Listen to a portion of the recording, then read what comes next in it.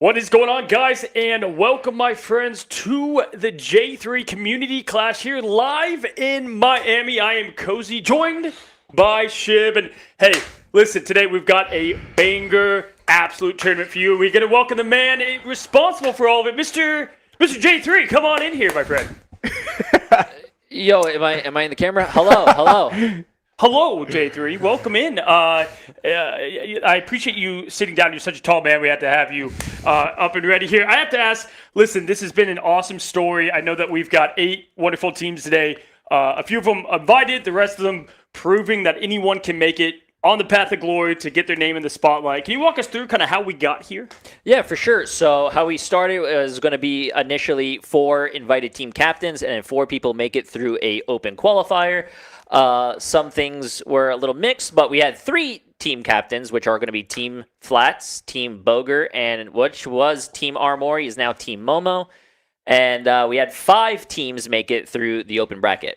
Wonderful. I mean, listen, it's been a chaotic weeks in just what you've seen. I know you've watched a lot of it on stream and these teams unfold. Shib, what are you most excited about today in this community clash? Yeah, so one of the things that I think is awesome about this tournament is 2 pros are the only out of the teammates that can be allowed. So I'm excited to hear their strategy and kind of how they talk their team through some of these problems. We've got to witness that over some of these tournaments, listening to pro comms, but seeing what comps they devise, who they want to try to ban out, stuff like that is super important and great for the audience to listen to and might help your gameplay. I'm excited for that. Well, listen, let's go to kind of look at all the teams, because what they're playing for, my friends, is not only the glory here under the first J3 Community Cup in Rivals, but also the money. $30,000 bracket. We have $7,500 going to first, $5,000 to second, $45,000 to third, and so on. And I want to walk through these teams as we look at this bracket here, and you guys are actually going to see who we're going to be highlighting. We're going to start with Mana Pandas and Team Flats. Excited there. Let's actually go ahead and start there and look at Team Flats and kind of how that team has been made up. I want to introduce everybody to the 8 teams, Jay, and as we take a look at the team that Flats put together. What's going on?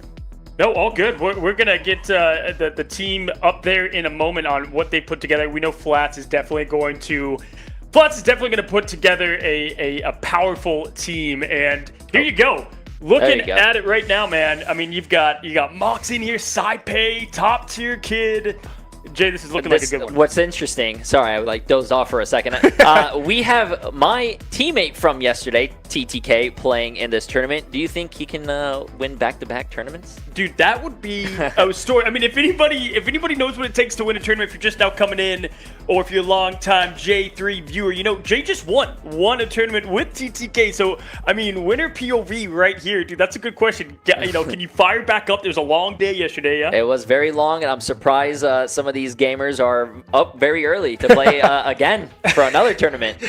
Yeah, I mean, listen, man, who do you want to highlight on this team, Shiv, that stands out to you? I think one of the cool things is Moxie, not afraid to pull out the Hawkeye. Obviously, TTK, a fun fact that maybe you don't know, a lot of us that know the scene know this, but he's on the sticks, a player on the controller. And another awesome thing about this tournament, you could be on console and join up into this tournament, start off with 600 teams. So yeah, another cool call out there, TTK on the sticks. Obviously, SciPay in the conversation was MVP at the finals there, one of the strongest backline strategists in all of Marvel Rivals. So this team is without a doubt a powerhouse. TTK could be playing on a PS1 controller on a PS2 and be better than I am in my most locked in state. The guy's an absolute demon there. We saw it really clutch up even with your team.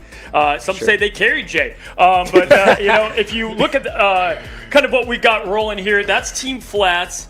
On the other end, we got Team Boger, and Boger, fun fact, did not sleep yesterday at all. So we're going to see, I'm sure that's going to impact some performance if I were to take a guess.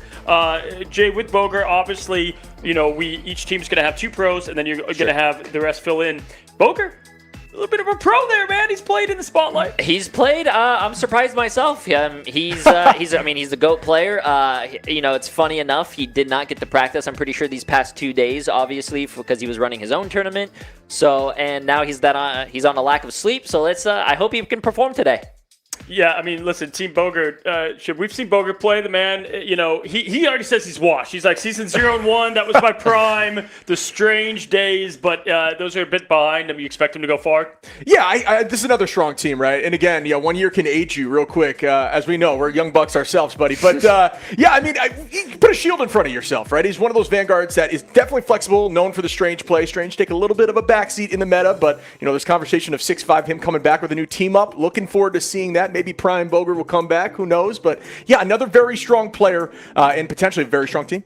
Absolutely. So we've got Team Flats, Team Bogert, and then our last team that was the invited team was Team Armoy, now Team Momo, correct? Yes. And listen, Team Momo, all of these have, I'm calling the pros and or like the ranked team is like the anchors of the team. Yeah. And then the lesser known names is what I always get excited about, Yeah, right? Because exactly. we see these MRCs, right? We don't know these names and they then become household rival names. That's, how you get known. And That's what I like. That's what I love about this tournament. Actually, since it is, everyone can play, anyone can play, console, PC.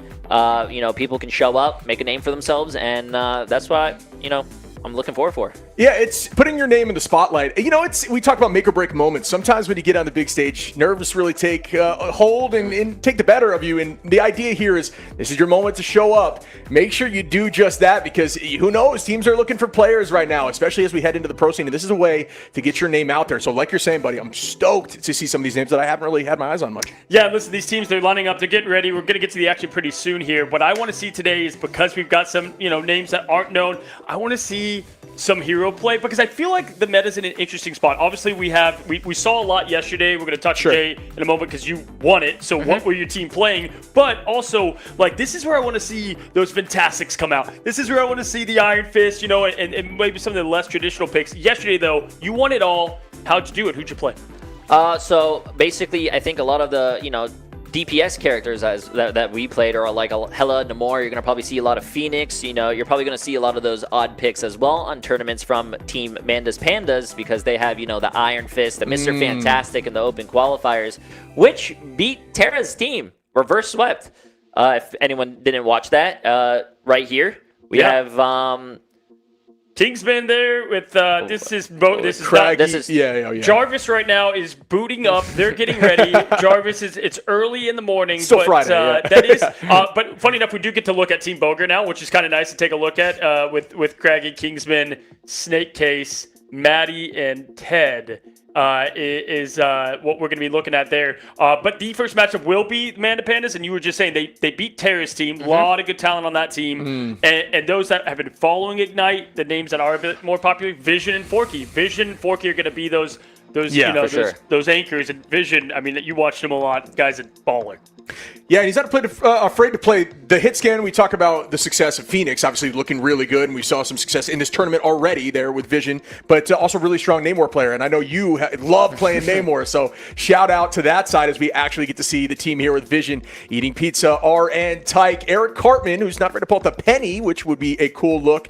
Davey, Forky Dog, and Manda. That is definitely another strong team, man. Yeah, for sure. I mean, looking at it, this is going to be a very close match. If you just take the pros, right? You just look at TTK here, you look at SciPay, you match them up with Vision and Forky. That alone is going to bring a lot of heat.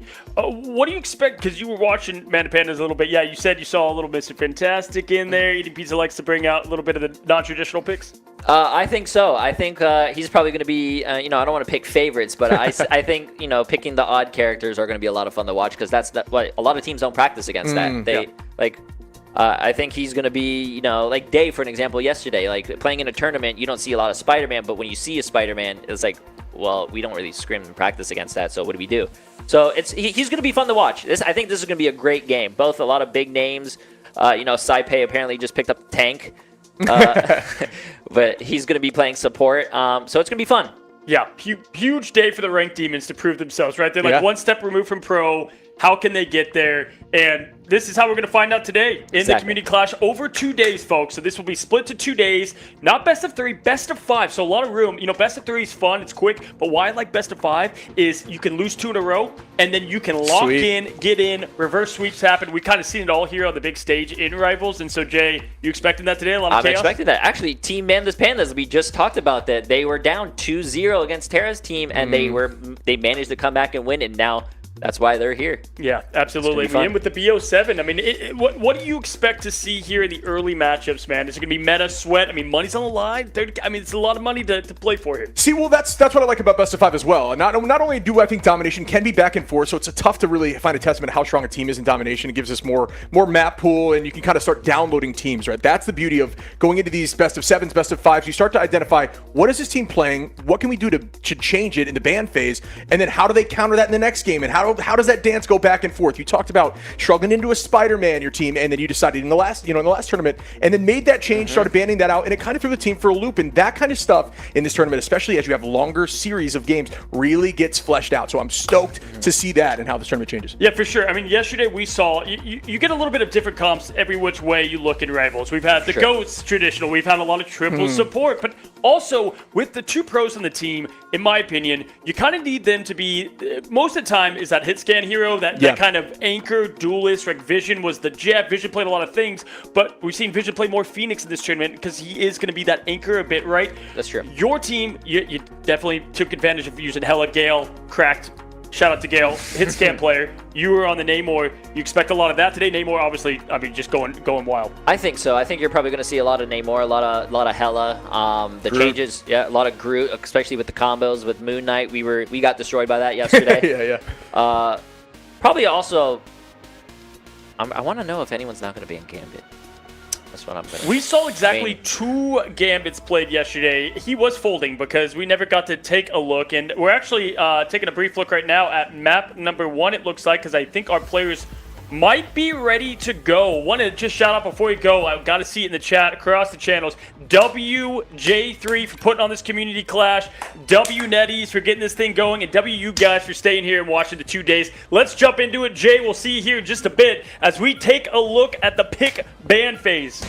And W animated Lord Icon in the bottom, bottom left there for Strange. One of the coolest Lord Icons in my opinion. Shout out Eric Cartman. As we get into the ban phase here, you can see off the rip, goodbye to Gambit, goodbye to Groot, and locking in that penny for Eric Cartman, which we know he can play exceptionally well. Yeah, so a lot of times, we saw, if you were there yesterday at the Boga Bash, we saw the Spider-Man get banned for day. When you are just dedicated to one hero, it's so important to try to get rid of them. And we had the penny saved, and that's going to really help Cartman. And listen, in domination, it's so important you get first point when you play penny, because if you get point first, you set up those nests, it is so hard to come back from that. Yeah, it's like a whole other enemy you have to look at. You have to ensure you take that out before you press forward, and having an obstacle like that, especially if it's hidden well by a penny player that understands those locations that are very tough to look at, or at least defensible, it messes with your strategy, and it's another one of those things that you don't really scrim against a lot. So how do you handle it? We'll find out how they handle it right here, as it is going to be Team Flats going in for action. Goodbye right there to the Daredevil, locking in Invis. I wonder who's going to be playing Invis with Saipe on the team, but it could also go to the other back line, and Loki as well, very strong in this meta. Yeah, I expect to see a lot of what we are seeing right here. Daredevil, it kind of floats in and out of bans, I would say. Groot, though, I mean, you've been playing a lot of Groot, man. You're a demon on the hero. It's just so important. I think him and Mag right now are probably the 1A and 1B, right, sure, that you would want. And so then you've got to see what you can flex to from there. You're taking a look at what they're going down there, and oftentimes we don't see people ban against TTK because he's just going to flex to another pick, right? You get rid of him, cool, I'm going to go Mag, right? That's what we're seeing today. Yeah, and that's the advantage to having we joke about all the time, the hero ocean and not a hero pool. It's very difficult to ban someone out if they always have another option. But yeah, I mean, again, having that Groot into triple, like you talked about, strength of Groot and Magneto right now, they just do a great job in shutting down some of those strategy assaults, which are incredibly impactful in the current meta. So what you want to do is you want to throw that Strangling Prison at the back line and be able to pressure through some of those heals. That's very available. Or Magneto, you just dunk that rock, that meatball on the back line, and these top-level Vanguards do not miss those things. Yep, and there's the Namor ban that we thought would come. It's either that or Hella. Angela's going to be safe for the TTK. I know Flats, does obviously going to be some Vanguard love, but TTK does play an absolute demon on the one-wing Angel, with the Invis save coming last there for the community clash as we set in here on point number 1. And listen, we have a Deadpool looking there for heal pool, which I think is probably the overall most consistent. That first ult, first fight is so good. And hey, what if they combine the heal pool ult, you get that online, you get the pop quiz online with the penny, right? So you win that first fight. and then you're just good to go.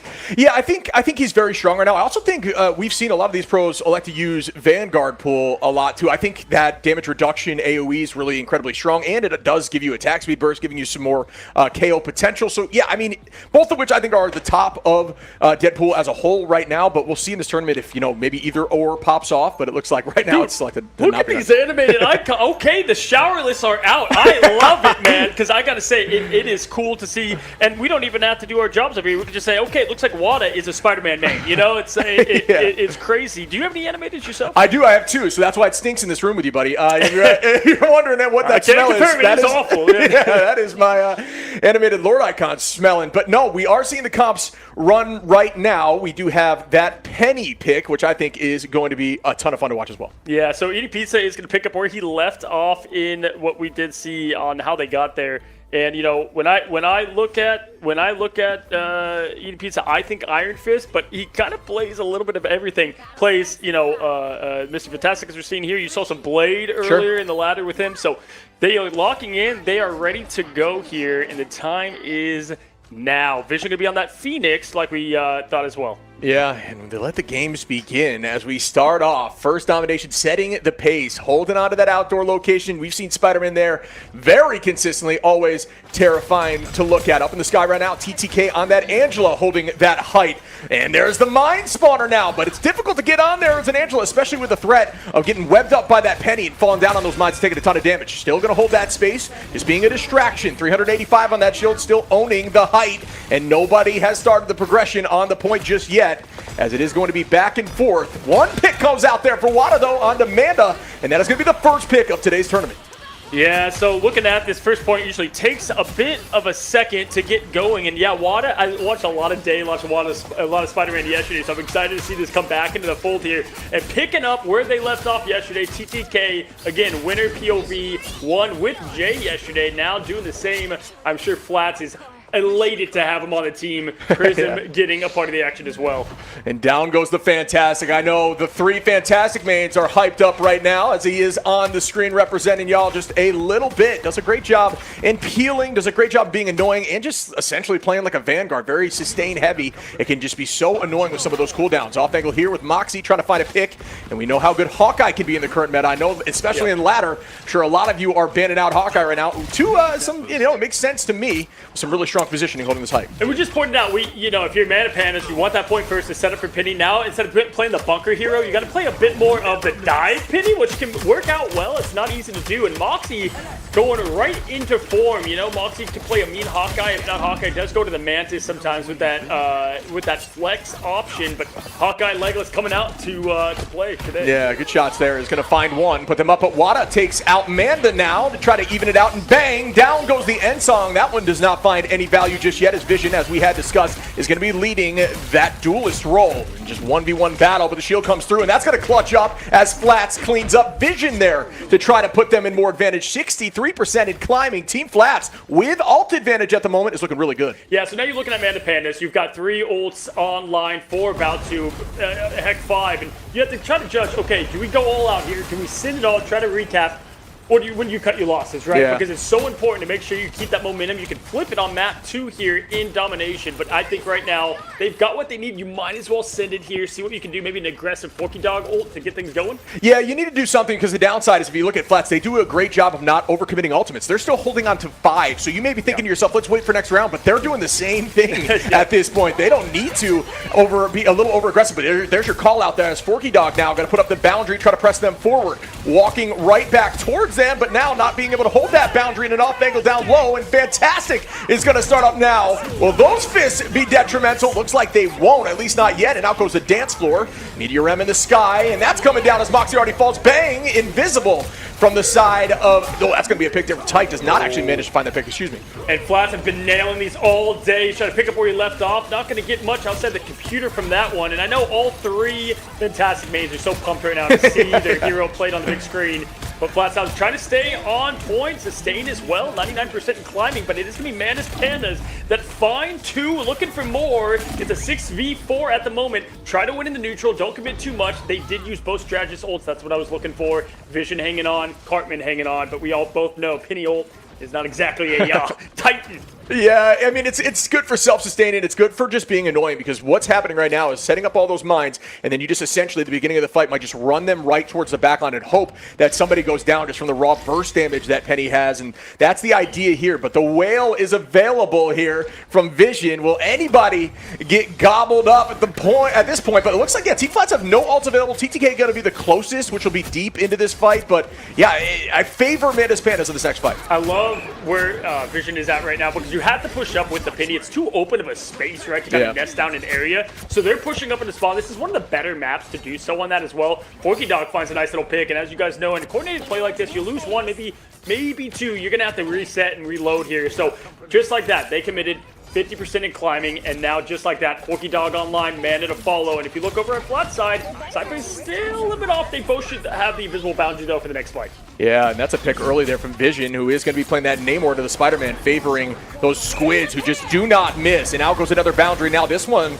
is on the side of Saipei. A lot of ults available here from Mantis Pandas. Doing a good job turning this back around. 63%, and the whale goes out. That one lands, but it doesn't manage to find much value. They clean it up, though. Eric Cartman able to find Moxie, and that's a huge pick, and just going to spread out some of those webs here to make the mines a little more threatening. But still, once again, might this be a 99-99 in the first map? Yeah, great timing there from Vision, because, hey, when they're in the boundary, you know they're not moving, right? You know they're going to be in there. The whale can cover the circumference of that. You try to go into your bubble, wait it out, throw it out. Great timing for them, at least, to get things thrown off a bit. Looking over Flats has old Moxie, though, can make a big difference here. We'll see if Wada can get a backline pick with the incredible Spider-Man, and the amazing Spider-Man, and looking at it, they've got what they need.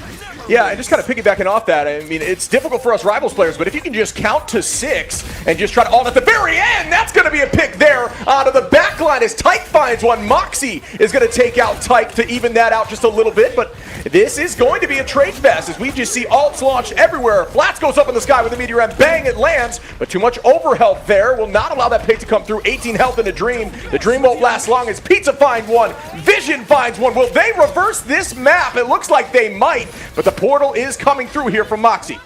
Yeah, this is exactly what we wanted to see to open up the J3 community clash. It's a reverse 9-9, 9-9. Vision gets the pick on Prism, and just like that, when you blink, it is going to be going over round 1 to Mantis Pandas. And Jay, my gosh, I got to ask you, buddy. You saw Flats team just looking at all that time at 9-9-0, and just like that, Mantis Pandas to come back. I am actually really surprised that Team Flats kind of threw. I don't want to say through that, but like they kind of got reversed there, which is wild. Right? That just shows you how competitive these games are. You know, you could be winning 1 second, and then in a blink of an eye, you could have lost a round. Yeah, it can happen fast, right, Chip? Yeah, it's all about one mistake, right? Like, and you keep going, Jay. I'm with you on that. Sometimes you just kind of you flail one ult out there, and next thing you know, the team just connects, and if you connect with those ults, it's a full switch. What is Mantis Pandas doing well to handle Wada? Because you went against Day so much yesterday as Spider-Man. Like, what do you have to be thinking about when you have a constant Spider-Man on your back? I think you always have to be looking at him, and because if you don't look at him, he's just gonna keep being annoying. So I'm kind of glad that they had Mr. Fantastic can help with like a little bit of the peel. They have the more. Also, I think Eric is doing really good on and they have bubbles too. I just want to say, your guys casting, I'm sitting over there and I'm dying, bro. The showers, everything's funny. The 4 Mr. Fantastic mains. Hey, it is a J3 community clash. We're going to bring the best of it, and that's what you're seeing in the action as well. Thanks for coming in, Jay, as we take a look now into our second map. And if you're Team Flats, you know you got what it takes, man, to get this point going. We'll see if they can open up with the 99. Yeah, and everybody, her eyes are up here as we are looking at Saipei here on Invis. Starting up now, Flats on the high side, owning this space. Bubble goes out early on as that call out will be shouted. Ult advantage here for the side of Mantis Pandas as Pizza finds one onto Moxie and just setting up clean. Vision with another pick here as they will likely get this point and start off with the advantage, the momentum on the side of Pandas. Yeah, absolutely. We're all just saving our units for the swimsuit skins coming this summer, guys. Stay tuned, but taking a look now, the first point is going to go to Mantis Pandas, picking up where they left off. It's going to give Penny plenty of room to set up the nest, make a nice little home. And we've got Moxie, though, who's going to go ahead and try to get the early pick, but not easy, man. This is it. These mines looking at the edge of the web, right when you go up the ramp, bam, we've all been there. You take 20 mines to the face. Yeah, and this is just elite play here from the Penny. I know the Penny mains are stoked to just kind of get an eye on how this is going to run. Like, when you see somebody playing your main at this level of play, just watch everything they do and try to mimic it. Because, if you can't beat them, join them. And I'm telling you, you might as well join the top level. And now, an immediate launch here of Heaven's Retribution. Eric's going to find find one on TTK, though, and turn that right back around and now be aggro with the penny. And it's terrifying seeing SPDR run at your face like that. Yeah, I'm thinking Eric Cartman saw where Flats put Penny on a tier list and was like, I'll show you where Penny belongs on a tier list right now. As Penny finds yet another elimination, up goes the Maggle, slams down the dunk, and it's going to hit the end of his shield. Saipei always on the ready for those one, man. Yeah, that's it. And there is, again, still going to be an ult advantage here for the Pandas as out goes another dance floor. Breaking it down, Manda holding on to that point, 64%, and the climbing, still maintaining that presence and ult advantage. Something clicked here with Manda's Pandas, and they are not stopping this momentum as they are just holding tight with advantage. More commitment now. Penny launches in. Saipei finds one. Wada finds one, and it's evened out on both sides. Yeah, now with 70% and climbing, can they get this before the 99? Saipei's going to commit the Roman Coliseum, get the team ready to roll. Flats now on the Emma, which is always fun to see. Newest skin there, shout out as well. All Gooner fans. There comes the whale throwing down, and it's going to be Saipei that goes out with a great follow-up from Eric. And Vision, we talked about Vision being disgusting on Namor, and we're just getting just pure witness to that and just holding down this point. Eric Cartman, though, on this penny has been a shining star so far. Potential MVP of this match, who's just getting pick after pick, final after final, and same with Vision as they will take this first map. Wow. I mean, it went from 0 to 99 to just all gas, no brakes. Manda Pandas takes first map, and I'm just going to go on a bold prediction, boys. Penny Parker might be banned following up the next stand. Yeah. That might be a brave guess by you, but I'd have to say, I think you might be right about that. When you know somebody's really strong on a more unique hero, just remove that completely from the equation. Jay, what'd you see there that really stood out for Manda's Pandas? Oh, sorry. This thing is very loud. What happened? What teams? Oh, I'm going to be honest with you. I think it's the Mr. Fantastic. Not a lot of people play Mr. Fantastic. You know, I think he did well. Vision going 12 final hits and popping off on the Moore. I think the Moore, since they just buffed him as well to not rely on Hela that much, he's been a really solid and fun pick to play. Yeah, I mean, this entirety of the team looks strong. Again, I shout out Eric Cartman, and I think I got to maintain that. 16-1 on the point, finding constant picks. We even saw, TTK's Heaven Retribution coming in, and immediately those mines come in and just hawk down and find the pick right back at them. So, yeah, it's just terrifying. It's tricky. You have to find a way to go around it, and I think teams, although they do scrim against Penny sometimes, they just don't play. They don't scrim against Penny on some of these weird maps that some of these Penny mains really know how to play in. Yeah, no, there's something to be said about meta, and then, wait, I don't play this hero a lot. What's about to happen to me? How are they going to play the map? I mean, obviously, shouting out Cartman and people like Cringe Alarm. It's like, how do they play Penny? They play it completely different. I know a lot of people, again, I said this is kind of the anti-tier list team, but a lot of people, they like to look at Penny as kind of this dive, set up, put the nest down, and be aggressive. Have you played against that in your time, Jay? Not really. I mean, usually when I play against like pennies, especially in ranked, because I don't really do a lot of scrims or anything, they're usually going around in the back line and putting down a nest and just camping in that area. Yeah, absolutely. Yeah. If you take a look at the highlight, Shiv, I mean, man, absolute show put on here for both teams. Amanda Pandas can be the ones that's capturing most of the look. Yeah, down 99%, clutching up like that, and then sweeping 2 straight 100%, right? Like, that is what we just witnessed, and that is a team that can bounce back and feel confident. We didn't see a Strange Portal need to come in, and there's a lot of options for them, but they just didn't need to resort to them. Even being down on some of these alts fights, they still won, so that's a team that's feeling confident, man. What I think is actually interesting is that I know Flats yesterday played a ton of Magneto in the tournament play, and obviously TTK was the Emma guy. So interesting, they kind of swapped roles there at the end. You saw Flats on Emma, and TTK was on the Mag. So wondering here, I mean, in his hero pool, we know that Mag and Emma is just very comfort picks, but he was even dipping into Angela a little bit yesterday too, yeah? Yeah, I think personally, I feel like, Flats was popping off on the Magneto. I think, my head's cut off.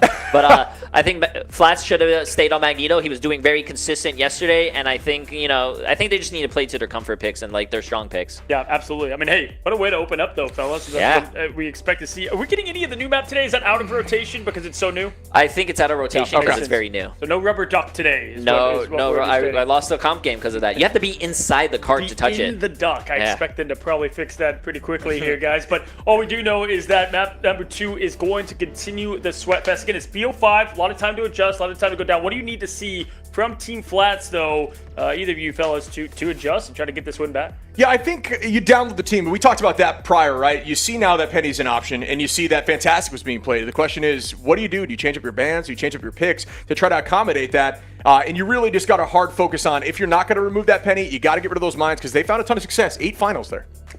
Yeah, if I know Flats at all too, the man has never wavered, never moves. I mean, they just lost that. I'm sure he's calm, cool, collected, ready for the next one, Jay. For sure. I think what my team did, especially yesterday, is maybe, if you think there's like these, very unusual picks like Penny, you could probably ban it and see where you could go from there. But if you do ban Penny, you're gonna allow a lot of other stuff to go through. Yeah, for sure. I mean, I mainly blame Jay for having TTK tired. It's true. I think. It is his fault. I was going to just be honest about this in my own accord. But yeah, listen, we asked to see a little bit off meta stuff. We got that. We asked to see, what we're going to see more of with the Phoenix and whatnot. Was surprised to be in the big ban phase that Phoenix made it through. Obviously, Gambit is going to, get that continual ban.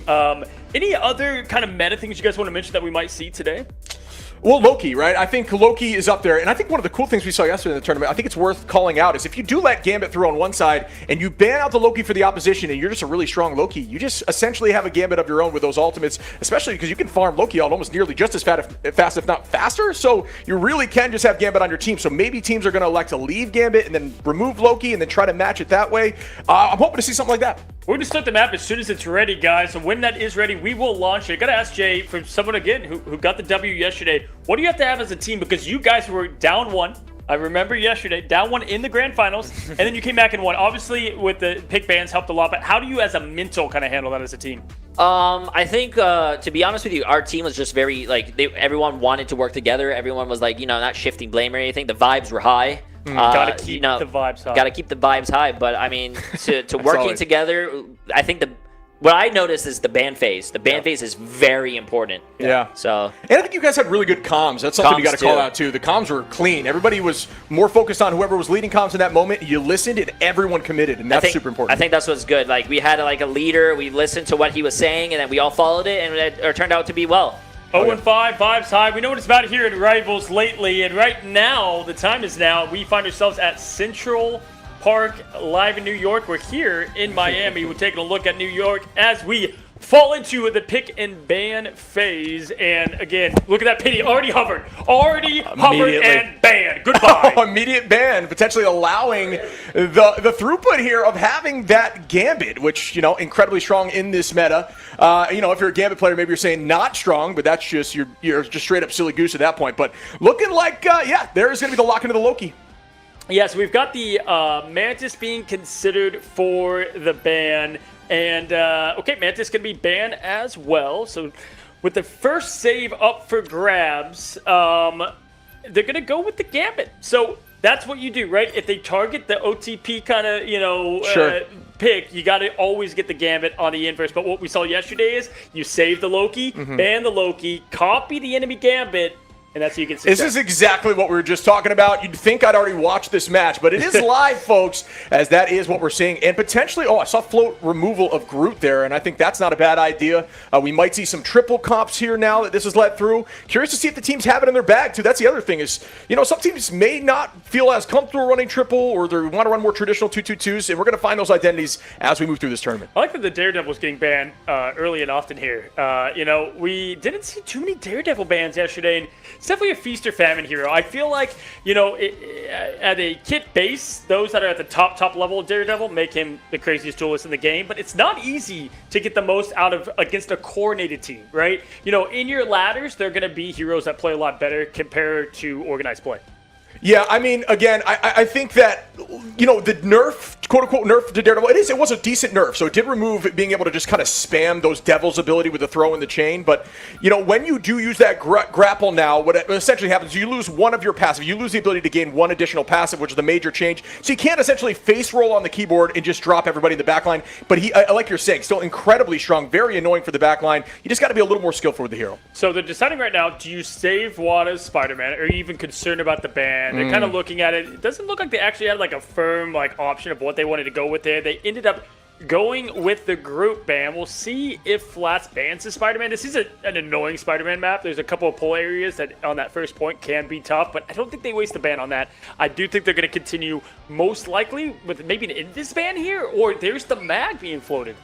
Yeah, I'm curious too what they're going to end up landing on here, and that is going to be the mag. So This enables a lot of stuff. I mean, we've seen in the past Punisher can be a huge threat when Mag's not on the table. There's not a lot of solutions there. One of the weird, strangely enough, things that does counter Punisher, if you're really strong, is using something like Moon Knight Ultimate as soon as you hear Punisher, because it's difficult to escape that zone by the time. But yeah, I mean, removing Mag does enable a lot of those poke heroes to find a ton of success. So maybe that's where we're going to see some more Hawkeye and stuff like that. Hey, you could say, okay, hey, Penny, one trick, maybe. Nope, hey, guy's got an animated Strange. So I'm pretty sure he's going to be just comfortable here on the Sorcerer Supreme here. Heroes are locking in. TTK, this might be my favorite Emma map on the hero because he is an absolute demon, especially when you get to the stairwell. The diamond kicks come out. Everybody's seen the thighs. Yeah, it's thighs out, cries out, brother. I mean, Emma's just really, really strong in corridor maps, obviously off-map locations, CC immunity, and the ability to just punt somebody a mile across the screen there and get those picks. But in the beginning here, that tight choke off the rip. Shields are definitely strong. We see Penny is incredibly strong here, and that ban makes a ton of sense to me.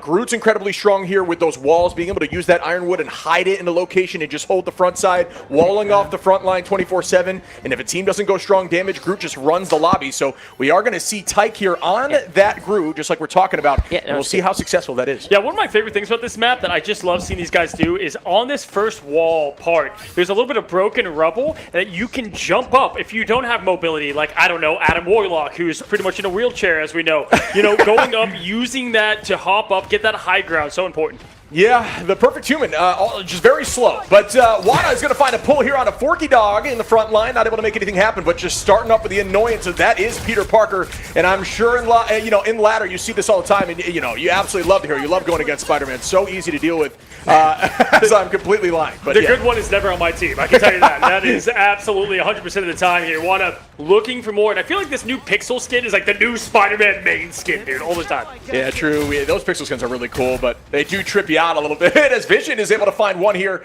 onto Moxie. Midas Panda is going to be up in a 5v6, and that is going to change the momentum a bit, playing a little more slow and patient as we see Flats also on that Groot.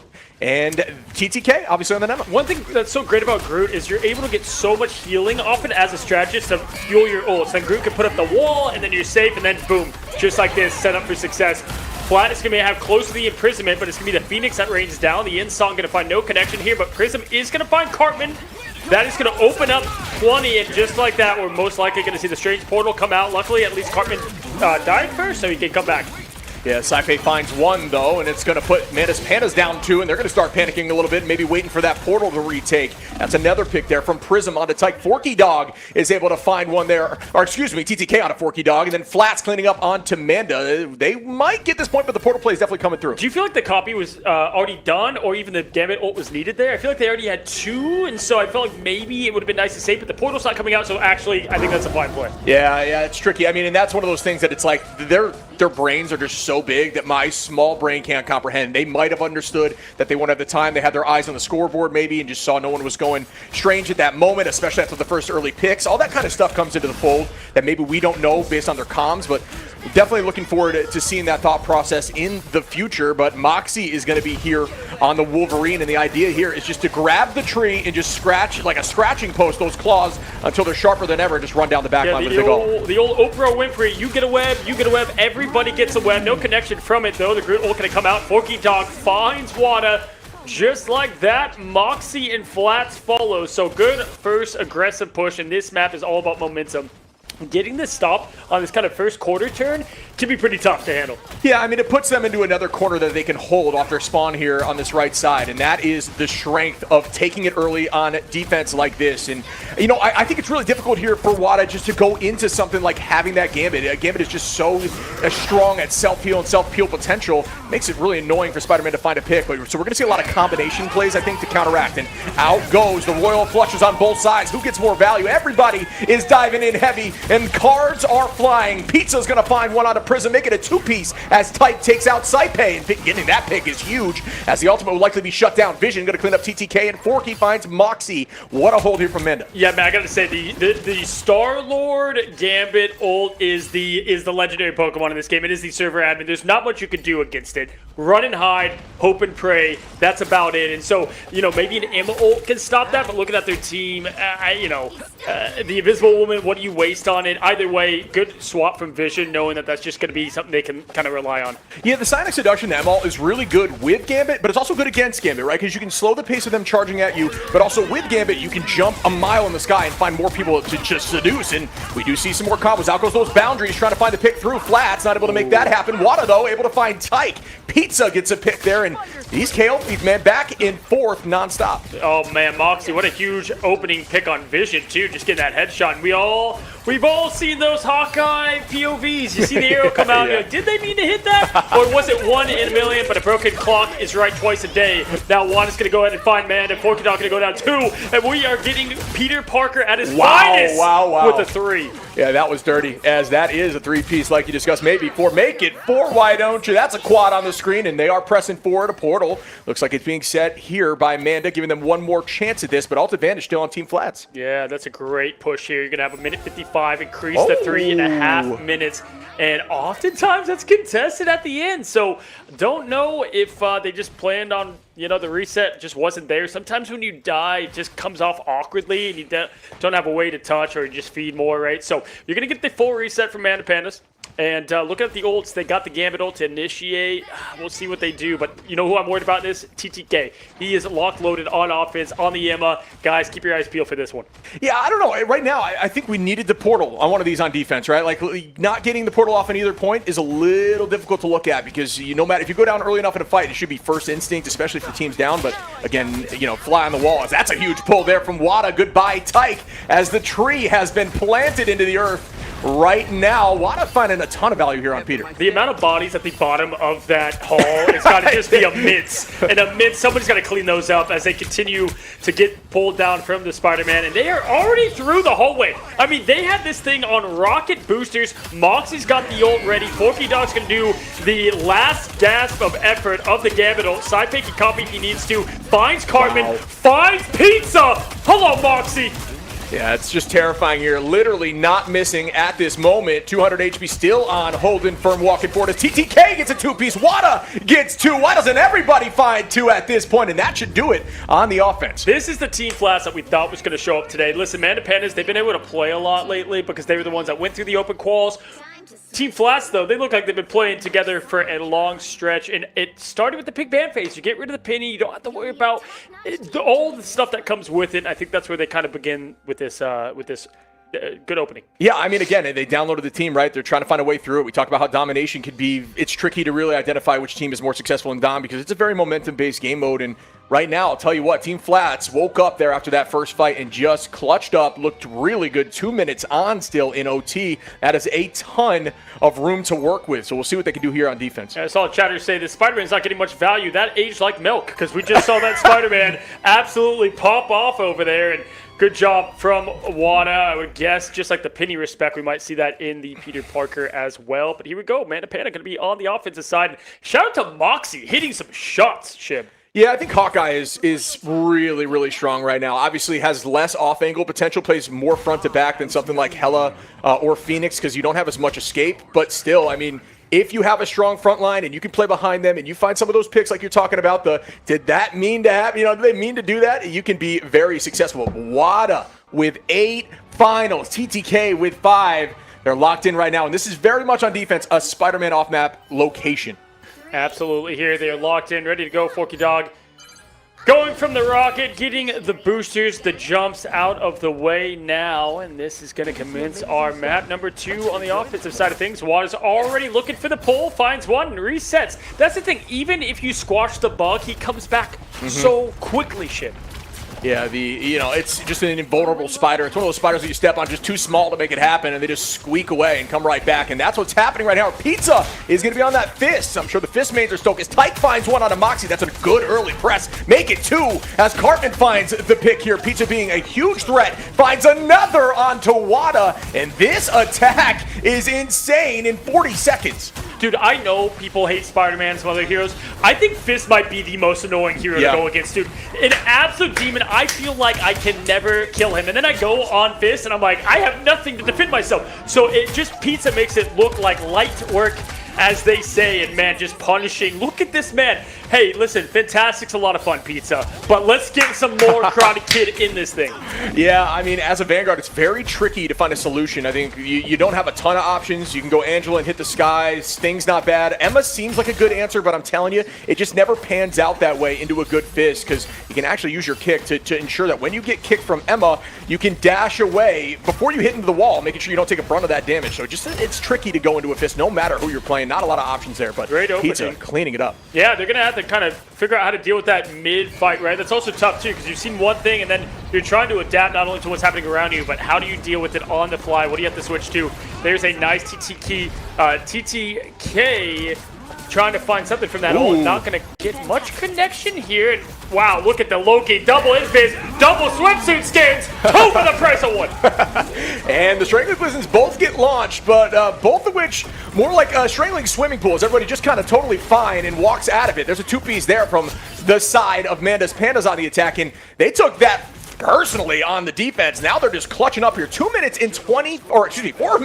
and 23 seconds as they are walking forward still. Wada finds one on Division in the off angle, and that should give them enough space to retake. A huge tackle there with a good push from the back line to ensure, from Manda actually, to ensure the front line doesn't fall. But as I say that, Moxie gets a pick. That was actually really good. I was wondering where Moxie went. He like kidnapped him and then just disappeared. Yeah. And just like that, finds 2, make it 3. And so you think 4 minutes will be on the clock.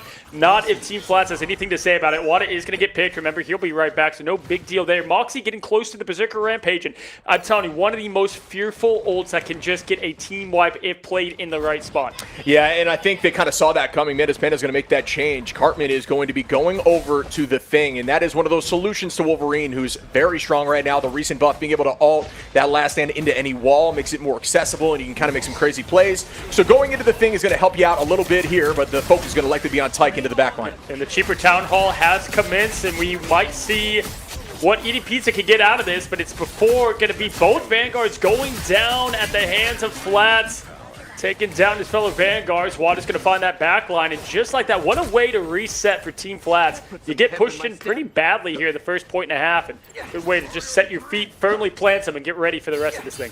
Yeah, and here comes another huge, crucial fight. 3 minutes is a ton of time, trust me, as we are holding again. But this could be a huge fight. Alt's roughly even. Forky Dog now has that Royal Flush available. Flats is going to start off with the Strangling Prison, and immediately everyone's woken right back up from the cleanse. Moxie in a dangerous spot, tries to find one, but tries to escape. 30 HP in a dream. Vision going to find a two-piece pizza with one onto Moxie. Do I see more here from Vision? I do, and it's cleaned up, and that was massive from the side of Vision, finding a ton of damage out there, making it a 5. Good job on Moxie going to the Strange quickly. I already used the ult too, so no punishment for this. Going to be able to touch, make this thing contested at 4, 3, 2. They're in it on 1. Here we go, ladies and gentlemen. We got 2 minutes on the clock, and they are here fighting for everything as every ult was used to get to this point for Team Manda Pandas. Tyke's going to go up, down, no connection. Slam dunk, bounces off the rim. Manda's going to keep the team alive shortly. Wada throwing the webs out with no connection. Prism going to find that one, and just like that, Team Flats can climb back into this thing with 1 meter left. Yeah, they're not giving up. Forky Dog able to find Wada, though, but that's 2 down. Make it 1 down now. Flats with another pick there on Tyke. Prism taking out Vision. Is that going to be enough for the defense? But there's still 2 minutes. You got to remember, nothing but time. That first point, not holding it for long. After the first fight, it makes this point right here incredibly difficult to hold. When you have a portal, you have a chance. Moxie's like, get the hell off this hero. Get me out of here. I'll slow walk to the point. Get me back on the Hawkeye or the Bucky, and there we go. Winter Soldier ready, and I like this as kind of this anchor pick here for the last bit of the point. Thing, Bucky, they're just so good in the up-close personal brawls. Yeah, I mean, Strange just absolutely gets brutalized by Fist, so you just do not want to make that pick happen. So smart decision there, and had plenty of time to do just that. Here comes the commitment as Prism finds one onto Manda. Will they get more? Yes, they do. TTK on a Tyke. Saipe, Wada, everybody finding value now. But there were a few ults committed right there. Manda's Pandas does have the advantage. It's close, because TTK and Moxie should have one next fight too. Yeah, and if you're just now coming in, you're like, who's this Saipe fella? Let me introduce you to the GOAT of strategists here in Rivals. Dude can play it all. He has like 20 accounts in the top 10. I mean, I don't even know the math behind that thing. And just like that. The web pull does not connect and wrap around for the off pull. Look at these spots they find to pull people off the map. I mean, they just study how to be serial killers. Yeah, Saipe is him as well, just following up on that. And here comes some more commitment. Eric Hartman able to find one onto flats, and that's starting off here for the Pandas on the attack. TTK gets a few walking there with the Sonic Seduction. The boundary goes out. Moxie ready with the Kraken Impact. Will we hear again 500 times? We'll find out shortly. Bang, there goes the clone. Oh, wait, tries to find a connection there. Obviously, that was their Loki clone. Wada is able to take out Porky. Pizza gets a two-piece there, though, and numbers still slightly up for the side of Amanda's Pandas. Moxie's still waking up a little bit from last night's action. That's all right, though. Vision going to find 1-2 to Cartman. They got the point, but hey, there was 4 minutes on it earlier. Now only a minute 38, and that is with the time as well. 2 minutes on the clock left for flat, so even if they get it all the way, the 2-minute overtime near impossible to come back. But I keep saying this, on this map, it's a little less important for that overtime clock because it's hard to get that first point. Sure. And you can typically push through. We've seen like 6-minute pushes before be turned to nothing. Yeah, this is, it's tricky because I do agree the first point is very defensible, but we just saw Amanda's Pandas walk through that like it was their job early on. But this is a very defensible spot here on the staircase. Sometimes teams will try to fight before it so you can guarantee more fights, but I think it's better to be safer and kind of hold on and try to make something happen now. Wall goes out there for flats trying to hide it, but the reconstruction begins. Sometimes that does break your wall, so you got to keep your eyes on that. Tyke is holding on to the meteor rev. The meatball from downtown. Will this get value? 3 ults available here for Pandas and 2 for flats as out goes the prison. Does that one land? Flats does find some success, but nobody goes down, and they're still walking the up map. Potential comes through, but what a hold here by Tyke. Just floats on over to that nice little ledge there, Ty. Good eye and awareness here. This could be Pizza doing his ult, trying to find some value. Wada has somehow died in 10 seconds twice. Don't know how that has happened as he's quickly come back to find the grave early. But they are pushing in. They're making the best of this 26-second timer left. Meteor goes up, slam dunk, and the buzzer beater hit. He finds nothing but the pillar. Shib and Wada is going to come back for the 3rd time. Look how quick Spider-Man comes back, dude.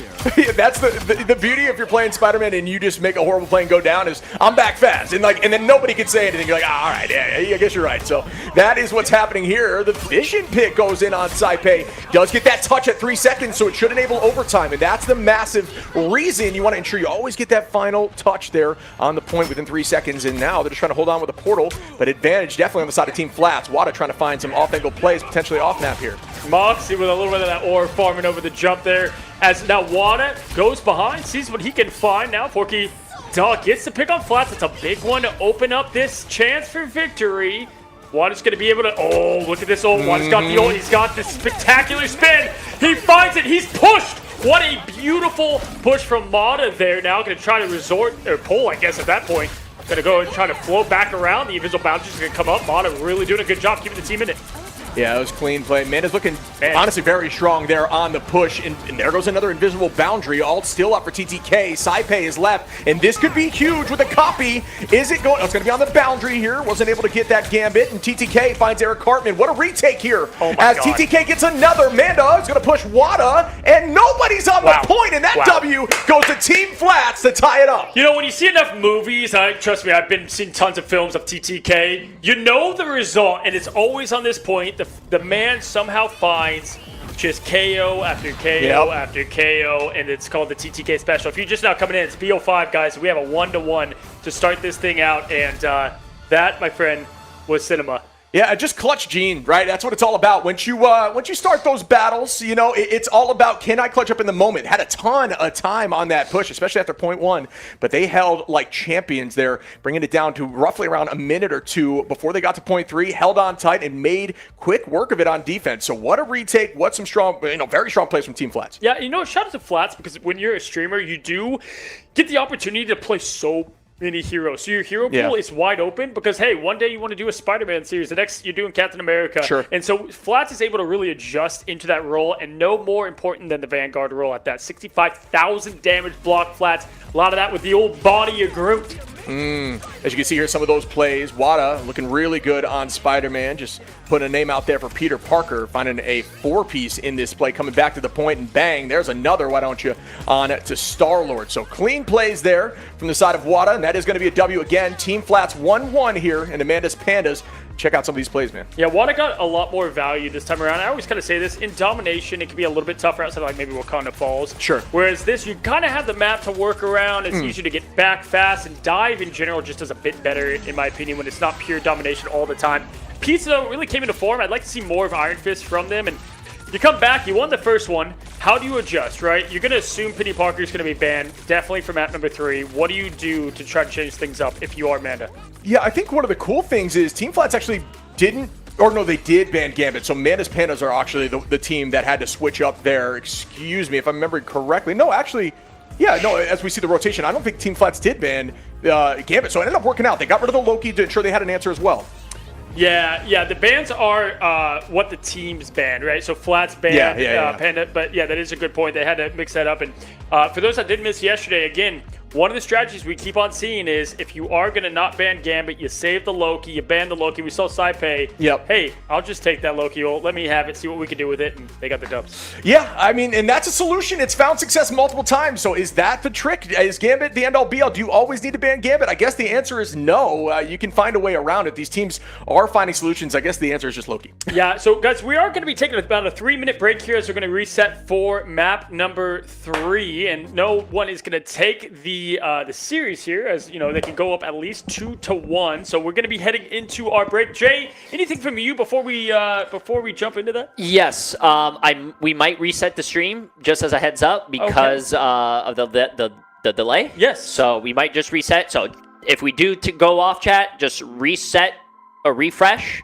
And I hope you guys are enjoying this. And to be honest with you, I'm enjoying the casting. It's so fun to see it in person, guys. And I hope you guys are enjoying it. I'm glad they tied up. Yeah, buddy. We got ourselves an opening good round, and WJ for getting this thing going. Again, that little icon with the arrow that does this. Click that in a moment whenever we're going to reset this thing. Get the delay a little bit tighter so that you guys can be up to all of the action. We appreciate you guys hanging out with us here on stream. We're going to hit the break. We'll see you guys in just a moment. Hit F.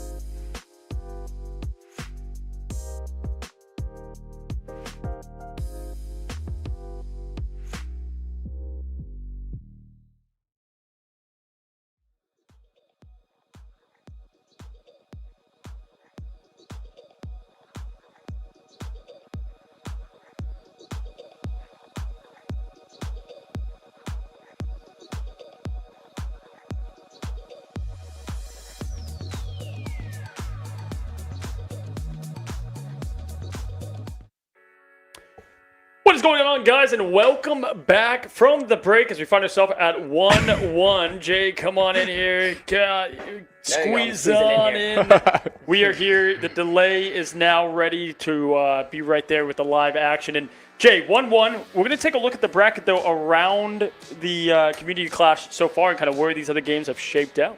Yeah, sounds good. I'm actually really glad that, Team Flats actually tied with Team Man and Pandas. Looking here, wow, we already see a lot of 2-1s going on as well. And we have Boger versus Race Car there at the bottom. You guys can see the score there live on stream. 2-1. Walk Him Down is ahead of Boyfriends. Those teams were both going through the gauntlet to get here, right? Mm-hmm. And then you've got Mokimon versus Team Momo. Team Momo down as one of the invited teams, so that's going to be an interesting storyline. Maybe that advantage went to them. And right now, Race Car 2-0 against Team Boger. And I got to say, was not shocked by that. Boger with his 10 minutes of sleep again could be a bit rough there, Jay. I think that is definitely going to be one of the strongest teams as well is Race Car. So, I mean, kind of unfortunate for Boger, but hopefully he does make that bottom bracket run. Yeah, I think, again, it's best of 5, folks, so they're not done yet. Nobody is out yet, so keep your eyes locked here. We'll keep you updated, but a lot of 2-1s. And what do you know? The one that's on the broadcast here, 1-1, wouldn't have it any other way. Keeping it tight for you here in the first ever J3 Community Clash. Buddy, how are you feeling? You feeling good? I'm feeling good. I hope everyone's enjoying themselves. I hope you guys are enjoying yourselves. I think it's going really well. I'm having a blast watching this. The commentary is amazing. Are you shocked at all that right now the two teams are ahead that are the invited, going through the gauntlet? I think I'm not really that surprised. I think they had a lot of team synergy already built up into it. I think there was they had a lot of more chances to practice with each other. Sure. I have to ask you. I ask people all the time what their favorite map is in Rivals. We're going to go to Yggdrasil's Path here to decide map number 3. This might be my favorite. Me too. I think Yeah, I think it's just the consistent favorite. Do you have a favorite map in this game? Favorite map? Actually, speaking of it, I'm pretty sure we're going to Yggdrasil, right? Yep. That's probably going to be. I think that's like my all of us, yeah. King's Row of Overwatch. Yeah. Listen, I think that this is just kind of like the OG favorite, and we all hated Royal Palace. It's out of there, but we find ourselves still headed to Asgard, and right now it's 1-1. Flats and against what they've been doing in Man and Pandas. Who do you got? Who's going to take map 3, Jay? Put him on the spot. To be honest with you, I think what you guys were saying as well, I think Wada is going to be the difference maker. He popped off that last map I was watching. I was like, wow. But I'm actually very interested to see what the ban phase is again. Yeah, stick with us here, Jay, for the ban phase. I want to see if we do expect Spider-Man to be banned. They answered the penny. Will they return the favor? I think we can all agree penny will still be that first ban, though. Yeah, definitely. Yeah, I mean, this is one of those maps, too, where you'll see things like Wolverine excels. There's a lot of corners, especially point 1, but it's also one of those maps where you can really hold point 1, or sometimes it just seems like the offense has the advantage. It's so tricky. You never really know what the answer is, and that's why I think it's a fan favorite, because it really has the potential to be defensive-sided, offensive-sided, just based on your comp alone, and I think that Penny does a decent job here on this map, so we'll see if that gets through. I like Eric's confidence. He's like, you know what, I'm going to lock it in. Just go ahead and hope for it, and nope, you will not be able to play it, my friend. With Gambit being banned on the opposition, that's what we continue to expect. You can kind of see the same song and dance at the beginning of last time. The only big difference this time is, will the Spider-Man get the respect? As Flats is showing a little hover on Spider-Man himself. He's played it. He's gone through a little bit of Spider Gauntlet, and it's definitely, I don't know about you, I have more time in the practice range of Spider-Man than I do in live games. Yeah, I mean, there's just so many Spider-Man mates. Shout out to them. I'm sure they're stoked to see some of this at this level of play that I just figured I don't put on the mask. Somebody's got to put it on. It just ain't me. You know what I mean? But Penny, the first ban again, dude, like, that's aura for Eric Cartman, who's just looking clean on Penny. They do not want to deal with it. Going in here. Got the save on Gambit. Again, no shock there. Daredevil's being matched always for this, kind of fourth ban. And, I think that's tip of the cap respect. They all know that somebody has the devil in their pocket. Think of another mask. Everyone's willing to go blind for that matchup. And just good for, intel. And, there's so many things that Daredevil does great. Yeah, again, so it's a good ban there. Obviously, Loki, we've seen a lot of that in this tournament. Locking into the Gambit. If it worked for you last time, why not try to do it again? Invis lock is smart. Another one of those really incredibly strong backlines right now. Is a huge threat. When you push Invis, I feel like sometimes you're just dooming yourself, especially with how much she has in her kit. So incredibly strong. Good save there from Pandas. Yeah, absolutely. We've seen a lot of Invis save, a lot of love there. Saipe always going to play that if open, but obviously having that Loki responsibility. And no Lady Loki for side pick. Gonna stick with the old.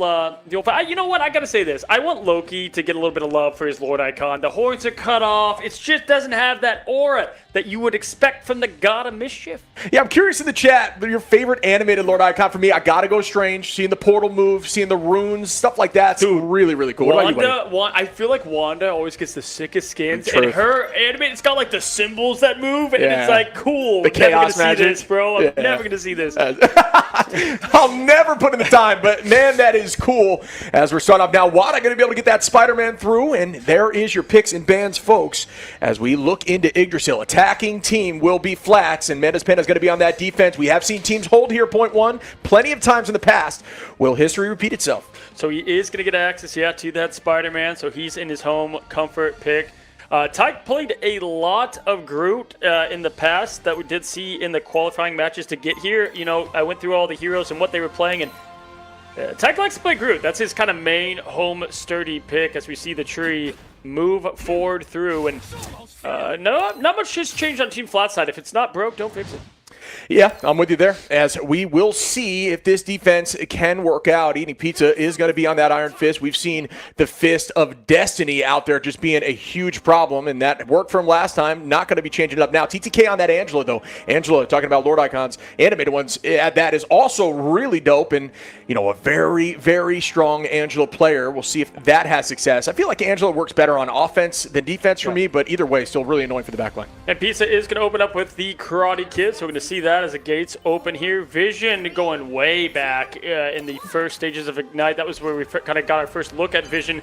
Way back when he was on Shroud X's team, for those that remember your early Rivals lore. And typically you do see sometimes a triple Vanguard offense here on the defensive side on this map in particular, not this time around.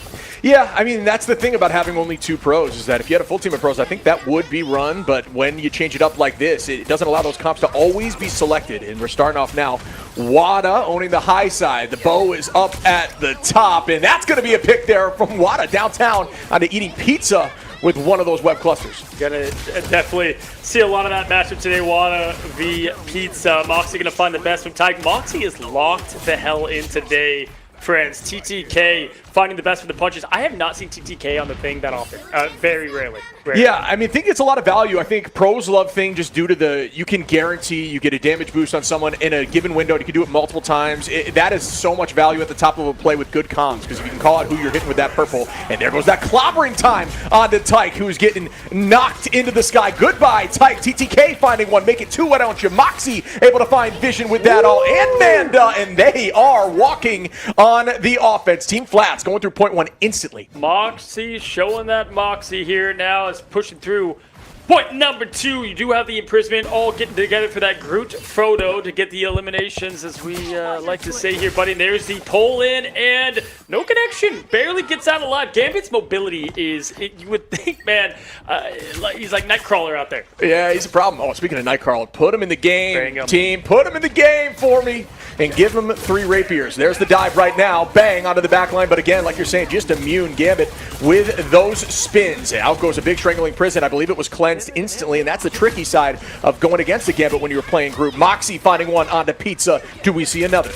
And Moxie is, locked in with the bow and arrow right now. Wanda going to try to get something going forward. The old going to have to spin out of there. His mobility is just the most important trait of Spider-Man. Yeah, there's a lot of tricks, gadgets you can do, but just getting in, out, being annoying is half the job. Getting that pressure, making that space as the non-tank. And now Sidepay going to go ahead and copy the swimsuit. Goddess herself throws up the invisible boundary, and to follow is all of Team Flats, picking up right where they left off in Central Park. Yeah, I mean, what do you do to go against someone made of diamond that can bend metal? Oh, you pull out the most OG weapon of all time with a bow and arrow and just sit them down, I guess, as Moxie is going to find 3 on that fight. And they are still going 5 minutes and 25 here on the offense for this final point. But this is the defensible position we see all the time. And you know what I miss is the strange portal off spawn. Yeah, no, I mean, listen, Iron Fist right now has about 40, 50 arrows in the head that I've seen so far. I mean, you've heard arrow in the knee, Iron Fist just begging for life and some space. Water going to go and try to get a pull. Does get a nice Magneto. Doesn't have that mobility to get back to the team. Forced to go and use a couple of cooldowns off and now push in on that. There's the connection. Forky Dog goes down. Wada takes down the pro. The ranked demons versus the pros. That is why we are here, Ship. Yeah, it's a ton of fun to watch as we see the clobbering time goes out. Finds Tyke. No one else is locked in, but in a dangerous spot right here, Magneto. Great backline healing. Eric Cartman trying to drop back 100 HP into Dream. Does not last long as they're still heading back in. Pizza goes down there from Moxie. Oh my goodness, and Manda. And that's another one of those shots that you look at in the KO feed and you're thinking to yourself, come on, man, as they are shoved back in with 4 minutes 28. Oh my goodness, Hawkeye Hanzo going crazy here with the bows, he's seeing Ghosted, continues to fire just an automatic machine gun at this point now, pushing back, as you'd love to say, man, eyes on the thighs, no connection, and down goes Tyke, pays the price. Yeah, the momentum is still very much in their favor. Saipei getting that gambit is just such a threat. I do not envy any team that has to deal with that. That's another pick as the bounce back comes in, and Flats finds one. Wada finding a two-piece. Saipei taking out Pizza. Is this going to be enough here? It looks like it is walking in, and that is it. Team Flats, 3 minutes and 55 on the attack. When there's enough time left compared to even what we took as just a break a second ago, that's when you know it was a successful push. 4 minutes is about as high as you can get with that perfect play. And between Wada getting the quick picks and Moxie finding the rest, of course, the rest of the team to give their flowers as well. But look at it right there. 10 finals from Moxie. Ew. Hey, 1 death on the Spider-Man. That is it. Oh, man. It makes me want to throw up. That whole team is so disgusting. I'm vomiting right now. As they are only going down one time. Forky Dog able to take that title and getting the ace with one, KO is not exactly, what you want to see on your team. It looks like it's still up in the air if that could turn around, but it's all about momentum, man. Time to turn around. Absolutely. You think I love on whenever you're on the losing side of things and everyone's arguing, you're in the rank ladder. You're like, I've got the final though. Yeah. I've got the one final. I'm doing my job. Meanwhile, everyone's like 3-18, right? So got to try to lock in here, man. The Pandas. We know they've got the talent. We saw what they did earlier. Team Flats, though, it looks like the more that they are heating up, that dish is getting more and more cooked. Chip. Yeah, I'm liking the comp that I'm seeing here. Again, very similar side for Team Flats. Manda's Panda's trying to change things up. Eating Pizza is going to be showing off the... Hey, you know what? Shout out to the Blade mains. Going to see some play here potentially. And Vision is going to go on that Punisher to essentially just delete some of these walls. Bro, second most played hero this season for me is Blade. I think the Daywalker is underrated. You can't find yourself in 1v4 situations, but 1v1, this guy can take on just about anybody. And that healing reduction, even though you lose a little bit of that damage, you put so much pressure because they don't get those heals, and Tanks is a great way to just feed that ult. He has a very quick ult that charges up. It's tough to land at times, but Blade, man, is a demon out there when in the right hands. Eating Pizza, one of the more lethal ones. Keep your eyes peeled. Yeah, I think you can, if you do everything perfectly in terms of using that reduction, it can get up to upwards of over 70, maybe, I thought I heard 90%. I mean, you might have to blind trust me on that. Always trust your casters and never second guess us, please. Even if we make things up in the moment. No, but I do believe that's the number.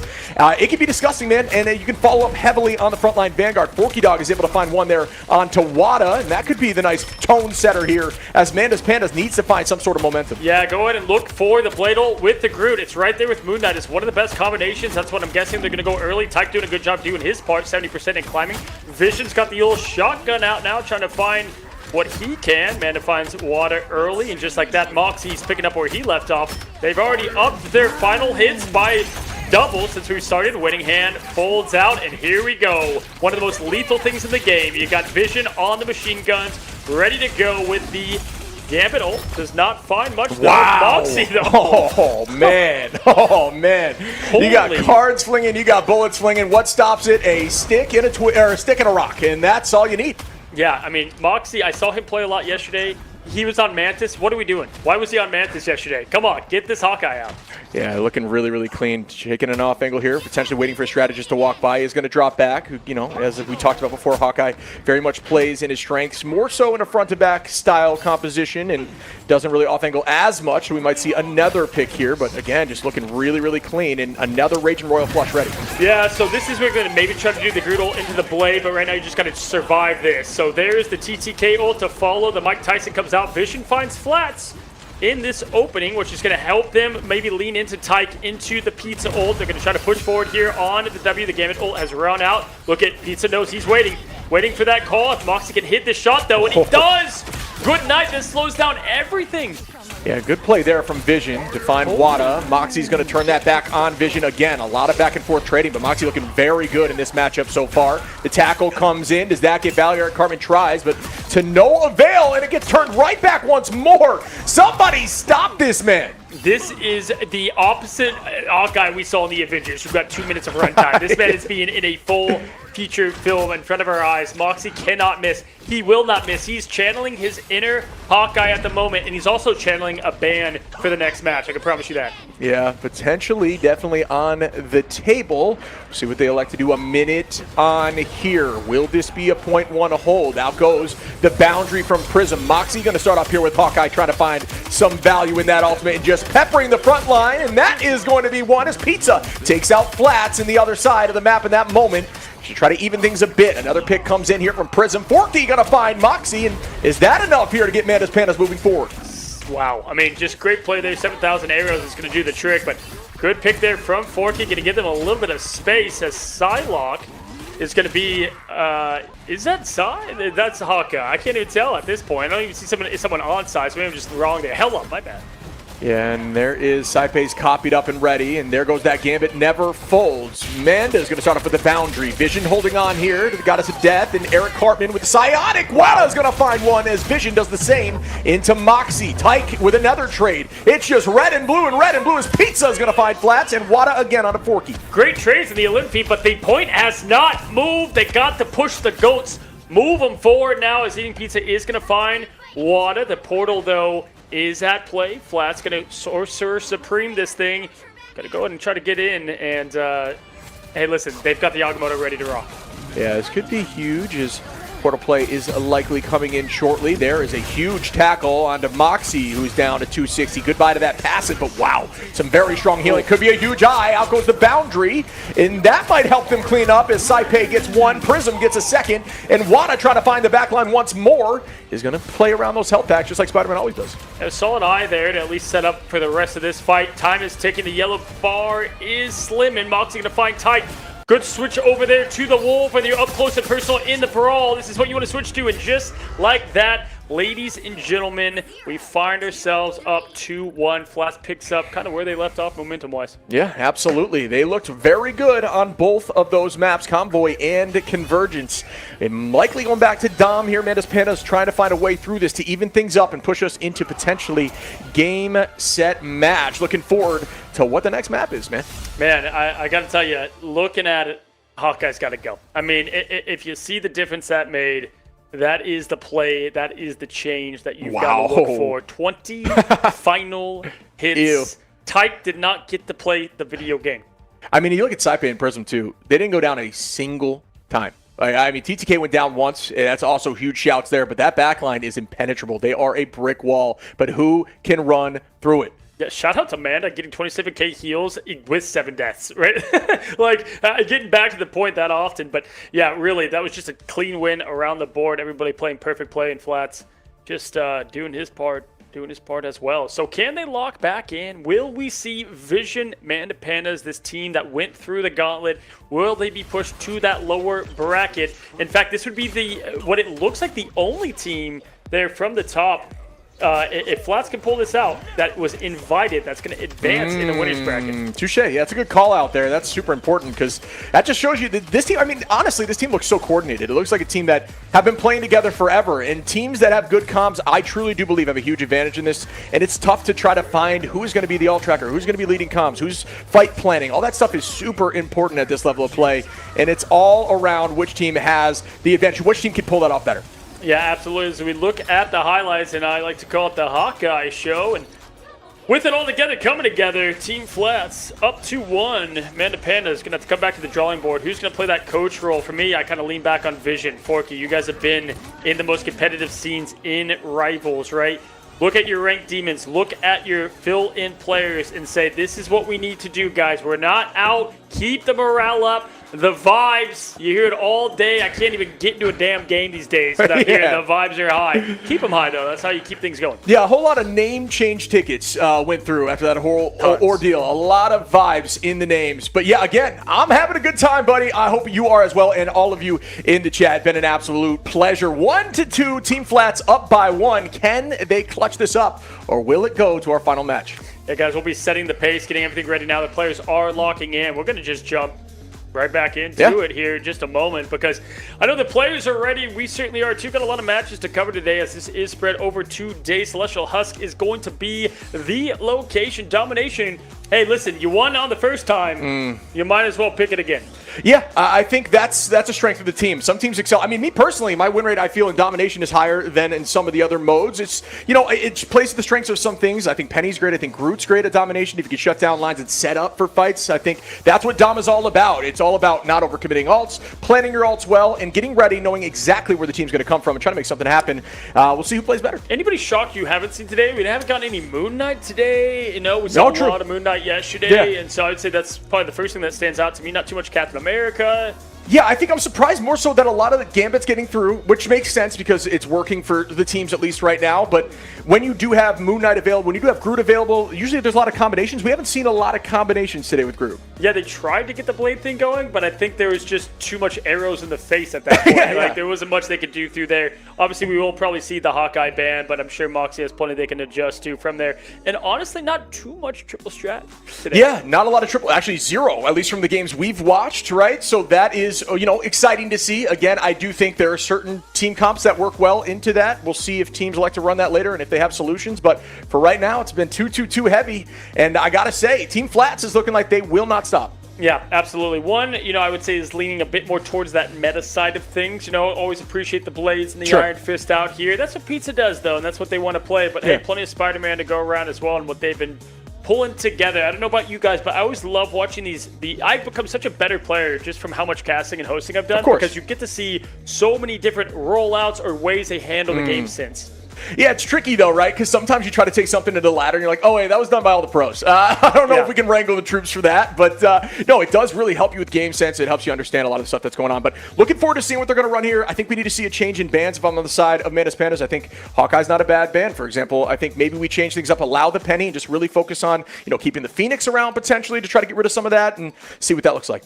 Yeah, for me, we talk about this all the time with hero shooters, right? But you look at it and you got mechanics, you got game sense, and you got comms, right? Those are the three things that are important. And mostly when you look at pros, obviously they are perfect in all three. Sure. I think comms is one part that as a rank demon or just a casual, you kind of got to work on a bit. I know me, like when I'm in, obviously it's great to have a good comp lobby, but when you have everything going on, it can be tough to kind of lock in. And so that's what we're kind of seeing some of these players do on the fly. And right now it seems like Team Flats is kind of all the more comfortable. Yeah, I think comps is super important. Me personally, I want my strategists running comps for the most part, if possible. Yes. I think they, you see some of the best strategists in the game do a great job alt tracking and planning, and I think that's important. I think alt tracking is a slept-on skill. If you want to find something niche that's going to help you excel in this game, it's figuring out exactly when alts are going to be, so you can pre-plan what they might do in every fight. And if you're able to converse with your team and explain what's going to happen, you can try to find a solution, and you'll know consistently what your answer is every time. And these teams do that to the top extent. So make sure you're maybe taking that in and try to find a skill and maybe push that into ladder. Yeah, absolutely. Either strategist and or the off Vanguard is typically those that do different comms, ready to go. What you see there, and there is the gambit into the Penny, and I do think maybe instead of Daredevil, they instead go with the Hawkeye. If you are looking at what you can change, you can copy and paste these first bad boys. Nothing going to change there. And again, we've been seeing a little bit of the Merc with the mouth floated, but not played yet. And I think it's just going to take a bit more for Rogue and him. Yeah. It's just going to take a bit more comfortability because there's so much going on, especially in organized play. Yeah, they're very complex characters, and they are very strong in the right hands. But I think Rogue, if Gambit's in the game, is significantly better, maybe even at the top of the Vanguard list, because that AoE team ability, the team up there is disgusting. But yeah, removal of the Gambit, locking into the Loki, that is something we've seen all the time, and they're going to stick to getting rid of Penny. Yeah, absolutely here. And one way to deal with Hawkeye is just to have that communication jump in at the same time. And maybe that's how they try to perfect this moving into the rest of it. Loki ban.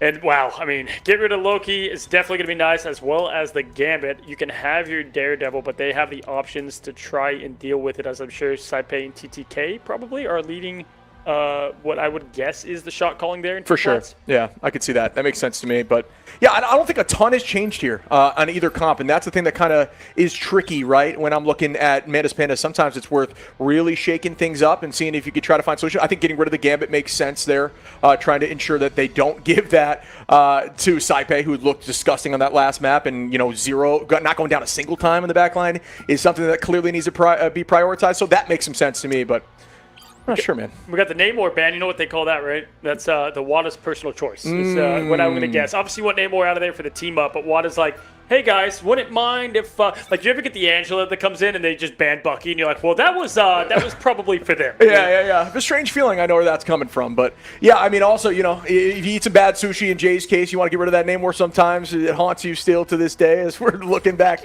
at yesterday. But again, we will be starting up here, potentially our final matchup. Team Flats up 2-1 to Mantis Pandas. Can they clutch up here and move forward, being the first of the creators to progress on the top side of the bracket? Absolutely. Eating pizza, I think he just has Lord icons from what I can tell so far. And Banda in that constant wink state. Luna just does not move that eye, animated or not. She's committed to the wink, guys. As we take a look, Vision going to be trying to pick what they want to go. I think the Psylocke could be to deal with the Hawkeye if they see that again, but Moxie locking in the King of the Sea. Yeah. I think that is another strong play, changing things up just a little bit as we start up now. It is going to be the potential final battle here, and it's all about who gets point first in stalls. That's very effective in Dom. Jay, we got you here, man. What do you see? What does Mantis Panda have to do to try to advance in this winter bracket? They're down 2-1. Well, I think it's very interesting that I think this is the first time they're going to be able to play Daredevil. Yeah. So I really want to see what Eating Pizza can do on Daredevil. I think I've spectated him as well. He's kind of a demon, so very interested. And also, we banned a lot of Rocket because of the res beacon. I think having one extra person just get revived is huge. Yeah, absolutely. I mean, anything surprised you so far from this matchup? I mean, Moxie has been locked the hell in. I think it's been the Hawkeye. Yeah. I definitely think it's been the Hawkeye.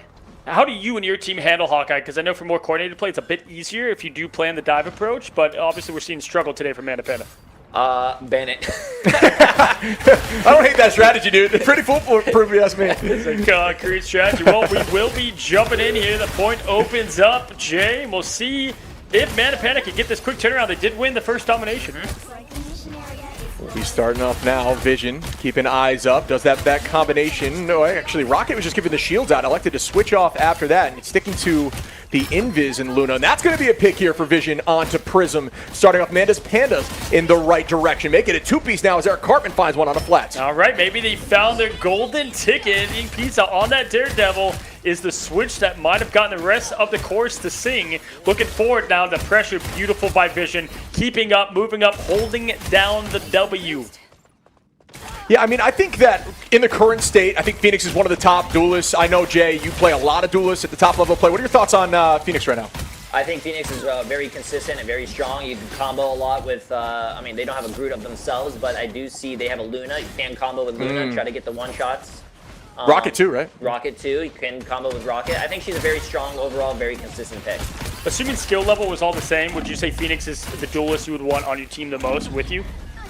Probably. She does a lot of damage, single target, but then also, the combustion does do a lot of damage to other people around. Yeah, the Insong Inferno, you can combine her ult with just about anything for, like, whether it be the Bucky or, I saw that yesterday with you guys even a little bit, just trying to get that combo, and we're seeing it right here, land down, no connection, as Cartman's going to find flats, but right now, 52%, and they are looking all the part here on their mode pick of domination. Yeah, I feel like they just wake up on domination. They look much cleaner now, too. They're so coordinated. Everything's kind of working out as Tyke's going to find one there on a Moxie, and down goes Wada, too, as Eric finds that pick. Pizza going to get one on a Saipe, and they're still holding on with 70%, man. I mean, Jay, when you play domination, do you play any differently opposed to the other game modes? I think domination is probably going to be like team deathmatch. Yeah, I definitely think that. I think whoever can brawl and or just fight as a team deathmatch better than the other team. I think the other maps take a little bit more strategy.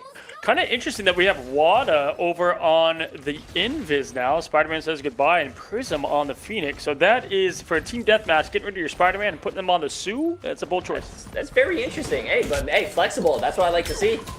Yeah, you don't see that in ladder, right? So it's nice to see here at this level of play. Oh, the Spider-Man mains are never going Yeah, I was going to say, might be the first time we've seen a Spider-Man main switch, but here goes the commitment now. Moxie going to start off with the... but man, this is not in my house. Frozen and puts one into the dome. Prism going to find a pick to try to even things up a little bit, but it's OT now. 99% in for Mantis Panda. Can they keep this clutch? It looks like they might, as Vision finds one. The portal play needs to come through. Moxie punching air, saying, let me go, Hawkeye. I'm ready to go. He's going to go, yeah, Strange instead.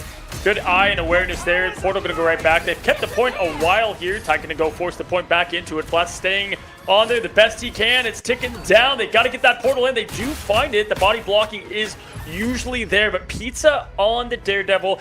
Jay, you said it. You said that could be the difference maker. We just saw it. I'm telling you. I think he's giving his moment to shine, and I think he's taking it.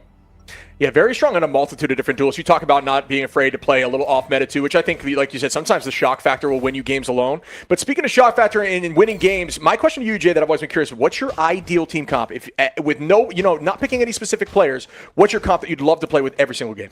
Ooh, that's a great question, man. I think Groot is amazing. Yep. I Love think Groot can combo with a lot of different ults. I think Magneto. I think you need the bubble, especially if I'm playing Punisher. I love playing Punisher and all these characters. When I ult, he gives you a bubble. You're protected, especially if I'm on Bucky as well. My second DPS. That's a great question. Probably Hela. I like a lot of Hela. Yeah. Or Phoenix too. Phoenix. Yeah. Yep. Did you guys see that little buy your roster on Twitter and you had like I did see $15? I kind of like that. I like you can that. see, and then like the top $5 was Gambit Loki. I'm like, done, give me that, and I can figure out the rest. I don't care if I got like a Thorn and Angela. I'll make it work, And Thor was popping. Team captain yesterday. Yeah, it was dirty. Was doing fantastic. He was him, man. That kidnap that you can do with it is just. Yeah. I mean, his kid is so good. His ult's obviously the only thing that lacks, and it doesn't matter. Yeah, I was just watching your stream. I'm like, I don't know if you can literally do anything about that, bud. He one-tapped me yesterday. I didn't even know.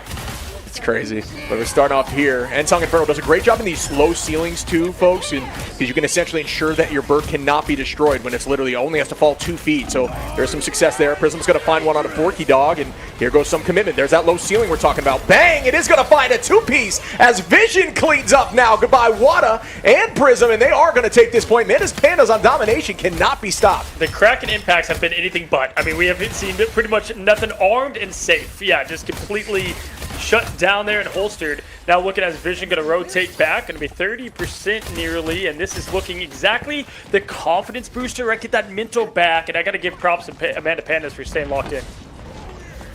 We're starting off now as Pizza's just setting up. Does have ult available, letting the devil out. Might see that here in a moment. Playing all over the place, and that is what you can do with our lawyer here, just being super aggro and annoying, and that's going to pop passive early on to the back line of Wolverine, and that's big value, but the clobbering time comes through on a Pizza. Can he escape? Looks like he does, and that's just straight up movement right there, but you can't last too long when you're getting, what is this 3 HP? But that's a ton of distraction. Anytime you get that solo ult and you're in a ranked game, you get the question mark from the chat, in the match chat, really solo ult? And it's like, that's how you know you're doing your impact on the team. Exactly. And for Daredevil, how do you like to handle him? Because, man, he could be absolutely just a fly on the wall. Well, to be honest with you, I'm actually really surprised they popped that ult very early and not actually saved it for his ult. Yesterday, we were playing against a Daredevil, and the only way we could shut him down when he is ulting is to solo ult him back. Kill it, and then kill him and make sure he can't do more damage to your team or your backline. Yeah, letting the devil out is easily one of the most scary ults. You just have to run and pray or just answer it straight up in personal with someone like the Thing here. Flats doing the job on the Vanguard now. You see TTK trying to get all eyes on him. Going to get some connections. Great job from Tyke there. Going to play the cap and bounce back. They might get point up ship, but going to get that 99 regardless. And we'll see shortly, but yeah, they're looking just different here on domination. Good pressure there. Going to pull out crystals, and that's a huge call out. Very similar to Wolverine passive. That's the kind of stuff that's just big value that you need to let the team know. Out goes Kraken Impact. It's going to find one on a Pizza. Will there be more follow-up? Do we hear again? Out goes the boundary now, and there's that again. Does it land? Bang! Onto virtually everyone, but can they clean anything up? It doesn't look like they can just yet. Huge ult there with the last hand, but Vision says, not at my house. Goodbye, Moxie. I mean, as someone who plays so much Winter Soldier, Jay, I mean, getting that Kraken impact, it could be a game-changing ult, but so much harder to pull off than you think. Because if a teammate steals the Eland, there's so many things that can go wrong. How do you find success continually with that? So the biggest difference actually is when I'm in competitive, I know when to pop it in competitive and when to get value most of the time. In like just the tournament, I am so confused on when to use it. Because when you use it majority of the time and you go in, you're dead. Yeah. So I think you just gotta play with your team, aim for someone that's low health, and then hopefully you were able to get that final hit. Yeah, you gotta do so. Yeah, go ahead. Oh, I was gonna say, or combo with your other tanks. Yeah. I was comboing a lot with the Groot or the Angela. Yeah, I just feel like in general, when you have organized play like this, everything that is so like dive heavy or going in aggressively, you have to dial back. The Daredevils going in with the Kraken impact, you just get punished because all those strategist players, they're so in tune with their CC abilities. Everybody's on lock looking for you, and yeah, you do have to play a bit more carefully here as the portal is going to come in. We're going to get them ready to rock. Panda's trying to fight back, but well, Team Flats, just like we saw in the first round of domination, they came back and won. It's true. It could be the same story. Yeah, they've got a map under their belt here, Manda's Panda, which is a little different than the first time, but here goes the battle now. Out goes the boundary. Everybody is committing now. Armed and Dangerous goes through, and you just want to apply that passive there to where you can get that insta-kill to as many people as possible in this kind of play, as Flats is going to find one to change up there, and that's a second onto Prism, and Team Flats is doing exactly what we'd expect from last time, and they want to push this to 100-100. I'll tell you why, guys. What is Moxie playing? What is Moxie back on? Back That's on the true, Hawkeye. man. It's really working. It's disgusting, honestly. All right, now, so trying to hop in through the top high ground. Great approach here from Flats. Going to stay up, trying to peek around. Can't do too much as a thing as you're just a giant hitbox, taking so much, but sometimes comes into play for your own strategists. Get their ults up as well, and right now there's going to be ult advantage definitely favoring Team Flats. And right around the corner, Panda's going to have Vision, which we just saw the value they got. They can maybe combine that with the Devil Out.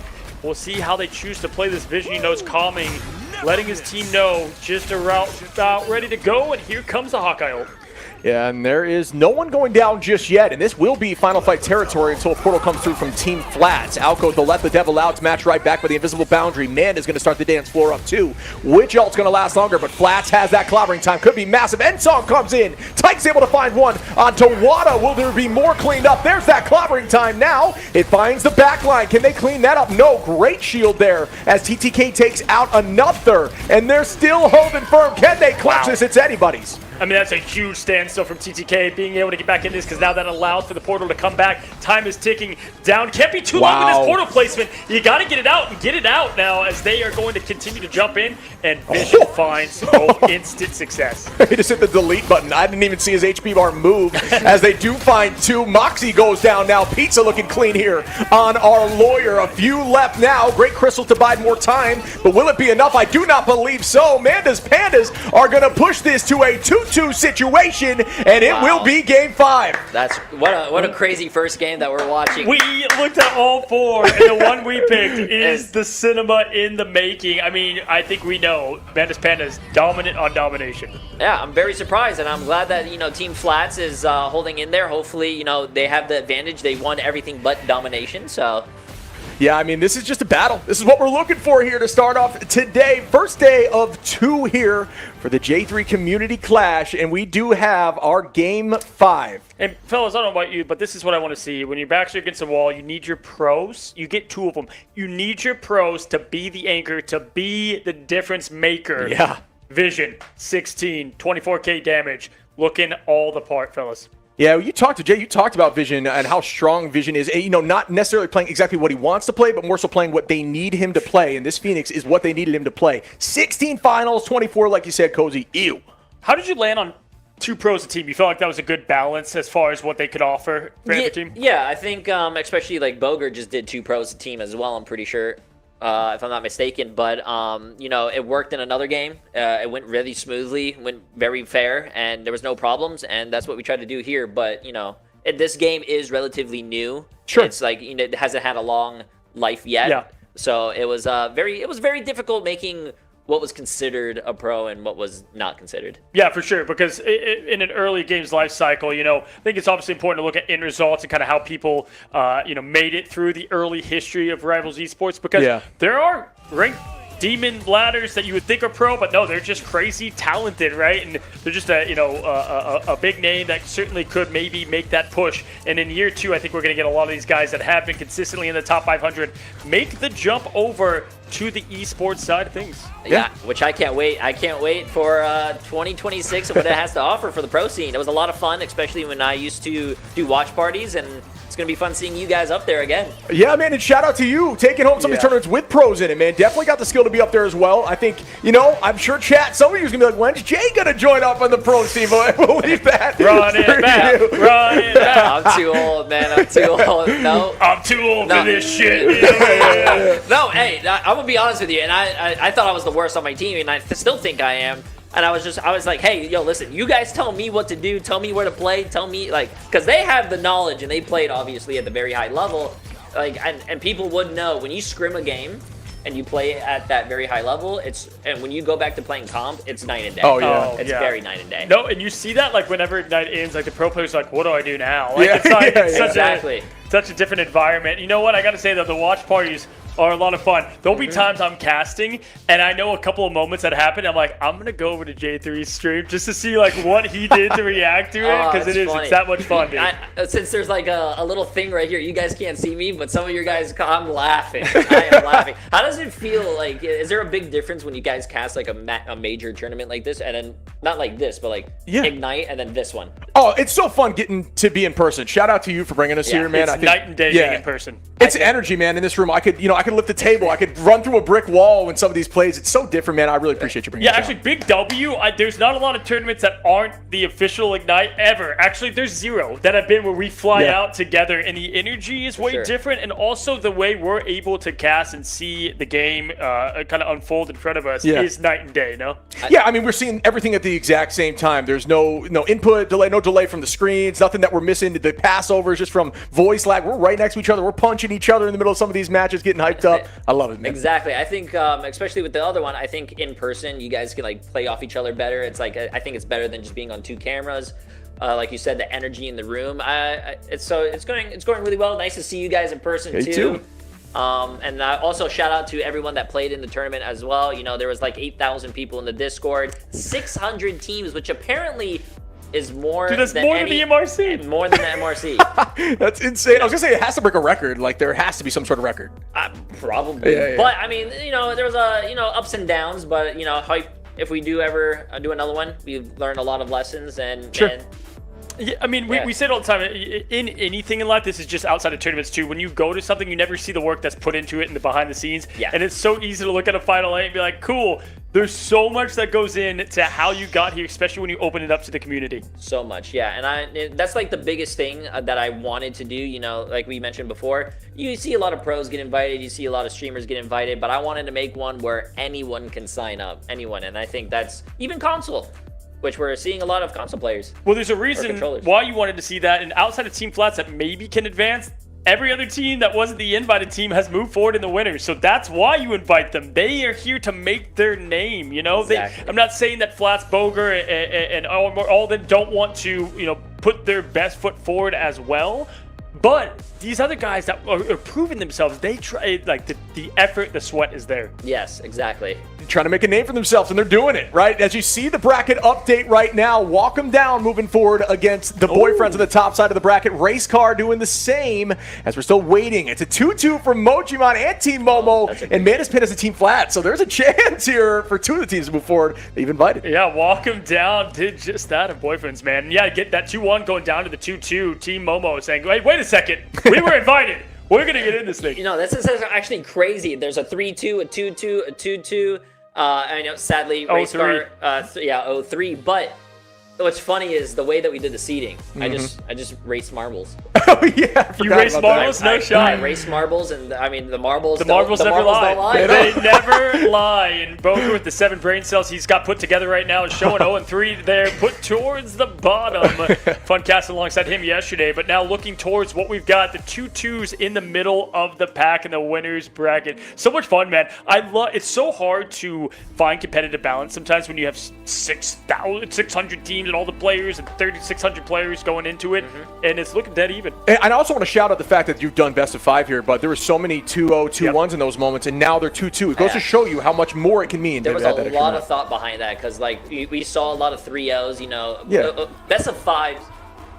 First best of 5s, there's a lot of teams that can, reverse. And exactly. Give them a chance to come back. Yeah. Our number one input to Ignite and to Marvel was we needed to see more BO5s, and it kind of comes down to it is stretched out a bit more, but when you have BO5s, it just allows so much more of the storyline and teams to figure it out. Like, what if they come back right here? If it was a best of 3, Flats would have moved on, but now we could see Pandas come back and win this whole thing. How do you guys feel about best of 5s? I'm pretty sure casters prefer best of 3s. It makes your life easier. I think there's like a stigma where it's like, oh, casters just want it to be as fast as possible. No, I'm hyped up, buddy. You know what I mean? Like, I want it to be Game 5 like this. This gets me going. When there's not 2 hours of fill time, I have no problem going for BO5s, BO7. It's when I'm talking about Marvel Rivals potential 3 and 10 years from now, and I'm running out of things to talk about. That's when I get nervous. No, but listen, man, we're professional yappers, right? We love to yell about superheroes, and so it's just fun. The more games we get, the more we get to see these players shine. And I try to tell people all the time, it's fun on this side of things, but I'm just obsessed with the game. That's why it's fun. Exactly. The passion behind it is just watching how talented all these people are. Exactly. I completely agree. And,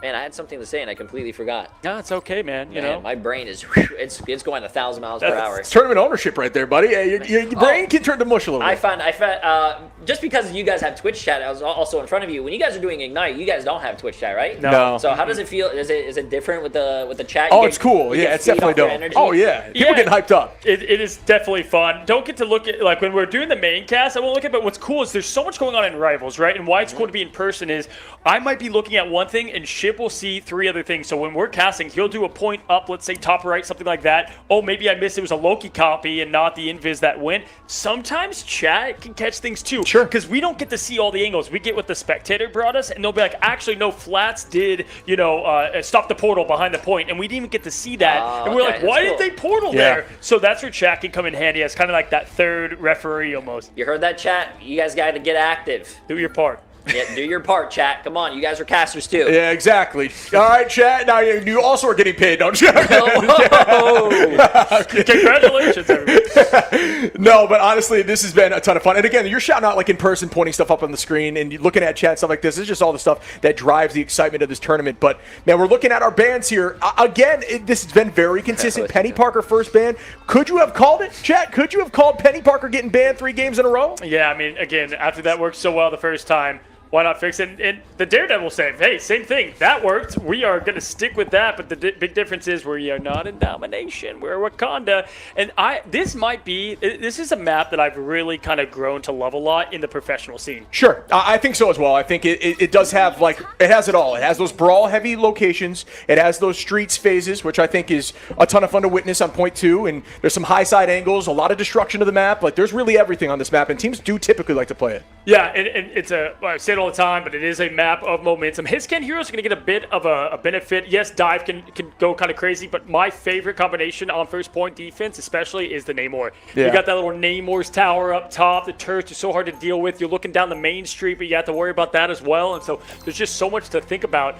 And not to mention, Spider-Man can also get some big value here. But we're going to be seeing more. Wasn't banned out? Daredevil. It wasn't banned out. It was not. So yeah, and we are going to start up now, folks, and we're going to see what they like to do. This is a map that teams sometimes like to start off with portal plays, so we might see something like that off the rip. Moxie going to get that Hawkeye, been a huge threat on Hawkeye. Again, best of 5, first to 3, both teams available right now to get it going. You can see the composition showing up. Those rockets may be changed up once they get out the door, but it looks like right now, at least for Team Flats, Prism is going to stay on Rocket and see a lot of value out of that BRB at this level of play. Moxie going to own that height. Look at some of the strategies. Notice how everybody is owning those different spots that they can attack from, because you got to ensure you change up as a team and cover those zones, and that's what the top level play can do. What's going on, chat? Let's get the hype going. Final match of the top side bracket here.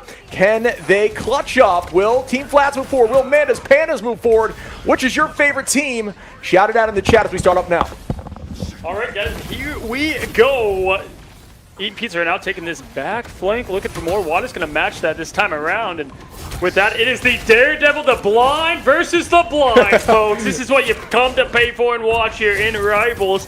Just free entertainment as the batons go absolutely crazy. Look at the resets, the health gain. It is madness. And now Pizza's out just looking for anything in his sight. Fisher going to find Prism there early, and that's going to help that offensive approach because you get 2 for the price of 1. No res speaking this time. Probably the most important pick on the offensive side of things. Yeah, Tyke's also going to find a 2-piece there on both of the front line, and that is a huge tone setter here as they are just walking down right now, looking very clean, and that will be point 1.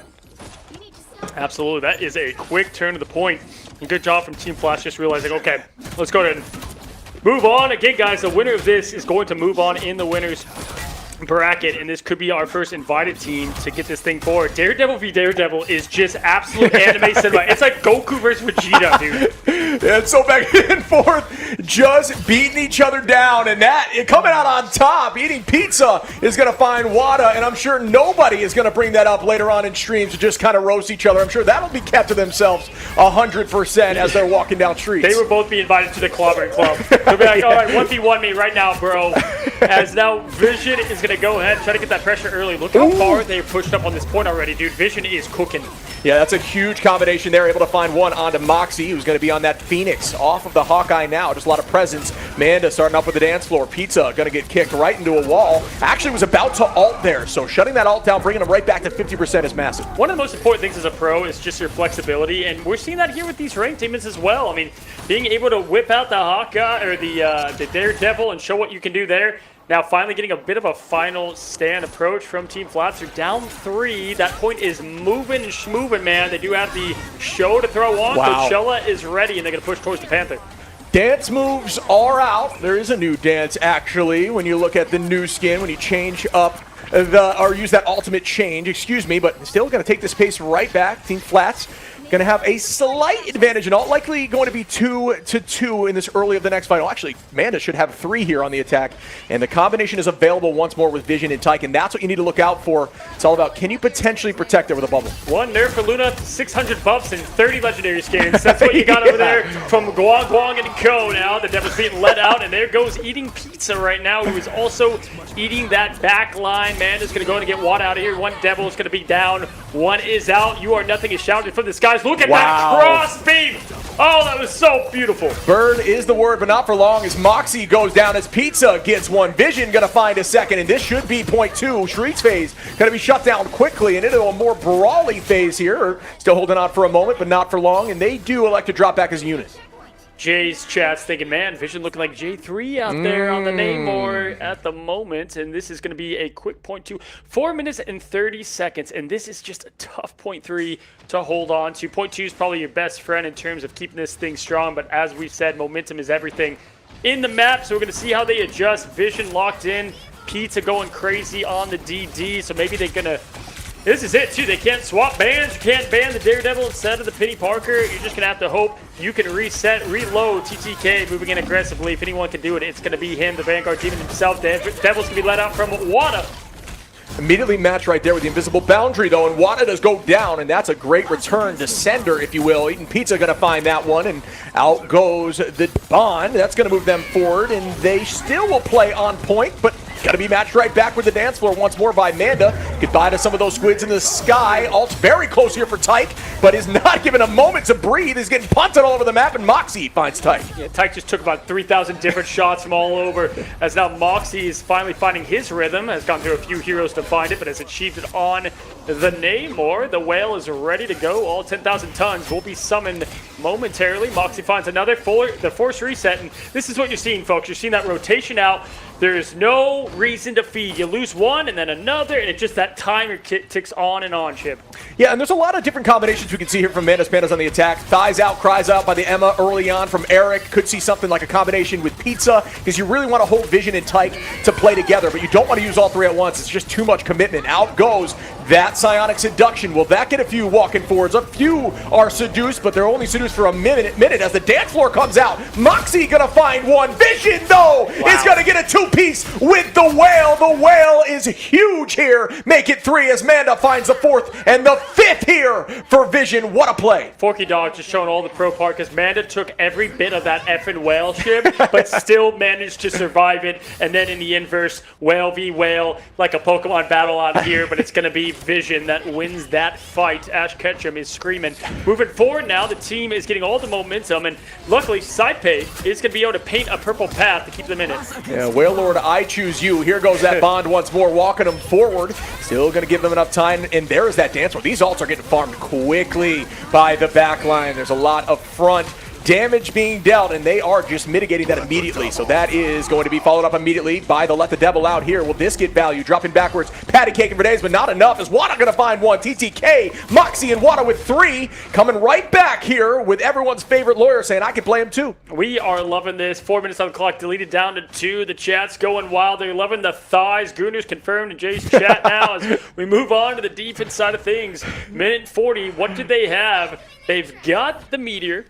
They have the Whale already. Moxie farming his Pokemon right back up, buddy. As now it's going to be the support side of things. You want to look at the edge massively over to Manda.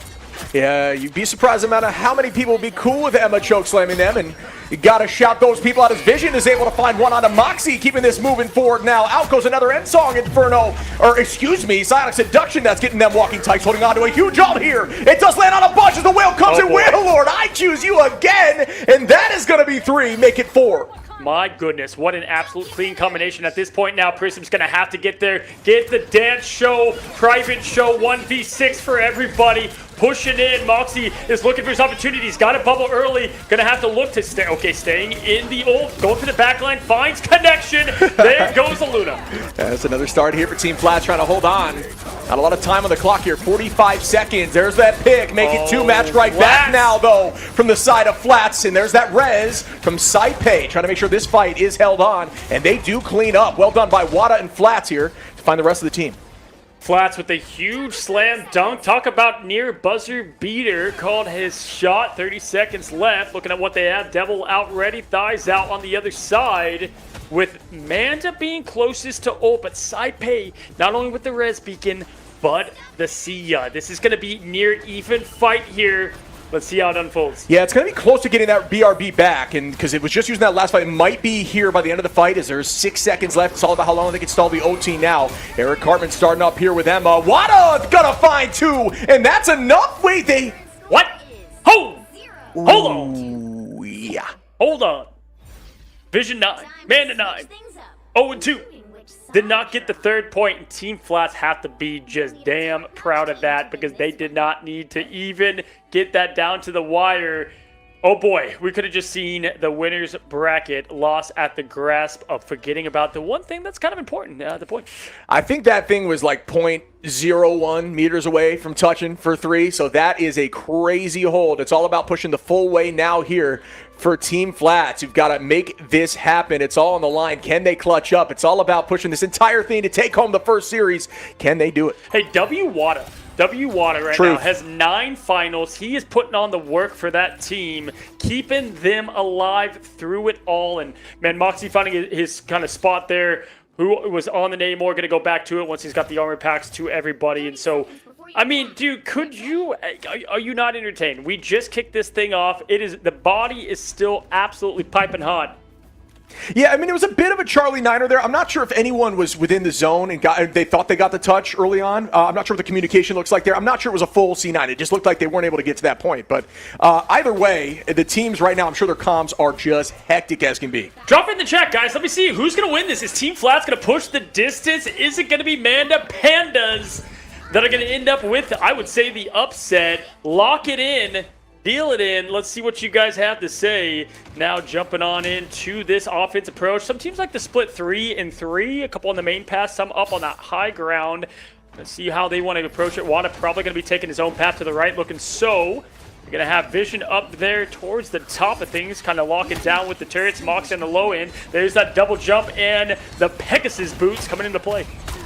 And they're starting now. We saw the attack side from Mendes Panda looking absolutely disgusting here on point one. Can the same be done from Flats as they are moving forward? Getting rid of some of those squids. Notice the removal of equipment here. Take that into ladder, please. Your team will thank you as they are still using that momentum forward. Good reposition here by Mendes Pandas. Dropping back together to ensure the strategists are not in harm's way. And there is that protection. Meeting Pizza. Just annoying the backline, almost finding one. Moxie doing his best to protect. And it is enough as the team was able to hold on. Nobody has gone down yet, despite every cooldown in the book being used. Got a lot of Flats fans. They're believing the dream. Pizza, though, is going to say not if I have anything to do about it. Moxie does get a quick little pick there, which is at least going to help a little with the advantage towards the spawn point. Vision finds more success. Moxie backing out. Flats tries to back out, finds a pillar. That's the worst.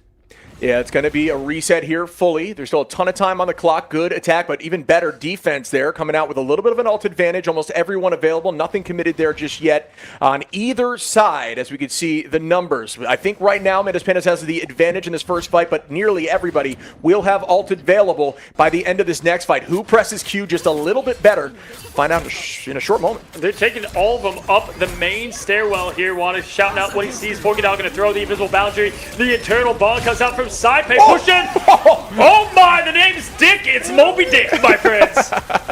It's going to find a three-piece now, and that should be enough here for Mendes Pandas to guarantee the hold, and they didn't have to commit too much. Did use 3 ults in that fight, one of which being a strategist. Vision going to be able to find Flats to clean that up, and it is going to be a reset in fight. Only committing the bond there from Saipei, so they're pretty good right now. Last time we saw Vision was just barely not making the grand finals. In the grand finals of Ignites, you just know he's like, time is now. I'm about to 1v6 this thing. Show what I can do. And he is proving all the part right now. Minute and 30 seconds. They were held to only 2, but Team Flats has to get the 1 to even make this thing interesting. TTK's got the ult. Let's see how he chooses to use it here. And then we start once more. Diamond form up. Ooh, TTK falling off right after that. Got to look heavily towards the back line now. Try to find any value. And there's a few seduced. Vision going to find one onto Moxie. Another setup here from Mendes Pandas. Saipei with that res, though. Numbers are even despite it. Pizza going to start off here, letting the devil out of the lawyer. Heading right towards the back line of the raccoon, who escapes in that moment, taking the height. Just looking for somebody now as they're all over the place. Great movement by the back line there at Saipei. Yeah, not to mention Moxie in his whale. No connection. Free Willy that time around, just able to go and find nothing from it. Moxie gonna get Vision though in the trade of the Tritons. Namor v Namor, Flats, no connection. Looking low on the HP. Good job from the road take, and of course the invisible boundary, but the Sia's gonna match the price and the damage. Pushing in, Flats wants to do the rotation. Can they grab it with 30 seconds, Chip? Yeah, it's getting dicey now. Again, this is a momentum thing. Mendes Pandas, they had a great push, but here comes the portal play now. Potentially taking high side. We'll try to find one off-map potential. Going to use that as a wall to buy more time, ensure the team stays healthy. They are now progressing forward, and alts are not available yet. TTK has one, and here it goes. Eating Pizza has to do the work of the duelists because Vision came back on that Vanguard. Triple Vanguard now on the side of Mendes Pandas. We'll see if they adjust or they stick with it. TTK throws up that team-up wall. Health is getting low. Pressure pushing forward. Momentum leaning towards Team Flats. They've got the ults coming up and ready. Moxie's got the Berserker Rampage. Just like that, Chip. Oh my, TTK, the clutch in the veins. Shout out to Forky there, pulling back and trying to save the front line as Moxie with a huge pull. It's anyone's fight now, but Team Flats now has the numbers. Out goes, let the devil out. Flats gonna find one of Eric Cartman. Can they keep the pressure? Will they get point 1 as we are getting rid of that dark magic? Nobody falls once again, and commitments of all the ults. Bang! The Eye of Agamotto finds 2. Will they be able to clean anything up? It looks like not, as another tackle goes through. TTK with 1. Finds 2, but a tough 2 with Wolverine and Magneto getting frozen. Wanna gonna go ahead and find the best, and just like that, we find ourselves getting that point 1, the toughest point, the toughest part of this potential comeback. We'll have to see. Shout out to Team Flats there, just locking down. Clutch, thy name is Team Flats. 2 minutes and 18 seconds. Can they get through this streets phase? It's another very defensible position. It is tricky. If they get through here, maybe the momentum pushes them all the way. Look at the strat ults too, man. Right now, definitely leaning towards the aggression. If you're Team Flats, don't let them build back up. They are so far away that you want to use that Prism ult to lean into the aggression here. But a great job, man, of playing on the high ground, right? Not being in their face because you know what you have available. Yeah, I'm with you 1,000%. It's all about a big ult here from Moxie, maybe towards the back line, trying to find something, and there it is. Bang is able to find 2, make it 3 and 4. 4 as Flats and Moxie find another. Wada's going to find one, too. And oh, man, Team Flats is using this momentum. 67 meters and climbing. Welcome to Animal Planet as the Wolverine stalks his prey. He looks towards the top of the spawn room, looking for more, sharpening those claws now, pushing forward. Flats, Vanguard leading that pressure in space. So important here for the team. Flats has that Meteor M ready to respond if needed. Tyke, they'll look for the groove, but Moxie's not going to allow that ult to come out. If he can slice, dice, and get down the tree, 99 wood cutting, your RuneScape mains are coming to pull here. Gonna keep it cleaning up now. Out goes the Strangling Prison on the back line. Tyke's able to find one. Is that enough to keep them stopping the momentum? Yes, as it looks like they find 4, 5, and maybe even 6. They all go down now. Team Flats has one more good chance of this before a forced portal. Yeah, tough part here. Saipe can be the only one up. I guess Moxie can follow. They used a lot to try to clean that up, right? They essentially have maybe 2 pushes here with that TP as well, right?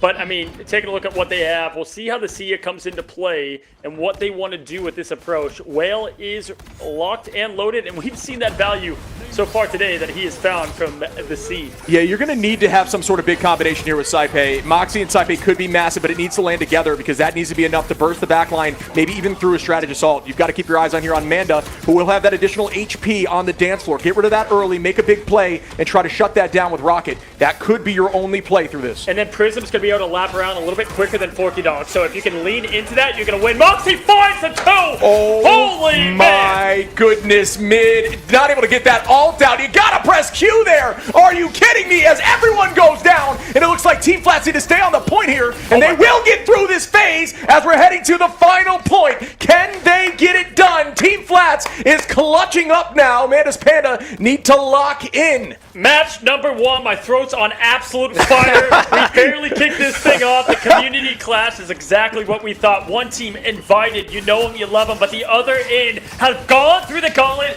in the test. Biggest test, though, right now. Do they have the answers? Here we go. Luckily, we're not on screen now, as we do have staff consistently reviving me and Cozy every heart attack that we have in these plays. TTK able to find one from Vision. Will they keep this momentum? The dance floor is out. Out goes to Let the Devil Out. Pizza's holding on to Q, and same with Tyke, and that is going to be another fight win for Team Flats, even through the dance floor of Manda. Time and time again, we saw this yesterday. TTK and Co, they just absolutely clutch up in the veins. Flats gonna have the biggest meteor of his life now, as Moxie's gonna be close. We just saw that connection. Moxie just on this barely like an ability here for his ultimate coming up in the clutch. Forky Dog gonna have that boundary. Look for the Roman Coliseum to bring everything together here. No strategist ult though for Team Flats could spell doom. Yeah, I mean, the Strangling Prison is massive here for Tyke. You cannot hit a shield by any means necessary. You need to find that back line. Out goes to Let the Devil Out to try to blind them a little bit, walking past one shield. Now there it is on the second, able to find one there onto Prism. The cleanup comes in from Vision. The res is there are on Prism, so now it's a 5v6. Numbers still close here for Flats. OT situation. Portal needs to come through, potentially here from Moxie. If they want to walk forward, not sure they have the portal available. We'll have to see if the change happens. CTK goes down, but here's another pick from Wada onto Forky Dog. It's anyone's fight. It is a back and forth trade. Vision's going to make that happen, and I'm not sure that Flats team can do it, as Manda's Pandas are clutching up. A big whale comes in, and that should be everything all the way down to point 3. Manda's Pandas, hold on. 2020 vision, the man's got at all times. The dream becoming a reality. Jay going through the gauntlet up to the final seconds. Move on in the winner's bracket. That is just big. That's crazy. I thought for sure after that last second point win, Flats team was going to use the momentum and cap that fully. I'm surprised. And just like that, Vision MVP, like we've been saying time and time again, got to rely on the pros. And man, can I just get a whale statistic on how many whale kills he had there? Yeah, I mean, they're eating today. I'm not going to lie. There's a bunch of huge whales. Wada, though, with 18 finals is gross. Vision, though, 24, 37k damage. TTK up there with 39 on that Emma, but just was not enough to push through the strong defense. That was Manda's Pandas. I think the true success was that point 1, getting them to OT, whereas on the opposition of Flats, they gave him that point instantly, and that was everything. That time was everything. I mean, holy stats, can I just say? And, you know, the only stat that matters, though, is the dub, is the one that is going to bring it home. True. And, I mean, you can see everybody doing their part and what they had. I mean, Can we get an update? I want to look at the bracket, kind of where this sends things, because if Team Momo, I believe, or the other invited team, I do apologize, Pokemon, they did move on here. Team Pokemon did, so we had no invited teams win. No. Yeah, I don't see it. Not one invited team. Guys, that is what you want to see in a community clash. But you know what's awesome to look at the bottom side? Team Flats, Team Boger are going to have to go at it now. And the Boyfriends versus Team Momo. So the invited teams have a chance to move on. They're not done just yet. But looking at the top side of the bracket, walk them down, HQ, Moki. And then you've got Mandas Pandas versus Race Car. You have any predictions, buddy? Man, I'm surprised Team Flats lost. I thought they were definitely going to bring that. But Flats versus Boger, that is going to be a very interesting game. I think it's going to be a little bit of a rivalry, in my opinion. Two fellow content creators going at it with their own teams. It's going to be interesting. Yeah, we could watch that. We also have the option to watch the movement in the winners bracket of the teams we haven't seen. I mean, there's so much good play to be had here. I think we might be sticking in the winners bracket, but Team Flats and Boger, that's going to be cinema.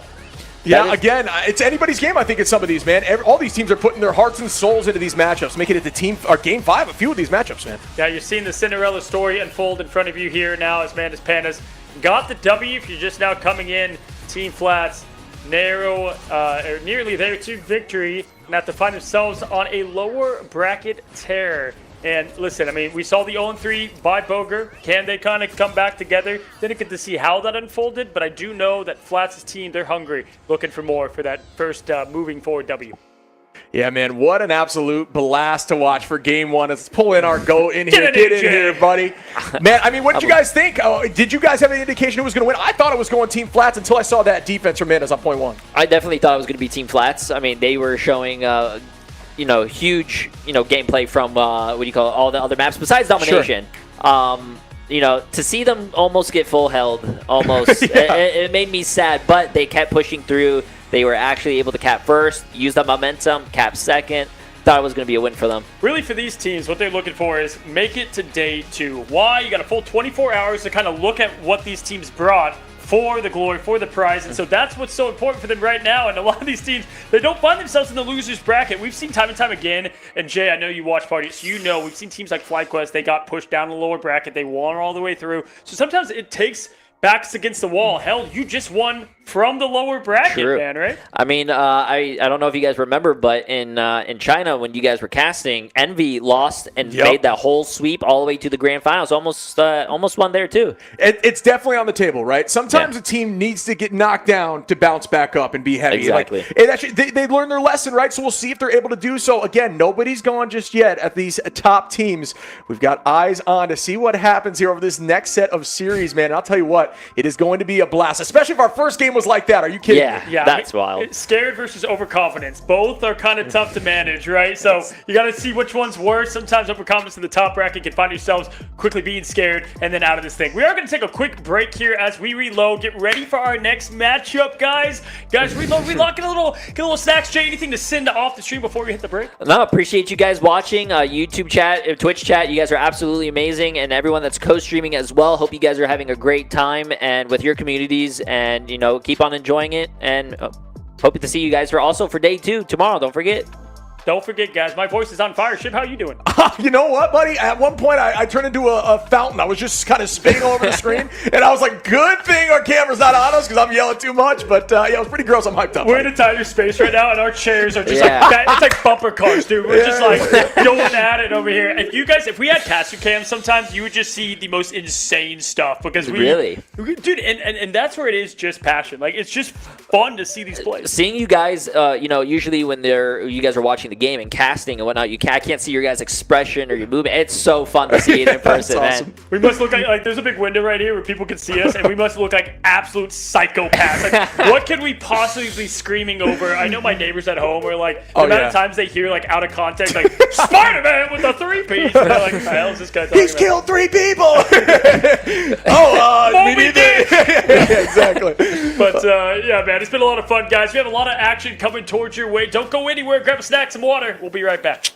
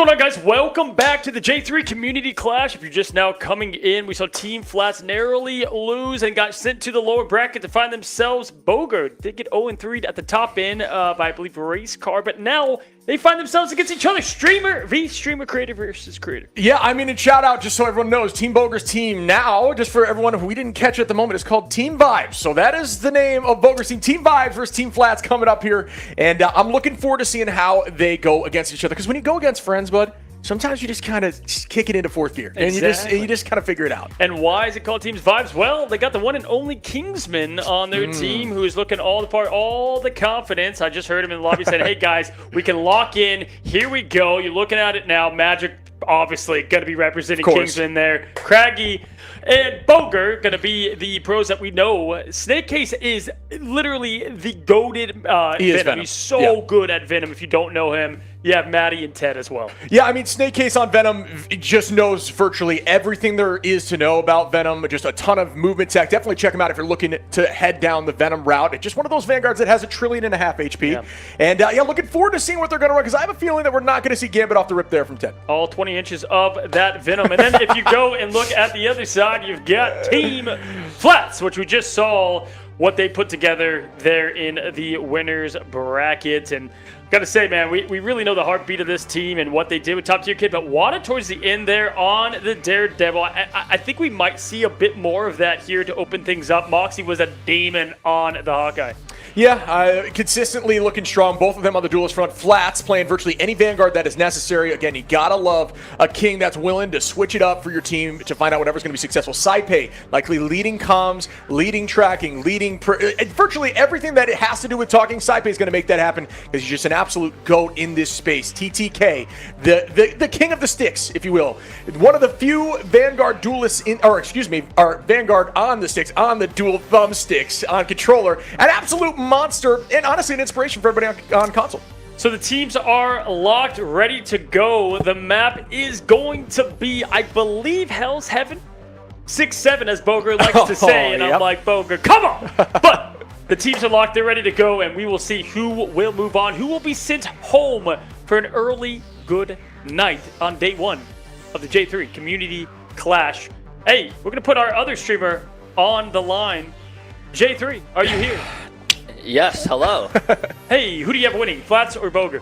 Ooh, I think the only downside for Boger's team is that he went to bed very late and woke up probably exhausted, but I'm hoping he does well. But if Flats' team continue to do what they did last round, I think they would be probably winning. I just saw Boger on his stream. Nobody's home. Nobody's home up there. I can confirm that. I think there might be some TTK bias. I think Jay is going to always roll with the TTK. He's my little brother, man. I got to root for him, but I also I want to root for my friends. I hope Boger's team does well. I feel really bad that he ended very late, and now he's jumping into this. Hey, insta save on the Magic. You gotta respect the part. Kingsman with the animated Lord icon. Some people have come here to see the man himself. We get to do it today. Yeah, and we're going to likely see a lot of off-map potential picks here, right? So no doubt we might see that Spider-Man from Wada. We might be seeing, obviously, TTK, Angela. That is a must-pick on here on Hell's Heaven. A lot of off-map locations. So we'll see what comes out after the bans. But the lock-in of Magic there is clearly favored towards Kingsman. Yeah, Venom being banned, obviously, we just talked about Snake Case and what he could bring to the table. But when you get rid of a hero like that, it leaves the floor open for other decisions. Wada going to go back on that Daredevil, almost certainly, if he could, but he can't because of the bans coming into play. Spider-Man as well. So this is, hey, tip of the cap to Wada. They're just shutting down his whole the whole pool. And listen, a lot of these Spider-Man mains, they sometimes have one other hero they play. Let's see how far Wada's roster can expand. Yeah, I have a feeling there's going to be a lot of option there because Spider-Man plays very differently than something like Daredevil, although they're both very mechanically inclined heroes. You got to really know what you're doing. Typically, if you can play two separate heroes like that, you've got something else in the belt. Not sure that hit scan may be one of those, but we'll see in a moment what is selected. Going to lock in the Groot, which is another obviously very strong pick, does a great job into triple, and just is incredibly impactful in this meta, just by the fact that he can't be CC'd with that Ironwood wall out, and we'll see if that comes into play here shortly. Well, we saw, if you guys don't know, right, so Boger, they lost 3-0 above, okay? But on the flip side of things, Flats' team was 0-2 on domination. Yeah. And so it's the battle of no one won up top. So we're going to have to see how this domination unfolds. And there's not a lot more things scary than a Magic and Kingsman at the helm of her in domination.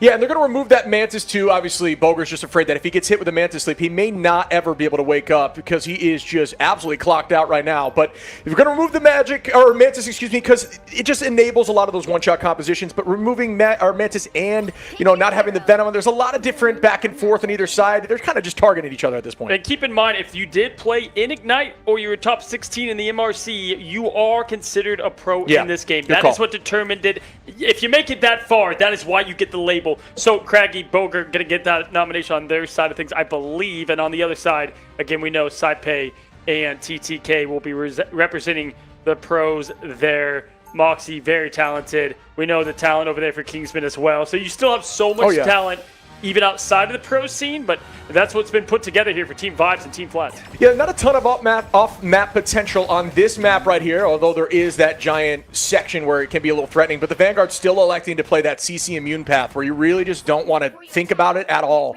especially as we move to some of these other maps where Wolverine can be a threat and even Emma Kick can be a threat, so you want to shut that down quickly, so that is the idea of the Vanguards now. Saipei got to be on that Loki, Moxie, Hawkeye, then you look over Team Vibes, Kingsman, playing Magic makes sense. Craggy's going to be over there on the Bucky, but starting off on Strange for maybe a portal play. Yeah, we're seeing Wada's third pick go over to the Moon Knight. Could be a tough play with a Magic sword right up the A, but we got 2 seconds going. It's a big down sword. To what? It's a big, there's a whole lot of metal. But looking at it, going at it, we are moving into action here. As Team Flats is going to move right to the point. Craggy's going to bring the portal and the fight to him. They look to cut off. They're trying to go for the kidnap to cut off. Here we go. Yeah, good idea. It does lend a little bit of a play. Were they able to catch anyone? Doesn't look like they were, but walls go out to spy some space. It looks like Team Vibes is able to get to that point relatively quickly. Just kind of shutting off some of that angle, making it more of a tight squeeze to walk forward, but still great comms as Wada's able to find two from Team Flats even after being put in danger there. Moxie got hit with the Terror Cape, and great job rotating out of that. Funny enough, I asked Boger yesterday, do you play a lot of Groot? He's like, I have him up my wheelhouse, so we are seeing Boger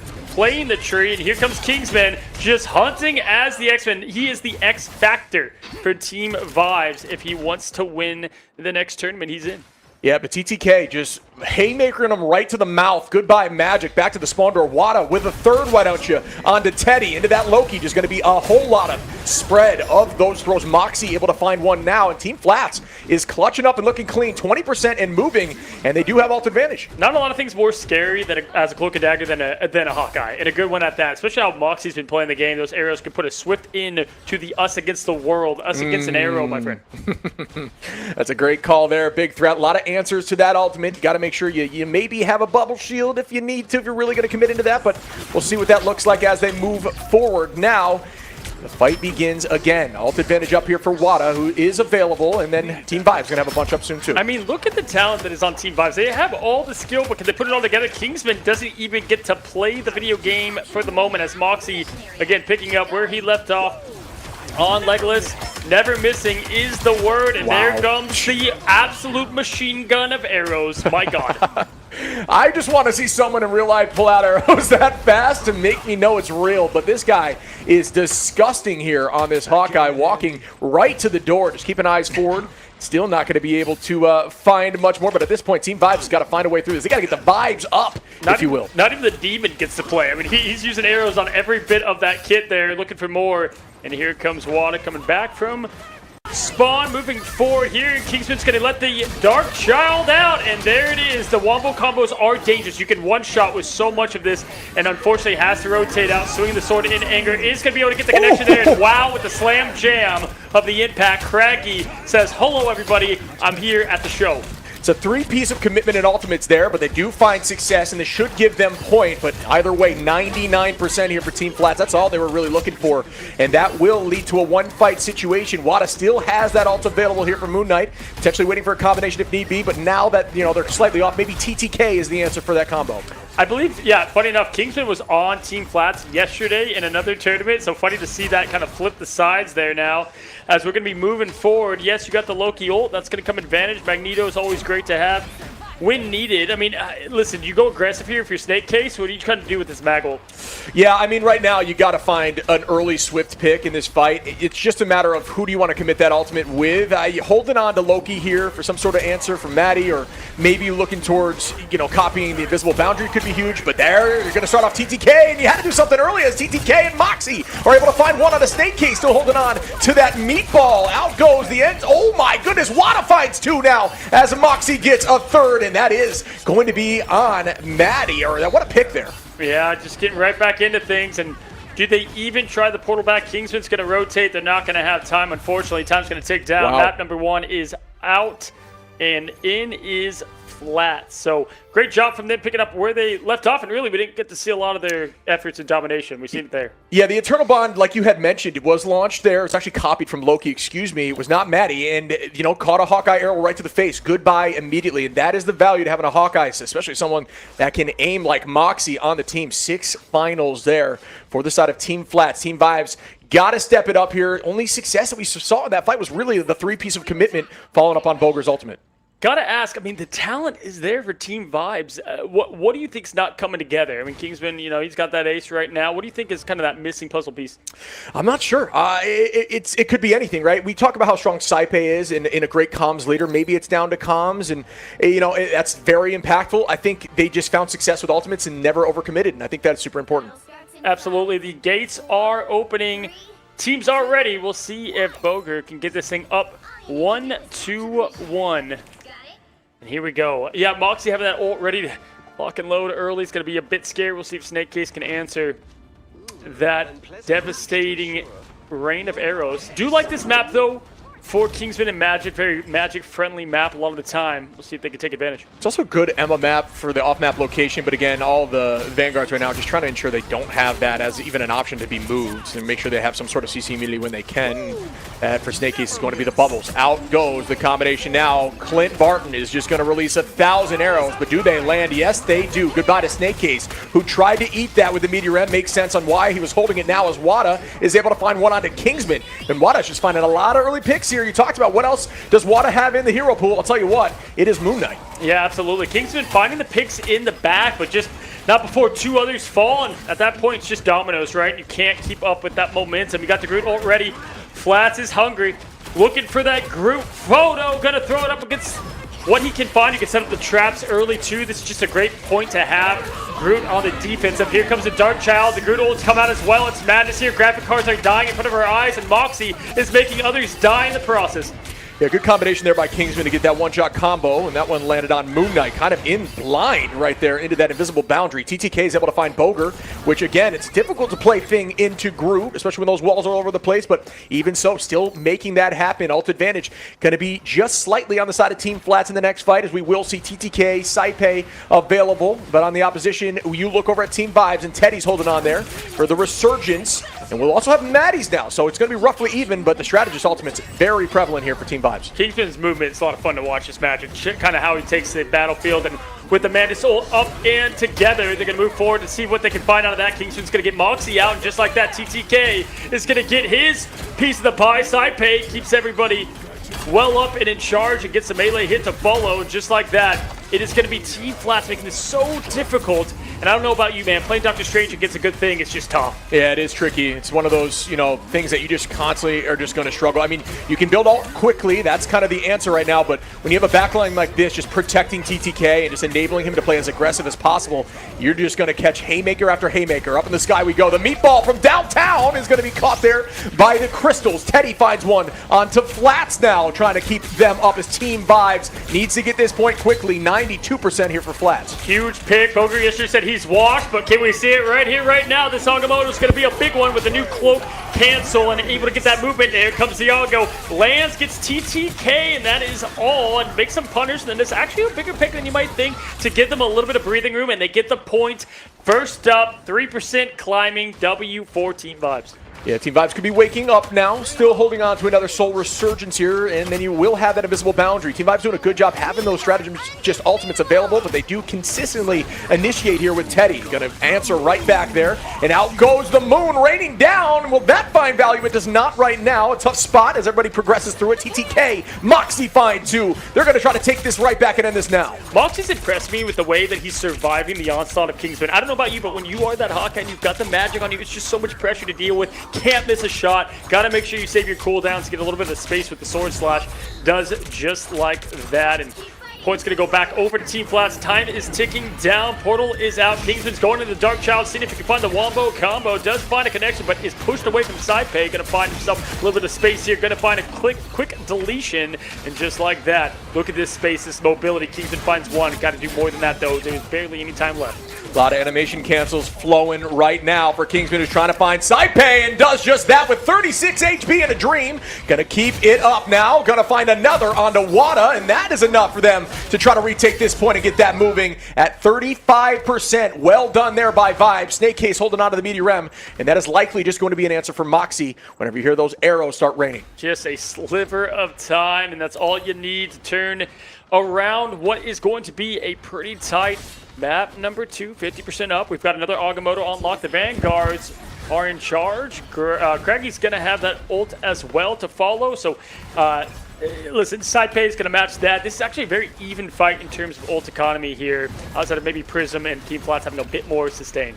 Boger could have a huge Eye of Agamotto opportunity. Again, you want to make sure you don't get tackled by Moxie out of the sky, who's now going to be on that Wolverine. And there it is. It does find two in the back line, and one of which is going to be outside of the crystals. Huge play by Boger here onto Prism now, who's going to drop back 25 HP on that shield, looking dangerous as TTK cleans that up. Huge clobbering time onto Kingsman, who's in danger, but still, what a backline there to keep Kingsman healthy as Moxie. Wada finds two now, and it's back and forth, but now it's up here for the side of Flats, and a good shot there by, oh no, Snake Case not able to clean that up. What an incredible just turn of events, right? You have the Agamotto that was godly, but it just doesn't matter because without the follow-up, it's going to be a quick doom, and Moxie getting thrown off the map.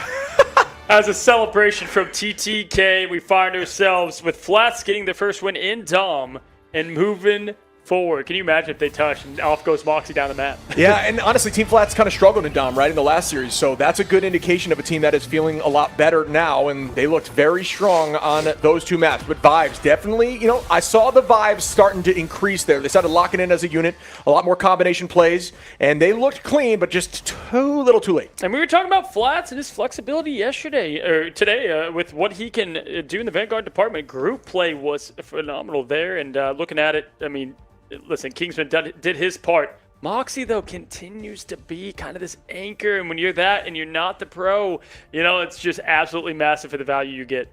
Yeah, looking very, very strong now. Again, that was quite a battle there. I liked map 2 a little bit more in terms of trying to keep these teams even keel. Team Vibe's going to have to bounce back. 10 finals for Kingsman, obviously incredibly strong. They did use that lock there to make sure Magic was on the table, though, so that was exactly what they were expecting. And what's so cool is Saipei and the two pros there for Flats only had two deaths, right? TTK Beautiful. and Saipei. Yeah. Like, that's the difference. Exactly. That survivability. We saw Snake almost got that final, and it's like, nope, TTK gonna use that aggression. You know, I thought TTK usually likes Angela on this map, so to see the thing is definitely always fun. A hero that seems very simplistic, but you can get a lot of value if you know how to play it right. Look at Flats and his absolute gorgeous Groot ult as well, ladies and gentlemen. Yeah, I think one of the things that's important to call out to is I actually saw in the chat people saying, oh, the thing is just so easy and so boring, and I'll tell you what, the nuance to the new assets of this kit, the fact that he can now engage and give damage reduction and damage increase for your team, those call-outs are what makes him so strong. Being able to, on demand, give a 20% damage buff to your team, and for the perfect call-out, as you see the potential off-map there onto Moxie, is really the strength of the thing. So that is why at the top level, they love that character so much. Absolutely. And listen, Kingsman plays a good Magic, right? But he does have a lot more up his sleeve. Maybe they adjust. We'll have to see. Definitely most comfortable on the hero, as we know from what we've seen in the last couple weeks. But listen, man, Boger, not out, down, maybe, but the talent certainly there. What do you think they got to do to switch things up? I'm not quite sure. So now it's just a matter of, do you want to maybe get rid of that Hawkeye? But even the switch there from Moxie at the end was a strong play. It looked like it was still going to be a Wolverine, success story. There were some big ultimate plays, and we saw even in the last matchup, Wolverine's good. I'm not quite sure. I think you target the strategist and try to mess with Saipe a little bit. What do you think? Yeah, no, definitely. I mean, you got to make them uncomfortable. Yeah. And Kingsman was like getting that one pick. But by the time that happened, 3 other fell. And honestly, if you look at the stat sheets, too, the difference in the Vanguard play was pretty apparent. I think that was definitely what was the separator. I believe it was like combined 18 final hits to 3. Yeah, that's true. I mean, again, very versatile front line there. A team that is clearly coordinated. They are succeeding in a mode that they struggled with in the last series, and that's a team that's learning, and that is how you win these kind of tournaments, man. Lock in, as Boger likes to say yesterday. And he's doing just that right now, guys. So teams are set. They're ready to go. And as we are, we're going to be looking at what map we'll be jumping into for our next matchup. And best of 5, plenty of time to turn it around. We saw that just moments ago when, we did look at Team Flats and the Pandas. We'll see that here right now, Shib. Yeah, I mean, my question to you, buddy, is what do you think? So, obviously the Magic look good, the lock-in of Magic. Is that the answer? Do you keep doing that, or do you try to change it up and maybe lock something that might be more impactful for the team? I mean, clearly a ton of value there on the Magic, but was that enough? For me, it was that the Magic was getting picks, but you weren't able to get the Hawkeye out. Like, Moxie was still finding so much value. Saw it in the stat sheet there, too, right? And so you've got to put pressure on Moxie in the games that, we saw Team Flats struggle. They just made Moxie uncomfortable, and that's how they continue to dominate. So maybe they go more the dive approach. They also in the Vanguard department didn't really lean into that as much, so maybe you lean into the Magic hit. I think one of the smartest bans was getting rid of the Venom, because I think Venom is a great answer to getting on top of that Hawkeye all the time, and you know how good Snake is. So again, you remove the Venom, you kind of force him to be in a little more of an uncomfortable position, throw out the shields, and just not play the way he wants to play, which is constantly be in there, constantly distract, be in your face, stall point, just had to play something totally different. Yeah, first save was the Magic. Maybe get the save over for Snake Case this time around. Try to give him the Venom and that really might be an answer. Really let him pop off, right? I mean, we know what he can do. A lot of the great, Venom's Y Andrew, the other one. I saw head-to-head them two, and I'm telling you, man, Snake is he is nasty on the symbiote. So, time is ready. These players are thirsty and ready to move forward. One of these creators will be going home, and I got to say, just W for this tournament. Been a lot of fun to see this put all together. Yeah, it's been an absolute pleasure. And casting with you, brother, as always. It's just, I'm having a good time here, Chad. I hope you are as well. I know you are voting for your favorite teams and you want them to win. Central Park coming up next, heading over to New York City. Absolutely. I do see chat mentioning the sushi that Jay is battling with, and it has been a battle. Jay is 0-5 right now, already nearly eliminated in the loser's bracket from the 2 a.m. sushi. But Central Park is where we find ourselves, a map that is heavily picked by the pros just as a solid foundation. So that's where Boger and team is going to pick to go to. Central Park is up next between these two. Yeah, if you're wondering why Jay was lower than us on this broadcast, it was because he was sitting on a bucket, and that is the situation we've had for Jay here over these last 2 days. Don't eat sushi at 2 a.m. I see him picking up the mic. I was standing. All liquid, no solids coming over there. But listen, guys, speaking of solids, this team play has been incredible. And I don't know if I've ever thrown myself with a poop reference, but there we are. This is the first time for everything in the J3 community clash. And we find ourselves in Central Park. Yeah, you can see there, that is a good look on exactly what squirrels look like in Central Park. So, no different. That's a live viewing of Central Park squirrels. And Ratatasker with the horn, a little lore for you. Not afraid to go stop some of these rituals, an absolute beast in the comics. But, yeah, good view here. Personal favorite map of mine. It's pretty setup heavy on attack where you can really take the off angle behind and try to make a play. We'll see what they do. Here we go. First ban, first save, more importantly, is what I'm interested in the team vibes department. Gambit off the board, just the control, alt, delete that we always see. And the save for Flats, they're going Loki here, potentially. They like what they were able to do with Saipe previously, if you just saw that. So save going that direction. Next ban up, gonna go on over. Okay, interesting stuff. Yeah, they're going to remove that completely in the lock-in of Loki this time. I don't think that's a bad decision either. Wait a minute. Okay. No, why was Magic banned on the other side? Very curious. I'm not sure. I think they might have thought they were locking, potentially.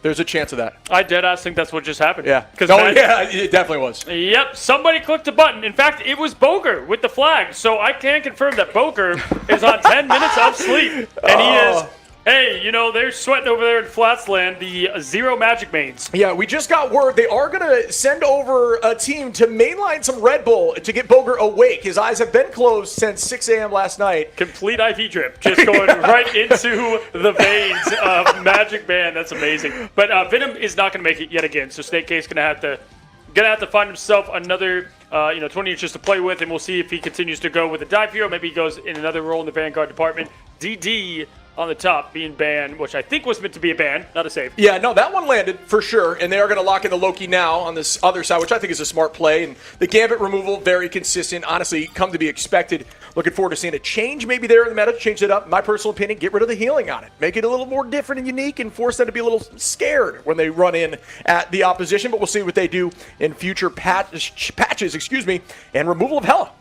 Yeah, Hela going to be the ban there, which I think is definitely a solid pick, cover most of the bases. And they're going to go for the last protect. Groot, hey, with how Flats was playing that, I'm AO comfortable on the save there in our last ban to kind of close things up on the top end. How do you even try to right the ship, right? Because you got the Gambit, the Daredevil out. At this point, you try to narrow down the strategist pool a little bit. Yeah, and they did. Yeah, goodbye to the Mantis. I think the double hit scan removal there was smart. It really enables you to be more aggressive, and you can play more of those unique. We're not going to see flyers, I don't think, out of these compositions, but it really does take out a lot of that frontline damage, so you can really play aggressive as a Vanguard, and that might help enable these guys a little more too. I can see the video now. My hero was banned by my own team. YouTube video. He still got it though. He still got it. Luckily, these are the bans where you ban for and against yourself. Because can you imagine global bans in that situation? Would have been cinema, but not this time around. Yeah, just an absolute atom bomb of the team comps. I'd have no doubt. But or silence. One of the two. yeah, or dead silence, exactly. But it all means the same thing, buddy. You know what I mean? Internal explosions. But we are going to be starting up here. We were watching Ignite once, and we saw Maggle get fat-fingered on the queue, and I was like, what was the comms like? And he was like, oh, nothing. Like, no one, it was pure silence, and that makes the person feel worse than comms, honestly. It's just like, well, moving on. But here we go, guys. J3 Community Clash. Once again, we thank you guys for hanging out, chilling out. J3's having a good time, chugging water, doing laps. I've seen him pace and have a good time over there, again, on his trips to the bathroom, back and forth. But we are here, ready to go, 15 seconds and counting. It is go time now, folks. We have the GOAT on the headset looking at this match with us. Welcome in, Jay. What do you think of these comps right now, buddy? Oh, I got to go to the bathroom again. I'm looking forward to it. I'm glad to see Wada on the Spider-Man. This is a great map for him, and I think he's going to try to get a lot of pull-offs off the map. Craggy on the Atom Warlock is very interesting. But I see Boger on the Groot, but I'm surprised his team is not running something like a Moon Knight or a Namor combo. Agreed. Yeah, I'm with you on that. I think the idea right now is try to run that Atom. We've seen you have success with that actually yesterday. A great choice in that backline triple, especially early hold, but it's tricky. I don't think there's a lot of combination, like you're saying, with Boger, which I think is honestly a kind of meta right now. Yeah, they get Craggy out immediately, and then they force the Soul Bond, right? And then you push it from that. Mox is going to find Kingston yet again, and Team Flash, they are just completely on fire cooking. Somebody stop this man. I banned this Hawkeye. This guy is just different. It's found so much success in all these, and just like that, they're going to keep this thing moving. And that's a huge cancel there from Wada, who is going to shut that down. So there is no touch potential, at least not as a full unit. Boger knew that was coming, right? I mean, it's the worst when you get the desperation portal. You know you're going to try, but not when Wada's here to play. One of your viewers were like, I don't think the Spider-Man's getting a lot of value. Again, I said that age-like build. Oh, yeah, that definitely does. And you know what's actually crazy is when you're portaling like Boger, for example, when you're moving the portal, you probably see him coming, and you're like, oh, no. Just try to do what you can there. Boger unable to get him. But Moxie now gets Kingsman yet again. This man is farming. I mean, listen, it's like, what do you ban here? What do you try to find? We saw yesterday, obviously, the Spider-Man ban was kind of where you lean into. That worked out. It's like, but what do you even try to do? Because Hawkeye's working for them well. There's a lot of different things they'd have to try to target. Yeah, I think one of the things that's kind of nice, and a great throw there by Kingsman, one thing that's kind of nice is if you know exactly which heroes your enemies are going to play, you can kind of build a comp around that. And you see here, TTK and Flats, they're not really being pressured in the front line a lot. This gives their team so much space to work with. And when you have a Hawkeye with space, it's going to be a human delete button. And he's just been absolutely frying here. Not a lot of poke against these two non-shield heroes. And one thing about Magic is going to get health as she does damage, right? But the problem is when you have a Spider-Man that's nowhere near people, and then you got a Loki as well, you're not really like having that damage to feed and kind of momentum snowball into. But hey, he finds a Loki up on the top and cannot connect the melee, unfortunately, and that is why Saipe is so slippery. How is he still alive? Oh, he's getting chased in there. Oh, it's going to be the KO. But that was like a hold of destiny. Dude just would not let go of the ledge there. One pinky on. Beautiful hold, but still, nice pick as Craggy finds flats. Like a horror movie, just trying to, Death by Daylight, just trying to run away from the killer. Throwing the planks down, dude. He's flashlighting them. Oh, man. But here goes Wada with another pick early on onto the back line, and that's just been a consistent story we've seen today. This Spider-Man, man, another very strong pick in the season. Constant value completely. And, you know, Jay, right now, when you look at the 3 points on this map, I mean, point two, difficult one out of them, what you said? I would believe so, because things like this could just happen. Exactly. Perfect timing. Wow. Not scripted, by the way. Jay does see the future, which is a good thing to know, as Moxie finds another one there onto Teddy, who I believe was ulting. And again, that is a tough copy. Immediately going to eat one of those arrows. And they are walking with 3 minutes and 9 on. It's not if it happens, it's when you get your first Hawkeye deletion as a Cloak and Dagger that you realize that is just a deadly combination. Of course, have to have the Moxie that Moxie does on the hero, and they are just honestly, we saw them play this well though against Mana Pandas on this point as well. This is just a comfort map for them. So I'm surprised they actually took them to this map. Yeah. Yeah, I mean, that's the tricky part about they were playing at the same time, right? It's tough to do your homework when you're in the middle of a battle, but yeah, this team looked really good here last time. Same exact story here. Attack was incredibly clean and quick, and Wada just cannot be stopped. He's just all over the place, and we all know in the backline when you have a Spider-Man on you what that means. It is so annoying to handle, and just a test for everybody.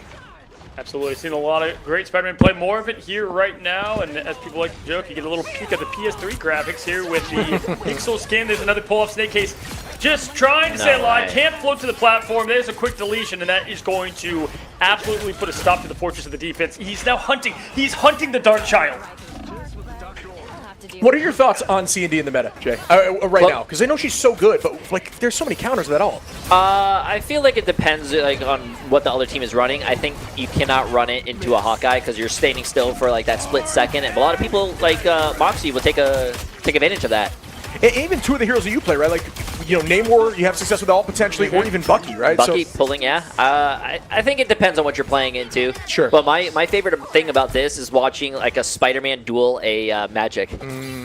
Okay, we've seen a bit of that too. Yeah, that is going to be a tight matchup. I'm looking forward to seeing zoom in on that, which might happen shortly. What a pull there! Wow. And that is a nice pick by Craggy. Eyes on the back of his head. I mean, he was facing forward, found the Crag to the right. I got to say, as we just watched this kind of dominating Spider-Man play, and it looks like Team Flats is potentially going to lock it up here as the 50th arrow does land for Moxie. That would have been the headshot of the decade if he hit that mid shot, but either way, 0.43 up. One thing I want to highlight about Rivals that's so cool is you do have a defined meta, but I think it's just so awesome that they've allowed these characters like Spider-Man, these kind of high skill ceiling, to kind of shine in their own comps. That is true. Yeah, I've been loving the more complex heroes that they've been dropping. I think it really shows you, like, the high skill ceiling heroes, in my personal opinion, are very important for the game because you get value, but you really need to put the time and work in order to get that value. They're not easy to, you know, a very high entry barrier as well. Do you have a favorite hero? Not outside of like what you play, but just like design wise and everything involved in that process? Ooh, I have a lot. I mean, I go through like I actually go through characters. Like I go through phases. Like Same. I started playing Psylocke when the game came out. Then I moved on. I saw Namor gameplay and I was like, that character looks horrible. I've never played it. Ended up playing it, loved it. Ended up playing Bucky after Moon Knight. I even have a Lord Squirrel Girl. So I mean, there's a lot of characters I actually really do enjoy. I think that's what, like, you know, whenever the new patches come, like, new heroes are cool, but, like, I'm personally, like, seated for when Guang hears, because I'm waiting for the team-ups. I think the new team-ups that come in always can just change completely how a hero plays, but also being able to see, you know, buffs, the nerfs, they've been on top of that, and kind of what you see there, and that obviously affects play. Snake Case, he's been pulled off the map so many times, he didn't even know what hero to pick. He's like, this has been tough. Team Vibes, trying to get a fight back. 2 minutes, 33 seconds is a hell of a time. Yeah, I'd love to see that Venom get through so he can get some action back at him, right? But obviously can play these Vanguards at a very top level, but it's tricky when you're going into a Spider-Man that's constantly displacing you. You've got the invisible push and pull that's constantly a threat to you. And then you've got walls placed behind you every time you press forward. This team comp from Team Flats with those bans, removing a lot of that damage, is just a huge threat. A very, very strong play. I think it was just cerebral from them, and they're clearly walking this through almost 3 full minutes on the final point. And we saw it yesterday. There's just so much you have to keep in mind outside of the skill of a Spider-Man. It's just always constantly thinking about him in the back line, how much effort and focus you have to put towards that. When you're a strategist, you're just hoping not to die, while also trying to keep your vanguards in the fight and what you need to do there. Kingsman knows the assignment, trying to get it done. 51 and just so pesky, like an actual bug. No, they're still doing though, and he turns it back, finding that heal, and that was just enough to make sure he wins that fight. He's been trying to chase that down, but great play again by Wada, who's looking so strong right now. Ooh. Right, swinging back over, just doing like multiple things at once. Like you get a little bit of fight. I mean, that's what Spider-Man's do. His movement is crazy. Yeah. What do you think was the most annoying thing being on the other side of this yesterday? Right, just having, is it like that your strategists are dying? Is that you have to focus on peeling? Like what is it? Focus. So your focus is split. You're trying to do damage to the front line. You do all this stuff, and then you have to worry about a Spider-Man that's harassing your back line. So for our team, just get rid of him. No.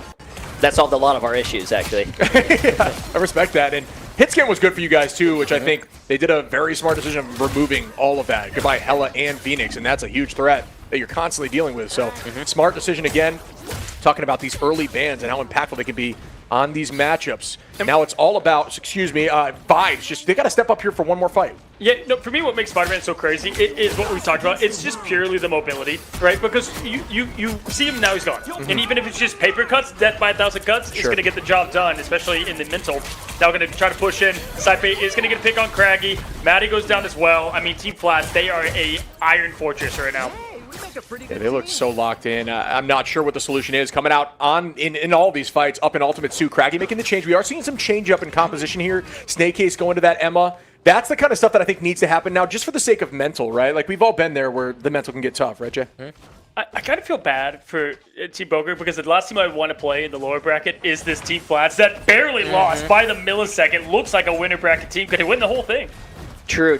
I agree. I feel bad for Boger just in a lot of ways, just having to wake up. That sounds toxic, but no, I'm talking about like him hosting his own tournament to play in a tournament. Sure.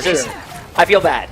No, absolutely. If you guys don't know, and I joined him there, that's why my throat is on fire. We went 10 hours yesterday. Boger went through the night hosting what was the Boger Bash 2, now finding ourselves at the J3 Community Clash. And he knew it was going to be a tough uphill climb, but Craggy says, I'm going to try to get this team together on this point one. Kingsman joining in the fray as well. The portal's going to come out here. Quick portal camp. W production. Moxie going to bring them into the fray. Kingsman gets on side pay. Oh boy, Boger going to fall there to Prism. Just trying to get what they can out of it. Moxie can play it all though. Forget the Hawkeye. Here's some magic. Yeah, I really like that attack there, but again, just the bounce back from Portal and cleaning up the rest is the team that was even going down in some of these fights through Ultimate, still finding a pick, and if they consistently did that to the point where it was 3 left on point, they came in with Strange and cleaned up the rest. So great retake again by Team Flats. Alrighty, so we've got 33 seconds, Jay, on the clock. You know how tense it gets here in overtime. We got to just try to reset and focus up, man. You think Boger and Team Vibes can pull this out? I hope so, but Flats does have ult, and there's no support ults from the other team unless they get Cloak ult. Oh, that timing. Look at that. Again, another perfect window there from Jay. Out goes the Bond, but Moxie is able to find, this time, not the Cloak, is going to get that invis out of there as Teddy falls, and great positioning here from Moxie. No. Oh, they did. Wow, they got capped. point. He's just sitting up there for free. No one's shooting him. He's not even moving. Moxie's like, you can have the point. I'm just going to go ahead and try to get my limbs up. I want that final hit to be called out again as he just continues to farm. All right, Moxie, we see you. Oh, wow. He's actually against Galactabots right now. Like, he's in the practice range. Just going crazy. Look at now. They're like, somebody kill this man. He's like Drax in Guardians. If I stand still enough, I am invisible and no one can see me. And the dude has not been looked at. And I think he's just going to lock in here. Now the team finally able to get eyes on. What a jump scare. I was like, what the hell's behind him? But it was the Spider-Man there. And there's Wada's commitment now. Going to spin on Spidey, finds a 2-piece onto Maddie and Ted. And that will be a pick from Kingsman onto Moxie to try to even the numbers a little bit. 5v6 now. Slight up on the side of Team Flats on the defense, who are just holding them like it's still point one. I was going to say, this is confidence, man. The spawn is right here for the other team. They don't care. I think this is a great hold, actually. Holding them there. They have to go to the cart, obviously, to move the cart, so they're wasting a lot of time. Yeah, it's a good call out. Like, where the cart is now, if it was through this castle doors, this would be way worse of a hold tactic. But you have to come to them, and now they can set up almost defensively like it's a point again. Exactly. All right, and the next fight begins. Going to be alt advantage. Actually, roughly even here across the board. Snake Case available. Kingsman, Teddy. You look over at Moxie and TTK, who's going to start off early. Snake is able to find flats before the clobbering time comes through. Walled off to try to protect the back line, and Wada is able to take out Matty. Kingsman, though, with another pick. Back and forth we go once more, and a few are seduced there from the side of Snake Case on that Emma. Yeah, I mean, just right now, I mean, the stat sheet's just got to be absolutely beautiful on the side of Team Flats, TTK, and friends know exactly how close they were to advance, and they're showing it right here. Behold, the Dark Child. See if Kingsman can get this space needed, but Wada, he gets the pick there, and again, Wada's going to be back within the time you can say Spider-Man, but Moxie, Ew. My God, that was disgusting. I mean, this is just insane. Those are just disgusting shots. He's just locked in right now. Dude's entered flow state, and I don't know if anyone can get him out of it, as he's going to walk onto the point and take out Snake Case as well, and that's a three-piece, sending him right back to the spawn. 19, 18 seconds on. Give him a fourth as Boger goes down as well. Moxie, they have families, bro. My goodness, just absolutely devastating. Do get at least opening pick to help out a little bit. Boger's going to have ult. They've been combining that with Craggy in the past year, so maybe they go that route again here, Jay. Hopefully Craggy is able to get a few here, and Boger. His eyes are open. No, they're not. They are currently not open. He is speed running his nap as we speak. TTK, Flats, Prison, they all get a piece of the pie. Everybody wants a little bit more of the shout out on the stat sheet, and that is going to take us now to a 2-0. We have seen the impossible done shit, but I got to say, if you look at the betting odds right now, it's not looking good. Yeah, Team Flats is locked in. We need to see a heavy change here, and one of which being banning a character that they will not play. Probably not going to happen again this time, as we see Wada coming out with the MVP on this team. And that's just a shout out to these duelists. Wada being able to get MVP through some of that Hawkeye play is disgusting. I love that MVP screen. It takes me back to the glory days of the SNES.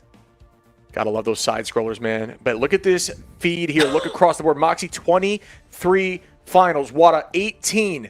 And you know what? They don't need a lot of damage when you can just guarantee picks like that. What I'm typically looking for is a duelist that has minimalized damage with the most finals, because for the most part, you're not feeding the back line, right? You know, Kingsman's like, guys, I went positive. I don't know about you guys, but things went okay for me. No, seriously, I mean, just look at, again, let's look at the eliminations. Prism, one death. Right? I mean, You compare that to 13 and 11. 24 deaths on the other side compared to 4. There's a recipe for disaster. Yeah, that's just good positioning, right? Strategists, for the most part, you're really looking on that. I mean, healing's obviously very important, but you're looking at how many times they get killed, because if you're able to stay in the fights, you're enabling your team. Jay, you are my friend, you are the motivational speaker. Say something to Boger. How do you get this team going? What do they need to do? Oof. I mean, you're gonna you walk into the room and say, oof.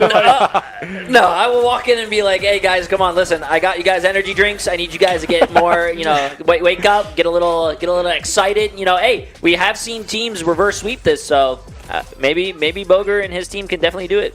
Have you confirmed if Boger's a cutout, or is he actually there? Can we get confirmation on that? But no, honestly, I do think there is a when you have the talent that they have, they've got a shot. Now, will it be slim? Yes, but we've seen crazier things. Yeah, a little bit of a weekend at Bernieing, a little bit, Boger. They're just kind of moving his arms for him right now as somebody's standing behind him. But, yeah, I mean, this team, they've got the talent, right? I'm with you. I think they just need the confidence. I think it's just a lack at this point of believing in themselves. I'm sure they're all kind of thinking about, how tired they may be and how things just aren't working out. But change up the bands, reset the mental, and try again. For me, I'm going to go with the Hawkeye band. I think you start there. You try something new. Get in here, Jay. Get in here. Get your bucket on over here. Yeah, no, listen. For me, I do think it's going to be the Hawkeye ban. Change things up. Try something. Maybe ban Hawkeye instead of, Magic? Yeah. Well, that's definitely a start, right? You don't want to ban when somebody likes to play. That definitely was kind of an early foreshadowing of what might happen. And, I think it is going to be good to give these teams a bit of a reset when we do lead to a 2-minute, 3-minute break here in just a moment. But thoughts so far, Jay, as we find ourselves almost done with the second match? I just hope Boger. I want all the teams to win, and I hope all the matches are good. I've been on the other end where I play in a tournament, lose, and then it kind of does suck. But I want everyone to do well. I hope everyone just has fun. And that's what I'm hoping for. Absolutely, and as an invited team, definitely is a bummer to lose. And you feel for these ones that have been grinding so much too. And actually, can we get a bracket update? We'd love to see what's going on around the board right now, as we have had eyes on Boger and Flats. Here's a look at your bracket, ladies and gentlemen. Welcome down. We did see them win earlier, but now they're struggling a little bit against Mochimon. Mandas Pandas in race car 1-1. Hello, upper bracket excellence. And then, of course, we know 2-0 from Team Flats. And, of course, Boyfriends is looking to be on the top there of Team Momo. Yeah, shout out Prod for being able to pull this up. We just kind of shot it at you. Good work, Prod, there again. But yeah, I mean, I'm excited to see Mandas Pandas versus Race Car, or at least see who comes out on top there, because we saw how strong that team was, and that's a testament to Race Car, a team we haven't had eyes on yet today, but they're clearly got a lot of talent. They're able to match up. 2-0 down there at the bottom. Will we see the reverse sweep? Certainly can happen again here at the J3 Community Clash $30,000 tournament, where pride and money both on the line. Jay's giving me the sign he has to use the bathroom again, which does mean we will be heading to a quick break. The break bar, as production likes to put it. Don't go anywhere. Reset, reload. We'll be right back. 17th.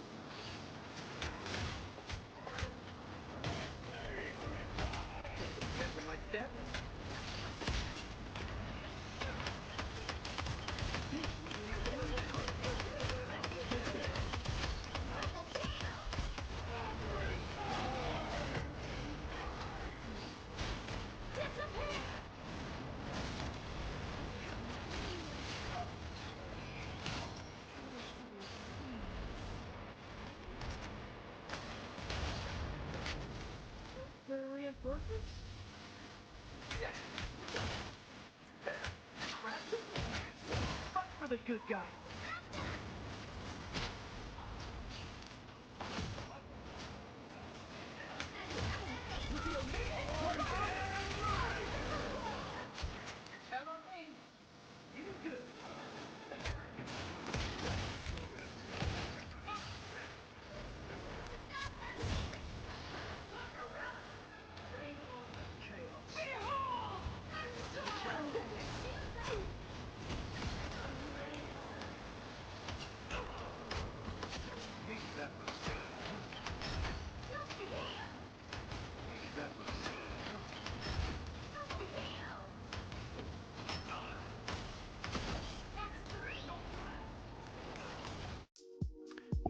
Hello and welcome back, guys, to the J3 tournament. I hope you guys are ready for more action. We were actually in the break just talking about who's going to win the Mario Party later. Funny enough, Jay thinks he'll win, which I think is comical, going down. And, I will take a Dr. Pepper. Appreciate you. Thank you so much. Anyway, guys, we are back to the action. Hello, welcome back for the break. Hey, it's 0-2 right now. Boger, how are they resetting? And look at what they got ahead. I mean, honestly, again, I think it's just the old wake-up strategy. I think a key thing to winning games is being fully coherent, which is something that maybe they're struggling with right now. But again, shake everything up. Change your bands up, change your picks, try to do something different, and see if you can come out on top because, we saw some disgusting play across the board, especially from the duelists on that last match. Keep the vibes high, right? That's the whole goal of the team and what they're looking to do, guys, as we find ourselves in Midtown. You're going to see a lot of Midtown in Central Park. These are two favorites from the pros, that and Yggdrasil Path. They're typically ones that we like to fold to time and time again. And again, if you're just now coming in, Flat's team did get pushed down here just narrowly, and it's definitely interesting because when you look across the board, man, 2-0 on the bottom lower bracket. We could have 2 creator teams going home right here. The invited teams, 3 invited, 5 were played through the gauntlet, and we find ourselves ready. Team Flats, team vibes. Let's get this thing going. Yeah, I mean, shout out to these teams, man. That the teams that weren't necessarily invited from the creator side, making teams, keeping 2 pros on there, and still finding their way all the way to this point. And you're getting some cash despite where you place in this tournament. First, 7,500. Seconds getting 55, 45 for third, 35 for fourth, and then fifth and sixth, 3K, and 7th and 8th, 1.5. No matter what, get a little piece of the pie. That's a lot of skins. That's a lot of costumes. A lot of Luna. You can get almost every single Luna skin with that one, as we have both Gambits being banned at the start. The save going to be going on over. Typically, it's been the Loki for side pay. I think that's always a nice safe pick. We'll see if the Magic gets banned here. Hopefully, they're ready to go. Watch this be extra slow. It's going to be extra careful here. Last second bans. Ban the Magic. Don't do it. We'll see how they want to lock in. This is Hawkeye. This has got to be Hawkeye. Come on now. You saw the difference. Maybe TTK. Okay, they believe it's the Vanguard pressure. That's more the problem at the moment. Yeah, I can see that. I think they really weren't pressured there from the poke, so that was super important. But, to try to change things up a little bit, maybe getting rid of the thing is the answer, but we'll find out if that's the case shortly. I love that lock right there. Absolutely. When you look at what they're going to do this time around with now Magic not available, and we just talked about this, to give Snake Case's Venom is all the importance here as we're trying to get things set and ready to go on our side. Daredevil, seeing that ban once again, and Phoenix to follow. Yeah, we're going to see shortly what the next lock in ban is, but I'm not quite sure just yet what that is. Goodbye to Phoenix, I think, is a smart decision. Something we've seen a lot throughout this tournament, but we'll find out if that is going to be enough in the lock-in of Daredevil here. Yeah, guys, one moment. Sorry, everybody. We got some mic issues, but we will be fixing them. And we'll be right back here just in a moment, trying to get these mics set and ready. Either way, we got the Hella Band to get things set and done for them. And the save looking like it's going to go towards the group. So they've been kind of hovering this, guys. Again, don't worry about the mics. We got it locked and ready. Lock it. It's a Daredevil save coming from Team Vibes. Going to be double checking with production here to make sure things are changed up. We'll let you guys know shortly to make sure it's cleaned up completely.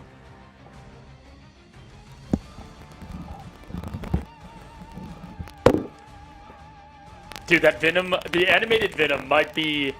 you know what? Not even might be. This is confidently. The mic is inside Jay's stomach. How did you guys know? Yeah, Snake, I gotta say the Venom might be the best animated Lord icon. Let me know down below what you guys think as well. And looking across the board, Teddy is going to be floating the Atom. We've seen a lot of Atom Warlock here on the defensive side of things, especially yesterday when we were casting a whole lot of fun there. But taking a look, Snake Case going to be on the Venom, of course. Craggy to follow. Triple Vanguard, the good old Goats comp yet again.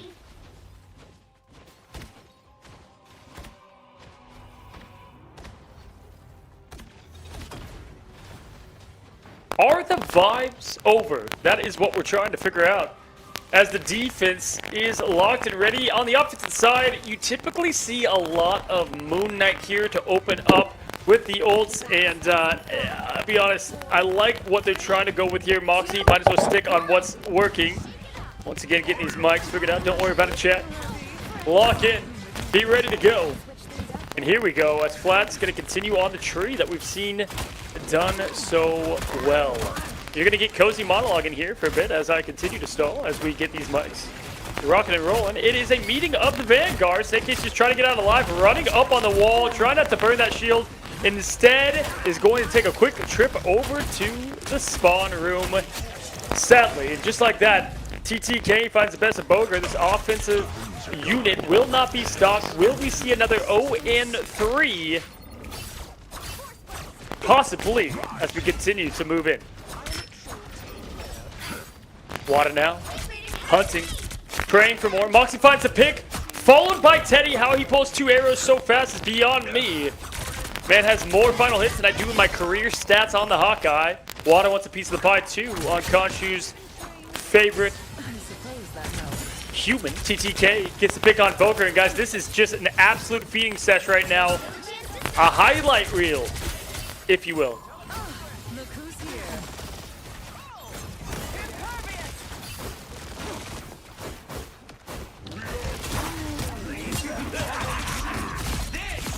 Enjoy the gameplay for just a moment. We're going to get these mics set and loaded. Don't get away.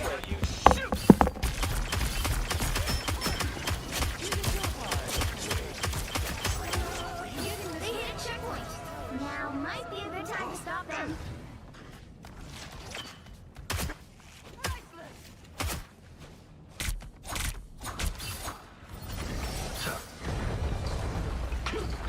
Better stop that vehicle.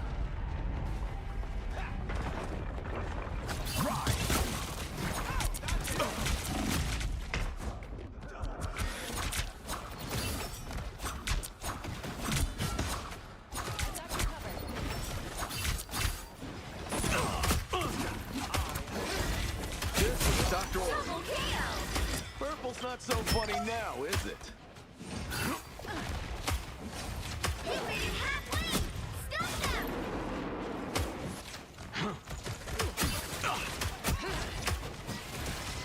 Anyone willing to help? Better stop that vehicle. Look behind you.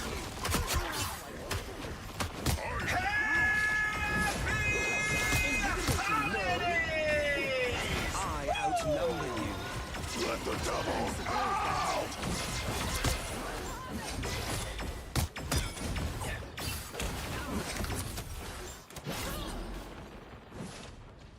I'm gone.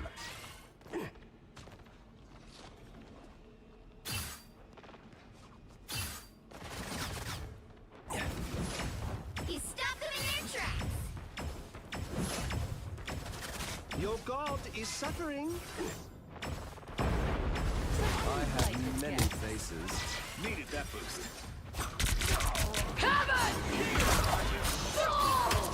Shields up.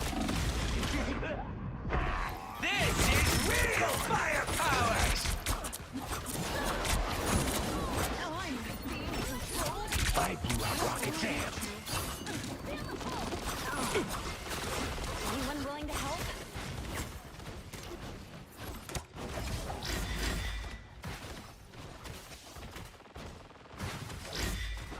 Your powers are mine! Your powers are mine! This is real firepower! Double KO. Look behind you. According to Dr. Richards, the glow of the moon is nothing more than reflected sunlight. No one asked for your opinion, robot. Especially Khonshu. Right!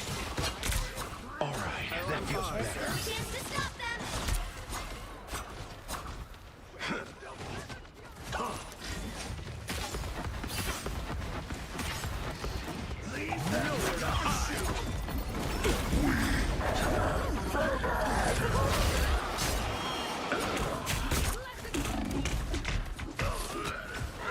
That's much better.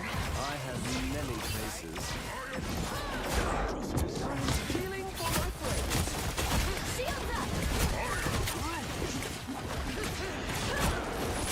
He stopped them in their tracks.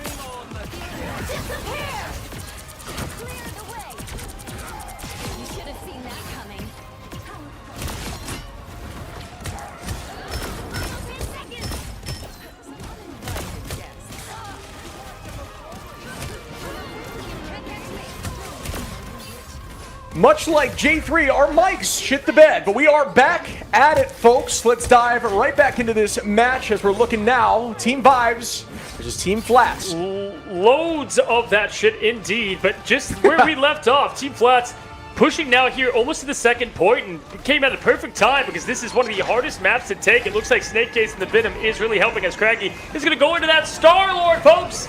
And we are here into what is the final push. Overtime is ticking. They need to get pushed to do this if they want to make this the clean 3-0 that it is. They find the pick early with Prism.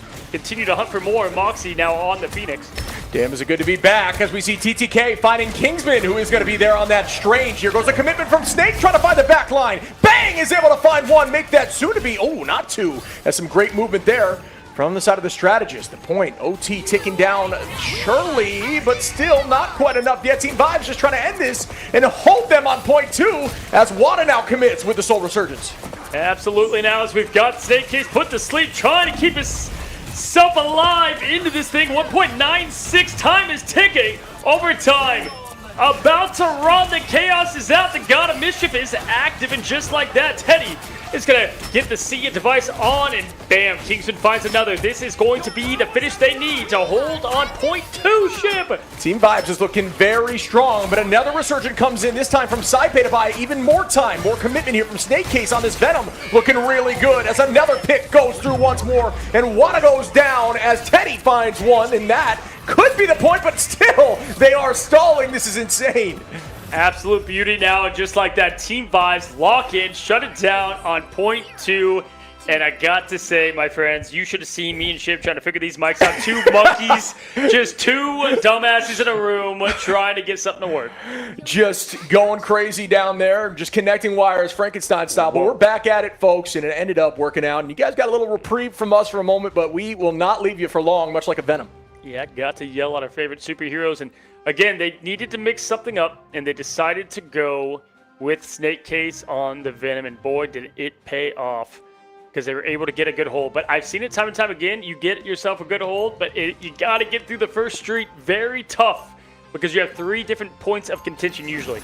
Yeah, that is a really good hold. Yeah, again, I think this is a very attack-sided map. I feel like if you're not triple holding them off the rip, then, you know, which is a lot of teams like to do that. It's tricky when you're in a situation like this where you really only have 2 pros and you're trying to coordinate, but it's a very attack-sided. I feel like if you start walking forward, you really keep it going. Holding point 2 is definitely an option, but doing so definitely makes it winnable for your team. And this would be huge for Team Vibes. Absolutely, guys. We promise not to leave you again. Actually, empty promise. I have no idea. Could happen, could not. We'll have to find out. But currently, we do look at the stat sheet, and it is just known. We're seeing those 4 final hits on Snake Case. Boger is locked back in. Ladies and gentlemen, please welcome Boger to the J Community Clash, and the Herbie's ready to go. Just kidding. I said we won't leave you again, but we will, as Saipei is going to initiate the pause. Looks like we do have a small connection on Flat's side, so maybe we bring it back to us here in a moment to welcome you back into the studio. And it could be a quick pause, could be a long one, here for a long time, for a short time. Either way, I'm enjoying it. Yeah, what I got to say is, which I assume is what happened, I think that Snake Venom clearly made Moxie switch off Hawkeye. I'm not sure if Hawkeye was even started. I'm going to be honest. I was under the desk just kind of plugging wires together and hoping that I wasn't going to get electrocuted. But it worked out. We're here. We're back. And I think that change clearly worked out, buddy. I smashed my finger between the chairs, bleeding out. It's been quite an eventful time over here in Miami. You expect nothing less with J3 at the helm. But J3, he's out getting food right now. We don't know. He may not even know this happened. He may not even know what's going on. He's going to come back, and we're going to be like, it was just fine. Nothing Match happened. Pause. TTK's controller died. You know, folks, it happens. It happens. All your controller players. Dude, have you been in a situation where your mouse dies, your controller dies, and you're like popping off, and all of a sudden, it's never at a good moment, too, in an ideal situation. I'm curious what the chat is favorite excuse, like, white lie excuse. It's like, oh no, my cat hit my keyboard. When you press Q in the loading screen, you know what I mean? Oh, it was my cat, dude. Like, TTKs, I wonder what, oh no, it's the game. Yeah, I missed that Meteor M to the left. My controller died at the exact it's time. stick drift, dude. I was so close. Who knows? All I know is streaming 10 hours yesterday, 3 hours in today. I was actually crying at the 10-minute break that we were able to have there a moment ago. So actual tears that you did get to see Ship. But you're brave. But day one. Day one is where we're at here. Pause is going to initiate. Minute and 40 seconds, not too long as we find ourselves back into this. And the players are ready. We are ready. The gates are ready. Team Vibes facing elimination. Here we go. And we will begin once more, folks. And I'm ready to keep my eyes on this game. Haven't had a ton of eyes on it just yet, so I'm stoked as we start once more. We're looking like on the defense, they want to run that triple Vanguard, triple strategist composition that we've grown to know and love. Incredibly strong, and here we go. Moxie going to be the one on the cap, just stalling point, and that's what you want to do on cap, folks. Take that into ladder. Just stay on that point. Every time people move forward, jump right back on the point and don't allow it to move. It doesn't matter how many times your team dies if the point's not moving. Yeah, beautiful pick here. Love the Craggy Kingsman combination. This is what you want to roll on the offensive side. We didn't get to see it as much with Team Flats. We're seeing it this time around. Kingsman already at 53% and climbing. Shortly behind. Now, no Groot, right? Because you're going to have Boger instead on the Imma, and you're going to have the Snake case. So, interesting pick there altogether. Any reason for it? Yeah, I mean, removing the Groot right now, it could be just because they're afraid of the raw damage. But, I mean, honestly, I'm not sure. I don't think it's just comfort level, I guess, at this point, what they feel the best on, because they really want this W. And it looks like this team right now is flowing a lot better than they have, and that's a huge ult right now as Moon Knight lets the moon out. Goodbye, Flat. Saipei falls. Kingsman with a huge Q will keep them going. And that second fight near the ambulance is slowly but surely going to be heading towards Vibes' way, unless they can get back through this point here, and I think they fell quick enough, but it doesn't matter. Kingsman with some insane positioning will reign all day. I mean, hey, Moon Knight likes everybody grouped together, coming out of the portal. That's ideal. You know how many times I watched this map yesterday and how many times it lines up that first portal with Moon Knight cooked up all the way? Like, it's just such a tough thing to deal with on this first point. And look at the amount of check marks over there on Vibe's side. Looking nothing actually like my grades in high school. Yeah, you were there for 14 years. We'll press right past that as we start our next fight now. Again, I'm going to start with the Sonic Seduction. Boger is beginning. Maddie doing the same, dancing around the point. Everything's purple, but here comes the Hurricane bitch as it goes right towards the back line. Bang! It is potentially going to find, but no, the res is going to be bonded immediately, and nobody's HP moves at all. You can hear the graphics cards begging for life as we just saw every ultimate unleashed there. Team Flats can find 1-2, make it 3 as they move in, and just like that, 3.9 going to be pushed back. So Team Vibes did a great first offensive push, used every bit of those check marks, but Teddy and Kingsman's back around. I mean, that was just some really strong defensive play by Team Flats there to hold on even through everything that was the fear of the Q's. Kingsman still holding on to ult. Teddy the same. Already TTK. Blue SKB. I wonder what TTK's reload animation is for his controller batteries. You know, you think he's got like a spin, stack of the pack. A straight aura. Yeah, you got to know what's happening. Here now, looking at it, we do have Kingsman once again putting up the hand of Khonshu. Teddy's going to copy the Eternal Bond as they push forward. Boger does find Flats, getting the best of the creator on that one. Now with 1 minute and 7 seconds, got to lock in. The time is now, or you face elimination. Everybody's locked in. Teddy with 1. This could be enough for Vibes to press forward. It looks like they are. Yeah, they're flowing together now as they have 3 minutes and 24, and all they have to do is get this point through point 2. Game is theirs, and they push this series on. This is what we're looking for here with these battles. Buddy, we might be cursed in the best way possible where these teams are just pushing these series farther and farther. Yeah, absolutely. Here, just riding the card as Loki should. Here with the clones, Craggy going to grapple up top, trying to find that high ground advantage, doing his best Obi-Wan Kenobi impression. DK's got the Augo. Man can nail him. Let's see if the magic comes to play. Snake Ace holding that hype, ready to engage on the backline as soon as they peek their little heads. Like whack-a-mole here. Bang, here it goes. And everybody's going to press Q as we see Wada immediately. Soul Resurgent goes out. Eye of Agamotto from TTK gets stuffed out of the sky here from Craggy and does still fall. Return to sender a little bit. TTK, that's how you know you're goated, right? It's like, oh, hey, Wolverine, thank you for that. Whips him into submission there. TTV is going to get a pick as well. Moxie finds the best of Snake. And just like this, defense coming up to play once again. But, man, 2 minutes is still a world of time for only going not too far.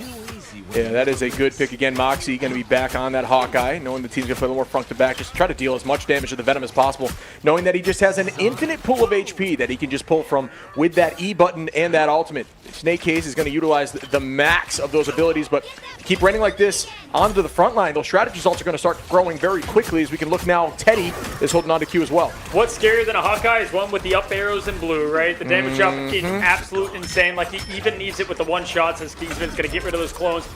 Kind of lessen the healing as much as possible now, trying to hunt fine with his Phoenix skin, and the ult goes out. He finds success, but those lanterns will be pulled, which is still at least worth it in the short time being. But Moxie once again finds a cloak and dagger. The trade happens with the support in the back. Wada goes down as the Moxie. Minute 30 seconds right now. Farm it out, get it out. We've got the Kingsman throwing out the Conchu. Yeah, it could be threatening. TTK able to find one onto Boger, though, to make sure their team is still holding on to this defense. A minute 20 on now. It's another one of those situations. The momentum is shifting back. Saipei going to press Q and copy up as Moxie takes out Kingsman once more. And now still Vibe's going to have to reset together. Just finding that comfortability again on the Hawkeye. Snake, you know, maybe it's got to find him once again, get him uncomfortable, but they're kind of playing protect the guy with the plot armor right now, and that is Moxie. TTK holding forward, has that Augo. Look at what they have, man. They've got Augo, they've got Groot Hug. 2 ways to get you down. 50 seconds on the clock. What do you think Vibes has to do here to get the win? Right now, it's all about this alt play. Flats is going to be threatening here on the defense. Obviously, that is something they got to keep their eyes on. They don't have a lot of answers. Ooh, and it gets launched, and I don't think it collides with anyone. Not sure what the stuff there was. Moxie going to press Q as well. Craggy able to find one, and there is the ult that we're talking about as Moxie goes down mid-ult as well. That was what was necessary. Kingsman and Maddie still holding on. Craggy very close. This could go Vibes' way, but it's all about getting impact. A huge eye comes in from TTK, and that could not be more massive as Craggy was holding on to that last stand. Yeah, that ult was coming. It was there. Rampage coming out, but TTK understood the assignment, got rid of him. No passive to help as well. Not sure if it would have made the difference. Either way, Eternal Bond is out. Moxie now trying to do what he can on the Wolverine, and there's a beautiful Groot ult now. Boger gonna get the best of Prism. Snake Case goes down to Moxie. The push is here. Overtime is ticking. Time is running out, Chip. Yeah, I mean, this is a back and forth battle here. Prism's still holding on to ultimate. There's not a lot for Vibes. They've got to get on this point together as OT is ticking down. Somebody's got to get on it or they're not going to touch it. No, not like this. Not like this. I think the portal was ending too, so it's a tricky situation. But either way, that is tough. And, you know, again, I don't think that was a C9 situation because I do think the portal closed. But it was a last-ditch effort. Not much they could do. Incredible defense by Team Flash to take this home 3-0. So just like that, Team Vibes, Team Boger faces 0-6 in their tournament play. Definitely not how they wanted to come out, but we appreciate them playing their hearts out here and fighting against all the elements, including that lack of sleep, as we point out time and time again. We look at the final stats and how we got here, folks. And once again, Moxie. I mean, we talked about this early on. You've got the anchors and the pros, right? And a lot of these teams, some of them have pro duelists, right? Sure. A lot of the times around. With TTK and Saipei being the pros that they have down there, Moxie is filling that all-important role so well. Yeah, I think, again, it's a testament to Moxie not only being disgusting, but the other roles, playing the roles properly, taking and owning that space, allowing Moxie just to essentially rain on Hawkeye from any distance without being too pressured. Obviously, Snake making that change was impactful as the game looked a lot closer, right? But again, that's a testament to playing your roles properly and having a strategist that leads comms and makes plays and a Vanguard that's able to take that space and own it and play virtually every Vanguard. That is a recipe to allow your duelists to do their thing, and we saw a lot of success from Moxie right there. 07's in the chat for Team Vibes and claps for Team Flats W's because this team was looking all the part in the winners bracket and they did not let go of, you know, when you lose that close sometimes, it can affect the mental, right? Sure. But now, no, you are looking all the part, like you are ready for a lower bracket tear if you're a fan of Team Flats. Well, look forward to some more action from them later today as we look at the highlights that brought us this Creator v Creator game. In just a moment, we will be going right into the bracket and kind of where we landed and things fleshed out here in our day one, round one.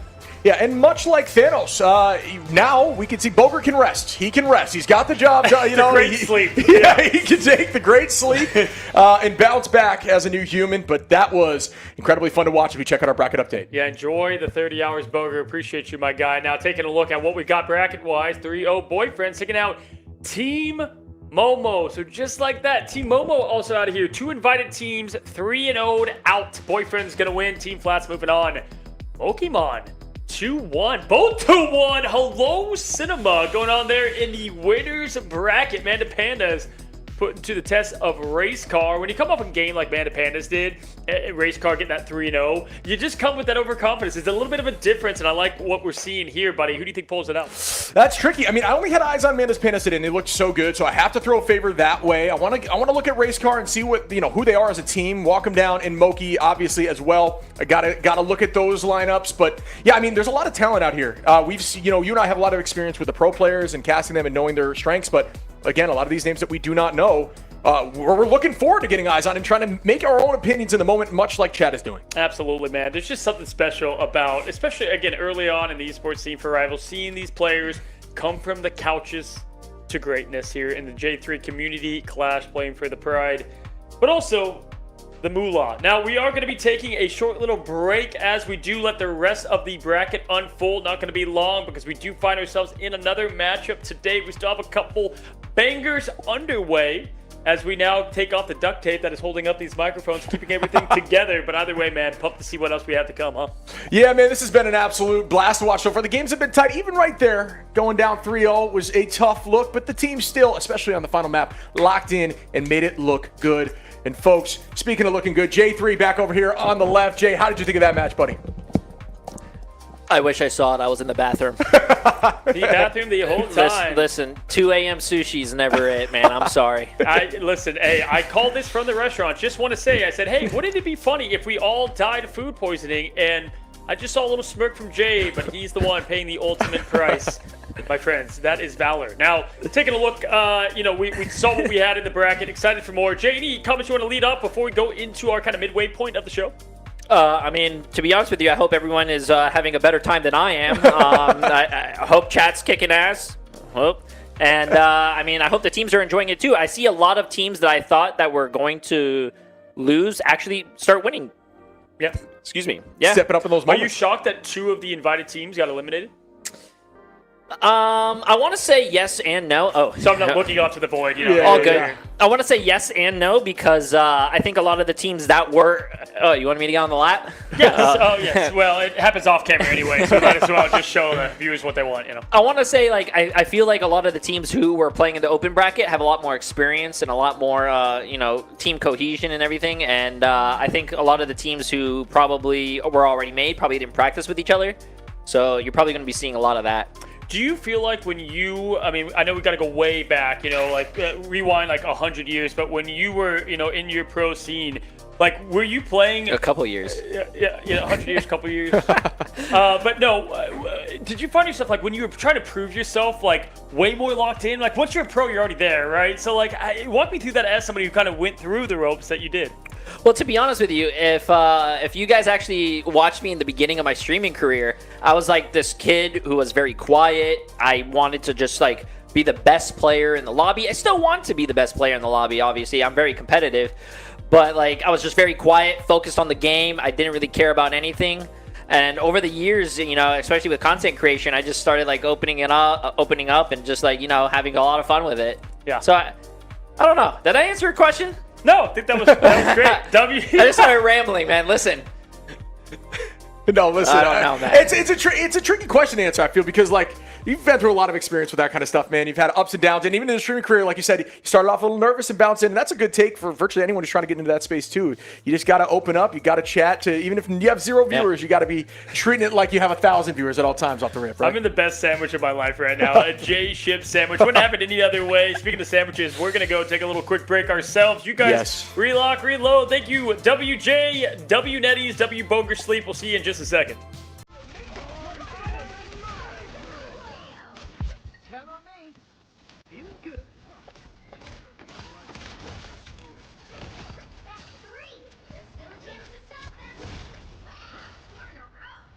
Bring on the chaos.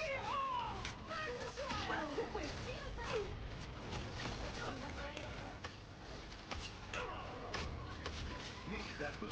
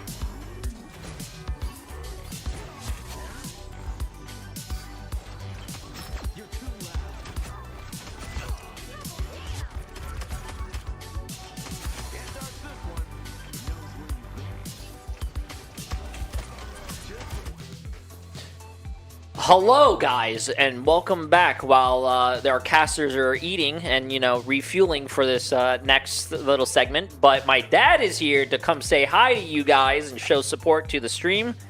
Don't worry, that's like 30 seconds behind, so you'll see them say hi in a second. All right, But cool. do you have any words of encouragement for any of the participating teams there who are probably watching or the fellow chat? Hang in there, be tough, and fight it to the end. There you go. There you Yeah, go. that's it. You want to say hi? Come in to say hi, PJ. A little family gathering. There you go. A lot of people don't know I have a brother, but yes, chat. Oh, they think yeah. I have a sister. I don't know why. No But sisters. yeah, do you so there's 4, I think there's about 6 teams left. There is is any team going to team 5? Let's see. So here you go. Thank you. Production is absolutely amazing. You Good have job. all these teams are already playing. We just watched Team Flats against Team Vibes. What do you call it? Sadly, Boger, who I was playing in yesterday's tournament that you Right. know of. He is out. He's very tired. We have Mochimon against Walk'em Down, which is currently 2-1. It's a best of 5. So if Mochimon Nice. wins, they move on to the next round. Mandas Pandas is up 2-1 against Race Car, which I'm actually, Mandas Pandas is putting in the work. And these are teams from all around the world. Yes, these Wow, are teams. that's great. So I don't know if I told you about the tournament, but it is a community-based tournament. We opened Nice. it up for everyone, Right. and basically we had 8,000 people join the Discord. Wow. We had 600 teams sign up, Wow. and this is basically the final 8 teams. Wow, that's great. Any team name you're rooting for, even though you don't know anything? Let me say it again. Right here, so you can see there's Walk'em Down, there's Mochi, there's Mochimon, there's Manless Pandas, Race Car, Boyfriends, or Team Flats. Well, the first couple ones sounded good. The first couple, Let me say it again. Run them down, and who else? you have. Oh, hold on, give me a second. Let me get my handy dandy notes. You have Boyfriends, Mochimon. You have Walk'em Down HQ, Team Flats, Team Flats, Mandas Walk 'em Pandas. Down, and Mochiman sound good. And then who else? At At the bottom? I can't. I the can't bottom read was without Team my Flats. glasses. Team Flats? Yeah, Let's see what those 4 do. sounds good. Yeah, Sounds good. cool. Appreciate you guys showing up. Appreciate it. Appreciate chat being here. Appreciate everyone that was participating. You guys are absolutely amazing. Amen. Blessings to everybody. And have a great tournament. Thank you, Dad. Thank you. You're Thank you. welcome. Bless. Okay, we're gonna go finish back eating, chat, and I think we are going to. The casters were probably gonna be eating still, but if there is a match 5 that we could go into, I will be doing the casting for you guys, which is probably gonna be absolutely horrific, and hopefully I don't have to go to the bathroom between that. Yeah. Thank you.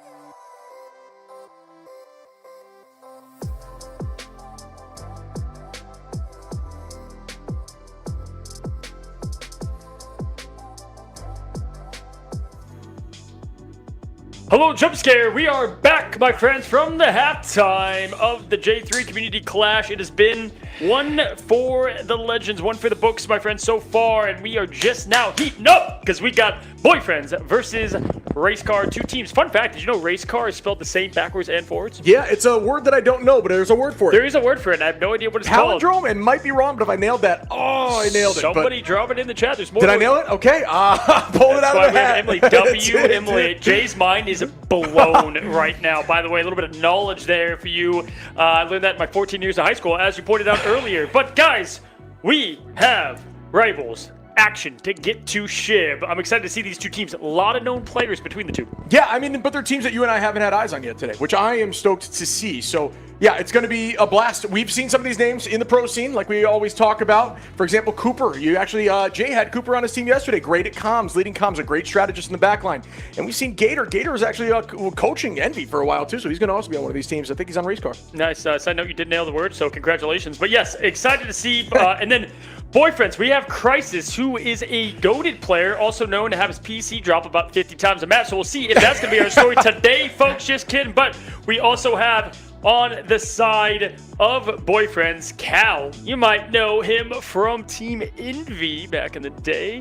And a lot of the unknowns, which I'm excited to see put together. But yeah, my friend, seeing Gator out there, Energy, one of the GOATs in the duelist department. Yep. Cooper Tassic's fantastic.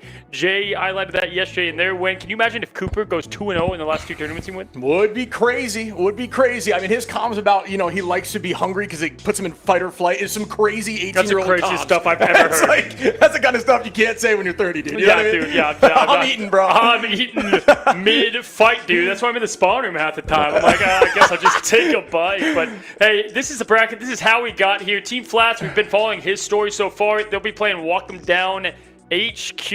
What a name. Race Car versus Boyfriends is what we'll be looking at. In the upper bracket, you can see it is Mokimon, who won a 3-2 against Team Momo, and that just honestly took the wind out of their sails. Team Momo got eliminated quickly after that. Yeah, I mean, that's how it would be. With a little bit of momentum, if it's going against you, you got to try to swim against the current. It's tough, man. It's tough. We saw that there, even with, we're talking about Boger's team. They struggled a bit. They almost got back into it in that final match, but weren't quite able to turn the momentum around. And that same story has been happening across the board here. So you see the updated bracket here. And, man, I got to say, these matches, even being down 3-1, have been crazy. Yeah, Man to Pandas. I mean, we saw what Vision and Co. did against Flats. I mean, will we see a revenge match of them in the grand finals? It's certainly setting up for that, as Team Flats has looked all the part as well. But you got two 3-0 teams up and ready to go.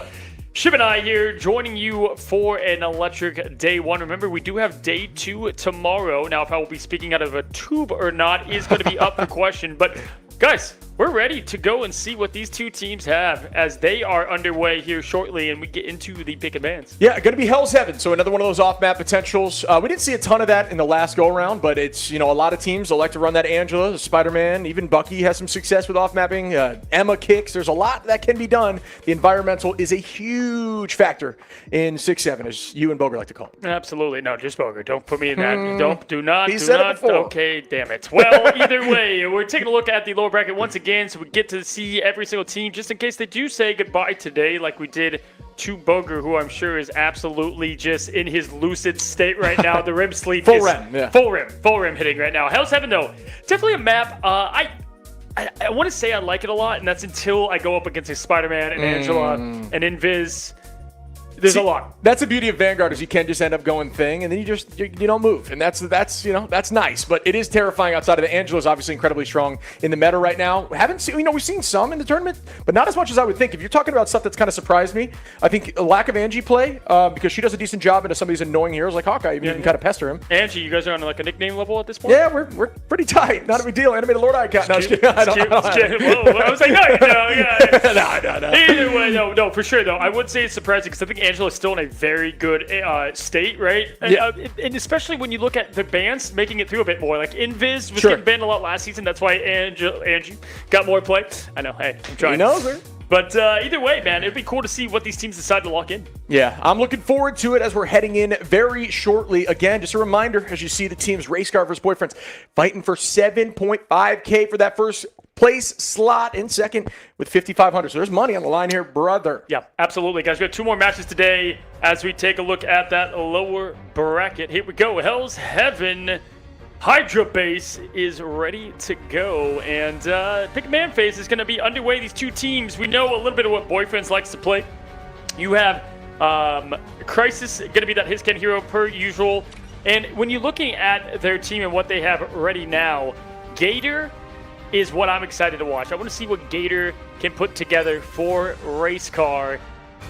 This is fun, man. This is fun to look at this lineup together. Yeah, you know, at this point, we might as well just keep Gambit's face right there on the front side because, you know, we've seen it a couple times change, but that is just a consistent ban. And the lock-in of Loki here, another incredibly strong strategist, especially at the top level of play, even more so over Invis, just due to the fact that those greens, those lamps, those crystals, whatever you like to call it, are so strong. Yep, there's the Loki save that we saw a lot from Teams Flats for Saipei and what they were able to put together. And you know why they're saving Loki?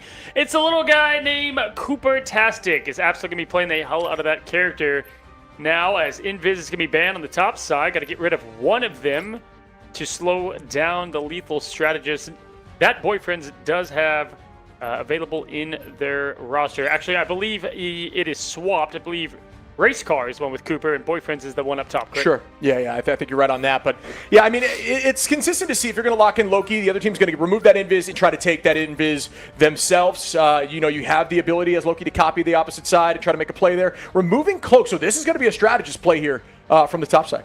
You know what I'm excited to see, guys? I'm just going to call it out right now.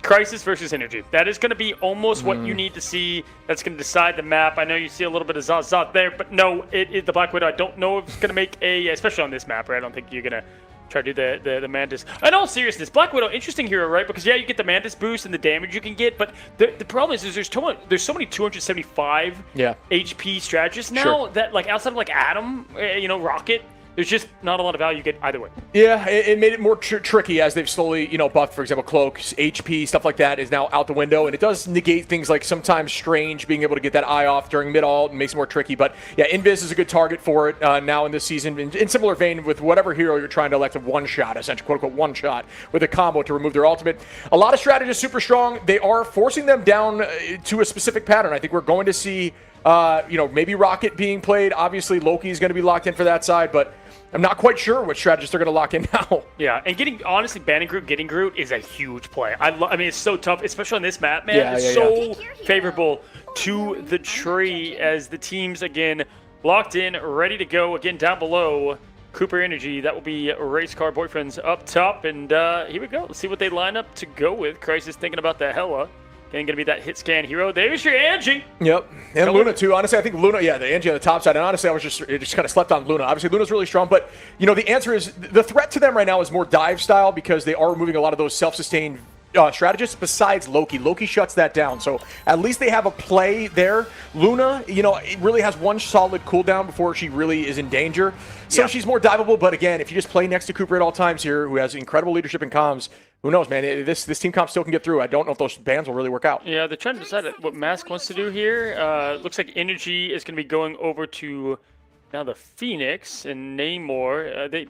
Funny enough, you have that Hella comp if you want to. I think Energy's just like, no, I'm playing Phoenix if she's here. All right, that's what I'm going to go with. But either way, that's where the Bucky's going to come into play as well with Mask. And we've seen that combo time and time again. You can combine the ults together for some mastery, especially there with Gator. Man knows how to coach some legendary pro teams. Can he play for one? That's the question. Yeah, I'm looking forward to seeing that for sure, as I haven't had eyes on that quite yet. And shout out over, a little chemistry lesson, FE26, known as Iron, because that is going to be the chemical name for Iron. So that's how they like to be called. So as we see here, Iron going to be on that Emma 2. The first fight begins shortly, and we will see how the tone is set. Nerd indeed. No, as we go now with the offense approach, and the newest disco Hella skin. Our team over there, so sick. The hair is flowing, and we got the kidnaps going as Angela tries to find their first prey of the match. Gets that adrenaline all the way up, and bam, quick little poke there to try to use a little bit of that charge early, and just like that, the Namor going to find the first lap against Gator. Yeah, and that's a nice pick there by Balas, who does find one, and setting the tone exactly like we talked about. It's all about, can they stall this thing and hold this thing for a while? Great misposition there, shoving off into a corner. Got to find that pick, likely, unless 59 HP to Dream almost goes down. Good turnaround there, but again, the point is being capped by Boyfriends. Wow, I talked about that matchup earlier. The hit scan difference, Crisis versus Energy. Look out. Now, keep in mind, Crisis is a stud. I mean, he has played at the grand final level, actually. Came in at the very end. Right? Quite the story there. You know what? That does bring back some crazy memories. I forgot how strong Crisis is on Hella. Actually banned out turned it Hella. around, Yeah. Actually banned Hella in the first time he played, and then the next map was doing insane work there on Bucky. So a very, very strong hit scan and just ranged player, which I think, you know, in Marvel Rivals in general, a lot of folks select to try to stay melee. And that's, you know, this meta just really poke heavy. Wow, there with the Angela play. We're going to have Energy rain down on Pallet Man. By goes the Shark. Off to the spawn room you go, and I'm going to do the same to Magneto. You know, Magneto can control metal, but Iron showing the difference. And a beautiful play on words as we start off our next by 50%. And out goes the Boundary. This one by M2K. Still holding on Crisis. Is going to get up in the sky with the Goddess of Death, Energy. Finds one on Abala. Still keeping numbers in their favor. And everybody is going to commit now and try to keep this moving. Beautiful picks here by Mask, who finds two and is still holding on. But the reset won't come in for round 3. Max trying to get at least the point ready for his team. I gotta say, man, I would love you to narrate my life. I can just imagine, like, he grabs the coffee cup. It is a Monday. It's looking rough for him as we move forward. Just gonna say, if you are paying, we'll pay for that shift. Almost spit out my water all over the screen. Thank God that didn't happen, as we will start once more. And Boyfriends do have slight ult advantage here. Iron holding on to the Psionic Seduction, but you know the threat of that combo from Angela going in with the Magneto Meteor. If you shove the meatball on a whole team, it could be a huge threat, as you can't use a lot of those escape cooldowns in that moment. Let's see if that works out, as I likely going to be the play. Oh, the aura walk, trying to keep the footsteps. It's like Call of Duty back in 2008. Everyone's got the turtle beaches on now as you look forward. Taro summoning up the basketball, slams dunk down, Wow. finds the two-pointer! Just like that, both duelists. Goodbye! Yeah, that was a good 360 there, too, just to kind of put eyes away for a moment, think that they're safe, and that's going to be another pick by Crisis, and he's just all over this feed right now, just getting one after another in terms of these KOs. Absolutely now, and just like that, 76% and up. They got Crisis and Pallet Man. We've got views on the point, but all the action happening a mile away. Just trying to look at how to approach this with the Jeff getting, gets the one, gets the none, and finds himself done. Yeah, see, I think Jeff's incredibly strong, but there's just so many answers right now, and these teams do have those answers. This Energy is going to find 3 with that Phoenix, and that is clean now, as they will be retaking this point, but 99% for Team Boyfriends. It is a one-fight game. Trying to put that pressure on, keeping it early. Energy able to get that team going, and just behind them is going to be the magic at play of the portal, and the whole team comes out of it looking for something. And I got the Namor and Magneto just faltering behind, and Race Car eyes on the prize here now as they have the Gator ult. Let's see if they choose to use it or they can save it for the next all-important fight. Crisis gets a pick early. Kruger ult comes down, forcing the Boundary. A good shield there by Strange to just mitigate all that damage. Great invisible Boundary as well, like you talked about, trading ultimates there. The dance floor goes out, and Crisis falls from Gator. Mask able to find Taro, and looks like Race Car is now up in this fight. It's 73% and moving. It's all about maintaining ults now, as Energy still holding on to that Inferno, and Mask is going to find one more. That reset's available, but the question is, will he send it for another? Odds are probably not, but there's that. Yeah, and there it goes. Okay, so we got 84 climbing.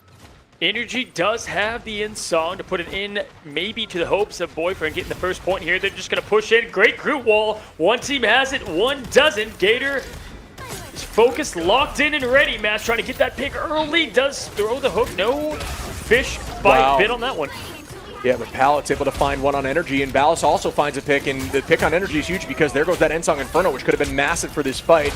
We do see Angela on the ground chasing right now. A bunch of vaults are about to be available. Crisis, M2K, Cooper-Tastic, and Energy. The portal's coming in right now, and there goes the Boundary. The Venn diagram is being committed. Absolutely not. Just like that, Magneto's up and down. Taro, can he land another? Bam! Mask gets himself an instant ticket to the spawn room, but it's going to be now Strange with the trade on the Namor, and pushing forward is going to be the Angie. Gator down. Hell's unloading from above as the Crows throw down into K. wants a part of that action. And Boyfriend's now looking to do the cleanup job. Only 2 left. Mass force on the Karate Kid. Iron Fist trying to stall. And there goes Iron's commitment on the, once again, the seduction. Good height own right here on Cooper Tastic with some good position, but it's not going to last long, as that's a huge pick there by Cal. Still heads right back to point. Boyfriend's now with another 2, still maintaining presence on here, trying to get this cap right back. And that is another pick on the Mask from Crisis. Boyfriend bouncing right back and taking this ownership. Bend, don't break. Time is ticking. The strange TP has already been used now. Trying to push forward, not going to be enough. And they move on to point number 2 with Boyfriend sealing the deal. Pretty good competitive there, man. People I saw in the chat said, who's the underdog? I think both teams did pretty well in their first round, so it's going to be tough to tell. Yeah, I guess we'll find out after this match. But unfortunately, after this match, they will be removed from this tournament, as this is the lower side bracket. And yeah, I mean, this has been definitely a heater off the rip. You can see across the board a ton of finals. Crisis leading that right now with 10, 17-3. Energy 13-4 with 6, but also maintaining that ace. And, man, look at one of the best parts about playing Angela. You just don't die often, right? So you got only 2 eliminations on the Angela. A lot of focus, more than that. Cooper doing more than their part per usual. But taking a look, actually, I mean, look at the difference of the damage of the strategist above, too. Got to shout out what Boyfriends is able to do in that department and just how it's unfolded so far. So look for that Hitscan hero face-off. 2 aces, but 1 on top right now. That'd be Crisis. Yeah, the strange thing, or like the confusing thing about running Groot is really a magnet for just a ton of damage, which, you know, is a downside because it puts him at risk for getting eliminated, but it also farms your backline's ult. So you got to play around that as the enemy team and try to think through, like, all right, what does that do for us and how do we make that not matter? And I think one of the solutions is things like, all right, we can use Jeff ult and just try to get more eliminations, another aggressive ultimate. Stuff like that are weird advantages that you can take it, you know, try to find a solution to maybe a tricky situation, especially with strategists this strong that are just finding value in always getting ultimates. That's a good call, and that's why people need to understand that 2-2-2 and things like that are so good, because you want those Vanguards to get all the damage, to get the strat ults going, and that's why heroes like Moon Knight might be good, but sometimes you're just feeding damage, not eliminations, Exactly. right? Very important to distinguish between the two, as Memories is going to make a memory of the dance he's unfolding in front of everybody here now. It's a 1v4 situation there on the point, but Crisis farming the tree. Wow, yeah, good play there by Crisis, who just consistently hitting headshots. Obviously, that's what you're looking for from a Hella player. The brand new skin there, Energy, with some insane positioning on the backside. And here goes the Kraken Impact Bang. Looking for that Jeff, but it won't last long. Ballas is still able to find Mask, though. Energy trying to find a solution there with the Unsung Inferno, but Pallet's still able to get a 2-piece, but going to the left side of the map on that position, and that was something that I haven't seen. We don't see that much Yeah, often. I don't know why, because that makes so much sense to me now. Yeah, I guess it's like the bigger side is obvious. Like you get the big, but yeah, that's definitely the way to go. Jaws coming out to play here. That hat cannot be comfortable. I'm looking at that right now. There's no way I'm rocking that ever. Is that just a CD on top of her head? Yeah, it's a record, dude. She's literally rocking a record on her head. But you know, I feel like you see that at like a famous horse race. You know, yeah. Kentucky Derby. Yeah, exactly. Crisis though, just a ton of damage, still holding on to that Goddess of Death. Already now, Crisis. Yep, continuing on. There's the team up coming to play from the Namor there with a right click of Hella, trying to find some value there. Pretty lethal on the Vanguards when needed. He is just landing them. It's almost poetic. Did you know that Hella's ult is the same BPM as Poker Face from Lady Gaga? No, I didn't. I saw on TikTok. Just wanted to tell you. You gotta trust it. The more you know. Yeah, and that, I mean, still holding on to that all. Again, Crisis just is locked in right now, just showing the power of how good Hella can be, and it's not being matched right now. Phoenix obviously really, really strong, and as I say that, immediate switch over to Hella to get off that Phoenix to try to win those 1v1s. Alrighty now, it's Cooper Taskin team looking to not let that first point kind of stagger them to the second, but they already find themselves down 60%. A lot of ults on the ready. Memories is going to have theirs. Cooper as well. Cooper going to be the first to copy here. Going to have the ult come out. There is. Bang. Ooh, wow. Okay, that's a tough part about Jeff. Organized play. Yeah. There's a lot of solutions, especially on the opposing team right now. When you got the Whale that can come in heavy too, even Hella in the sky. Iron gonna find Cal there. Crisis goes down to Mask, and Race Car really want to get this point, but 82% is a tough look for that early hold. Absolutely. Now we got Iron getting that first cap. 85% is certainly not how they planned it up on the chalkboard, but sometimes life comes at you fast. And Iron showing that for the team of race cars. Hey, but they move fast. Race cars, they go fast, right? Brother, that they do. And you got me thinking about Poker Face now. And you know what? I will have to say, Crisis is poking the enemy's faces consistently with headshots. You got to give me a high five behind the camera. They won't see it, but just know it happened. As we move forward in this next fight, Valis has the whale. We see Invisible Boundary, the goddess of death. But look over at Race Car. Almost every single ult besides Iron. Poker face, poker face, Yeah, my friend. yeah, that's it. I think is the words. It's been a while, circa 2009. Iron, though, back in, locked in here. If you look at what they have available, both teams have everything they could be looking for here. Obviously, they don't got the rocket, but not needed here. As now Energy's going to throw down the Crow's going to get the best, but nice. Raven up as they take Energy down. One Crow to win, and it's going to be the opposition, Hella. Now Crisis in the sky, as well as the Meteor, hits the edge of the rock now as Luna trying to find a little bit of grace, but oh man, Crisis finds memories in the backline. I don't think he was trying to. Yeah, this is some really clean retake again. Boyfriend's locked in, and they want to take this W back home as M2K is going to find Iron, and there is a swing from Taro. Goodbye, Mask. Valis going to find Cooper-tastic, and the numbers are dwindling. Boyfriends looking like they might make this happen. Energy's portal will come through, but we know how this works. Last-ditch effort. You've got your duelists on that Vanguard. Can they clutch up? All right, here we go. Portal open. Whole team jump out. You do have the Namor you can go into. Oh, man, that's a big one. That's huge. As now Crisis does find Iron early. The damage up, the connection down. No E-limbs to follow. And at this point, they're just trying to stay alive. As the BGs once said, but at this point, it's going to be Boyfriends that are looking to clean up the rest of this race car. Yeah, and it is. The numbers are, like we said, dwindling, and the OT falling down. Boyfriends are going to take game one. Wow. I mean, get a pit stop for this race car. They got to refuel, get some new tires, because that ain't it. And this is a team with a lot of talent. We're talking Cooper-tastic. Just won the whole thing yesterday with Jay Energy, one of the best young studs in the game, but it is Boyfriends looking all the part. Yeah, I think the idea, I think you change up the van strategy. I think they were heavily targeting the back line, obviously, of race car, but we saw what Crisis can do there on those hit scan. And I think maybe we get rid of the Hella, you know? Absolutely here, and great clip from the chat there. Eat the poo-poo is the name of that clip if you saw in the chat, everybody, and just glad to have that and just checking a part of this thing. Yeah, wow. Yeah. With words there. Take a look at the stats, man. 17 final hits. That will get her done.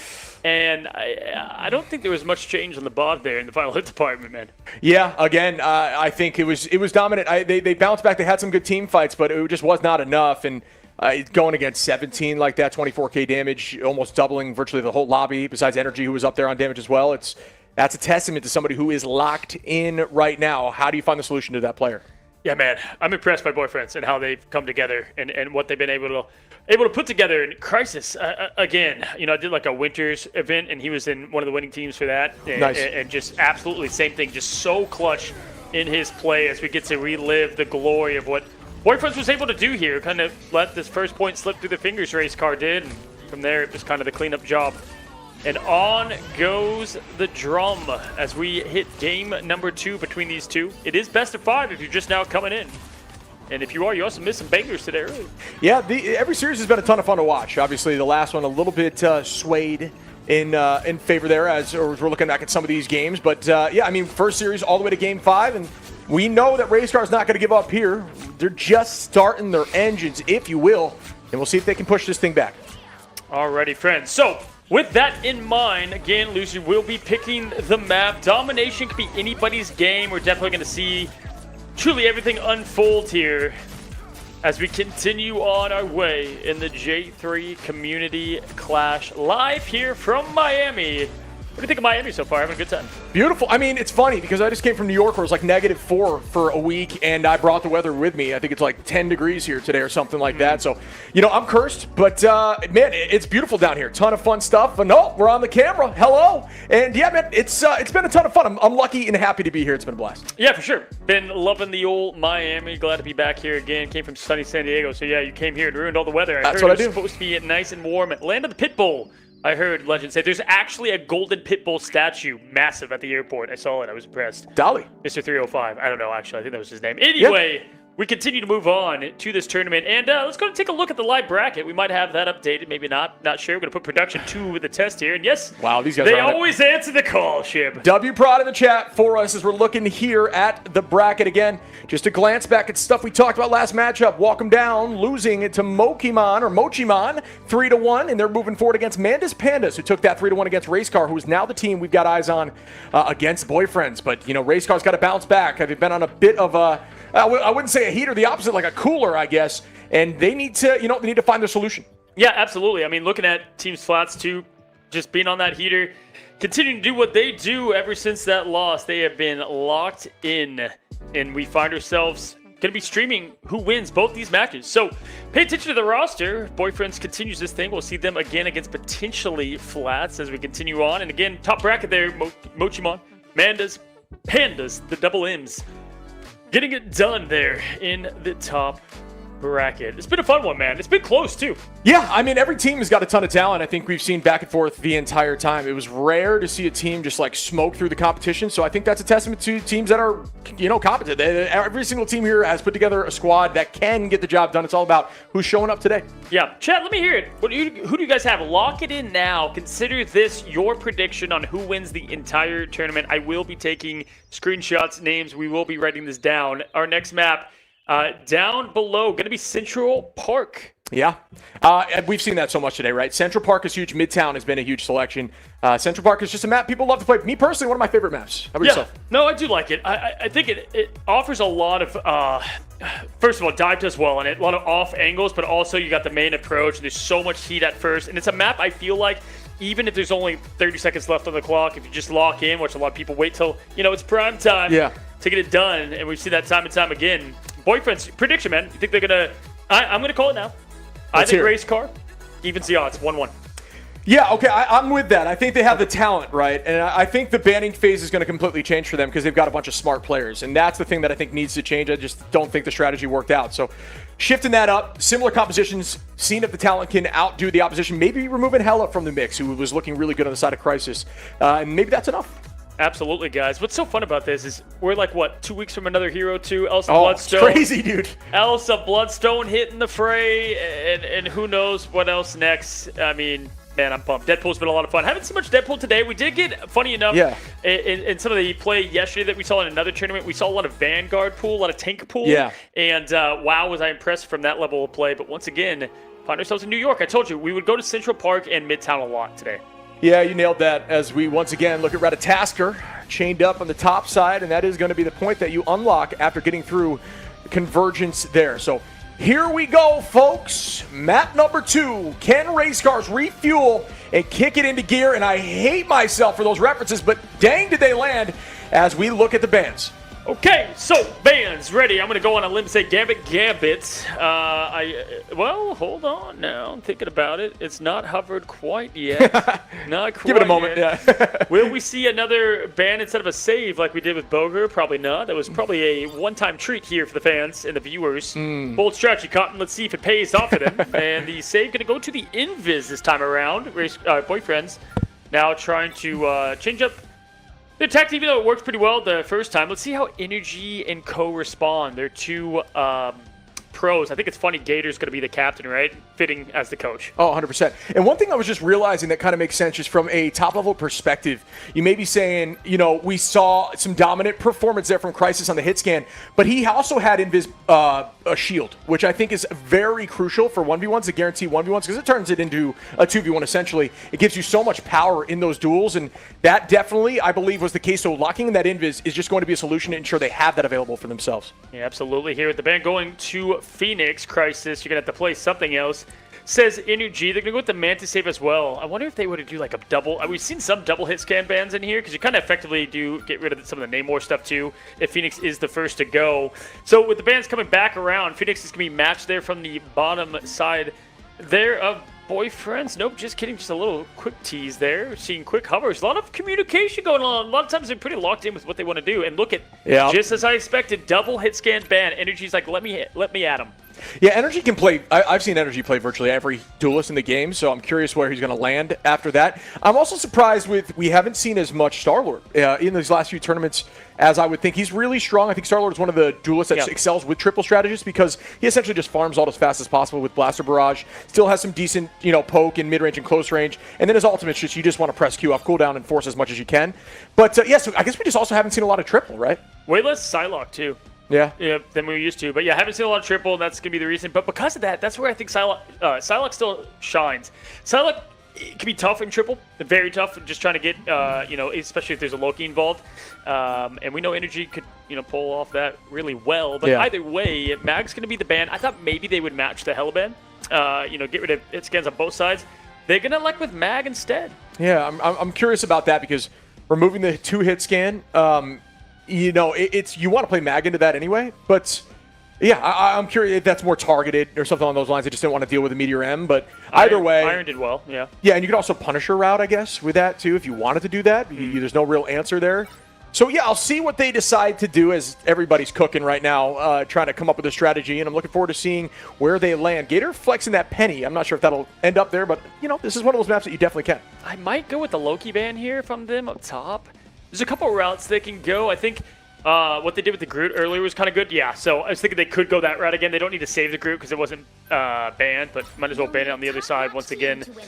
To make the difference, chat, lock in. We have ourselves another matchup ready to go. Teams are selecting in, and we just said Energy can play just about anything. It's going to be the Winter Soldier this time around. Yeah, we will begin here shortly, folks, and it looks like we could see the Adam Warlock coming into play and the good old triple comp that I said hasn't been seen a lot. iCast or Curse Us, which is, tradition at this point. It's going to be run right off the rip here on defense. My guess is, if I take a guess, you're going to have Energy here on the Bucky early. Probably swap over to the Hella towards second point, potentially into the Namor Hella. I was thinking they might have go Namor Hella here early.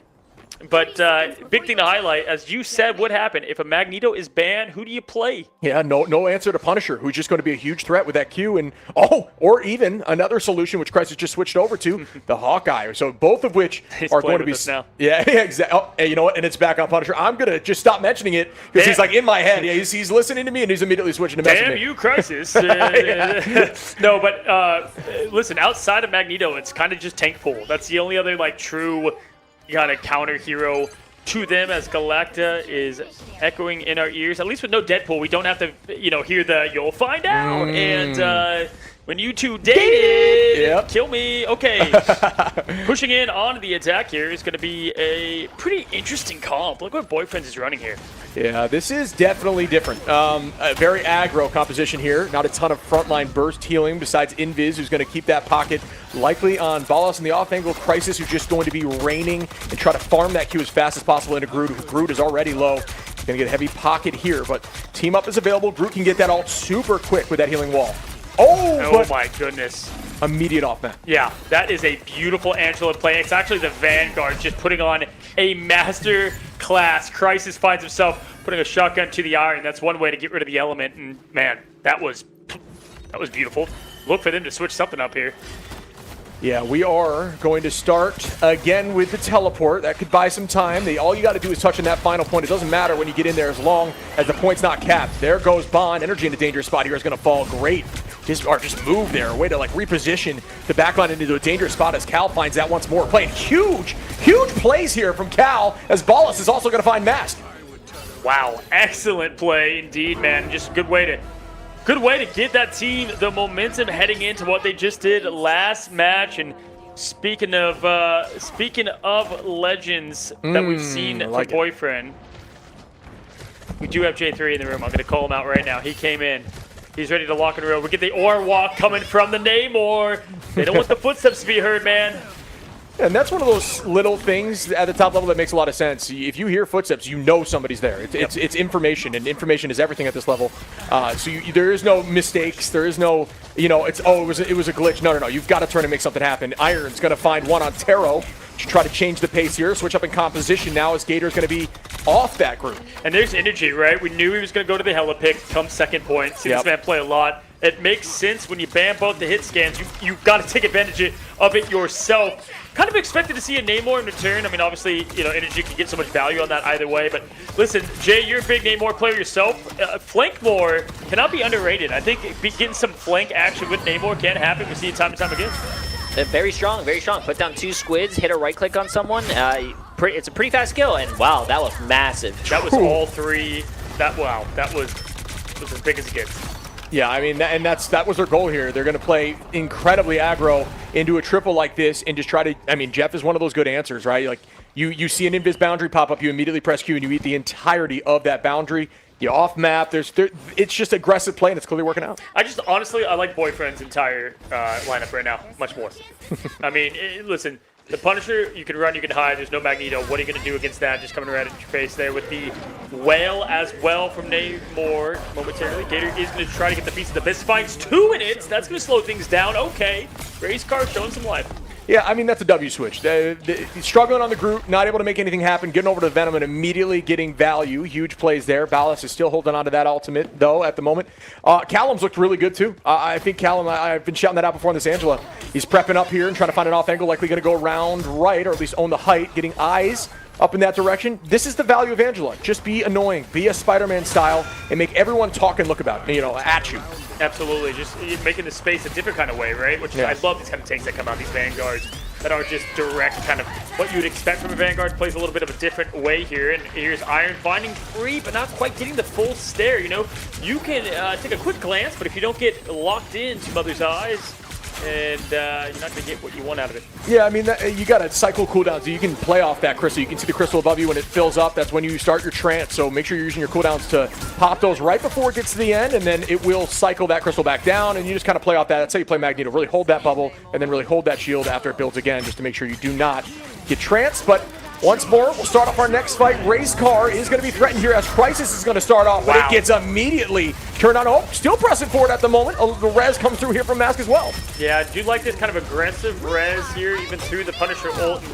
Big hit there from Energy, playing hide and seek with the Namor and getting the best of that. We saw a massive ult from Pallet Man earlier. And again, that's another thing with the Magneto gun. That's just going to give you a little bit more safety on the Jeff, right? To get that ult off, as we saw before. And there it is, man. 1-2. Pallet Man is on fire. Yeah, what do you call that? Perfect timing there. And here's Angela just being up in Energy's face and paying the price in the end. Energy, obviously, very strong hit. Scan is going to hold this off angle, doing exactly what needs to be done. But here comes a commitment. Bang, bang. But some good pocket. He's going to keep him healthy there from Ballas, who does get revenge right on Energy.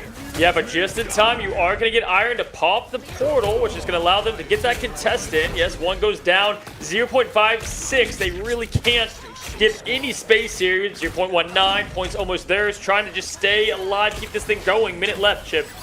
Yeah, and done. Yeah, that's going to be the take there from point 2 on Boyfriends. A defensible position, but honestly, that was a good time hold, especially losing point 1 so quickly. I think that is what needed to be done for you to have a good chance here of holding, especially if you can hold on the stairs. It's a very winnable situation. Jay, you were with Cooper, and you found yourself sometimes kind of backs against the wall. In these moments, is Cooper just like shouting instructions? Like, how was that working yesterday for you? Yeah, he was definitely leading the team. He was telling us where to play, what ults to use, what ults the other team use. He's very vocal on ult tracking as well. There was a lot of times he was like directing the team where to go to avoid ults or when someone pops an ult. So he really manages the team pretty well. Nice. Okay. That's your daily match input there from the man, the myth, the legend, Jay himself. Now we got the eat again. Somebody stop this man. You can. It's Pallet Man. Goodbye. Down the dumpster again. The amount of bodies down there is just disgusting. Yeah. It is a bloodbath down there, but Pallet has just hit every single ult that he's gone after. And again, there's not a lot of, they're not stopping it. They do have Namor to try to shut it down, but they don't have that Magneto who's super consistent for that. Wow, they just going on the spawn doors just like that. Going to get the invisible boundary. Force the other. Goodbye, Invis. Goodbye, Namor. Wow. And the push is complete. Minute 22 left, which is, I don't want to say it's the end of it all, right? Like, it's a very good time. But it's, as we continue to point out on this map, not going to be, all that much crazy. Got to lock in here on the offensive side, though. Yeah, I mean, that 0.3 defense was tough. It was tough. The Pallet Man ult was virtually everything to give him that point, but But you bought no time. There was really no one fight. The point was moving consistently the entire time, and you cannot allow that on point 3. You just gotta mark Palletman here, who has 8 finals, 22-1 on this Jeff, showing why Jeff is still very much in the conversation. Honestly, I'm kind of impressed with that time that they got it down to, given the amount of elims they even have. They've only eliminated a handful of times, yet they still got the clock down to a minute 22. So I guess there is a glass half full. Yeah, I can see that. I can see that for sure. And folks, shout out one more time to Jay. If you haven't used your Prime sub, this is the place to do it. I just saw somebody say, I give my Prime to Jay because he shakes ass. And that is literally what the comment I just read. So I need to say that out loud because that just blew my mind. But yeah, Prime sub to Jay as we start off on our attack here. Whoa, Jay, get off the table. Jay, okay, Jay, he's shaking it. You guys just can't see it. Legendary performance from him, Jay. All right, I'll help you down. Okay, thank you. Appreciate it, Jay. Thank you. Oh, and here goes the attack now for Race Car. Can they turn back in their favor? And once again, kind of cast a curse myself, we do see Star-Lord is going to be played here. Already now. Race Car pushing forward, holding them W keys. And I do like, man, the rocket play. Interesting. That tells me it's going to be nothing but full aggression. The Daredevil as well comes to play. Star-Lord didn't have that teleport's always nice as well. See what they can pull off. Energy, you kind of pointing out earlier, you might see the Star-Lord here, and we find ourselves on the hero match. Let's get that early pick on the Angela. That's going to open up some doors now. We'll see if we can continue to snowball that in. Yeah, Iron playing hyper aggro here. Going to walk right towards the back line. Huge goodbye. tackle. Can they clean that up? And yes, down goes M2K. Gator going to help with that, and this is very aggro. This is what they need. The momentum needs to shift back in their favor. Yeah, it's exactly how you want to handle, push that you weren't planning on. Gonna have Cal get the portal back for the team. Can't push in too much here, keeping their back line alive, and nowhere to be found near the point at the moment. Just trying to deal with the opposition. Yeah, that's, this is exactly what we saw from Boyfriends on attack. It's literally the exact same situation as the portal comes through now. Out goes the whale, and Moby Dick does not get much value, but there is some commitment of ultimates. Memories is going to bring Gator back into the fight and find a KO there on Callum. Mask gets one, Energy gets one. Bal is trying to trade back, but I don't think it'll be for long as the point is taken with a ton of time. Yeah, Eternity on the clock, 5 minutes and counting. Energy still rocking the holiday skins. I don't know, if someone still has your Christmas tree up, man, you're a certified psychopath. I mean, it's well past the holidays, but, you can cue that happy holidays no matter what time of year. Hey, babe, make sure you take down the Christmas. Oh, my God, I thought I was muted. Cozy. Anyway, back Rip to it down, rip it down. As we are starting up the point 2. Again, a ton of time on the clock here. It's all about, can Racecar keep this going? Ult advantage in their favor, too. Taro does have ultimate, Crisis, and M2K, so there is some strategist answers, but can they press through them? Yeah, man, with Energy... Okay, they baited this Mantis ult, which is beautiful, because now Energy's going to play a little bit more patient, right? And then try to pull the trigger, but lost both strategists, now the Vanguard. Now kind of forced an awkward situation, but kind of has like a decent place he can hang out at. You see the telly up there? Yeah. That's where he placed. That's where he's probably going to plan to go. If they push in here, this could actually be an insane legendary play. I like that. That's a good call out there. It's swap. Okay. All right. Just saying it's not worth it. I mean, there was the answer from Magneto, which could have shut it down a bit, but I'm with you. I think it would have forced something out, maybe even both, if you can get away from the Meteor M in that moment. But yeah, the presence is definitely being known here. Out goes the whale. That one lands. Out goes Bond, I think, as an answer. And that Bond has been massive. It now canceled 2 ultimates, and that is why you play Warlock. Wow. Absolutely impressed there. With the way they handle that, Gator is going to be close to the imprisonment. That's going to be the only thing that buys some space. We kind of saw the same thing just happen against Boyfriends when they had the good push as well. Not easy to get through this point, too. Arm and dangerous indeed. And Gator finds himself a snap. I like that. Sorry, it was just registering in my brain a little slow today as they keep the presence known. 3 minutes 25, but the point still hasn't turned this corner, so there's very much going to be a fight. Maybe 2 with Portal coming in here, but Racecar does have ult advantage. Palletman does have at least some sort of answer off the Jeff now, right onto that Loki. Has crystals for an answer, has copy for an answer, but the copy comes out first. Absolutely here with the Chaos being brought on from Lady Loki, and the invisible boundary will commence from Palletman. Undefeatable to follow is going to be answered from the Cooper-tastic side of the God of Mischief now. And Energy, holiday costume doesn't matter. The hero, he's rocking it now as the Winter Soldier's looking for more. Iron getting some, but Cooper finding a quick, swift death as this Angela continues to feast. Huge res coming in here from Mask, too, as everybody's going to stay in this fight. And now it's the time to press Q. If Ballas does not land this, Gator is able to take that trade. Mask finds one on a Callum. And we have ourselves a matchup here, as it looks like this will be going to point 3. Can they push it all the way and take this to OT? Our first OT of the day. Holy Gator, man, from coach to player. Absolutely tremendous performance from the Groot side of things. Sees the game a little bit differently as a coach, right? You've seen it all kind of with all the VOD review and how teams like to approach. You know he's done his homework on all these teams. Yeah, for sure. And it teaches you a lot about the banning phase, I think, too, which is a big advantage. And you can take that into comms leadership when you're playing. And Gator definitely has experience at the top level of other hero shooters as well. So can that translate here and potentially make a run up there? Energy going to own this off angle. Back on that Star-Lord off the Bucky. Ballas finding Gator early is going to change the tune a bit as they do have to drop back. And what do you know? Pallet Man back on that jet. Yeah, wow, gets out of there barely with his life to the name. Crisis going to get Mark out of here with a quick shotgun. That's one way to eliminate the blind there. M2K going to get energy and full reset underway. 3 minutes, 20 seconds. They can very well match this time. Lock in on this next life. Yeah. I do agree, and it looks like Iron will have ult available, Memories will have an answer, M2K can turn the Venn diagram up, but Taro, Crisis, Pallet Man, Ballas, all going to have it in this fight, and that is going to be very difficult to progress through. Pick comes through there, one onto Energy. Great shots there by Taro to find that early pick, and now they're likely not going to commit a lot of Qs until he's back in the fight. Yeah, let's see what Cooper Tastic decides to do with this. It's Jeff here. He can find himself, again, quick success with that pit to the right. Pallet, though, does find Mask yet again. Finding a lot of success on the Daredevil early, and there it is. Pallet Man's looking for more. Wants a lunch, finds some food, going to get himself the invis, and goodbye. He didn't have jump available there as he saw the jump commitment go through when he first had that HF come in, and that's the knowledge of the game. You know at that point you don't have to jump off yourself because that jump is the only cooldown Invis has to stay in the map, and goodbye there. Energy able to find one onto Ballas, though, and that was quick as can be. Some great tracking there. Does have that Galactic Legend available. Happy holidays now, and Meteor M is forced out, trying to juke that. Could be shot at home, and it is! Taro with a huge pick. Flipped just a second too early for those iframes. Now Crisis just firing the guns, and there's nothing but you can do but hide. Cooper Tastic didn't get any value out of that ult as well, and it's up to Mark and Iron to see what they can try to find. He's finding success, buddy.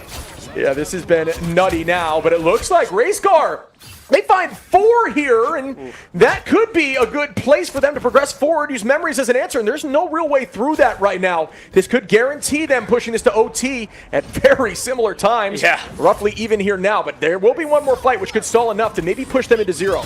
Yeah, if they can try to get this within the next 20 seconds or so, they're going to be looking to be all the ready for the overtime that they need. Taro, they're going to find Cooper Tastic early. That's actually huge. A bigger pick than you think, especially given the ult charge there underway. Going to force the invisible boundary now. We'll see if they can just win in the neutral. That's kind of all that's available. Pallet's found so much success in the past.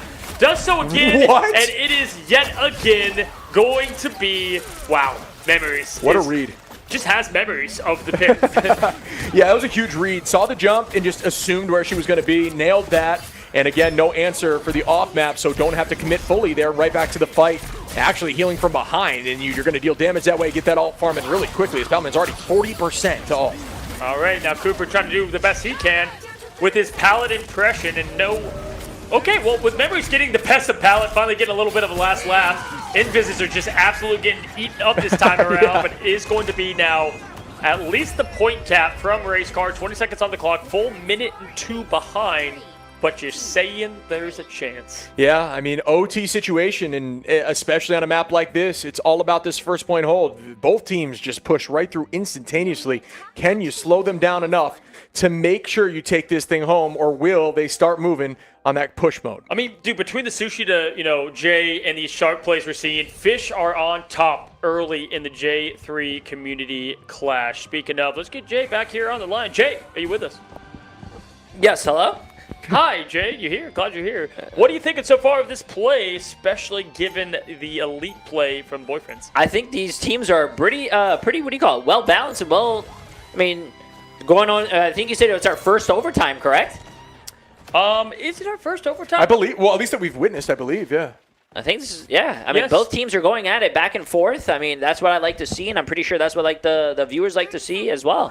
Yeah, absolutely. I mean, listen, it's been pretty razor tight a lot of the games we've spectated today. Again, when someone's on asleep at the wheel. But either way, I do think it really comes down. Both of you guys, what is going to be the difference maker to see Race Car pull this thing out? You know, I think the change in comp has been good. I think this is working for him right now. What about you, Joe? Definitely. To be honest with you, I want to see what Cooper can do on the Jeff, seeing how Pallet over here is popping off on the Jeff. He knows where the Invis woman is at all insane. times. Yeah. Absolutely. I like that. You were like, Memories is having great memories down there in the pit. Oh, yeah. Ones that he won't forget now as we have 51 seconds. And again, we like to highlight the reason why it's such a big advantage having that extra time is just the ult economy. You get so much extra time to come online. Yeah, you don't have to commit too early. I think that's the advantage. You can really ensure you have some sort of combination. You don't just have to press Q off cooldown if your team's in trouble. The first person to go down here might have to portal, and that's the tricky part of only having a minute as opposed to 2, where you can get one of these fights in and then try again and then have the portal, and that's just enough effort. It sounds like he was mid-poop and surprised to be on stream. How did you catch him in the act? But hey, gotta point out, Racecar just found 3 just like that to bring the hype back on over to the match. Memory's going to bring Mask into this thing, man. And speaking of, Cooper Tastic, Jay wanted to see a big one. And wow, he's on the spawn point with the bubble on the TP. That was massive timing, well aware of what could happen, and could not make it happen. His Pallet's now going to go for it. Does this one land?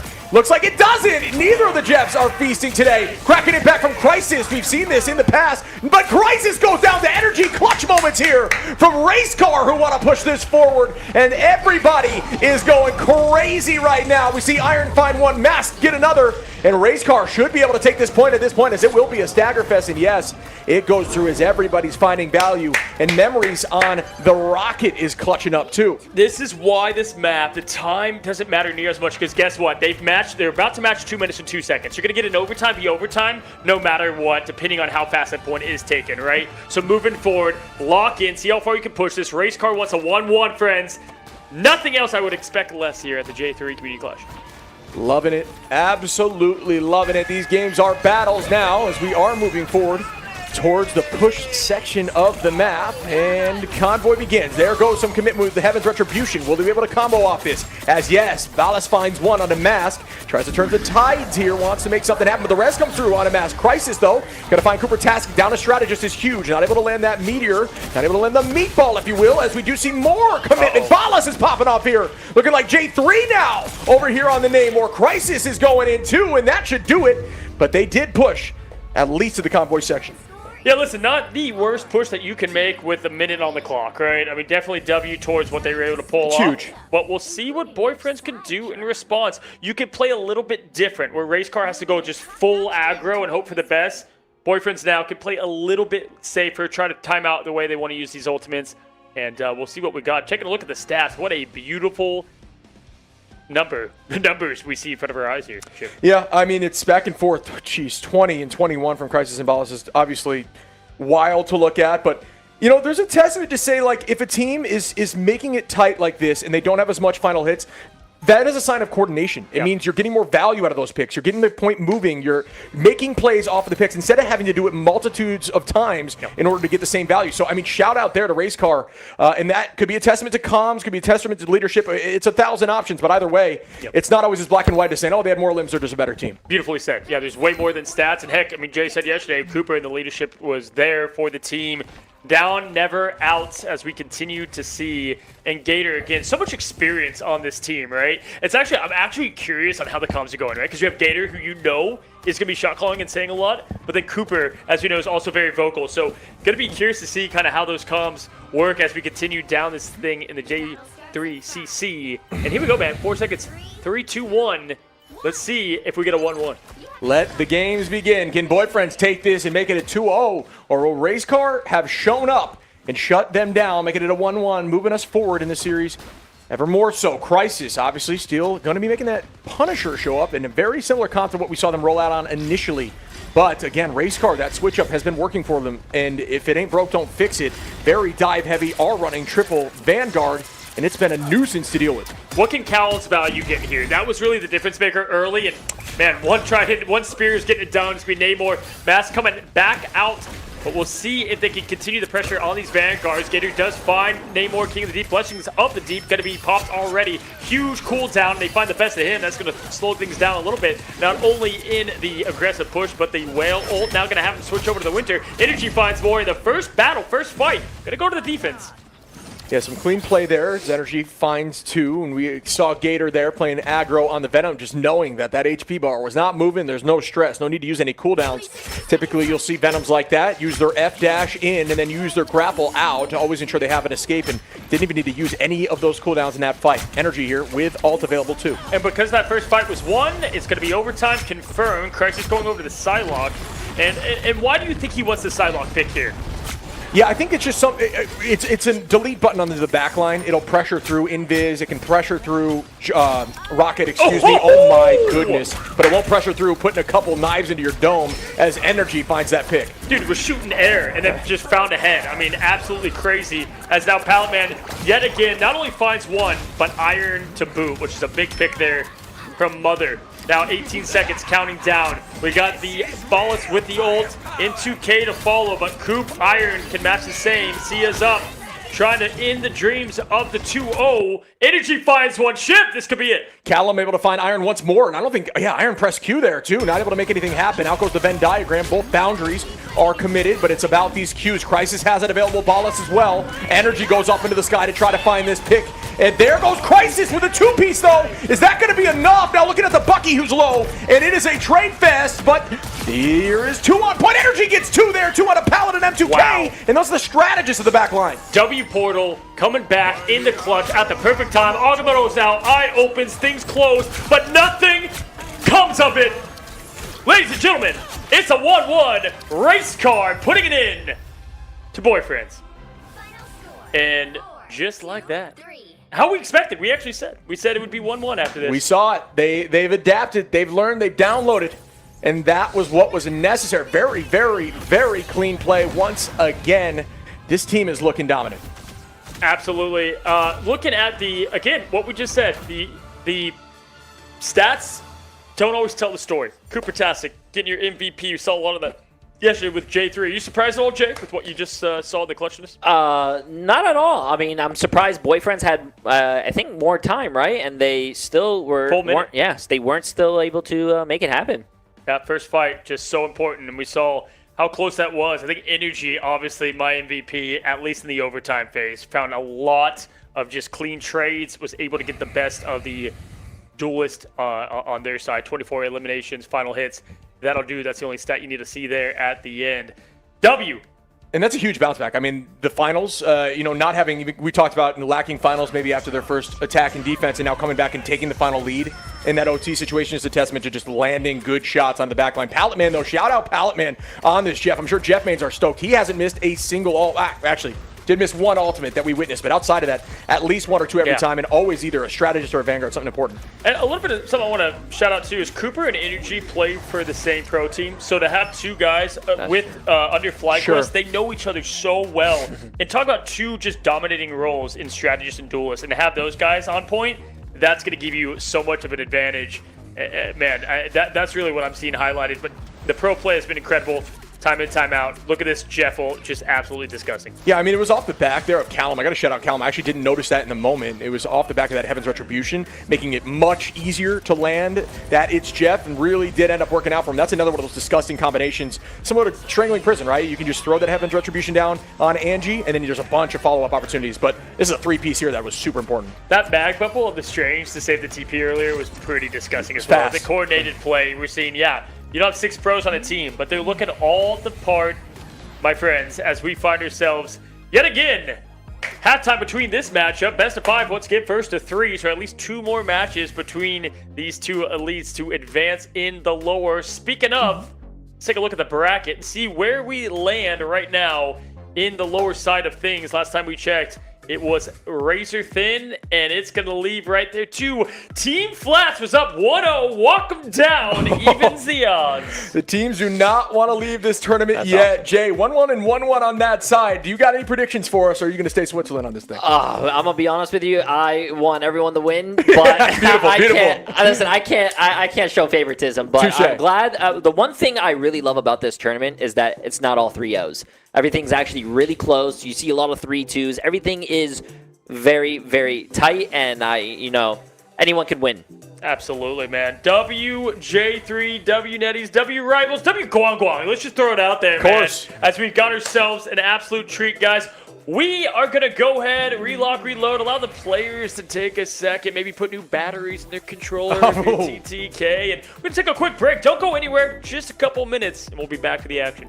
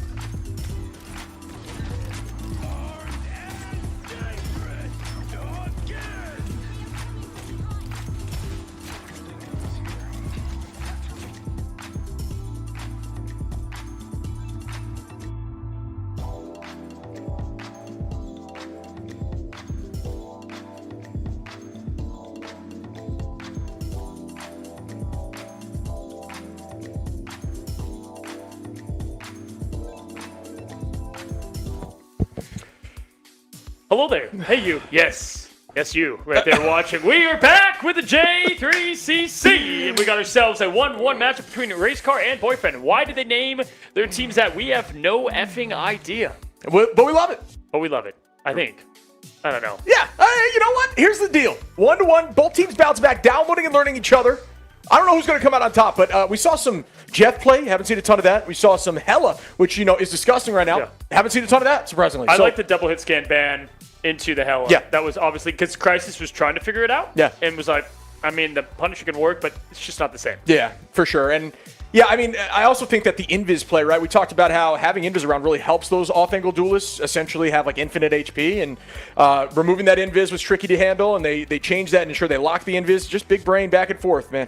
I want to give a big shout out to all the viewers in China. They are up in the wee hours of the night. They call them the Boger hours, actually, just going right through the night, watching the J3 tournament, and just huge W to them. We find ourselves 1-1, and what do you know? Midtown. It's just nothing but New York today. Oh, I love it personally, representing where I'm from a little bit here. But yeah, every team seems to love these two maps. And yeah, again, shout out to the Chinese folks watching this game right now. What is it, 7? It's 7 a.m. their time? Or like they went through the whole night, I think, at this point. Absolute legends. Can't miss it. Can't miss Boyfriend versus Race Car here. 2 gambits to be banned. Might as well just get rid of that space because we know where that's going. And we take a look at our first save. Let's see what they want to go around with this time. Yeah, yeah, Invislock. That makes sense to me because, again, I think that they just really don't want to deal with the off-angle 1v1. Both, honestly, virtually all the duelists on these teams have incredible hit scan talent, and Invis just enables them so much that it's almost a guaranteed lock. And I think that's something we see a lot at the top level, so it's starting to make sense that these two teams are doing just that. Absolutely here. Taking a look, we've got the Invis and the double strap ban, so a lot of focus there. And I think the Loki ban is definitely well warranted. Shut down Cooper and what he does so well.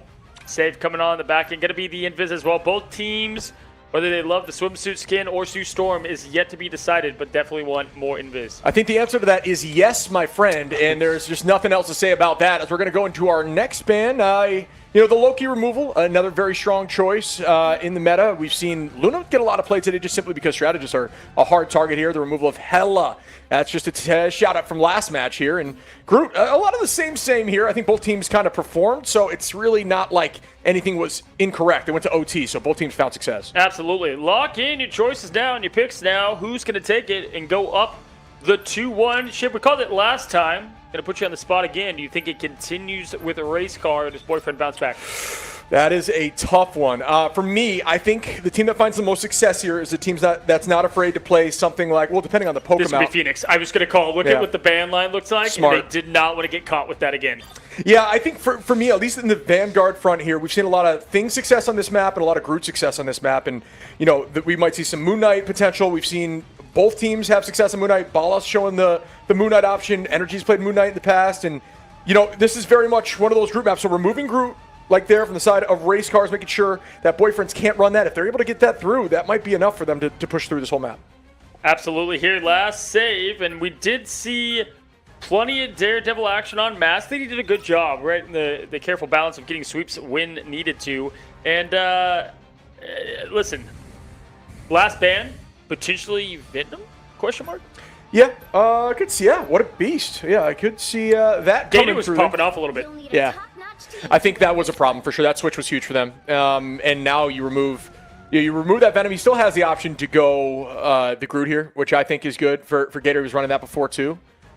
But yeah, we'll see what they end up doing here as Iron is going to stick on the diamond, if you will.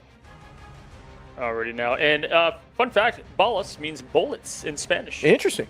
I was looking it up. I was wondering. I did not know. Yeah, I saw you doing that. I was not going to mention it, but you did self-call yourself out. But hey, beautiful call out for the folks I was at home. typing it in. Hello, ChatGPT. What the hell does balas mean? Help me. Now we know. As we see, okay. Energy is showing the Iron Man. What are the true odds that that's going to happen? The Iron Man? Yeah. No shot. Yeah. I put it near 0. But it'd be a bold strategy to pull out the one of the biggest F-tier heroes in the game. Actually, I heard Netties might nerf him. Just too strong. Might make him even slower. It makes sense, as there's that switch to Storm, and the idea here is a damage boost Mosk out the door so that there will be a just, like, the fastest ult you've ever seen from Moon Knight. We've seen ults happen in 25 seconds there from Moon Knight. Will this break the record? Predictions very close here on which team is going to win. Love to see it myself. Yes, got to run with the damage boost up. And kind of a buff people forgot about is the Storm damage buff up that they gave teams. We haven't seen that back in Ignite. Yeah, they gave her that damage buff up, making it all that much more stronger. And Moon Knight got the 5% as well. That is a very good call out. I think that's one of those answers into triple, as there is going to be triple run here from the side of Boyfriends. And you just see, look at this. Mask is all already. I don't even know what the time was. What was the time on that? How? It wasn't 27 seconds. How? I called that, dude. That was milliseconds counting up. A millisecond clock. That's one of the best parts about Moon Knight. Look at it. Just go up. Before you can even calculate it, it's already going to be lapped around the second hand of Khonshu. I've watched a lot of these games in the last 2 days, about 20 hours worth. And this is...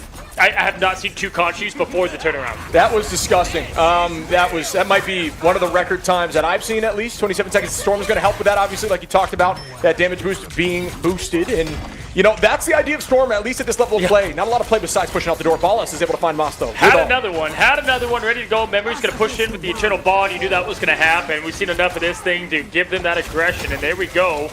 That's trying to get back to the action. And the Booyah comes from Callum. And the Wrath of the Goddess, the clouds open up. The category Hurricane shall be known as a 1, a 2. It's a Cat 2 ship.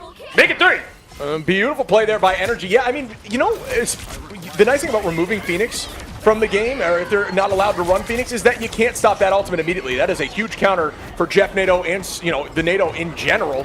We'll see what happens here as Ballas is able to find Cooper-tastic in the back line, and Boyfriends is trying to retake this point. It's all about fighting 3 times, and it looks like they got to the point where they needed to, and they're still holding on here with plenty of time, but looking very good. No, Mosk is able to find one with energy and turn that right back. Through the wombo combo, too. That is a tough thing to make it through.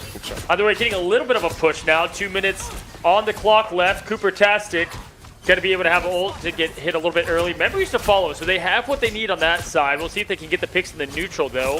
Obviously missing that combo. They want that one back, but Energy just being terror in the skies at the moment. Yeah, there's some answers here. Both of the invisible boundaries are available. No one really has an ult to press through it right now. It looks like Energy's going to be very close. Mosk is at 70, and Energy with some good timing just counts to 6. Wait for that ult to be gone, and then bang, here it comes. Coming in heavy now, but out goes that Sia. So just going to drop backwards. Forcing out that cooldown is enough for Energy here. Yeah, it's a good take. You know, for those that don't play Storm as much, if you just wait that Omega Hurricane out, most of the time you're going to, especially low elo, have these strategists that insta-ult, right? And you just let them do their dance, Luna. Go ahead. You're dead, right? Yep. I mean, it's just the way to... you know, I played a lot of Storm myself and got the Lord icon. Had to flex it as much as possible. Nice. Here. Is it moving? It is not moving. All I'm right, not that congratulations on the dedicated shower. to the flyer. But here we go. We got ourselves now a hold that's looking mega strong. Yeah, and here goes a lot of commitment as Taro's going to try to find one. Notice how he waited on that crystal just a little bit to buy time before needing to go Diamond. Now Diamond is committed. Now you collapse. There's another pick. Pallet. It's going to bring Callum back into the fight. Numbers are dead even now. And speaking of dead, Energy's going to find 2. But here comes a huge res from Crisis. Yeah, that's definitely what you're looking for. We see Adam all the time on this map. Just too good to give your team another chance in this fight. Gator coming back with the eye. We'll see if he can close shut the chances on this first defensive hold of Boyfriends. Yeah, and another Hurricane. Yeah, here comes another one. This is insane. And that's all Energy's trying to do is force out these ults consistently. Wait, was that? No, it wasn't. It's just going to be the invisible boundary and the Sia. Oh, my goodness. So Mass finds himself 3.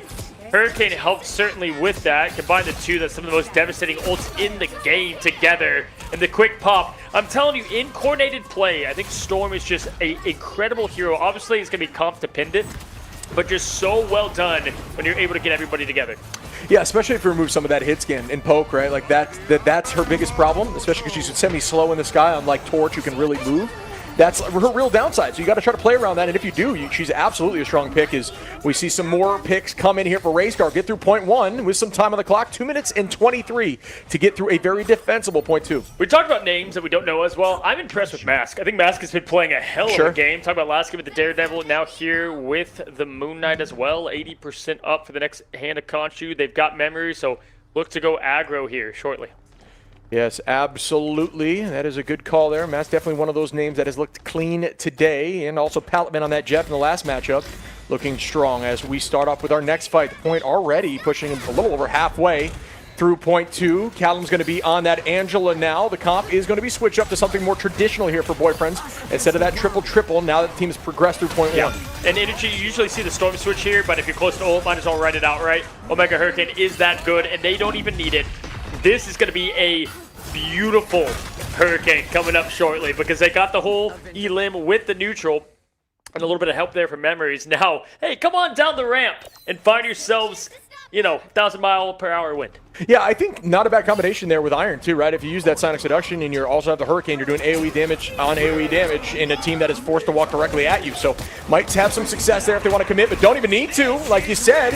As down goes one, Energy, Mask able to find another. The rest comes back into M2K, and Energy falls from Crisis, who's back on some hit scan now. Phoenix actually one of the best counters to the Omega Hurricane, not only with the Phoenix that crashes down, gets rid of the overshields, but also just the 1-2 click in the head that Crisis does so well. That's why you ban the hero. Did get the point 2 though. Race car definitely proud of that effort. 2 minutes 20 seconds on the clock, and just like that, pushing them all the way back. They are, hey, no worries of anyone on the point, trying to see what they can find there in the back. They're just gonna do a little bit of scouting. Who needs a Daredevil when you got the tree up high? That is true, and that's the play. Honestly, Groot finds a lot of success kind of playing like a duelist. If you can off-angle a big ult and have your team collapse, like that ult is massive. It's one of those Vanguard ultimates that are game-changing. It gives you a lot of presence as a Vanguard, which not every Vanguard can say. A lot of them are setup ultimates. Like Magneto has that kind of presence, and same with Groot, which really puts them up in the meta right now. And ooh, that's a nice pick there from Balas onto Mask to try to keep boyfriends up, holding tight here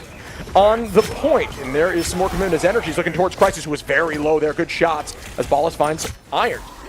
Yeah, really well done job there. The Emma is going to fall. That's going to slow down what they're trying to do here. Cooper-tastic, look for him to use this aggressively as well. They've got the Gator ult to follow. They have a good amount of stuff to handle Energy in the Hella ult, so we'll see if they just use that to bait out potentially a Magneto ult if needed here. Now as Cal's going to go ahead and push in. There's the shift pushing through the Yancey Street. And there it is. Mask going crazy with the slice the dice. But Ballas is just that answer every time. Yeah, that was a good play there. Huge whale through the mix as everybody's pressing you. Cooper-tastic, Iron, and Mask are all committing ultimates. Crisis in the sky now with the end song. Energy finds one, Mask finds one, Ballas finds one. Cooper-tastic and Mask again, and now Race Car is pushing this thing in. Can they push this the whole way with 45 seconds on? And we talked about this yesterday. You get yourself the cap here. If you get all 3 points, this is a very tough match for the offense. Plenty of the time now, and looking at it, Taro does have the Meteor in to answer. Energy still has the Goddess of Death. Mask looking for his target. Also looking through those walls. Certainly telling Energy what he sees. And look at Ballas just coloring clean. the Olympian. Yeah, that was clean. 1, 2, 3, just like that. Maybe a potential portal retake together if they can get the cancel here, which is the idea was to try to burn Strange in that moment. Not able to do just that. And 13 now as we see the change. Memories is trying to make a portal play happen. And no ults available for the side of Race Car. Odds are not in their favor right now as the touch goes in. Good touch to retake right there. Yeah, let's see if Cooper can get this ult somehow, some way. 63%. Keep your eyes on that ult charge. 74%. He's getting close. Got to keep the team alive, though, in it as well. And somehow, some way, they're surviving. Crisis gets a pick. Cooper at 99, 100, 2 down, 1 res up. And it is going to be Cooper that falls. And that is devastating with the boundary. But Gator now to follow.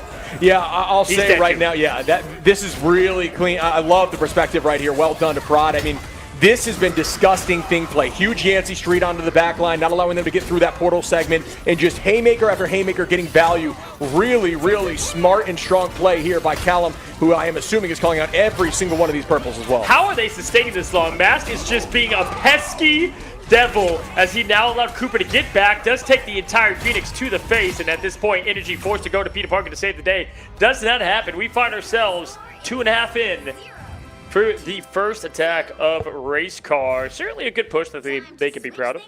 Yeah, now we go back to the conversation of can they hold that triple comp just a little bit better? Do they have what it takes? Because that is where you find yourself saving a ton of time and then trying to get the win on point 2. That is pretty much how all these top-level teams have shaken out on this map today. There hasn't been any point 1 for, at least from what I remember, holds, at least not to start off the fight. So we'll see if they're able to push this that far. Ballas in the 11 final hits. Namor putting the work in, as again we saw from Jay3 yesterday. Shout out to the king.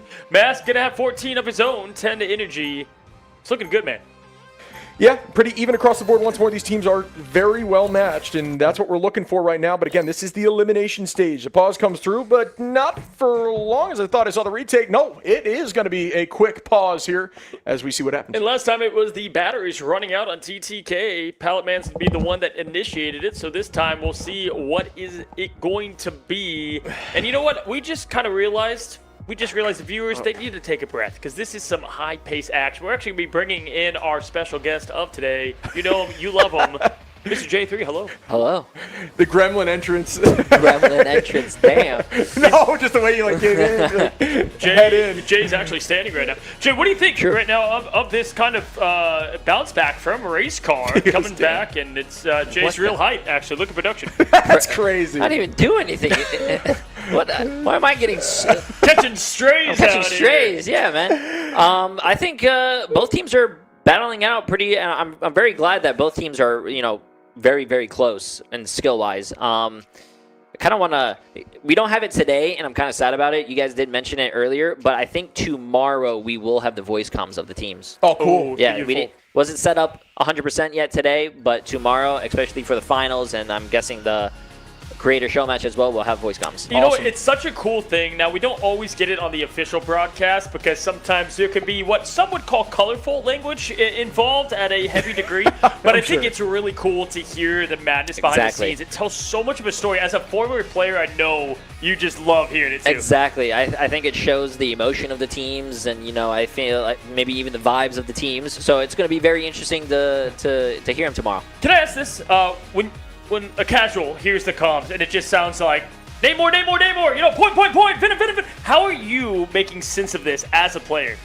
Ooh, especially as a DPS player myself, I like to stay quiet and I like to hear what, like yesterday, Cooper talk, and I like to just basically listen. They tell me, hey, if they're saying something low, I focus that target, and it makes everything pretty simple. A lot of people do say the same character, but that's to get each other on the same point. Yeah. No, absolutely. I think we find often that the duelist is typically, unless they're like the team captain, right, typically the quieter one. Yeah, because they're locked in. What I want from duelists all the time, right, is I want them so focused on their job of just dealing damage and getting KOs, finding those finals nonstop. Your strategists are the ones who are strategizing. The name is not there for no reason. You know what I mean? It's the idea is you're setting up these plays. You've got your eyes on everybody because you're typically in the back line, always looking forward, and you can decide what goes on from there. And I think some of the best comm leaders, we've seen across all of the pro scene are all driven from strategists. Yeah, and a lot of times when we talk to pros, they highlight those that are really good at comms. Like it's something that is like a skill that is rated and some much better than others. I mean, I've seen it in the chat. Mori, just a terrific ult.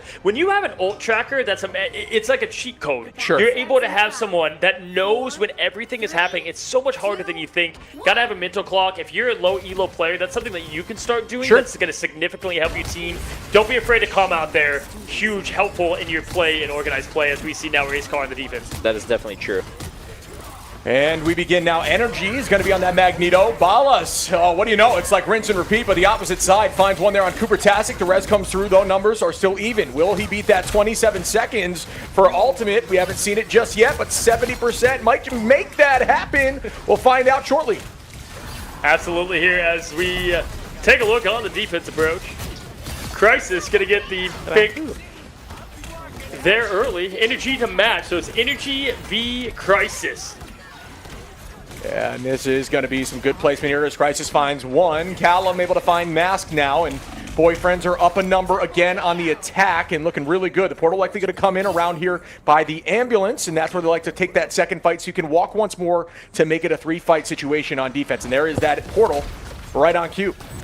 Absolutely, portal opening up, and then, as always, on cue is the hand of Khonshu. Once again, throwing it down. Memory's gonna get now Cal out of this thing, and defensively, trying to do the best they can to just stop this onslaught. Man, it's going to be hard to match what we saw there from Mask and the previous Moon Knight play.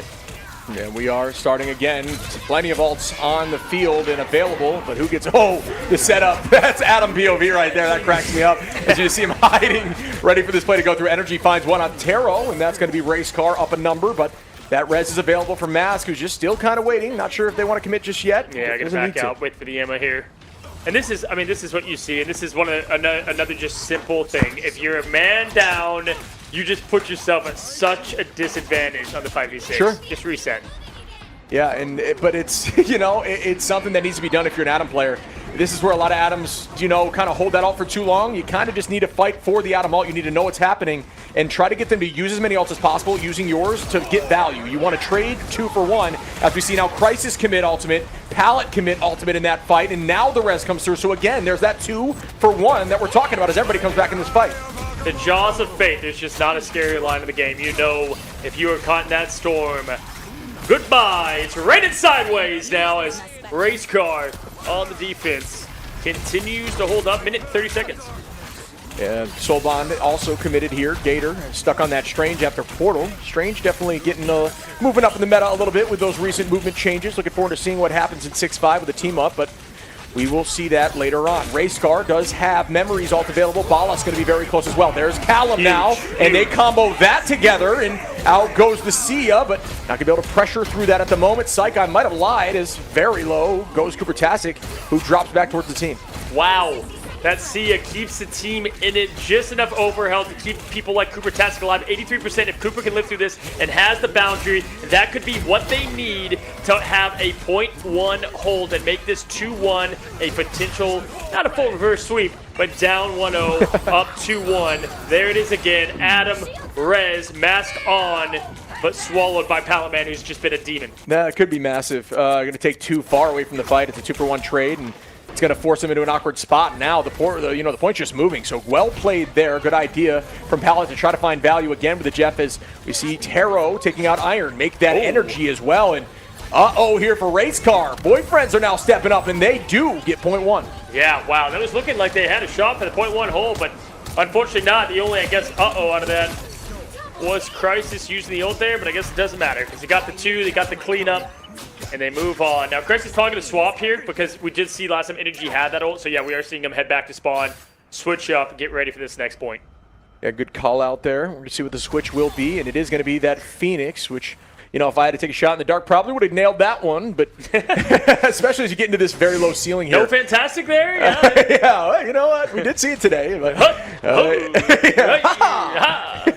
I told you the story where I asked the voice lines. I'm with all the voice actors. I'm like, what's your favorite line? And I get to him, and it's just like, ha! Ha! What else does he say? Yeah.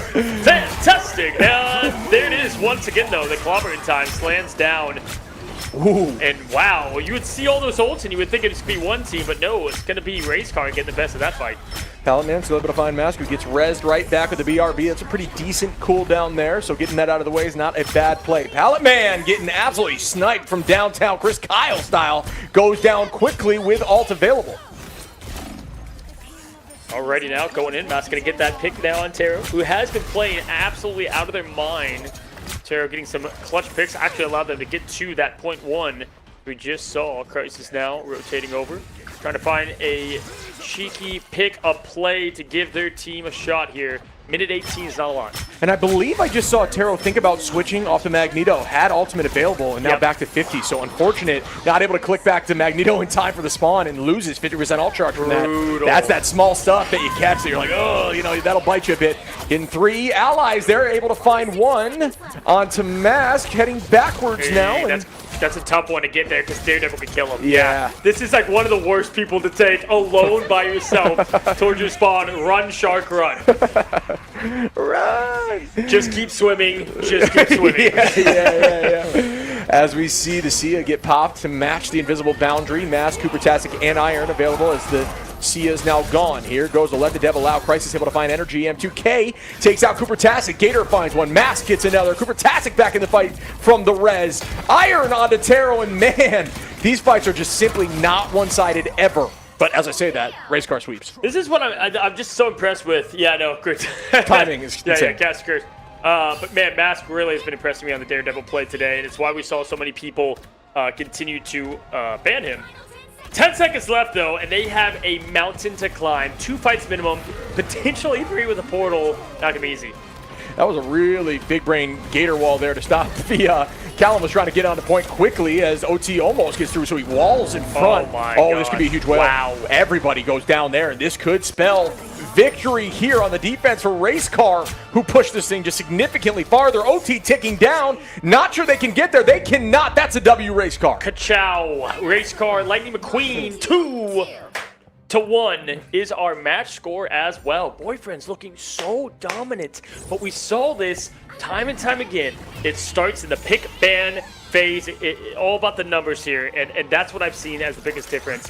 The comp set and the confidence and the swagger. You can't count out pros like Energy and Cooper. Yeah, this has just been a heater. This has been a fun one to watch. Very back and forth here. The feed, these final hits across the board looking consistent, but of course, Mask with 22 there. Energy able to find 19 as well, and 56K healing from Cooper Tastic, which we all know is a very, very strong backline. That's 100% a bronze career stats healing right there. Of course. 56K, that's a whole career that they put out. 56K, one match.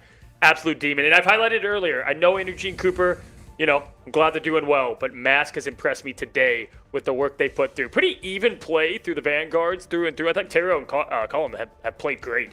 Yeah. Ballas as well. It's actually even. It's so even on this matchup. But just that coordinated play, as we continue to see time and time again, the stats might be there.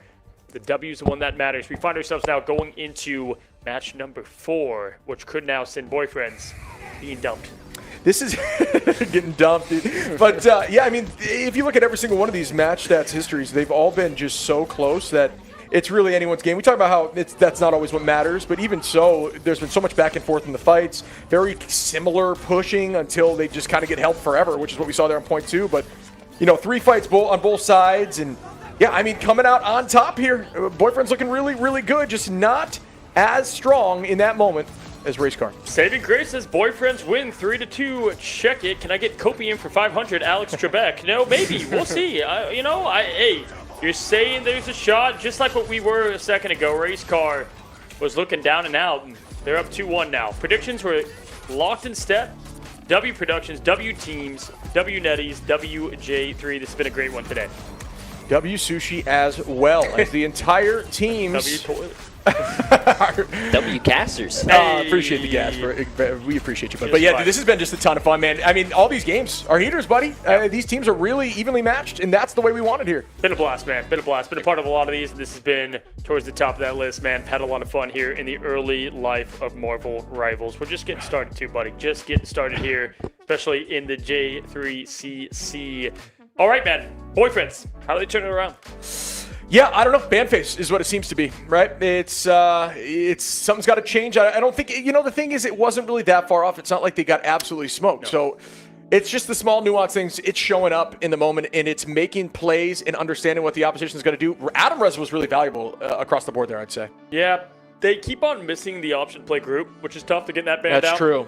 Would like to see group also maybe take a page out of their book and ban the Hell and the Phoenix like they did to you. Yeah. Put energy on something else, but I can tell you what we're going to see right here is probably domination. Yep. Hey, listen, it went so well the first time. You always got to go back to what went well. And we actually saw the Pandas do the Skids Flats, and they came out on top again. And they ended up reverse sweeping, right? So they're getting back out on the 3-2. Yeah, I think sometimes teams are just better at domination. It's like a team deathmatch kind of thing, where if you're just feeling confident in your team fighting skill and setup after you do take the point early, and stall. I think stall is super important on Dom as well. You can really get the momentum back in your favor, and then maybe you do take one of those convergence or convoys. And yeah, man.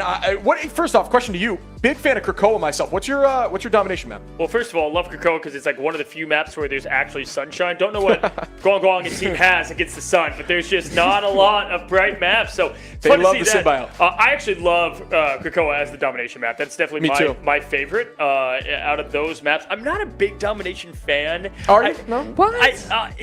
So I'm with you. Here's the thing. If I'm duoing, I love it. On the solo queue, rank play, it's like, man, sometimes anything goes. Could just be the Wild Wild West out there. But no. Krakoa, good time. Definitely a good time. Would put that towards the top. I don't really hate any maps, dude. I'll be honest. There's no maps I'm just like despising. How about you? You know what's funny is one of the maps that I love that I think virtually every pro does not like is Kunlun. Or Dude, is it same Kunlun? here, Kunlun, man. right? Is it Yeah, Kunlun? Boker was going off about that yesterday, how much he hated the fog map. That's just what it's called. People just call it that. Yeah, fog. yeah. It's called the Heart of Heaven. Yeah. And personally, I think Heart of Heaven is one that I love, dude. Dude. I think it's a good time. And I play Groot all the time, and you can hide walls so well there on point one. Like, that is just one of my favorite maps of all time, and nobody likes it besides, like, me, I guess. I love second point on that map, where you've got, like, the bridge, and you can go over, high side, low under. side, left and right. It's so fun, and it's great play, and we have seen exactly 0 of it today. Yeah, not once. Not that for that reason. But, all right, guys, we're not going to take a break. Why? We're gonna just continue on the action. Is it possible to see the bracket? Yes, bracket update. Please and thank you, Jay from the skies. Hello, God. It is Jay, as he now says. Let's see it. And oh my! Wow, Team Flats beating Walk 'em Down. I would have never thought that. Not to be rude or anything, but And not just a beat, but we're 2-1, right? Meaning that was some dominant play because Yeah. they finished up a whole nother round. Meaning it was 1-1. Team Flat said, "Hey, we're not doing this again. We're not losing." They want their rematch against Mandas Pandas, and we're about to see it most likely, potentially, see if they can take down Racecar or Boyfriends who advance along the way. Racecar versus Flats would definitely be a good time. Yeah, that's the thing is, like, I'm looking at all these teams here that are left, and I don't know which matchup wouldn't be a blast to watch at this point. I think everybody's pretty locked in, and that's the beauty of this being this deep into the tournament. Obviously, folks, we do have today a couple more matches for you, and then tomorrow back in here to get a look as, you know, who's going to take this thing home, and I am stoked to be checking that out and be a part of it with you, buddy. Absolutely. Krakoa, map number 4. Oh, the music. Dude, I gotta say, the music in this game Krakoa is slaps, so music-wise, good. yeah. Rocco's another one that I love to see. We just don't get it a lot. Yeah, right. Yeah, you're right. I mean, that because remember the dive heavy seasons that was played all the time, but I don't think that's been the case as much now. Although, you know, dive coordination at the top level is always going to be strong. It just hasn't been as prevalent these last Angela few Mays seasons. froth at the mouth with the opening of Rocco, man. It's just that pit of despair every time you see it on the ladder. You see it here. But we find ourselves Krakoa. Pick band. I'm going to spoil this one. Going to be Gambit on both sides. And we'll see what happens from there. Yeah, you know what's funny is I just looked in the chat after Jay coming in and Flats goes, WTF. yo, listen, man, Flats, love you, bro, but I don't know, man. Still could be a shock. As we see the double Gambit ban off the rip here. What do you think's first save? Big shout out to Flats, by the way. 1 million Twitch followers today. Oh, congrats, buddy. WW for the man, the myth, the legend himself, the King Flats. All right, guys. We will see more of Flats as we advance to our last match of today. But first, we have to settle the score. Will the Boyfriends be dumped? Will the race car run out of gas? We're going to find out shortly here with the saves and the picks being the same so far. Yeah, and goodbye to the Loki locking in there on the Invis. Again, when you believe in your hit scan duelist, you better keep that Invis around and ensure that they can play to their peak. And that is what Invis does. So bang, bang, double lock in right there. And we've seen great Invis play up to this moment. It's been absolutely incredible to witness thus far. The next band coming in. We said we'd like to see potentially the hit scans out of this thing, take a page from the book. Maybe they go that route. See what they want to lock in here. First band is going to be that Hella. Going to force the ban, then the save on Phoenix once again. Yeah, and here we go. Goodbye to the Hella. I'm not quite sure what we'll see. Probably another hit scan ban on the opposition, but still, these will be going in at the same time here. Folks, again, these are not universal bans, obviously, as you see some of the same heroes on the screen here, which is a little different than what you see in MRC, where that stuff can be universal. So keep that in mind. It's a ton of strategy. And we sometimes say that games can be lost or won in this ban phase, as we see the removal of another hit scan here. Goodbye to the Phoenix, and goodbye to that Daredevil. Absolutely, guys. Here we go. As we've got the hit scans out, it's going to really have Crisis have to lean on that flexibility that he's known for. Hovering right now, the Wolverine. I think he's okay with that option. The Daredevil being banned, I think, was a must. Mask was going crazy, needed to be shut down. And you know what Flats is doing right now? Not just watching the stream. He's watching the competition. He's playing one of these teams. Yeah, this whole team is locked in, man. They got to get early eyes on what this team is doing and what they're doing well. And I think one of the biggest things to highlight is the flexibility of both. We have not seen the same hat worn once. And that's the advantage to, taking it to your competition quick. If you clutch up and you get it done, you can go check out these teams, see what they're running, and try to find a solution for your own team, or at least build a composition that might play well into them. So great call out there. And the lock-in of Groot. That's going to be the side of Boyfriends, and that is another very strong pick. No group ban this time, so we might see the matchup. Okay, last time we saw Energy get Hella, there was no hit scans on the other side. Energy locked in, and he got the dubs there in Central Park. Game's going to go a lot faster this time around. Cal's been playing a great Angela. Good to see him back on that hero. Of course, Namor is going to come out to play. Why not? No team up, though, going to be used this time. Mask has played a little bit of everything today, man. For sure, and I do think that at least for Balas and Taro, they do have that whale combination, which can be a huge threat here. And Dom, that's what you're really looking for. Big combos, team sweeps, hold that point, and then stall. And speaking of stall, Angela's great at doing just that as we start off on Krakoa. Haven't had too much time on this map today, but it is going to be a pleasure listening to that music and let the games begin. Absolutely, guys. We take a look. The map is Wakanda. We're live here in Miami for our second to last match of today. Beautiful Saturday. Hope you guys have been enjoying this one. It's been fun on this side. Hopefully it's been a treat. Been a lot of great Marvel. If you're a Marvel fan, it's a great weekend to be a Marvel Rivals lover with all the action we've had so far. We've had Spider-Man arcs. We've had Jay winning the whole thing. True. We'll win it now. We'll find out shortly as we take a look at the Dekus. I'm telling you, it looks like a little Nintendo Deku Zelda thing going on there. Oh, I'm trying to think of like those little things from Sonic way back in the day that used to take care of. I don't even remember. Oh, the chows, man. Somebody in chat gets me. Yeah, I used to feed them the animals to get them strong. I'd be like shoving gorillas down their throats, dude. Yeah. Oh, man. Shout out to all you Sonic fans. Anyone else, we sound insane. Oh, and we're sounding very old, too, which is classic. But, well, it wouldn't happen any other way. We start off our first fight here. Pallet Man and that off angle, playing a mean Jeff today. Does have that damage boost as well. Damage boost spray. Cooper Tastic able to find Callum early on, and Callum not going to be on that Angie. Is going to be running Cap. Seems to like him more on this map. Absolutely, I do. If you're just now coming in, Pallet Man has been an absolute, really highlighting Satan's greatest soldier of Jeff being the demon that he is. It's been just a pleasure to watch as Crisis does get both hit scans banned out, but going to find the best of Energy early on. Energy got to stay on the Star-Lord, and that early point cap going to race car is huge. Yeah, and we are going to be seeing the Iron Fist. Great. We talk about stalling on domination. It's one of those heroes that just does not go down. Pallet able to find one on Iron, who gets rezzed right back into the fight. And sometimes the value of the res is not only putting them back in the fight, but making the enemy team think they have the advantage and make a mistake when everybody is still there in the fight. M2K is able to find Gator, though, and that puts Boyfriends up a number here and alt advantage, and they've got to act quickly as Cooper Tastic now is forced out into that boundary. The combo goes through. Balas finds one. M2K and Callum are going to get two more. I mean, using a lot to get this point. Yeah, you had Cooper Tastic get the ult out, but that sustain was great. 41% and climbing. Boyfriends is kind of empty here outside of the Jeff ult, so we'll see what they do to match this. Gator, you got Iron, Mask.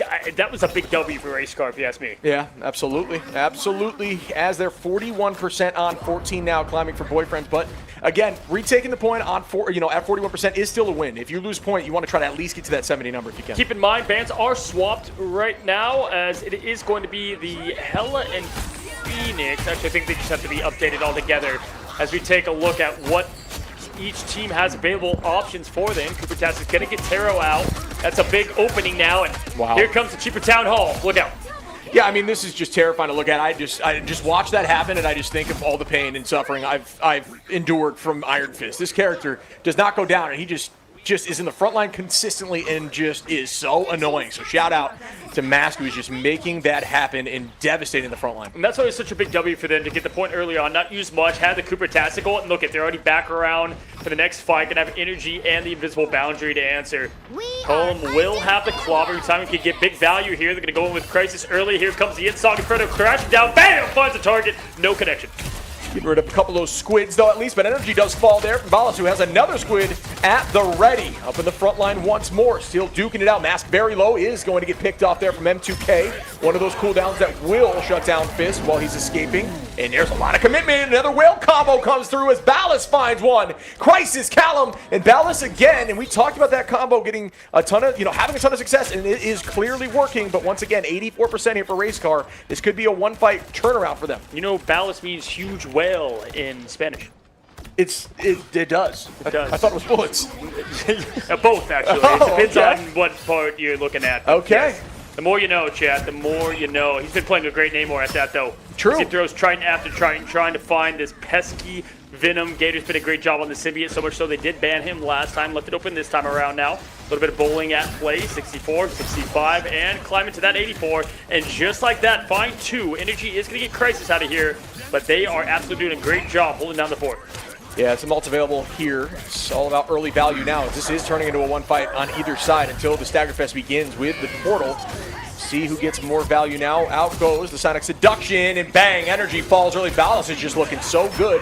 And we will see if he can maintain that kind of presence. Namor just been a huge impact in this tournament. Pallet is going to be able to find a 2-piece there and does have to commit. And there's that huge whale you're talking about, and that's another pick on the memories. Cooper Tastic trades that right back though. Yeah, what a turnaround here from Boyfriends. They won that first domination early, looked all the part, 99%, trying to body block, gonna make their way in. Energy with the pump, and the finish. Down goes Colum, and the thing to boot. And wow, what an absolute aggressiveness. Making it look like they owned the point, pushing them back. I am pretty sure Thing was trying to dash back to a teammate there and just got caught through the portal. That is so unlucky, but really got value out of it. Here comes the portal right back, and we'll see who wins this. This is for all the marbles here on map 1. And Boyfriends retake this. Everybody's res now. Ult advantage, roughly even, but the strategist ultimate from Crisis is a good answer. Clobbering time gets launched here from Callum. Ayabagamoto is huge. Can they collapse on it onto the backline? No, as there is going to be the resurgence from Crisis to keep everyone healthy. And bang, there's one pick from Balas. Terrell finds one. Make it 2, and there's the res onto Energy. But everybody is trading, and Crisis now is able to find one onto Iron. Full commitments from both sides. Has Iron Fist and more out to play. Now it's going to be Members with the ult. The cap is there. The telly is not. The desperation fully charged. Race car going to lose now map point. No, Gator says hello. Quickly touches. Going to get the amplifier on. Sia is going to give them hope. Going to give them life. The spear comes up. Invisible boundary out by the opposition. Boyfriend staying alive in this thing. Cooper close. 83 climbing. Out goes the Venom. Someone stay on this thing now as Cooper Tastic is unable to finish up the ult charge. He's going to find the spawn room. Well done from Boyfriends there to maintain their composure. Still commit a couple ults if they needed to after the fact. And Race Car did a good job trying to maintain presence on point, but did not work out for them there. Well done from the side of Boyfriends. Wow. You won a 2-2. It's looking like it. I mean, hey, that's why we thought they were going to go back to domination, how well they played the first time. I mean, Race Car didn't even have a breath of life on the last time they played domination. And just a good turnaround, right? I would say Race Car was looking really favored in the early openings of Krakoa, and Ballas just, man, he went crazy. Yeah, 10 10 finals. Yeah, definitely holding down. 15k damage too, but you look at the damage on the opposition, you see Gator with 10, 10 from Iron, 11 from Energy, 11 from Mask. I mean, both teams duking it out for sure, but yeah, I'm with you. Boyfriends just looked locked in on that map, and they come out on top in terms of ult charge. There is going to be a few ready for point 1 here. Cooper Tastic should have that, but Pallet's been consistently getting huge Jeff ults. Yeah, Gator going to switch on over to Group rather than the Venom here to try to change things up. But yeah, Taro's been impressive, even impressive. I'm bad. Can't talk. That's what 10 hours of casting does yesterday combined with today. Pallet Man, though, always a joy to see what he's going to open up with. We'll see what they bring to the table. And Cooper died with that ult ever so close to sustain that point. We're going to have to bring it over here to map number 2. Let it begin once more. There's a lot of pressure there. Ooh, wow, what an iframe there to dodge that in that moment as Energy escapes from the side of Taro. There is the It's Jeff now. Very low. Does get picked off from Cooper Tastic.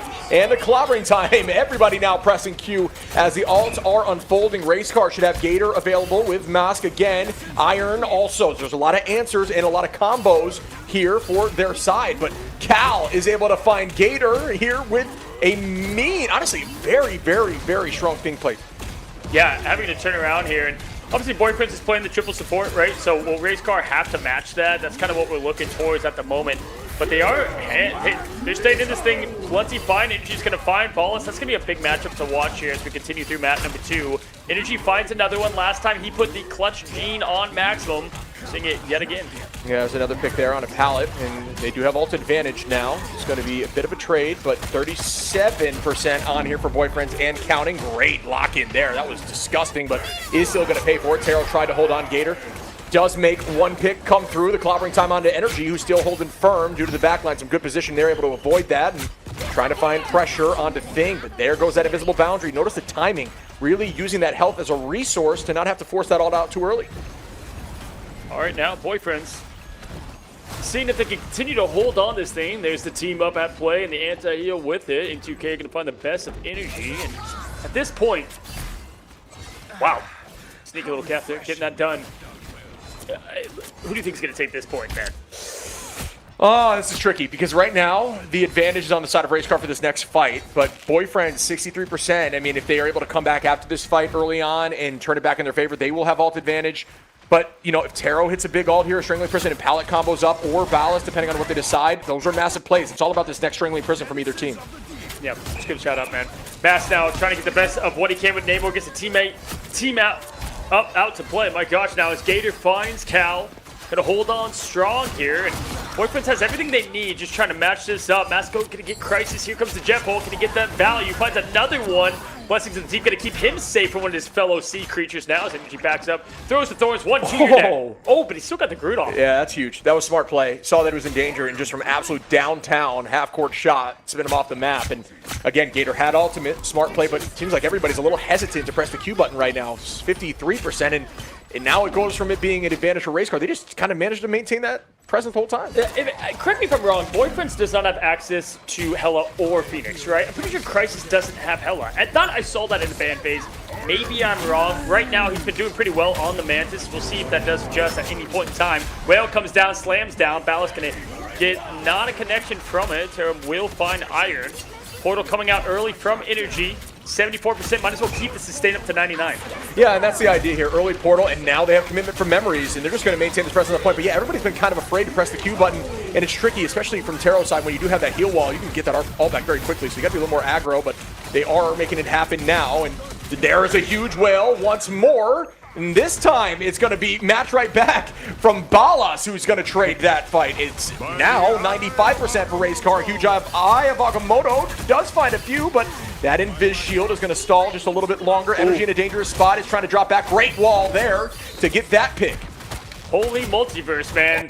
Namor on Namor, and there's the Gator double at the same time. The Q was pressed down to the second. Unfortunately, for those that are going for Team Racecar, it's going to be Taro coming up on top there. And interesting Groot ult, right? Because given the time, you would have liked to see if they could get the whole team back for one last fight to win that. I think the tricky thing when you both have Strangling Prison available, a lot of the time it's who gets it off first. It's because if you're able to land that on the Groot or whoever is around, the other Groot's kind of just does it in a panic, more so to say like, oh, I needed to do this as well. And usually it's not as coordinated, it's not as easy to land, and it's not as planned out. And yeah, I mean, again, we just saw it right there. Got the pick early, forced out the Q. That's double whammy. 98% here for Boyfriends. Racecar's right there at 99. Now we're evened out. Who gets this final play? Alts are in the favor of Boyfriends to clutch up here and take this map. Will they be able to do that? Oh my gosh, he's going to find, wow. Huge phase, and then you have the Energy in there as well with the throw of the moon down. Whale is gonna connect, gonna find Energy in the process. Namor finds another. Ballas has been the difference maker for this team to give them a shot, to give them a chance. Put this thing at 2-2. Groot wants a piece of the action. They find it, and there you go, folks. Boyfriends is not getting dumped today. It's 2-2. What else could you ask for? Yeah, these teams are so matched, man. Even running similar comps at a point now, it's, I don't know. It is anybody's matchup here. It is really anyone's game. It's insane. I mean, absolutely insane. Bend, don't break mentality. We saw the same result earlier in the upper bracket. Whenever we saw them go against Team Flats, when we saw the Pandas, they brought it back to domination to win another one, then somehow got up to 3-2. But Racecar gonna get the best of that one here as we take a look at the final stats. Yeah, I told you. See, Phoenix and Hela were banned. Yeah. I had a feeling because I thought Crisis would have played Hela there. Unable. But the pivot was smart, right? So the idea for Crisis was, all right, we're both going to be running Groot here. Let me give my Groot ult faster, infinitely faster. And what does it do? Gives MVP to Taro there just with a ton of opportunity. 24k damage. Having 13 finals on a Vanguard is disgusting compared to the 3 you see from Gator was running that Groot as well. Ballas has been playing lights out as well. You know, if Crisis gets banned out, Ballas steps up. Honestly, I was going to say that, man. You see players like Rymazing yesterday. We talk about these players that can just like flex into a role as a duelist. Sometimes being a duelist goals isn't always just having the pretty numbers. It's sliding into the spot, especially if you're going to get target banned. Sure. Like, that's where they're going after right now. Crisis is like, all right, hey, I don't mind going to the Mantis, doing my part, buffing up where it needed to, and hey, obviously Mantis can still do plenty on their own there with the 10K. So W on that end. And W for his computer not crashing today either. It's been pure entertainment here as we find ourselves 2-2, folks. Yeah, this is just a testament to Marvel Rivals' talent. Everybody on these teams is locked in right now. It's anyone's game, and their backs are against the wall as we look at some of the highlights here. Some big jet plays as well. Look at that whale combination, dude. Just disgusting. Cleans up and gets the point early on. Yeah, definitely, man. It's been a treat. I think, you know what was a big difference maker, I think? Was Daredevil being banned. Yeah. Mask was going crazy when he had the mask on himself now. Opened his eyes, has the Iron Fist now. Wasn't quite that difference maker as we see the crazy portal play as well. This is when they had all the ults out, and it was a huge Groot. The Groot ults, you can respect, I'm sure, from a fellow Groot main, were perfect for Taro. Yeah, they're game winners, right? Groot is in the position right now, and that's why he's so strong in the meta. If you look at a lot of these tier lists by the top level players, they'll put Groot up there because he's just one of those, like Exhibit A, right? Huge ult, no option. You can't use cooldowns to escape. No cloak, no fade, if you will. You can't ult out of it as cloak. There is some solutions to escape, but a lot of the time strategists are in danger. You can pressure through a lot of those ults and get picks just because you're guaranteeing everybody's focusing the right target. Huge plays, huge group plays. Absolutely, guys. It is a great day once again to be a Marvel Rivals player, and we find ourselves in the bottom lower bracket, our second to last match today that refuses to give up, refuses to have us move on. Team Flats and fans of them, you have to keep waiting to find out who you play between Boyfriends and Race Car. Now, we're going to take a very short, very quick 2-minute break. We'll be right back as these teams are going to lock in, get ready to go for the final matchup of this lower bracket. Don't go anywhere. We'll be right back.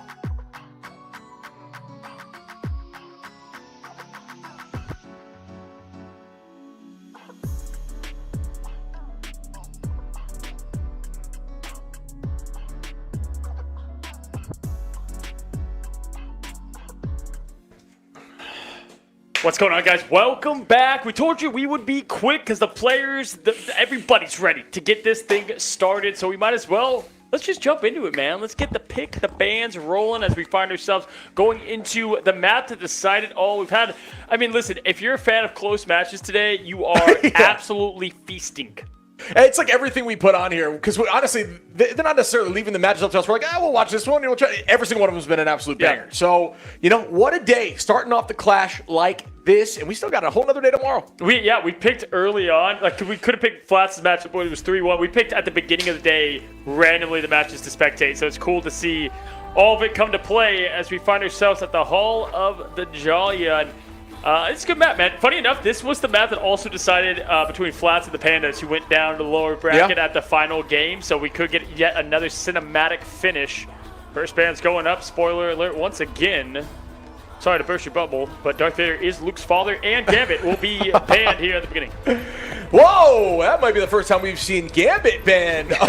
Always surprise. No, but this is definitely, I have no doubt we're going to see the Invis double lock. Similar story.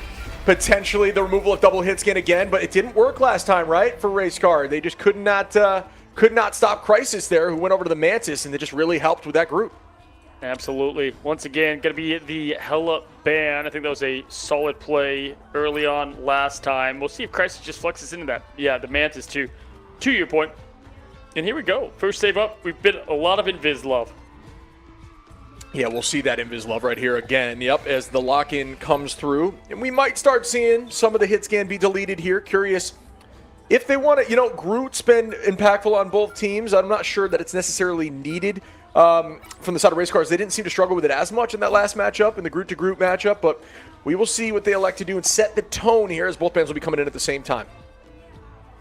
Here we go, the Namor band. Hey, honestly, it has been absolute carnage there from Ballus, and I think that is the ban that's needed. That was the Phoenix beforehand, so might get the save now to have Crisis have access to the Phoenix if needed. The save going to go over now to the side of Race Car, who found themselves on the brink of moving forward, but now backs against the wall as Hella's going to be safe for them.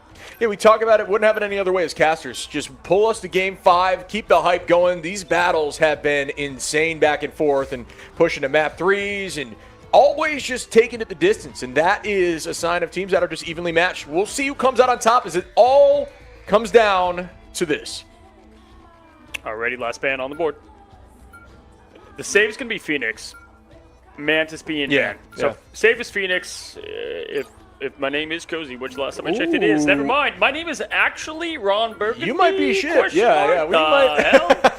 We may have mixed each other up here, but yeah, the Groot lock. I mean, Groot was giving them a ton of success, and you're right. It's not a bad idea to get rid of it because they were working really clean with the Namor combo. It looks like Crisis is looking like he might run the Namor, at least flexing and showing that he has the opportunity to.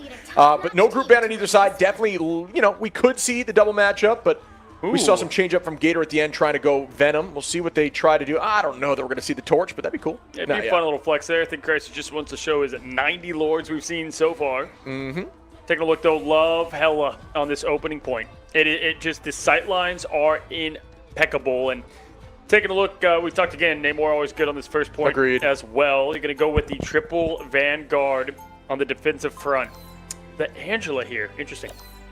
Yeah, Angela can be annoying here because there's a lot of escape routes, and you have those topside bridge movement, and you can kind of just play off that top left when you're engaging off main, which is definitely annoying. But yeah, I think Namor's really good here, taking that top right side on attack or defense and just literally playing up there the entire round. As we see a lot of Namors, at the top level of play. We'll see what that looks like here, especially with Pocket from Cooper-tastic. There will have that res available as well. But yeah, 2 strategists, 3 Vanguards on the defense. Alrighty, folks, 10 seconds left for these gates to open. One of these teams will be advancing. One, we will be saying goodbye. Adios. As now we look at Wakanda. And defense up first is going to be Race Car. But the games begin here, folks, as the attack is starting up and just starting to move right down main, it looks like so far. One taking the off angle, as is tradition, to try to pull eyes away, and there is that movement now to try to track and stop that from happening. Absolutely. Now, as we take a look, What a just an absolute glaring skin in the high C Venom, as I like to call it now. I'm trying to get the best value from it. We've seen good play time and time again. Gator struggled a little bit there. Krakoa, I think, on the Venom play just didn't really match up the way they wanted to, and then went to the Groot the second time around. But gonna try to get some value now as they do get a little bit of momentum rolling. Yeah, I think, you know what, shout out to those who have Cyan Venom. You know, not to toot my own horn, got it, whatever, not a big deal, but that skin is one of the most unique in the game, similar to that Wanda. Not to toot my own horn, but got it, beep, not beep. a big deal. Yeah. Not a big deal. Quick flex, subtle flex, but yeah, as the games begin, the defense going to find a two-piece now, driving back to the spawn door a little bit and play right down the long lines of sight, making another pick. It's 3 fall, and that's going to be a full team reset. And an absolute just dominant performance. If you guys could see, right now our screen actually looks like it's from Minecraft. I actually get to give the shout out, a little pixelated. It is coming back into picture, but we can tell at the very least that Race Car is doing a great job on the defensive side.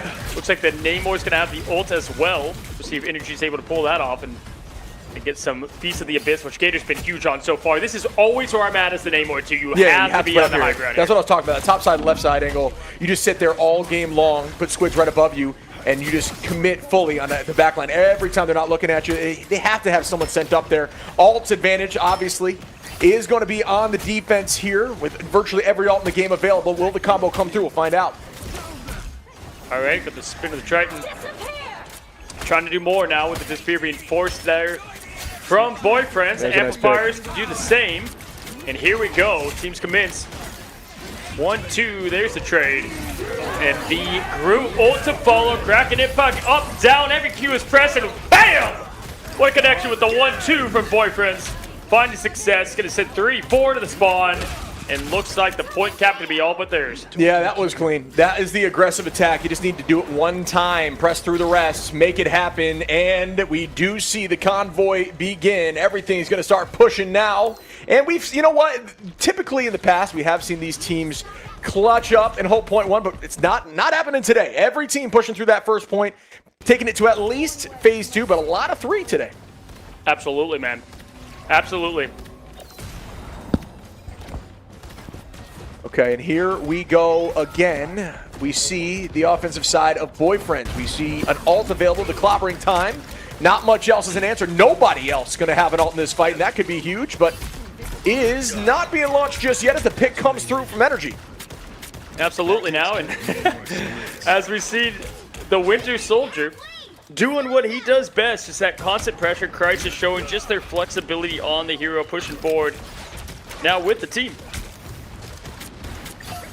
Here we go, as still holding on to that clobbering time. Got to use it relatively soon before everybody else. And yeah, there's that launch now. Can they follow up and get a few? Yes, they do. Down goes one. Can they clean this up and find another? But no, not quite yet as the res comes through to even the numbers. Once more, 6-6. As Boyfriend still keeping the presence. It could be a huge strangling prison here. We'll find out shortly. If that comes through, the Venom with the Feast of the Abyss is going to engage the fight, but won't be able to stall for long. Right back to the back line he goes. All right, cracking impact up, down, slam, jam goes the connection, and he's going to find at least one through that. You can't see anything, bro. Oh, and yeah, it is going to be, the momentum is very much on the side of Boyfriends now, who are still holding this space, owning the front line, and making early game picks happen in the neutral. Already now, voltage out. Gonna get rid of that C as quick as possible now. But an absolute electric. There's meters to go now for this cap, for the finish. Phoenix just absolutely hunting for more. That's exactly why I want that hero open. And beautiful play here, time and time again. Now might be a good time to stop them. Heading towards point 3, still maintaining this presence and pressure. Just kind of owning it. Not gonna lie, can't see the time on the clock here, but but still owning the space, and that's all that matters as the card is still scooching here between 1 and 2 very quickly. Time on the clock as they own the front line, trying to find another pick before they have to start launching these Qs. And we will see, again, ult advantage in the favor of the attack here.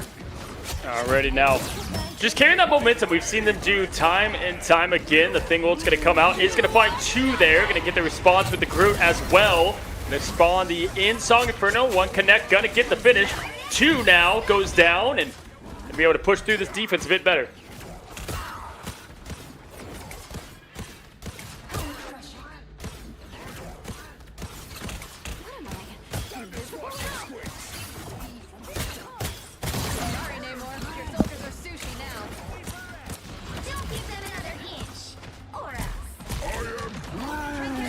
Out goes the strangling prison combination with the Moon Knight. The Moon's gonna rain down and find one, make that two as the res comes in. 3, 4, 5 gonna fall now, and they're finding their footing, and that is what Race Car needed here to try to find the pushback, stop this thing to ensure they have a chance at taking this thing home.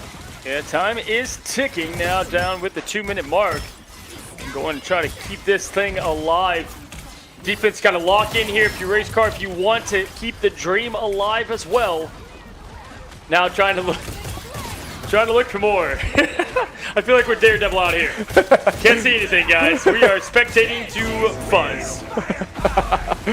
But hey, it be like that sometimes. We get a quick reset here. Okay, we are starting. Now we got eyes back on as Crisis is owning this space. And now this is a great reset for us as we can completely see what's going on. 1 minute 26 seconds on here for Boyfriends on the offense. And they are keeping this space as they do have the Sia launched out. Strangling Prison could be massive here. And Pallet Man going to combo that, but can they get the Kraken Impact Strangling Prison combo? Find out shortly, but no Gator is going to be the first to press Q with the Moon Knight combination from Energy. No one falls though, and that's a 2 for nothing. If they can even hold it down right here, this would be a massive defensive effort now with a minute down, 60 seconds left as Galactus screams from the ether now. Cooper going to find one with it. Going to be a big one at that. Crisis, but the Reds is going to bring him back in a fold. Winter Soldier ready for more. Cooper Tastic has the invisible boundary. Can compare this with the Whale. Going to slam down the Insong Inferno to end this symphony of a defense so far. Slams it down, nothing in connection. Cooper Tastic coming up clutch. In the space and owning it now, the double Venn diagram launch, but we do have the Whale available for the side of Race Cars on the defense. But then you see over there, Taro does have that strangling, and it's huge. Or at least it finds 3. Can they clean up 1? And the answer, Whale, is massive from Mass to find a 2-piece to say, not in my house. It's not over yet. Still trying to maintain this with 16 seconds as Iron finds another on the Taro. Yeah, absolute great just flexibility between the team. Energy now going over to that Wolf. Got Namor as well. That's going to be pushing forward here. What a defensive effort as 3 minutes tick down to nothing. The portal is out and the overtime clock is up, but Mask is hunting. Yeah, looking really, really strong. The amount of Namor value that we've seen today is obscene. Energy's going to find one here on the Wolverine Mask again onto Taro. Now we're in OT territory. The portal gets launched here. Boyfriends are in danger. Wow. But again, decent push here all the way almost to point 3. This won the match last time for Mandas against, we saw Team Flat. So could this happen again, or will they be able to push through the whole point? W fans of Rivals there, man. That's just great performance all around the board. And honestly, just huge flexibility in swap and play. Take a look at the stats here one more time to see kind of how we got to the story unfolding in front of our eyes. Fantastic. With that ace, 14,000 damage, 23,000 healing. Good night. He has almost more strong than the entire enemy team as he strategist. Yeah, that's actually crazy. That's crazy to look at, but yeah, that's a ton. And this, I'll tell you what, this has been the story we've seen before. Getting through point 1 with some good time is enough to keep the momentum going through phase 2. I think Streets phase 2 is very defensible, although we didn't see a huge defense there from Race Car on 2. I think that Boyfriends look really good pressing through that, but that's where you draw the line. If you were able to hold 2 for a significant amount of time, 3 is very hard to push towards the end. The winner of this will be advancing to play Team Flats here. They've taken it down to the wire. What would you expect? Funny enough, this is exactly the ending that we got. It was 2-2, just barely on third point was the finish that sent Team Flats down to lower bracket, allowed for the run that they had, and got us the story right here, right now. Energy going to be locking the Goddess of Death. Going to be performing that duelist role for the team as they lock in the triple Vanguard on attack. History just repeats itself, right? As we see Energy going to be taking that high side right angle, going to play slow. Own the left now to see if they push through, but now going to try to see who's up here. But currently at the top side is going to be, Phoenix almost finds one. It's a battle back and forth, but Energy is going to get some heals and try to retake that fight. Nope, Psych, I lied back towards main. Going to try to play with the team and grab that armor pack. Now going to double jump up with the boosters and float down gingerly as he throws the thorns. Going to try to pick off that top defense, knowing exactly where they're going to be. Nice stun there. The crew's caught here. Going to be tough. Barely tries to escape. And how is Taro alive? I have no idea, but does have the Strangling Prison available now, and that's the combination of having that heal from the Mantis. And that is going to find one onto Iron and force the pace of the side of Race Car back towards the spawn just a little bit to try to reset, unless the commitment comes through here from Gator, who is going to fall just a little bit later. The team needs to, accidental rhyme there, but the team needs to drop back and reset a 6. Beautiful. Spitting, and he doesn't even know it. Now Matt's going to go ahead and get the stagger as well, so they're going to have to do a full reset. And 2 minutes, 43 seconds. This is not an easy point to take, especially when you lose the ult commit fight. But we're about to see the first true meaningful fight happen. If they cannot make anything out of this, it's going to be spelling pretty danger for Race Car in desperation. Agreed. A ton of ults coming through here for Race Car. This is their fight to lose. They need to make something happen. We'll see now as all the walls are set up here. Using as natural cover, going to burn that Ironwood wall quickly to make sure they are CCable now, at least from the side of Taro. But almost has ult again, and that's that value of Mantis. Your whole team just needs to take damage, go by the heal wall, and next thing you know, you can press Q. Absolutely. Now looking at it, all the Qs about to be pressed. Kevin Feige is raging in jealousy, wishes he could write a script as beautiful as this. Gator finds one in the pallet, man. That's a big one. 2-for-1 special. Crisis evens the odd. Energy up. Wow. Down. Beautiful defense by Boyfriends, and this could be spelling the end. Yeah, Unable to come together. And they didn't even need to overcommit. Crisis still has ultimate. Yeah, fair enough. Callum still has ultimate. M2K has an answer. It's like, yeah, you know what needs to happen realistically. Memories and Mask with a huge ultimate mid-invis, mid-crisis, shut down one of the strategist ults, get a few in the whale potentially, and then press forward. But that is going to be a difficult task in the coordination. Obviously, they have the ability to make it happen, but against a team of this caliber, it's going to be difficult. The trees are near matched as well, so can one get one before the other? Taro now going to be on top now, 20% and climbing. That could be absolutely the difference maker as well. Energy punching drywall here, angry at the fact that they're in this situation. They know who they are, how close they were to advancing. Will we see the reverse happen? Energy with the 1-2, the pop, hunting for that back strategist, finding nothing. Now with the Heaven Falls, Andra finding something with the Sia combined, nothing coming from it, Ship. Yeah, Sia's out, Invisible Boundary's out as well. The whale's there, and that one lands, but it doesn't manage to make anything happen. Nobody has gone down just yet. Crisis, one of the few left with ultimate's going to commit now after the pick comes through here from Memories. And the res also from Callum, so not a ton of value just yet, but there goes at least that BRB. Another pick again, and it's matched as Energy trades that back, but the res comes through now for the side of Race Car. Numbers up in their favor. Can this happen as Energy's got the Goddess of Death available to try to shut some of this down, but does not want Angela to stop. You can feel the tension, man, as this clock is ticking down to 19:18. Last chance on the line and coming in clutch. Cooper, Invis up. Angela about to be sent back to spawn, and with 8 seconds remaining, they're going, but the portal's out. This fight's not over. I was worried about not launching the Goddess of Death there, but now Energy can use that to try to stall and just deal a ton of damage to them coming through Portal. Will that be committed, or is he waiting? Looks like he's waiting a little bit longer now. And there it is. Now, some of these cooldowns and shields are burned. Strange is going to be in a tough spot.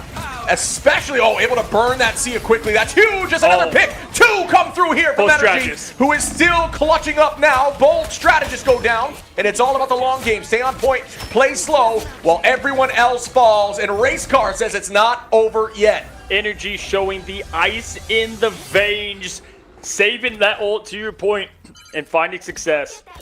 They're going to have a beautiful .2 push, and because of that, it is Crisis who has initiated the pause. Just too much action for one without taking a break. You know what? You said Crisis computers crash sometimes. You might have just jinxed them, man, as that might have just happened from the mayhem that was that final fight. Again, great W patience, Energy on that ultimate. It clearly worked out. Strange took a lot of damage into that shield, tried to go up there and face check you with the shield, lost it after one swing, and then you went right towards the back line, find a 2-piece. Good commitment, way to hold on to that. Me personally would have panicked and pressed Q in the fight before and probably lost us the game. So I will say that was a very smart decision in a time that making those correct decisions is super important. OT like that. I'll say thank God you weren't on the team, man. I mean, you know what I mean? I get it. I get it, dude. Thank God, guys. Listen, hey, time is now. Which one's going to go, guys? Chat, let's see it down below. I mean, it could not be any closer. I will say it's definitely an uphill battle for Race Car. I mean, with time going all the way down, it gives you just enough to where you almost have to play perfect. You can afford one loss, maybe, but they're going to have to now stack their ults back up. maybe afford that first loss and win on the second. Yeah, agreed. This is a tough map though, or phase 2, especially now that everybody's getting their mentals reset and they try to retake But this is a ranged focus segment. I mean, you can own the height on the right side. That, it's funny because early seasons, you break the structure on the top left here as you're attacking or the top right of that building, and you'd own that. But nobody's doing that anymore. I think it just kind of puts you in danger. And people are just aware of it now. But I'm curious as to why that is. Maybe it's just the fact that Angela's in the game now, and the presence of her being able to just duel you up there and win that every time is tricky. But either way, I've always been curious as to why that kind of fell off. Now we're back. Gotcha. Just kidding. We're just going to get a little bit of a tease quickly now before we get some more situations figured out now, well into the night of the first day of the J3CC. And welcome back again. Psych, we didn't go anywhere. We just wanted to show you the map real quick. But yeah, again, these teams so well matched. This has been incredibly fun to watch, bud. I know, these teams, again, this is for getting knocked out of the tournament. Their backs are against the wall, and nobody's given up. Jay, how about you jump Jay, in here, buddy? Get in here, Jay. Where the hell? Get on over here. Hello. I'm doing the production stuff over here. What's up? Behind the scenes, our guy behind, it's the guy in the chair right there is Jay. Jay, listen, hey, it is neck and neck, 2-2. Race car just got the point. They're on point 2. Here we go. Who wins it? Call it now. Call it now. You know what? Just because you guys are here and I consider you guys this, I'm going to go with boyfriends. W. You know what? W. We're all winners today now. We're all winners today from that statement. All right, guys. The time is now. There's only a couple minutes to get done. The great Ricky Bobby would say, for the race car team now. You got Rocket with the ult and Namor as well. So not only did he have the hella ult to keep them in it, but the ults to follow might be enough to keep them in it. Sia is on. Angela is down. Falling now with the whale ready to rock and roll, and he's going to throw it down. Finds the connection! Yeah, it's a huge start inside the boundary. You hate to see that. If you're on the defense, you pop boundary. You want to make sure everybody is healthy. As we proceed forward, the strangling prison could be huge here as everybody on the side of boyfriends is going to find some value. Rez coming through here to bring them back in the fight. Wow, absolute beauty here now. Namor trying to do what he does best for this team. They continue to show that they are down but not out, Chip. See how this works out for him now. Some time on the clock here to reset and try once more.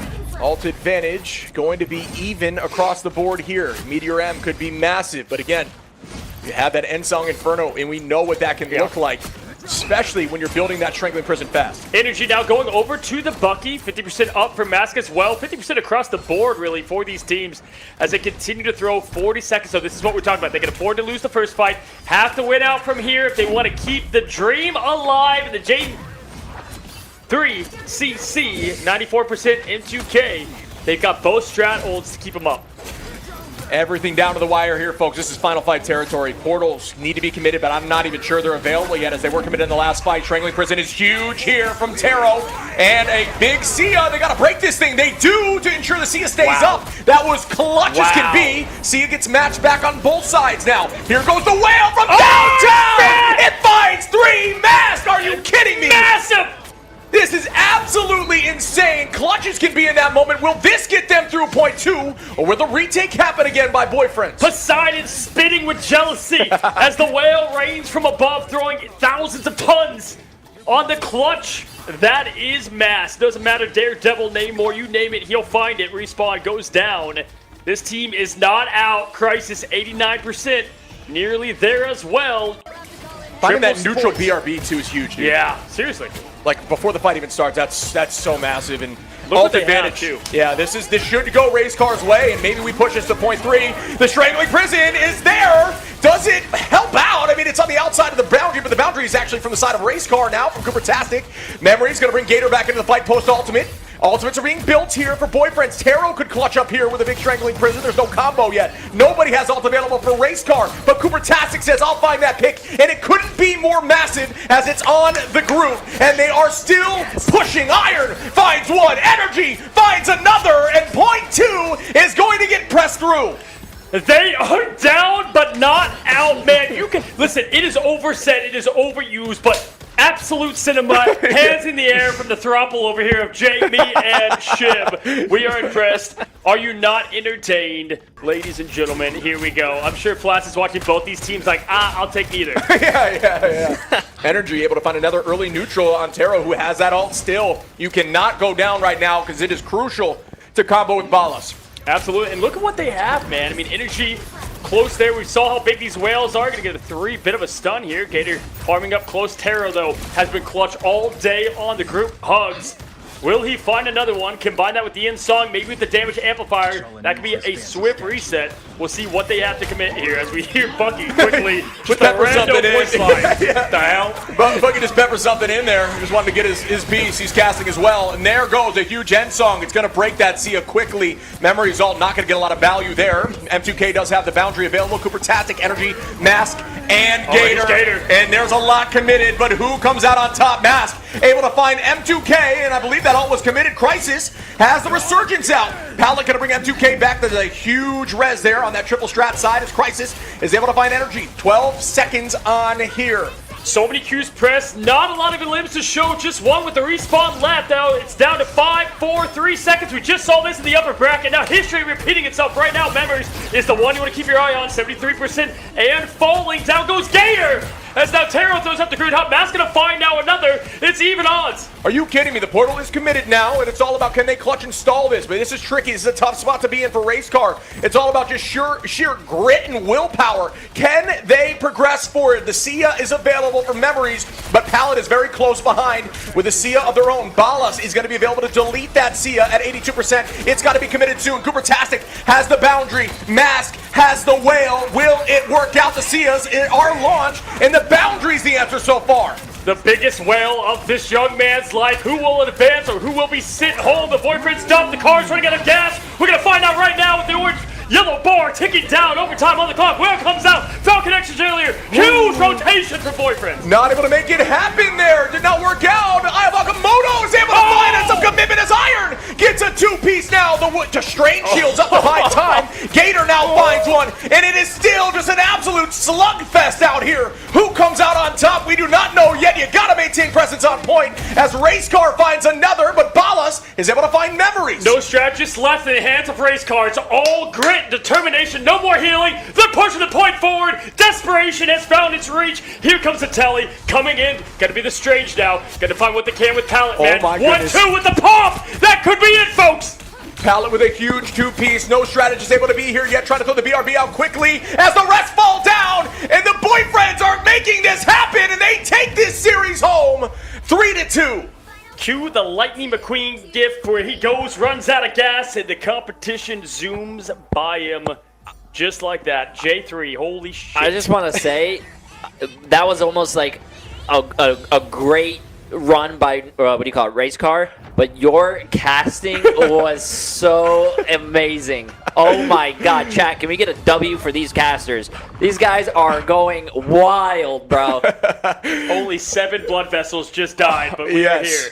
The nice thing is I do see stars now, so that's it. I am dead. Yeah, listen, man, first of all, I always love to do this. Quick W's in the chat for Race Car. Excellent performance, but let's put our eyes on the winner. Both teams just so deserving to move forward, but only one could and can. And it is going to be Boyfriends who, hey, shout out to the Rando and J3's chat who said Boyfriends come back 3-2 to win this back when they were down oh my God. all the points. I mean, I don't even remember who you are, but W call there. Insane performance. Who released the script? Saving Grace. Yeah, that was supposed to be private. I thought we signed a contract for that, but I guess the script was released. Anyway, what a W right there from the Boyfriends. Just an insane hold. There was times where I was convinced they had lost it.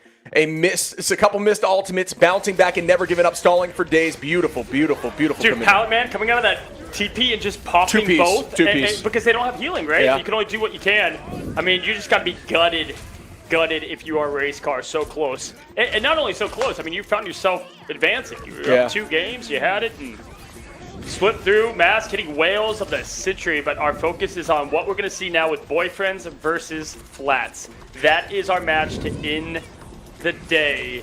and it is confirmed I will be speaking out of a tube tomorrow. Yeah. For the finals, we might have a robot voice, but dude, this was crazy. These teams back against the wall, they gave everything. I mean, if we go to heart monitor on these teams, I'd imagine it's through the roof right now. You know what I mean? There would be ambulances on deck because I cannot imagine the adrenaline in that moment. There were some huge opportunities that were just not collapse on things, just kind of miss. I think that's just the nerves, right? In those moments, you needed to land huge ultimates, and people were just pressing Q and just was not finding value across the board. There was some good match, a good neutral, but either way, all that matters is the team that came out on top. Boyfriends now moving forward against Team Flats. Absolutely. If you just now came in here today, first of all, welcome, and you came at a good time because we have our last match of today with Boyfriends and Team Flats, the BO5 that's going to send us to day number 2, and it's going to be a good one at that. Now, we are going to allow these players and obviously Boyfriends to reset for just a second as we're going to find ourselves doing the same, get them locked and loaded. Fellas, any last notes to close out what we just saw? I mean, in absolute cinema. You said it. I just had so much fun watching these games today. Everybody's been so strong. Yeah, same here. Loving the energy, loving chat. What do you call it? We're giving you guys back the energy. I'm not on screen, so don't worry about me. I'm too short right now, but I hope everyone's enjoying it. I mean, it's been fun. I'm glad that all of these games are neck and neck, especially what we just saw, and it's not 3-0s. No, at all. None of them. There's been none of that today. This happens all the time with Shiv and I. I don't know what like magic we in the air, dude. always get the game 7s, the game 5s, you name it, we have it. We're probably expecting that with Flats and Boyfriends as well. If we're not, if history keeps repeating itself, guys, don't go anywhere. We're gonna reset, reload over here, take a quick break, and then we are on the last match of today. WNetties, WJ3, W freaking Boyfriends. Keep it locked. We'll be right back, guys, after this break.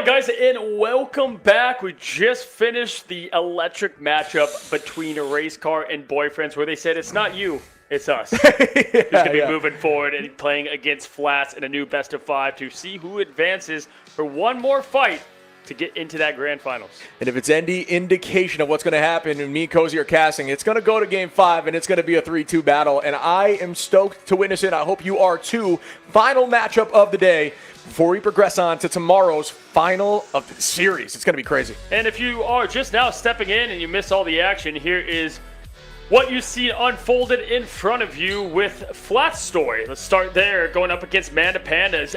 Equally as exciting game as what we just saw. Got booted down to the bottom, 3-0'd. Team vibes that were anything but, and then move forward to the matchup against Wacom. 3-1 that.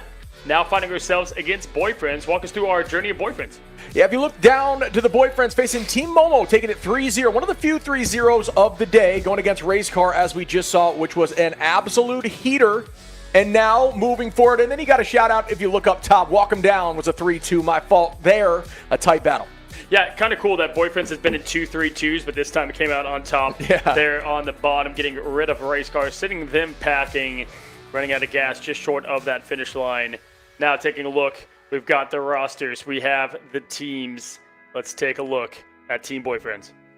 Got Ballas here. We just got to witness Ballas looking really strong. Honestly, unfortunately, every duelist. Yeah, it's hard for me to give some serious quantification. Crisis. They're starting to ban out hit scan for Crisis, and then he goes to the Mantis and just enables Taro on the front line on that Groot. That has seemingly been a huge, essentially success point for them, something they like to play off of. Cal's been looking really good. We've seen Pallet popping off. Pallet's been disgusting. Yeah. Big ults, too, on the Jeff. Taro and the Groot ults as well. Like, the Vanguard plays impressed me. The names were bigger, in my opinion, on the side of Race Car, but the performances were stronger with what we saw from Boyfriends now. And taking a look at Team Flats, going to take a look at that roster. It's been quite a minute since I've seen what they have in store, and these are names that you definitely know. These are the names that you see in the bright lights. Flats leading the helm, Saipe, top tier kid, being the pros, all championship DNA in this team now, as Moxie has been flashing excellence time and time again. Yeah, that one of the few hard Hawkeye locks that has just been insane. You talked about as a joke, essentially being in the practice range, just holding some of the high side of these maps and just doming everyone. So much value there on the back of the space driven from the front line of TTK and Flats, Saipe, Prism in the back, and then Wada on the Spider-Man, right? This whole team is just locked. Looking forward to seeing this matchup. It's a really fun team to watch. For sure. I'm excited to cast them yet again. We saw a couple matches of them earlier. Wada actually showed some support love there too. Prism flexed over to Duelist, so they do have flexibility there when needed. And Sidepay, having the go of strategists on your team and arguably the go to Vanguards is one way to go. Yeah, again, this team is locked in. The question is, will the Spider-Man be able to play against some very strong hit scan to the side of Crisis in that Namor there from Ballas? That is a tough question. We'll see shortly. And will the Hawkeye be able to balance and outpick some of that hit scan in the game? Yeah, one of the things we highlighted is you get two pros on your team, and the fact that Team Flats has those pros and rules that aren't the duelists. Moxie's been filling that, that kind of area, which has been huge. And then you have Flats, who is that compliment that can kind of play anything, right? Being able to flex into the role of the Vanguard that he needs to. A lot of grip today. We see from him. Magneto's a comfort pick. But really, you name it, he plays it. It's been exciting to watch. Yeah, both teams got a ton of talent. It's been a heater to the last two series with these teams. I have no doubt it's going to be the same story here as we're pushing forward into a domination. It's this tone setter again, the momentum as we look at Hell's Heaven once more. A lot of off-map opportunities. Maybe we see the Angela, the Spider-Man. Yeah, there will be some Spider-Man today. Yeah. But like I said, will the hit scan from Crisis shut it down? Because hit scan, if you're really locked in with Hella, Phoenix, that's the kind of stuff that just makes it so you can't play Spider-Man. We'll see what they do. I know you viewers love your predictions. Let's pop them in. Let's see what you got. Go ahead and throw it down. Who do you think is going to win this one? Team Flats? Or is it going to be going with the dream team of Team Boyfriends? No, go ahead and note Team Flats is the only invited team remaining, right? So that's definitely going to be a little bit of inspiration behind what they've got cooking up. Either way, we're bound to have an excellent finish. In that upper bracket, I haven't seen a lot of it today, but I can tell you they look all the part in setting us up for a perfect day 2 tomorrow. Yeah, today's been crazy. It already feels like a finals. That last match felt like a finals. I'm gonna die. Yeah. Last match felt like a finals in and of itself. So looking forward to seeing everything start now. I do say, like time and time again, domination. the first team to take that point really sets the tone. I think if you're able to get to that 70% mark, you get map 1. Next thing you know, you're up into alts 2. You carry that to point 2 and get a free win on your What belt. have we seen time and time again? We've seen a team win domination, lose 2 in a row, win Truth. domination, Truth. win the last game. It happened against Flats, just happened against Team Race Cars. So it does tell a lot of the story, and it's a comfort pick when you come back in map number 4. So be on the lookout for that. No one's down or out, especially in Marvel Rivals. I think that's what we have learned in the early life of this game. Let's go ahead. Let's kick this thing off. Ladies and gentlemen, wake up! This is the final matchup of today. Let's get this thing going. Grab your coffees. I know it's late, but get hype as this is our final matchup. 2 teams, storied teams that have looked incredible today. But we will see who comes out on top shortly. Let the games begin. I'm looking forward to seeing these comps and these bands. Shib is more Red Bull than man at this point. I've seen this man put down about 4 gallons of this stuff, but we are here. And the shake stopped, so we're good. Yeah. And we got it, man. Let's go with the pick and bans. And here we go. Now, shocker, Gambit will be banned to start things out, but besides that, the save, where would they go with this? It's not going to be the invis. We saw that a lot last time. I'm going to take a flyer on this and say the ban off the rip is going to be Gambit, but that's a rare chance. Oh my, and I nailed that again. I have not missed that A true today. visionary. Yeah, I do. Yeah. I do land those a lot. But in terms of the lock, Modern day. on the side of Team Flats, that's tricky. Ooh. Dude, this is who I think they should. On this Really? map, I'm okay with it. 100%. Might as well get the save there. For Wada, we saw. Listen, I know there's a lot of great Spider-Man players out there. You know, we saw Day a lot. We've Yeah, he's nasty. You know, Necros back when he was good. You know, season 0, and then you've got now what Wada's been putting together. Yeah. It's been absolutely terrific. Yeah, and I think maybe now they try to ban out Hitscan. What do you think? And just really make the Spider-Man a raid boss. I'm curious what they're going to do. Try to shut down Crisis maybe. A lot of time to watch their competition. I mean, Flats definitely was able to watch with the whole team and see kind of what they did well. You know, TTK and then we're cooking up. And yep, hey, I saw love the this. Namor. I love this Mantis pick as well. This could be hot. The Namor too. Either way is good. I think both these can shut down the strats that they're trying to do. Namor going to be a big one. Ballas has been going wild. Yeah, I think that's a smart ban. I saw him floating Namor at first, and then he's like, we'll just get Mantis after that. It's fine. And I think both of which are great. You shut down the farming Groot, who's going to constantly have Strangling Prison if they have that Mantis heal in the back line. And for those who maybe don't know, when you have that team up with Groot, pop that into your back line, allow your strategist to play off that wall consistently. It's essentially like having a third strategist there healing them, constantly having a Mantis heal. And then, just absolutely popping off. I think you just get queues for days. Absolutely. Now, next ban. I love the Mantis and the Namor. I think this is a strong ban line from Flats. You did get to watch that off. Moxie was him. Moxie was Hawkeye in the last matchups we saw. So, yeah, to your point, just fantastic bans around the board. And we've been loving these group bans and group saves. I actually think they're taking a book out of what we just saw from Race Car. They did that to some good success. Yeah, I was surprised because I thought maybe they were going to use the Mantis to kind of double ban that and maybe save the Groot around and just try to, maybe do it themselves. I'm not sure if that was something they're comfortable with, but either way, again, likely being led here by Saipe. This is the decision they want to go with. Flats is going to be on that Groot. TTK in the sky with Angela. A lot of off-map potential right here on map 1. Prism is going to be on the Cloak, and then Moxie starting off on the Wolf.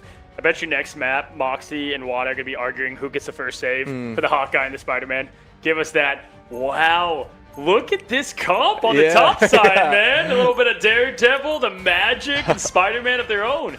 I'm curious if they're going to stay with that. That would be crazy to witness, almost like a mirror matchup. And we haven't seen Rogue like that all today. None. And you know what? It would not shock me at all if Pallet Man was going to be the one that played it. They don't have another strategist, though, so he's going to be switching Yeah, off. he's switching for sure. But, yeah, I'm surprised about that. I think Rogue's just not in a bad spot at all. So curious that she hasn't been played a ton. I do think that a lot of these other Vanguards at this level of play, including even the Thing, which I think some maybe folks who are climbing ladder kind of sleep on, he's just in a really strong state right now. There's just a lot of options. Vanguard's in a really good spot right now across the board. Want to see how Moxie plays the Vanguard role. Obviously, we've seen what he's done in Duelist, and yesterday he flexed in Mantis a good amount, and so it's going to be Cap this time around. Ladies and gentlemen, the doors open up. We have our matchup. Here we go. No Hulks yet. Nobody's getting the door, which, I am not necessarily surprised about that. The buff did help him, but it hasn't been enough just because his struggle is still into a lot of this raw damage that's in the game right now. Ballas is going to be on. Ooh, okay, we'll see some resets maybe from the Bucky. Taro leading the way with Magneto. And Callum is going to be on that Thing. Crisis, more hit scan, and M2K on the Invis. Both teams locked in and ready for action. Wow, Wada almost went down immediately. Down but not out. Going to swing back into safety here. And yeah, Boyfriend's going to a much more traditional comp. try to get a bit more grounded here as Saipe leading the charge. Swimsuits out, it's late. But eyes are still on the prize here. We're not talking about the game now. Looking towards it. Crisis gets that pick on Wada. Yeah, the res comes through though. Ballas able to find another, and that is going to put them up a number finally here, as both teams will have that BRB available. Wada trying to find something, and will find that res, which is a lot of swing in there to break that thing, but does get that job done. Point about halfway cap from Boyfriend. Ballas able to find another out of flats, and they're doing a good job here, fresh off their games. Yeah, that's the other thing, right? They've had, they're just hot. They're coming right off what was an intense game, which they're going to take that momentum right into it. M2K is going to get the pick as well. And just like that, the portal is already out. TTK forced to get that side pick. Gets the best of Cal now, and it's going to be Wada trying to find some value. Nothing so far. We'll see if the Sia can give him that amplifier damage. And bam, there it is. Taro out. Yeah, I think the idea there was to try to portal before they capped, just shut them down, but it doesn't matter because they made the play off the portal either way. 16% is literally nothing for your first take, so still managed to make that work. It was almost disastrous though, because if you use that portal early enough on and you don't get enough value out of it, you're doomed. Saipe able to find one on Pallet after the follow-up there, looking really clean. Crisis on this off angle, trying to shut down Moxie, who's matching that pick right back. Spider-Man spin to win is going to find one onto M2K, and again, flats is up. Big value there. Definitely just to slow things down. Get that invis out. Dude, I was looking at Saipe's win rates the other day. Have you seen them? It's like 85, 90% on every hero. It's so disgusting. Yeah, I can't look at it and still maintain my pride. But, so I choose not to. As we see Wada try to take an off angle here, 14% on and climbing. Boyfriends have like every ult available. So it's all about can they retake now. This is their chance to do just that. And another pick from Wada onto Crisis. They want this. Oh, TTK comboing with Moxie as they each get a two-piece, and Saipe finds another. What a hold here from Team Flats, bouncing right back. Flats sets up the T-ball with the Groot ult, and everybody follows. A great job. And with that, they got the Agamotto and Saipe's ult as well. So they're going to be able to keep the sustain. Surely a 99% is inbound. And what a great opening from Team Flats. Yeah, again, Boyfriends have a ton of ults available. Used a couple there to no avail. TTK has an Eye of Agamotto available, which could be huge here. The Shield of Magneto, the only real threat. Flats building, but not close. Saipe does have the invisible boundary out low in HP, but is going to fall huge from Taro there to shut that ultimate down quickly. The res comes through, but goodbye to that ultimate. Eye of Agamotto is launched. Flats able to find one on Ballas. Up in the sky again is Wada on that Spider-Man, making a ton of huge plays, and does find Crisis. Just all over Crisis right now. Wow, I mean, just using these Sias to get so much heat out there, and Wada, this is why they saved Spider-Man. So much distraction. Like, they killed him in the spawn. He will be back at point probably before they will. Yeah. Yeah, that was I think the task right now of Wada is to stay on top of Crisis. There's been so many picks there and not leaving that side ever, and that's exactly what they want right now. Not allow him to get the range to provide value out of that hit scan, out of the Spider-Man. And looking now, Doctor Strange again. The sticks, the controller. Wada finds one out of Ballas. TTK owning and taking the space, and that's a three-piece Wada. Do I see four? I do. Come on now. And that could be the entirety of this point, as I don't even think they can get Portal through. Tobey Maguire just fell to his knees somewhere out there. Tom Holland, you name it. Okay, Andrew Garfield clapping in applause from what we just saw from Wada and the play from Spider-Man. That's why that save is so important. And listen, it's relevant. Yesterday, if you missed it, Jay3 played in the Bogart match. We saw Day play so much Spider-Man, right? Yeah. And he just, 2-0, 2-0, they were beating everybody, and then Jay3's team banned the Spider-Man. And you had to, because it's not just about the pure raw talent. It's these strategists can barely focus on their main job because they've got a bug, quite literally, fly on the wall. Yeah, and they're going to double hit scan that for that answer. They're going to try to just sit back with these strategists. And Pepper, you're absolutely right. It's such a distraction. Your eyes are not looking forward. Everybody pays the price for that, and that's the value in Spidey right now. And the tricky thing is, from yesterday, they were able to ban out that Spider-Man and give them, the Gambit. But do you even consider giving Saipe Gambit? I don't think you even can think about that. No. Too dangerous. 10-1 is Saipe. 0 deaths for Prism on the Rocket. Talk about survivability. And that is in some chaotic heat, my friend. I mean, that is crazy. They came back with that TP early on and kind of never looked back after. Wada trying to find his first victim. It's not if they will die, it's when. And he's going to go ahead and see the Rocket there and run for your life. Has a ton of ults available for the side of Flats. At least should have 3 in this fight. TTK going to be close with 4. You look over on Boyfriends. 1, 2, 3, 4, almost 5 available. And Crisis does find that pick and get some vengeance. Yeah, needed that. to give them any form of life. Flat's playing great here on the tree as he continues. Palman going to bring back into K, but follows with Moxie. Having going to fall down, and with that, going to give Boyfriends the life they need. Wow. To Crisis continue locking this. in. Now, quick pull and hover to your slow death is Taro. Nothing you can do. That was a great pull. You're absolutely right. Crisis, though, with a 3-piece. Just consistent hits. Balla's doing the same. I always love when you see the mag pull and they use the meteor imp to get out of it. Like, they're so pissed. They're like, F it. Q. Yeah. I'm getting value with this thing. I don't care. I'm going to land it. It is tricky, though, because it does put you in a weird spot. But, yeah, that is your only way out sometimes. There's a lot of creative ways for heroes, like Diamond Form, kick up with Emma. Like, there's different things you can do to try to get out of those pull downs. But some heroes, a.k.a. Adam Warlock, they've got nothing. And some of the best Spideys will angle it downward so that you're already lower than the ground. It makes it so tricky to get out. TTK able to find a pull-off map there. To the other Angela. That's hard to pull off. Yeah, you got to go straight down right there. So you have to hit him. You have to dive in and hit him with the quick hit after it. It staggers their abilities and they fall. Yeah. It's got to be angled literally directly vertically down. Wada is able to find a 2-piece on both the backline once again here with the spectacular spin. Saipe able to find Crisis now, and they are retaking at 37%. Again, another early retake. That's just not enough of an early hold. And Boyfriends know that they're playing well, but they've got to lock in and not allow this quick turnaround. Oh my, Wada. You just know that man was in the practice range the entire time Boyfriends was playing. Like, just getting down the grabs, getting down the clutch plays. Wada showing why the neighborhood of Spider-Man is so dangerous at this level of play. Finds another back-to-back. He eliminates the Phoenix, finds him again, eliminates him again. He's rezzed again. Will he get a third? He's just playing in the spawn at this point. And look at that to come back. Look at this. Yeah, there's the chase down there. Callum trying to make that happen, and he's long gone. See you never. As Crisis finds Prism, though, that's what they need to do. They need to try to find value throughout this mayhem and maybe mark them with the Angela. And I think that's the idea here for Callum, who is going to off-map Flats here. Goodbye to Flats now. TTK on a Crisis, though, to trade that a bit at 48%, or now at 48%, and climbing. You're going to stand right in front of this and try to eat it if possible, but no, drops back down, and that's right on the back line, but that won't get value from the side of Moxie. Just going to use it for surviving this time around, but Wada, the show continues there for Spider-Man. Swings in, swings out, does the job. He's the web-slinging assassin. He's going to find his quick death here, though. Taro going to find some as well. Point, though, still belongs to Team Flat, so either way you look at it, they're getting the job done. And that's all they want to do right now. They want to get past 70%. Out goes the Strangling Prison from TTK. Flats, as Flats is able to clean that up. TTK finds that final. Pallet is going to bring back Ballas in the fight, so that's not too much value. But the ultimate is only available here for Ballas at the moment, and that was a crucial wall to keep the tree on the map. Oh, and a huge off map there once again. Wada's having a life game. Taro is just absolutely. Are you? Do you want a quick trip back to spawn? Zip in, zip out, zip up the body bag, and he's gonna take a quick visit himself. But that's half the problem. The fact that Spider's rollouts are just so fast, it feels like you don't do anything even when you kill him. Peter, please, this guy is ridiculous. Moxie with a 2-piece now to clean up the start of this fight.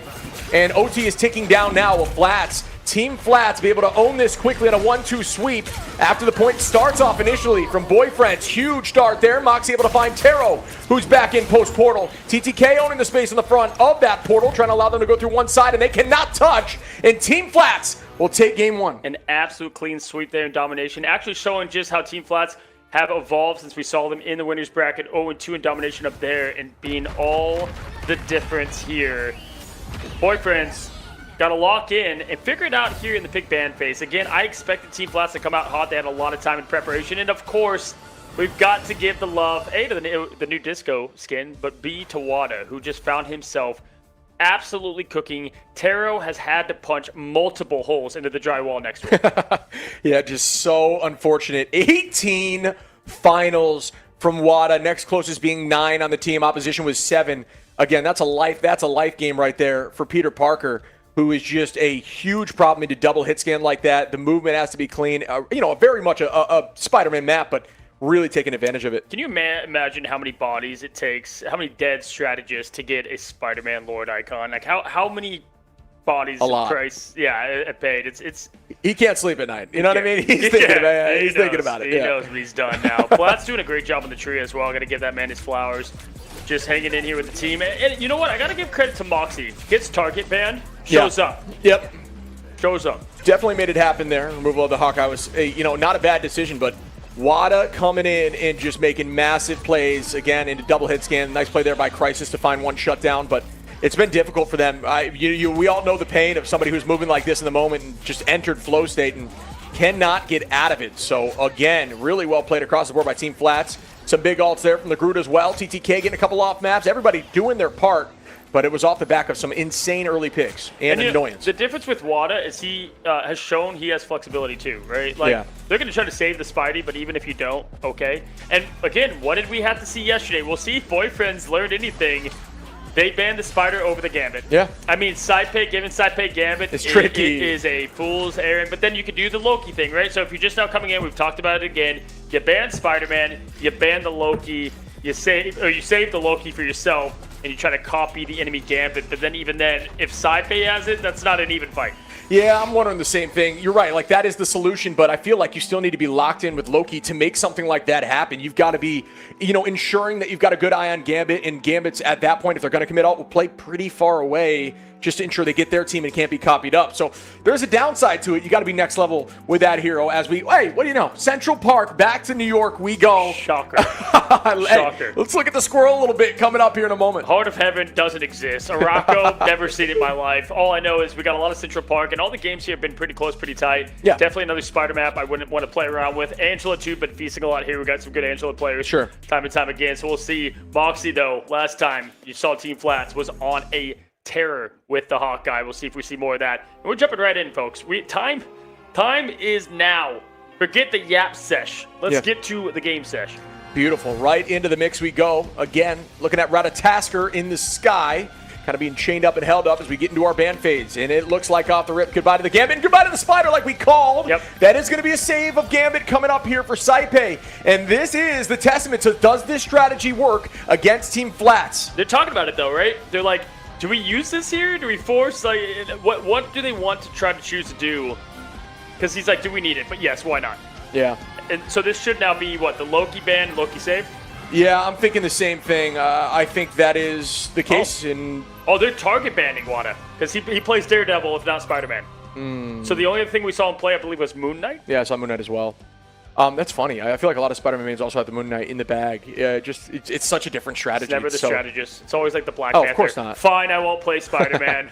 Guess I'll play Black Panther. Oh, in our lobbies, buddy, they're not playing anything else. You know what I mean? Exactly. But no, we see now the Namor lock here, and that's just, comfort pick here for Balas, who's been just insane on that hero all night long. Moxie likely going to be able to get that Hawkeye through, as they're going to have to ban a couple more meta picks. Goodbye to the Mantis to not enable that Groot. I think the bans here for Team Flats are looking good, but I actually truly do think you need to do this as boyfriends early on in this series. Yeah, I like Ballas getting the Namor save as well. Might bait out a Hella ban. If not, they'll give him access to it. Don't know if they want it or not, but either way, I love what Wanda's on Black Panther just to show it either way, by the way. I think they might save the Loki. Yeah, they have to, right? Yeah. You have to. They have to save the Loki here. That's going to help them, and cheers to them, kudos to them for getting it that late, right? They lose the Mantis in the group, but I think they're okay with that. I think they're coming out right now, I would say the W for boyfriends and what they were able to at least change things up, right? You can't be caught 2-0 down by the time you do it. Might as well just try it on the second game in. Yeah, there's going to be some people like, why would they ban Spider-Man first, especially at the very top level? But I'm telling you, like, this is a must. This is a must play, and it might actually work. It worked actually in the past. This exact situation, giving up the Gambit, ended up working out. And I think Gambit is an absolute raid boss right now in the meta. But you had that last match was an indication that, you have to get rid of Spider-Man. You couldn't play. Jay was not J3, he was Jay 0-3 before they banned the Spider-Man, and then they came back and won the whole thing, yeah, right? It's true. So just going to help them out. Group with the save, we had a feeling that was coming. Hella banned out, can't give them that team up, especially on the defensive side of things. And the last ban going to go to the Invis, which I think they're completely fine with because they've got the Gambit. I don't know if I like the strategist being banned here for their last play. I would go Hawkeye again if I'm being honest, but here we go. Yeah, I think you're probably right in that. We're going to see what they want to run. Of course, Sidepay has him loaded, by the way. Like, of course. Like, oh, yeah, absolutely. Yeah, I thought it was going to be animated, if you're asking me, but that's probably one of the other accounts. Yeah, that's one of the other accounts. Yeah, one of the 10. One of the 10. One of them's got it. But, yeah, I'm curious what the other strategist is going to be run here. We see Wada is on that Moon Knight, and Flats, the combination is very much there, and they do not have the cleanse. So this is the struggle of forcing this ban out situation. And if they want to run Groot, you don't even need to ban Groot, right? Even though I think they ended up, they did ban Groot. Yeah. Because you do have the cleanse available, but I guess they just want to remove it from the pool. Had the Moon Knight combo, and what did we see last time? Moxie stepped up, right? Moxie was that missing piece. If you're going to go and target Wada, fine. You got to deal with the other the other duelist in that matchup. Flats back on the tree. We do see Wada showing Vanguard pool. Interesting. Have not seen any of that thus far. Very good pick. I think so. He Yeah. is underrated. We saw that from Trust Me yesterday. Yeah, I think that damage reduction AoE is massive at the top level. I think it shuts down even being aggressively pulled by something like Wolverine. It gives you the time to get out, but you know, the hit scan in general as a Vanguard, and a lot of people say, oh, there's other hit scan in the game like Emma. I don't consider lasers or short range hit scan to be hit scan. It's got to be long range. And here's the thing. Triple Vanguard allows that slow start for him to kind of lean into it a little bit more. You always should go with Deadpool in your area, straight into the ult, most likely. Sometimes the pistols, depending on the player, for that upgrade order, typically, Yeah, and you know, you're going to be looking towards, I mean, and the tough part is right now there's not a lot of option for you to land that in your area on because they have very slow hit here. But if they did have something like Star-Lord Punisher, it gets a lot of value off the rip. And then you start playing into the stall of the melee ultimate, the big test. As Crisis finds one early for the side of Boyfriends. The res comes in to even out the numbers, but still that sets the tone as Taro now finds Flats, and they are just going to keep this ball rolling, at least so far. Moxie on the high side trying to make a play here, but Angela's going to mark that and not allow that to happen. That's going to give us some confidence here early on now as we see Angela trying to get it live, knowing exactly when to escape. W up column and yelling LMG is Wada trying to get some value here, pushing back and making some space, right? That's what he does so well. That ult is farmed so early. Here comes the whale, the connection. Saipe going to live through it as he falls on the health back. Yeah, that was crucial as Flats now is going to take that Callum out early again to try to turn this back down, and here comes a bunch of commitment, and the Gambit ultimate of Doom is just going to run right towards the backline. They're still holding here. Well played, at least so far, as TTK gets the first pick there on the Pallet Man. Moxie goes down, but there you go. Wada taking out M2K. Saipe finding one. Prism is going to res Moxie back, and everybody goes down. Let that picture flow as just for days now. You know, in coordinated play, you can allow the Deadpool to get the finishes because he can only take the picture with his own eliminations. That's extra coordinated play. Boost him up, and these katanas are so underrated no matter the role, strategist, Vanguard, or duelist, especially when they're tight together like this. Dude, this is so much pressure. Yeah, this is just such a unique pick to pull out for Wada here, who's very much known for melee heroes. It's clearly working, but Taro going to come in and find Moxie early. The idea is going to be to counter that all every time, as it just was shown there. The big Meteor M gets some value. Wada trying to build back towards that already rank B, soon to be available to stall that point. Wada's so legit, man. Getting double banned is like, screw it, I'm going to go the Deadpool, and shows up. Different shows role. out. Yeah. But Team Flat's still down. They got to get this second bar to the point. Minute 42 left. They have plenty up to grab. Ballas. The whale, though, going to land in the 1-2 down, and both strategists down and out. Yeah, Ballas on this hero is going to be a problem without a doubt. Nice pick there as well. This time from Taro, as they are up 2 numbers still. You see Wada has that ult available, but immediately is going to switch actually to the Moon Knight. Not enough value there on the side of the Deadpool, even after building some of that level in terms of the RPG element. All right, now trying to rotate back. Pressure building. Wada now going over to the Moon Knight. You can maintain those upgrades regardless, so not giving that credit up. Oh, wow. The Gambit ult is out, but the Agamotto lands, which allows Ballas to get now not 1 but 2. The Neighbor ban was there last time. Not this time. The true King of the Sea. Boyfriend's bans are paying off. We thought it was necessary for them to try it, and it is working for them. Ballas cannot be stopped now, back on his hero, saying, all right, you didn't ban Namor this time. Let me work. Still holding on to the whale available with Taro. Big combinations coming up and some strategists. I think I hear Jay3 in the back room saying, wait, that's my hero. All right? Wait. Namor's my guy. Wait, that's my hero. There it is. There it is. Ballas, though, has another whale ready to summon from the seas. Giganto is the name. Here we go. And the fight begins again. Good positioning here from Ballas, who is looking to land this whale and move them forward. Ult advantage going to be the side of the Boyfriends. Moxie soon to be close with Prism TTK, which can be a huge threat, especially if damage boosted. Ballas able to find Wada again on that off angle. Really shut him down with a potential huge whale here. It does find one on a Saipe. And that is a huge cleanup. But Wada going to find Ballas. Taro now on the flats. The trades come in, but this time Boyfriends are on top as Taro takes out another. Absolute demons right now. We said they wanted to pick a ban phase, and it's looking all apart here. Flexibility, have your Gambit, Spider-Man's out, and that changes everything of the identity of this team. Wow, Crisis with the 1-2. Flats now on the ropes. Time is ticking.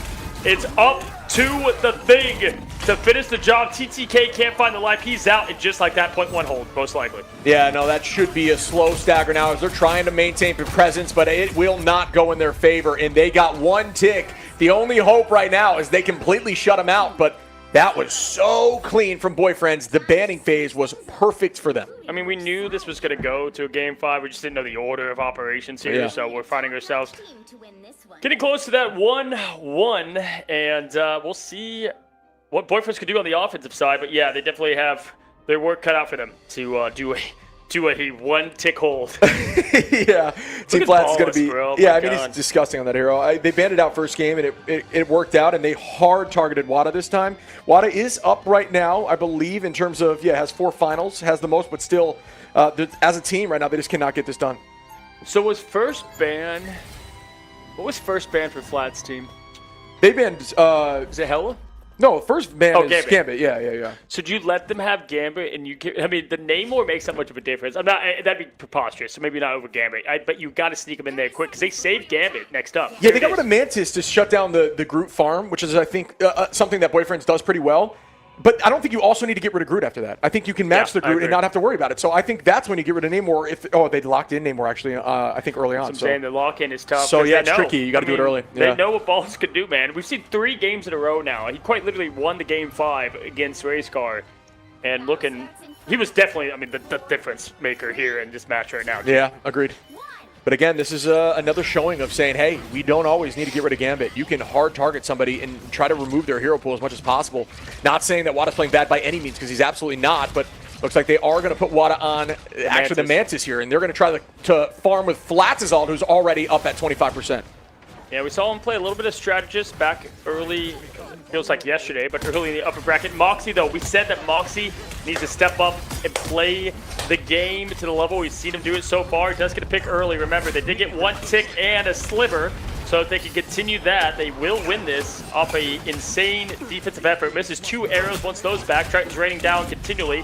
Wallace is going to get 1, going to get 2, and at this point, it's a TP and a prayer. Yeah, this is incredibly difficult here for Flats. next. Yeah, the portal's coming in, but I think Boyfriends have really won the ban phase, made things happen. 1 tick goes through, tied up as they're trying to end this now. The touch comes in, but it will be tricky as not everyone's res. Saipei comes in. It's got to be quick. Wada's going to fall, though. Taro with the first pick. Saipei, TTK, Moxie, Flats, and Prism all jump in quickly. Crisis going to find another. 2 numbers down. Boyfriends up. This could be it here for Map 2 as Ballas now drops Prism, who cannot get that ultimate flowed enough, and nobody has an answer yet. Boyfriends clutching up, trying to end this crisis with another pick on a Moxie, the invisible boundary, and it is a sure fit at this point, folks, as an Eye of Agamotto from Wada comes out. It will find 1, but Crisis gets another on a Saipei, and I think it is just a matter of time now as the rest fall. Very well done by Team Boyfriends, as they will take this and make it a 1-1 series. Boyfriends never ghost in the big moments, and not a bigger moment than right here, right now. It is 1-1, looking locked in like a long, committed relationship, buddy. I like it. Great job. They are engaged now. The Boyfriends moving forward to the fiancés as they are trying to push this even farther in the series, and I think they have found their ticket forward. The question is, will Team Flats be able to counteract, download what they've done, and try to find a new way through? Insanity. And what a face of terror there from the Namor. We take a look at the final stats as Ballas and Crisis showing off at the 10, the 11, and not much down below. Wada did have a good game there as what he could do on the Deadpool earlier. And I want to take a focus here on Saipei. Okay, so let's take a look at the Gambit. 4K damage, 18K heals. Obviously did okay, but hey, kudos to looking at the go-to strategist and saying, hey, take the best in the game. Yeah, that's crazy. See what they can do. I mean, it's Gambit has a ton of carry potential, but so does being super confident on your heroes and being able to just plow through the Gambit mid-ult and track them down whenever you see an opportunity. We saw targeted whales on Saipei to ensure he couldn't use some of those movement cooldowns because, again, folks, you throw a whale on someone, they can't use those cooldowns to escape, so you really just got to hard focus consistently the win condition, which could be that Gambit, and it really worked out for him. Yeah, man, I gotta say I'm surprised. I thought after that first Flats game, we were about to see more of a steamroll. I even said in the green room, I thought Racecar, stacked up really well against Flats team, and we'll see how Boyfriends can answer the call. And boy, did they ever, buddy. Boy, did they ever. Yeah. We got ourselves a heater. Yeah, a 1-1 series as we move forward. And the funny thing is, this is exactly on par for what we've seen in the past. Alrighty. So, it is the highlights. It is how we got here so far. Ladies and gentlemen, we are here. The time is now. Game number 3. After a quick game 2, we find ourselves in, and we're going to keep this action rolling for you guys. 3:30 a.m. says one of the chat. Still putting up a fight. You love to see it. Love to see it, Chip. Yeah, battling through. We appreciate y'all sticking with us here, as these have been absolutely heaters. And I think, personally, big fan of what these teams are doing. I think that, I talked about before, history repeating itself. You talk about they won the domination, they lose their first convergence, they lose convoy, they win a domination, come back and win. At least so far, we're 2 for 2 on the exact same situation that's happened twice today. Just in case you're wondering, Jay3 is still here. He is still here. Hello, Jay. Hello, my friends. I'm sorry. I'm like losing my hair. No, you're okay. Sorry, doing Do you have everything. much left to lose? Tell me, Jay. I'm sorry. What? Tell me, what do you think, man, of that quick kind of reversal? And we find ourselves in a 1-1 against Team Flats. I was on my phone the whole time. I'm so sorry. It's okay. Listen, It's okay. A lot of Busy messages. guy. A lot of messages going through. Yeah, but absolutely. That's running a tournament, though. Yeah. It's just a lot of work, brother. But I mean, the energy. I'm very excited that it is tied. Can I ask you this? Yeah, You what's guys up? banned Spider-Man yesterday, went on the heater. They just had their first game against Spider-Man. Like, Yeah. what did that allow you to do as a team once that was done? Once we banned Spider-Man, Day's a really good Spider-Man, obviously, but I mean, he was splitting our focus. We weren't really, focused on the front line. We had to deal with him before he killed our supports. But as soon as we started banning his Spider-Man, I think it was Gale's idea, and Cooper agreed with it. We started doing much better. We didn't have our focus split everywhere. We only had what was in front of us. There wasn't really any flankers. And then I think that turned the tide, especially after that first map. I think it was on Midtown. Turn the tide. Speaking of tides, man, we're going to talk about Ballas and the Namor. Oh, there you go. Beautiful segue. He is doing his best J3 impression from yesterday, man. And again, they kept giving you access to this. Do you think they dare use an early ban on the Namor? They saved it early. Ooh, That's huge, too. I don't think so. I think he could play a lot of other characters, as we saw already. Yeah, Ballas and them did save the Namor early. They definitely play a bit different when they do have access to that. Either way, we are in map number 3, Spider Island. It is 1-1. Jay, you're on the spot yet again. Who's going to win this one? Ooh, who won domination? Domination was Flats. I'm gonna root for Flats because like we've seen a lot already. That it's been domination. They win. They lose the next two. losses. They win the domination, and then they end up winning the last one. So I want to see Flats break the chain. Break the chain exactly. Yeah. We could see, and we haven't seen Spider Islands today, buddy, have we? No. Yeah, so Wow. this is going to be a our new first map look. that is not New York. What am I seeing? I don't know what to do with my hands. Yeah, this is incredible. Let's go and jump right on in. Map number 3, Ship. Yeah, I think Are you ban ready? phase here is super important, buddy, right? Like, this is it's going to really set the tone here. I'm very much looking forward to seeing what changes, but Team Flats has got to change things up. They have been downloaded. They have been learned, if you will. Proper terminology, of course. And they've got to try to find a way through it because that looked tough. Boyfriends, so locked in. And Chatter's saying, definitely make Cozy some hot tea tonight. Actually, hot tea with honey all around. Please and thank you, Cargo. My throat is screaming. We do have tea that I bought in China. Thank you, Cargo. It's amazing. WWJ. As we start Spider-Man up ban now. and Namor ban. Ooh. Hey, dude, I had a feeling. And listen, it's not hard to identify what was the big difference maker there. Yeah, this is smart. This is what I was looking for. I mean, these teams are doing it. I think one of the problems we've seen in the past, even in Ignite, is teams were a little nervous about the ban phase. They just saw heroes as being an upper echelon. Like one-dimensional. Exactly. It was just like, Remove this is it. the game plan we made a month ago. We're sticking with 100%, it. You know? and you can't do that. This is what you need to do. It's been cool to see, too. I love it. Evolution of the ban phase. Yeah, we've been around now since the beginning of the esport, and it's been cool to see this, kind of come into form. And to me, interesting how they handle the ban phase as more and more and more heroes come out. Yeah, agreed.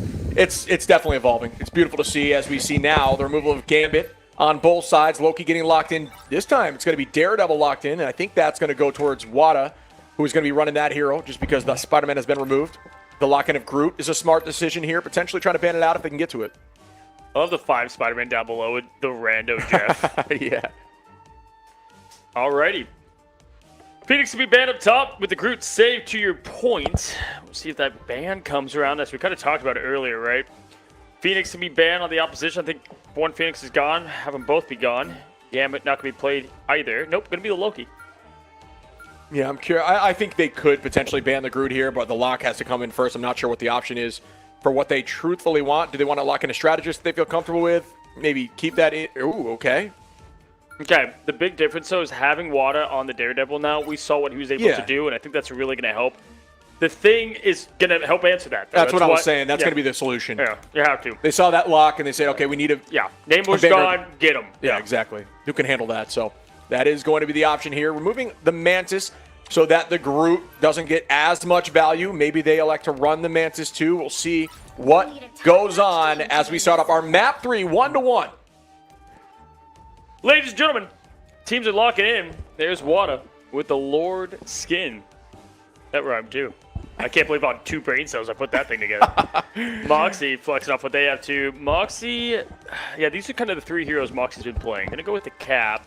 Which, yeah, listen, the very first point, usually I'm just there for the triple Vanguard every time. Exactly. I get that Moxie wants to play Hawkeye, and you can even switch after you lose first fight. Sure, when you portal back. Yep, but it's that first bit that it's so important to go triple Vanguard here. I agree. For those who maybe don't know, the way triple works on this map is you are going to fight right at the door here with triple. Mm-hmm. You are going to then, if you lose the fight, which, you know, is bound to happen at some point, likely, you will drop back, teleport under the first bridge, or at least from the first bridge up to before the up ramp, and then you can walk the final ramp. That's how you guarantee 3 fights. Yep, absolutely. And big thing that triple Vanguard does is it allows just strategist ults to absolutely fire off. Sure. You get so much healing in there.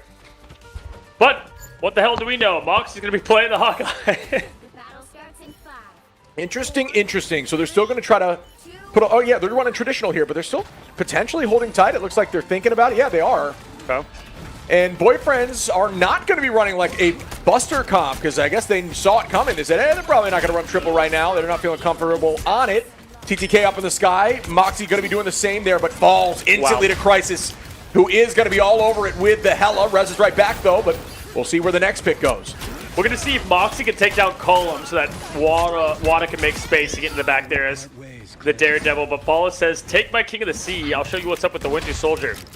This might be Jay3's alt account, bro. I don't know. You know, it's just like the same. It's the same type of hero pool. That's just like who you're into. I respect that. I feel like that's the case for a lot of people. It's why I'm not helping you guys cast. I know. Ballas is able to find one on Wada though, and that is going to be the idea. You're going to play that Bucky. You're going to play that thing and just protect everyone from the lawyer. That is terrifying to go against, even through some of the nerfs. Crisis with a huge shot there on the flats to drop that. They're walking this. You can tell when Crisis is feeling it, man. Just holding W, throwing the thorns, and absolutely going crazy. Moxie with one pick, Wada for the other. Hold on here. How the hell are they fighting back? And you know what's so funny is I think Moxie just got a KO there with the team up, because I haven't seen that symbol since forever, since Vietnam. So that was a huge pick there, unique. And, you know, it does apply debuff and buff. So a cool tool that's like, I just feel like it's kind of slept on. Moxie with another pick here on the Ballas, and still owning this space, holding the height now, and has ult available. Yeah, it's been a minute, man. I forgot that thing was even in the game. Yeah, me too. Yeah. It's like, oh yeah, what is that? You need cloak for it, and they have it. Or at least they had it. There. Moxie gonna go with the double jump up, and understanding the assignment is Column. That's kind of the matchup to look for. Tries to get that one rocket pick, doesn't find it. Ball is moving in, cracking impact, ready to go. Throws it down, throws it up. Sia, though, is going to give some protection. Going to burn that down quickly. And wow, it does get the reset either way. Flat's going to fuel that fire. Now, of the dead bodies, and Saipe just running for his effing life.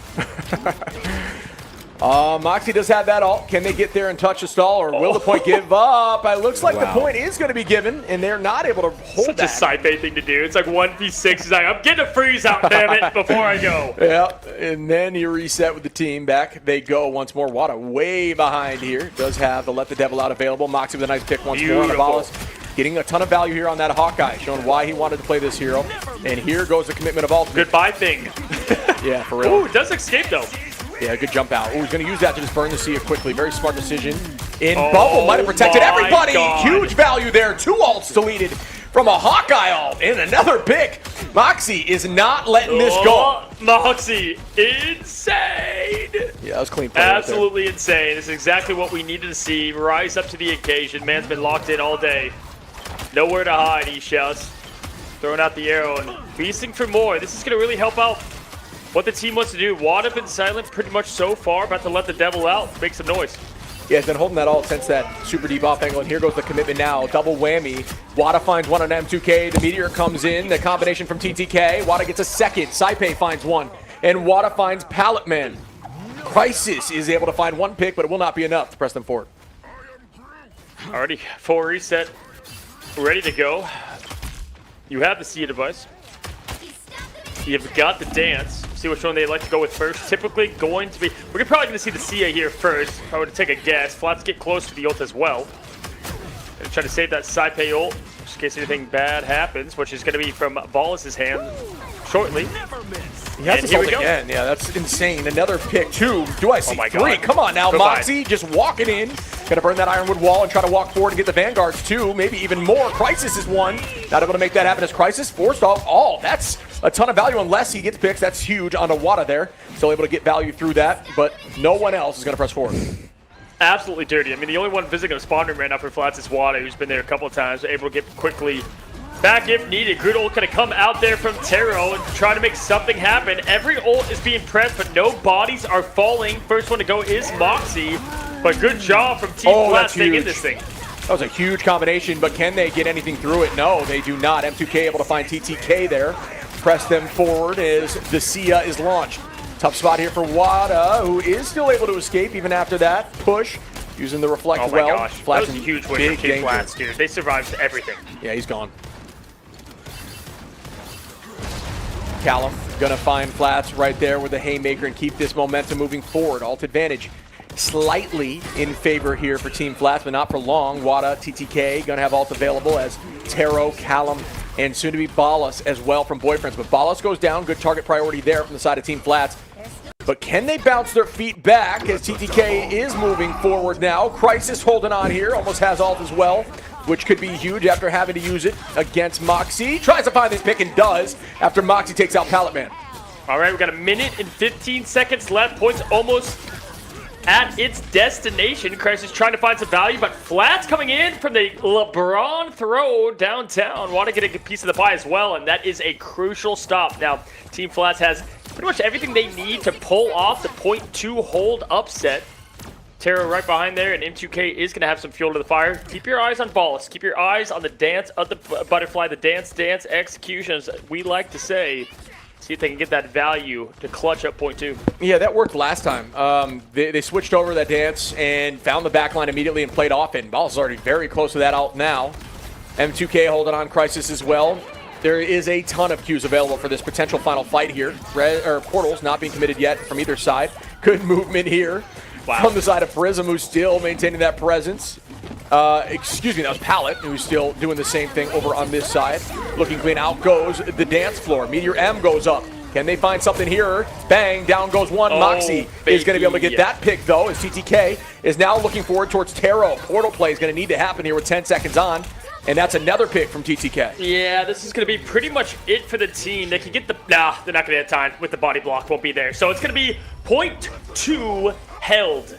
From Very Team attackable. Flats. Way to lock the hell in. That Namor ban proving all the worth it. And I mean, we can't talk about that match without talking about not only Moxie locking in early, Wada locking in late as that Daredevil putting the pressure on late.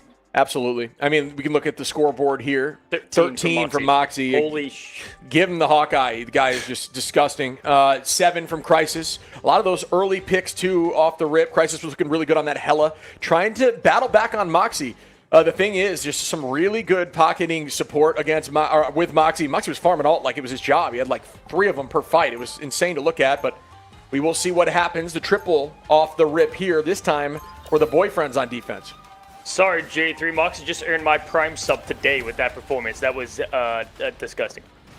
What the? Come on, man. And Cozy's getting walked out of the building here by Jay3. You don't get to see that often. Thank God. Alrighty, guys, here we go. 25 seconds, and counting. And once again, on the defense approach, you do see a lot of the triple Vanguard, and we are going to see that lineup from Boyfriends. Didn't get it from Flats and Moxie, and that's because, well, we saw why in the final hits department.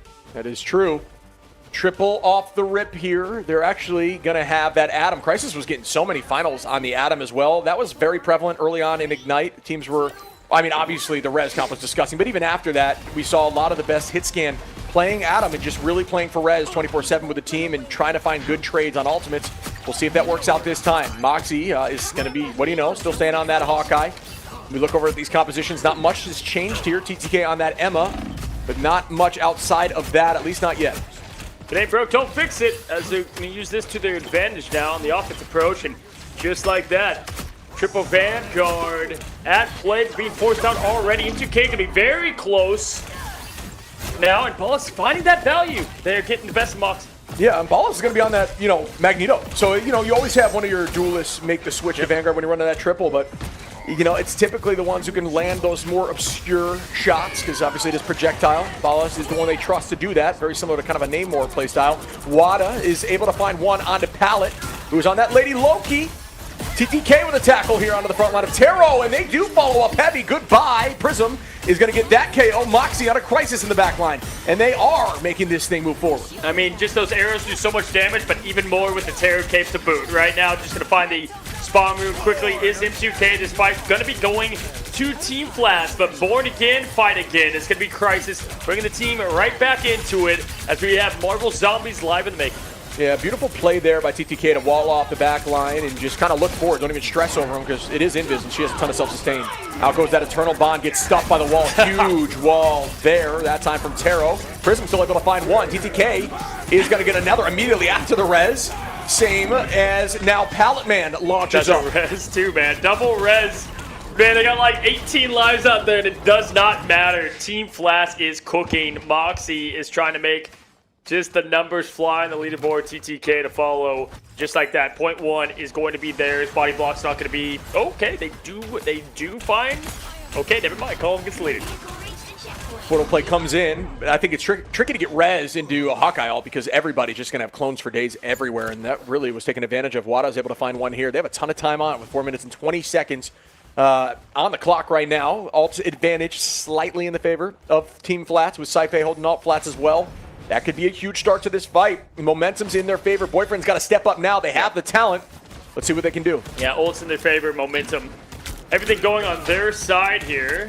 Crisis trying to lock in his moment. And if you do look at what they have, I mean, obviously Hawkeye's going to be good to get the Gods of Death out of there. But let's see if he can farm up ult fast enough. 71% down in half.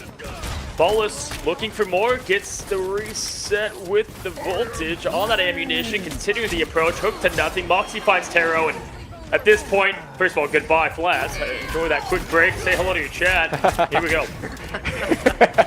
Yeah, I think the switch there from Crisis is a good idea. Get off the double res just was not working. Moxie able to find another pick early on, which has been something we've been saying a lot here in this matchup right now. Paulus back over here on the Bucky, going to commit heavy with the ultimate and try to get a clean pick. Playing around Moxie, who's trying to get that headshot to stop it and cannot fall. Up in the sky goes Crisis now with the Goddess of Death. Will that get value? No, the bond is too strong there from the side of Cloak and Dagger on the downside, and they cannot stop this Cloak and Dagger right now. The bond with, yeah, I mean, honestly, just Crisis, that was a tough ult, right? I mean, having a little bit of the environment in the way as well. Paul Man going to go and throw up the invisible boundary. Terra does hit side pay. That's definitely going to get some massive value there. Moxie finds the best of it, but shit, there's 3 minutes, and hate to be a doomer, but I would be blown away if this defense is held. Yeah, they're starting to find their comp, though, the side of Boyfriends, and this could be what they needed to change the tides, but again, alt advantage right back on the side of Team Flats. It's their fight to lose in this next go-around. No answers yet. Callum will be the one thing that could find some major value, but TTK is trying to stop that right now. The shield's going to be very low, and they do take out Callum, which is exactly what they needed here. Wada is going to use that ult, not get too much value as M2K gets that cleanup. Moxie is finding another in the neutral onto Taro, make it another onto Crisis, and Prism finds Ballas. Will that be it here as they are progressing forward? It looks like it will be, and they take home this map. Not even going to allow another fight, just as we saw in Central Park near perfect play from Boyfriends. Team Flats turns it around just like that. We find ourselves 2-1 One more potential game as they see Shib pleading in the air, begging God as we can. No, it's been great, buddy. No, this has been a blast. But I'm with you. These have been battles back and forth, a ton of fun to be a part of. But this is the first time the chain has been broken. This is the first time the team did not lose back-to-back convoy convergence and then win again on domination. 24 and 24k damage. Ew. Disgusting. Moxie, where the hell's the animated icon? Can you actually go equip it? We know he has it. He just doesn't want to show it. Yeah. Humble man. Wanted to. Got the Spider-Man band coming right back to the part. And Ballas, I mean, hey, listen. He had 20-plus final hits when Namor was active. Down with 25k damage. Still did plenty fine, but that was definitely a way to shut them down. And overall, showed out. I also thought Pallet Man had just a tough time. I think they really just continued to pressure him over and over. If it wasn't a Hawkeye arrow, it was the devil whispering into his ear as Wada continues to rain down. Here's your highlights on how we got here, guys. Enjoy them. Yeah, I'm with you. There was a lot of pressure there from the Daredevil, and that was the lock that they made early on. It's just stay on the back line and allow the space to be owned there by your Hawkeye, who's just raining consistently, farming ults and pressuring the front line. And what do you know, occasionally launching one to the back line and still get to pick there. So just very consistent, smart play from the side of Team Flats. Boyfriends will maybe change things up once more, and maybe we see the removal of the Hawkeye and allow the Spider-Man. We'll see. I wish we got like weird stats, like arrow shot from Hawkeye. Like, see just how many came out of that bowstring, but find yourself it's a big quiver, Yeah. How many times the chat's eyes wandered, the Gooners out there, the TTK playing the Yema. A lot of things we could look at, but all we're looking at now is a 2-1. I'm speaking nonsense at this point, man. Send me home. Send me home. Cozy's brain is absolute mush now, but hey, that's well deserved from all of the grinding over the last few days. But man, again, I wouldn't have it any other way. These games have been just so fun. Look at this play here from Moxie. As I said, that he misses a few, but this will land. There it is. Okay, you know what? Another one of those team-up KOs. Wow, guys. Can this be it? Will we see another Game 5? The Boyfriends like to keep it interesting. They have found themselves in the Game 5 in the top bracket.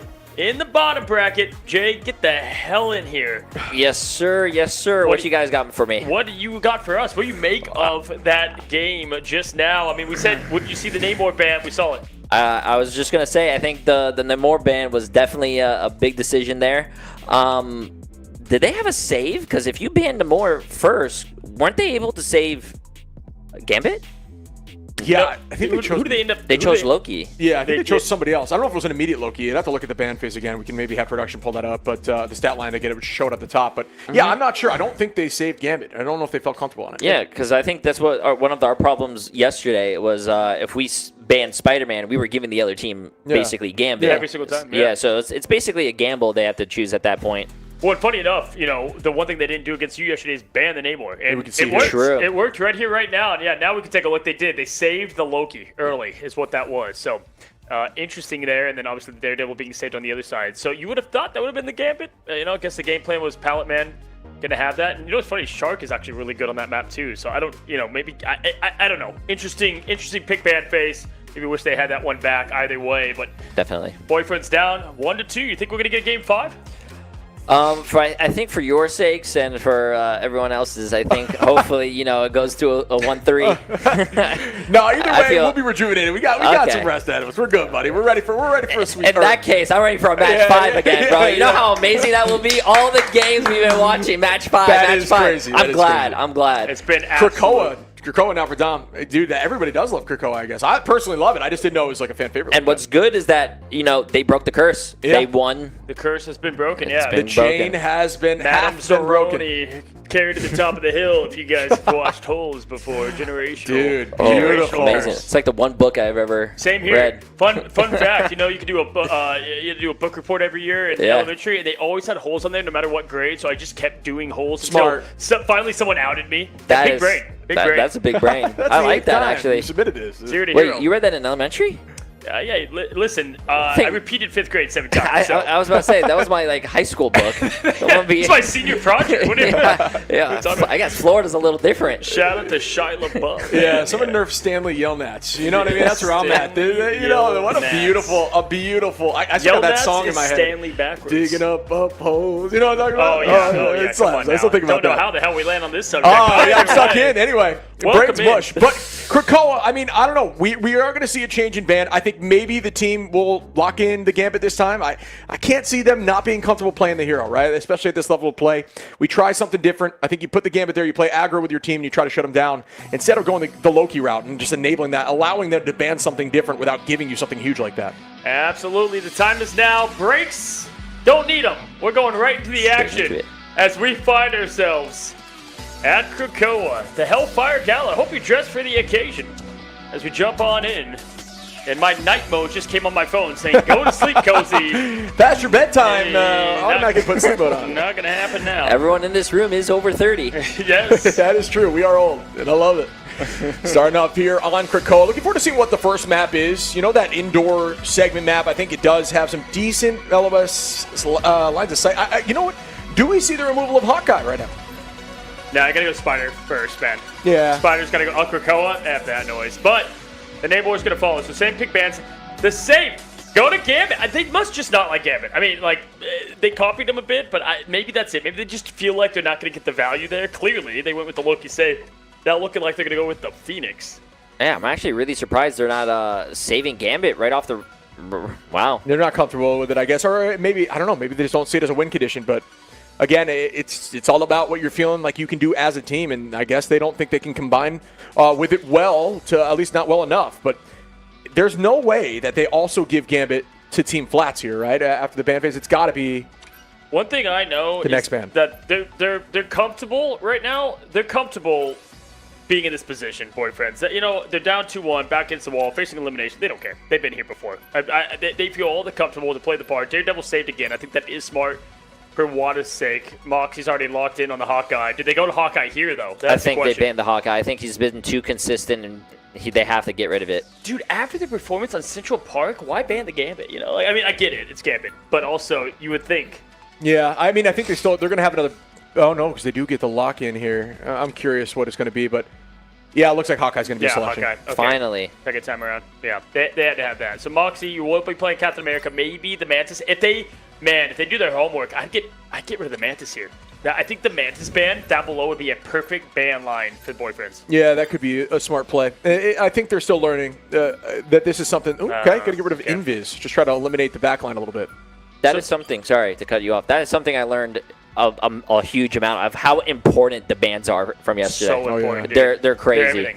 I mean, you can tell so much. I mean, we see it time and time again. Sometimes that we'll call the game almost early when we see what happens at pro level play. Not to say you can't bounce back from it. There's the crude save. That is and we've been waiting for that one here on their side. And you know, if I'm being honest, I didn't want Team Flats to use the ban there anyway on crude. Don't think they were going to, but either way, smart save just in case. Loki can be banned out last, most likely.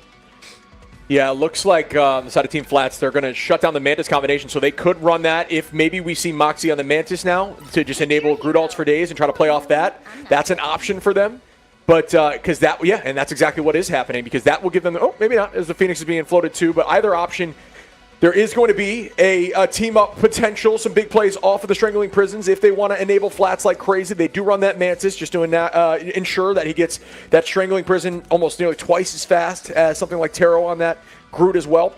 But, you know, it's again, what are they feeling comfortable with? What do they think they need? Looks like they're going to try to run virtually what they were running last time, but without the Hawkeye. Dude, the fly comp, you think we're going to get actually the Ultron and Crisis on the Torch, man?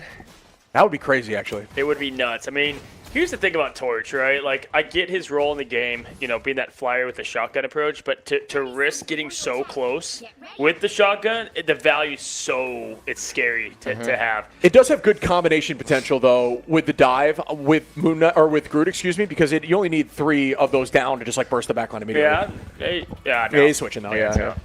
They just be teasing us. Maybe they were thinking about it. Absolute teases. Yep, Moxie gonna go over to the Namor instead. Like a true boyfriend, teasing. Yep. You know what? You nailed that, buddy. They do be doing that.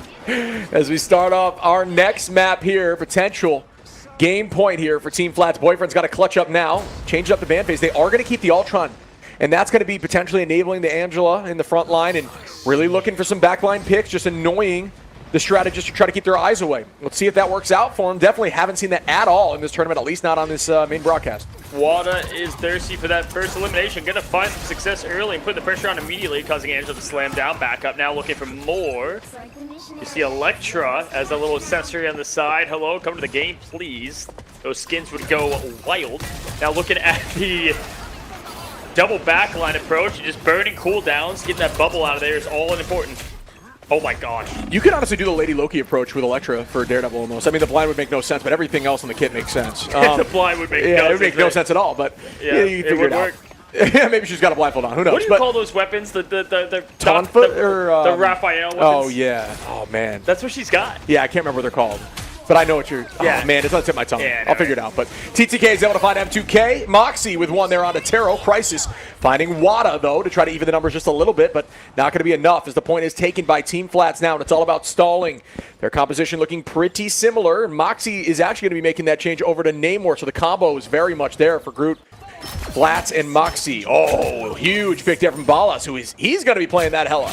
First fight so important, as you know, 18% and climbing. Now Ballas trying to get the other opposition of that team up and hella to work instead of the Namor. Great hit early there.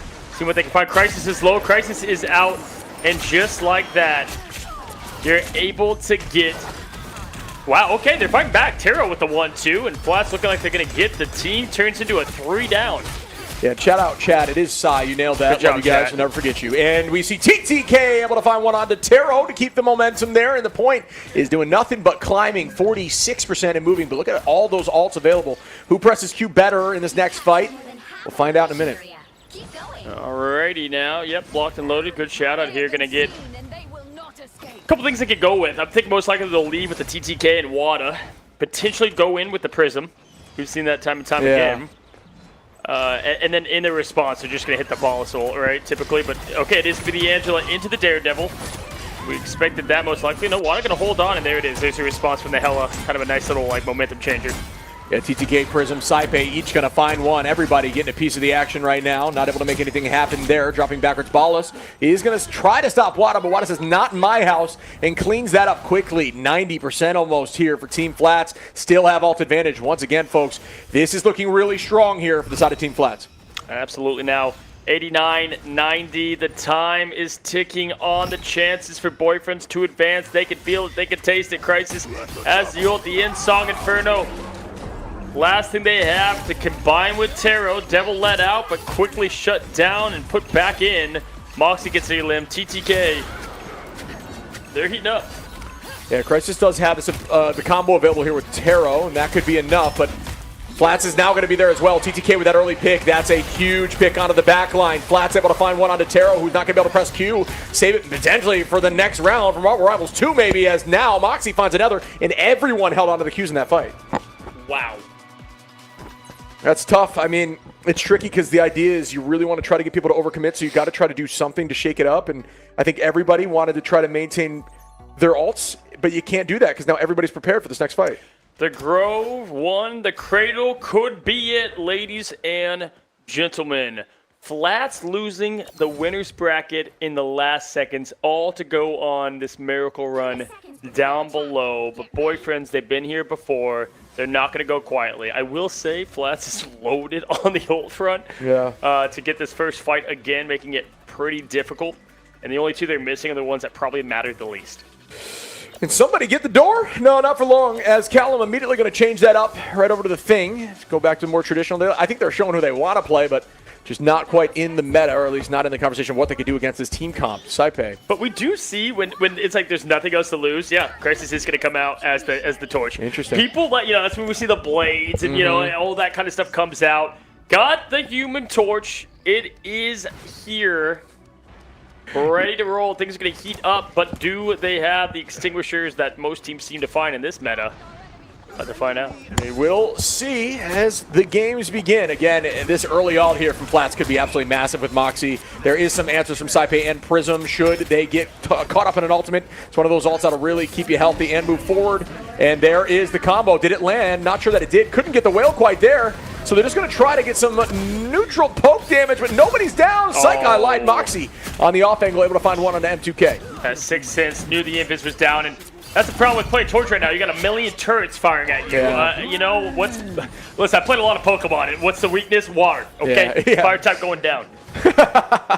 Yeah, it's tricky because the strength of Human Torch is the movement, and when the squids don't miss, that movement goes out the window. It's very tricky to keep him up. You got to keep that shield on him from M2K, but M2K went down early in the fight. Dude, they didn't have to use anything, too. They got Saipei and Prism ult to follow, so they used Flats and Moxie. Yep. And outside of that, Wada now charged up TTK to follow. They used TTK and Wada earlier to find success, so they essentially have 2 different fights they could win. I think Boyfriends is panicking. Look at their comp. Yeah, it's all over the place right now. Yeah, there's no vanguards. What gave it away? The 5 duelists and the 1 strategist? Maybe I don't know. I saw someone switch to Spider-Man. I thought everything was just GG's. M2K is typing 1 strat in the chat. Yeah. Question mark. Avoid my team for GG's. Avoid my team for GG's. Unfortunate Well, there. It seems like the team has completely given up. And Again, we get to see. Not like this. Not like this, damn it. Oh, wow. Just well, full folks, we aura want to farming. thank you guys for coming out today to the Jay3. Who would have thought this was going to be the last game and how it was You know going to go? what? Hey, they're shaking hands at the end. You got to True. respect I it. like You that. know what? I like One of that. them said, "Why are we fighting? What are we fighting for?" Yeah. Can someone answer this question? Exactly. vibes. This isn't our war. All right. This is. Let's all just make peace. As we see TTK and Wada say, "No, I'm There's still always gonna go one after man that yeah, breaks it. I'm still gonna go after you guys. I don't really care. I need to pat the stats a little bit here." Exactly. There's always the sit emo, and somebody breaks it. Oh, not the guns coming out of spawn. We have reached full bronze lobby status, ladies and gentlemen. It is over. Just like that. And honestly, I'm crying. I'm on my knees crying right now. Those Look at guys these are two. fighting and these Good guys for are them. chilling. You know what I mean? You Just know- building bonds. Building I thought that was off map. I thought that was off map. I was like, did he convince him to jump? Like, okay, well, there you go, guys. What a, honestly, high climatic ending to what was a chaotic day. My throat thanks you. I thank you. And wow, W day 1 as Flats moves forward and the boyfriends are officially dumped. Yeah, that was, folks, an absolute blast of a day. Everybody getting a piece of the pie, too, here, folks. So it's not like they're going home empty-handed. They did not believe in themselves in that final match. I do think everything's winnable, but they signed out, they hit the surrender button, and they gave it up and just kind of aura farmed their way to giving this W to Team Flat. So we'll be moving on to tomorrow, our final setup of this tournament. Jay, what do you think, man? Put on a day 1. This is your first community tournament for Rivals. Oh man, I'm actually excited how today went. I'm actually very hyped. And I'm actually I don't want to be toxic to my boy Flats, but I'm surprised that he's made it this far. Absolutely. Lower semifinals. Yeah, Flats doesn't always have the best tournament luck. Either just Saipei. The amount of times Saipei has been in these tournaments, it just finds himself on the wrong team, wrong bracket, whatever it looks like. So W them as the stage is set here. And the clock thankfully strikes almost midnight here in Miami. Boys, main takeaway. What was your MVP moment? MVP player of the day, MVP moment. Oh, you want to go first? Of today, I mean, it's going to sound like I think it's probably going to land for everybody, but I think Wada's Spider-Man, some of those maps were, and it's funny because everybody in the audience, a lot of Spider-Man fans are going to love it, but it really was just a difference maker. Yep. It was so huge, they could not allow it through. Really? Yeah. I was going to say the duelist of Team Flats. I think between what listen, I watched Moxie all yesterday. I did not see this player. Yeah, I was just going to say, I think Moxie's, he reminds me why I dislike Hawkeye. Yeah. Absolutely. I mean, listen, a lot of love to Team Flats, and thankfully, I'm super excited to watch the teams in the winners bracket. We went down to the lowers early, so we get to see what Panda is going to have in store. They had Flats' number early, and we haven't even seen Mochimon. Yeah. We see the upside semis tomorrow, and we see the winner of this game versus them, correct? And then it's after that on to the final. So three matchups tomorrow, correct? We have 4 matchups tomorrow. So we yes. have the upper bracket, then we're going to go to the lower bracket. Then before the grand finals, I don't know if chat knows this, but we are going to be having a creator show match. Some of your guys' fellow favorite creators are going to be there. It's going to be a lot of fun. And definitely that is not for any prize pool, so it's going to be for the vibes. Awesome. I love it. Yeah, I wasn't sure if I was allowed to spoil it. So I was like, yeah, let's pretend like it's not there. But you did call that out. Beautiful. That should be a ton of fun to watch. Absolutely, my friends. Hey, listen, I got my wish today. I wanted to see some new names in this game. I'm always thirsty for it. Something I see in the MRC a lot when we have Ignite happen. The pros aren't allowed to play, so we see new names come up, and they've stayed up. And I'm expecting to see some of these names stay in the scene. I got my wish today and more. Wouldn't have it any other way.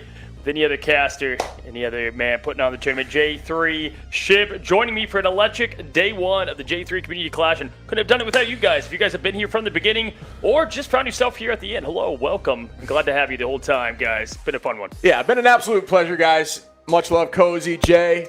Always a pleasure, buddy. This has been a blast.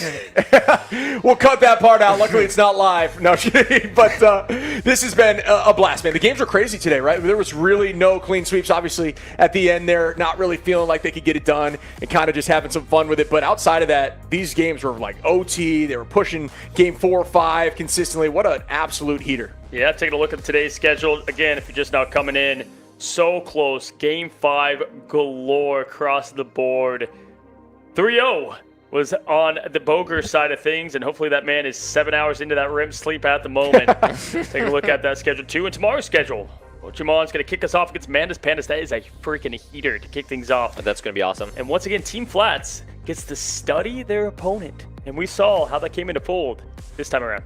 Yeah, I think that's an advantage, but there's also an advantage to going early, right? Like in getting warmed up and feeling locked in and getting some of those nerves out of the way. So there's really a token on both sides. But who flips the tails? Tails never fails. 2 p.m. is like our that. kickoff once again tomorrow. If you're wondering, same time, same place, we'll be here. And Jay, anything you have to say to your stream to end this beauty? Yes, I just want to say it's the first day. I just want to say I appreciate all the viewers on Twitch, on YouTube. Also, we do have some Chinese casters that are co-casting. They have incredible numbers, so shout out to them as well. Never really had that for our streams.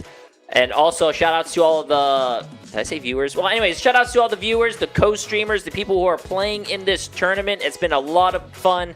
And also, shout outs to you guys. Seeing the energy that you guys put into this, especially with me just sitting here, just watching you guys, is absolutely incredible. I will speak that to more detail on my stream when I go back, because it's incredible. Oh, man. Appreciate you, brother. it. Just so fun, buddy. Just so blessed to be a part of this. Thanks again having us out here. For sure. It's been a blast. Wouldn't fly across the country for much. Exactly, right? I had to come here for the J3 experience. Trust me, chat. It lived up to the hype. Thank you guys so much for coming to the J3 Community Clash. Day 1 has come to a close. Enjoy. Go check out the J3 VOD channel. Jay's on all day. And good night. Have a great one. Have a good one. And happy rivaling. See you tomorrow at 2 p.m. EST.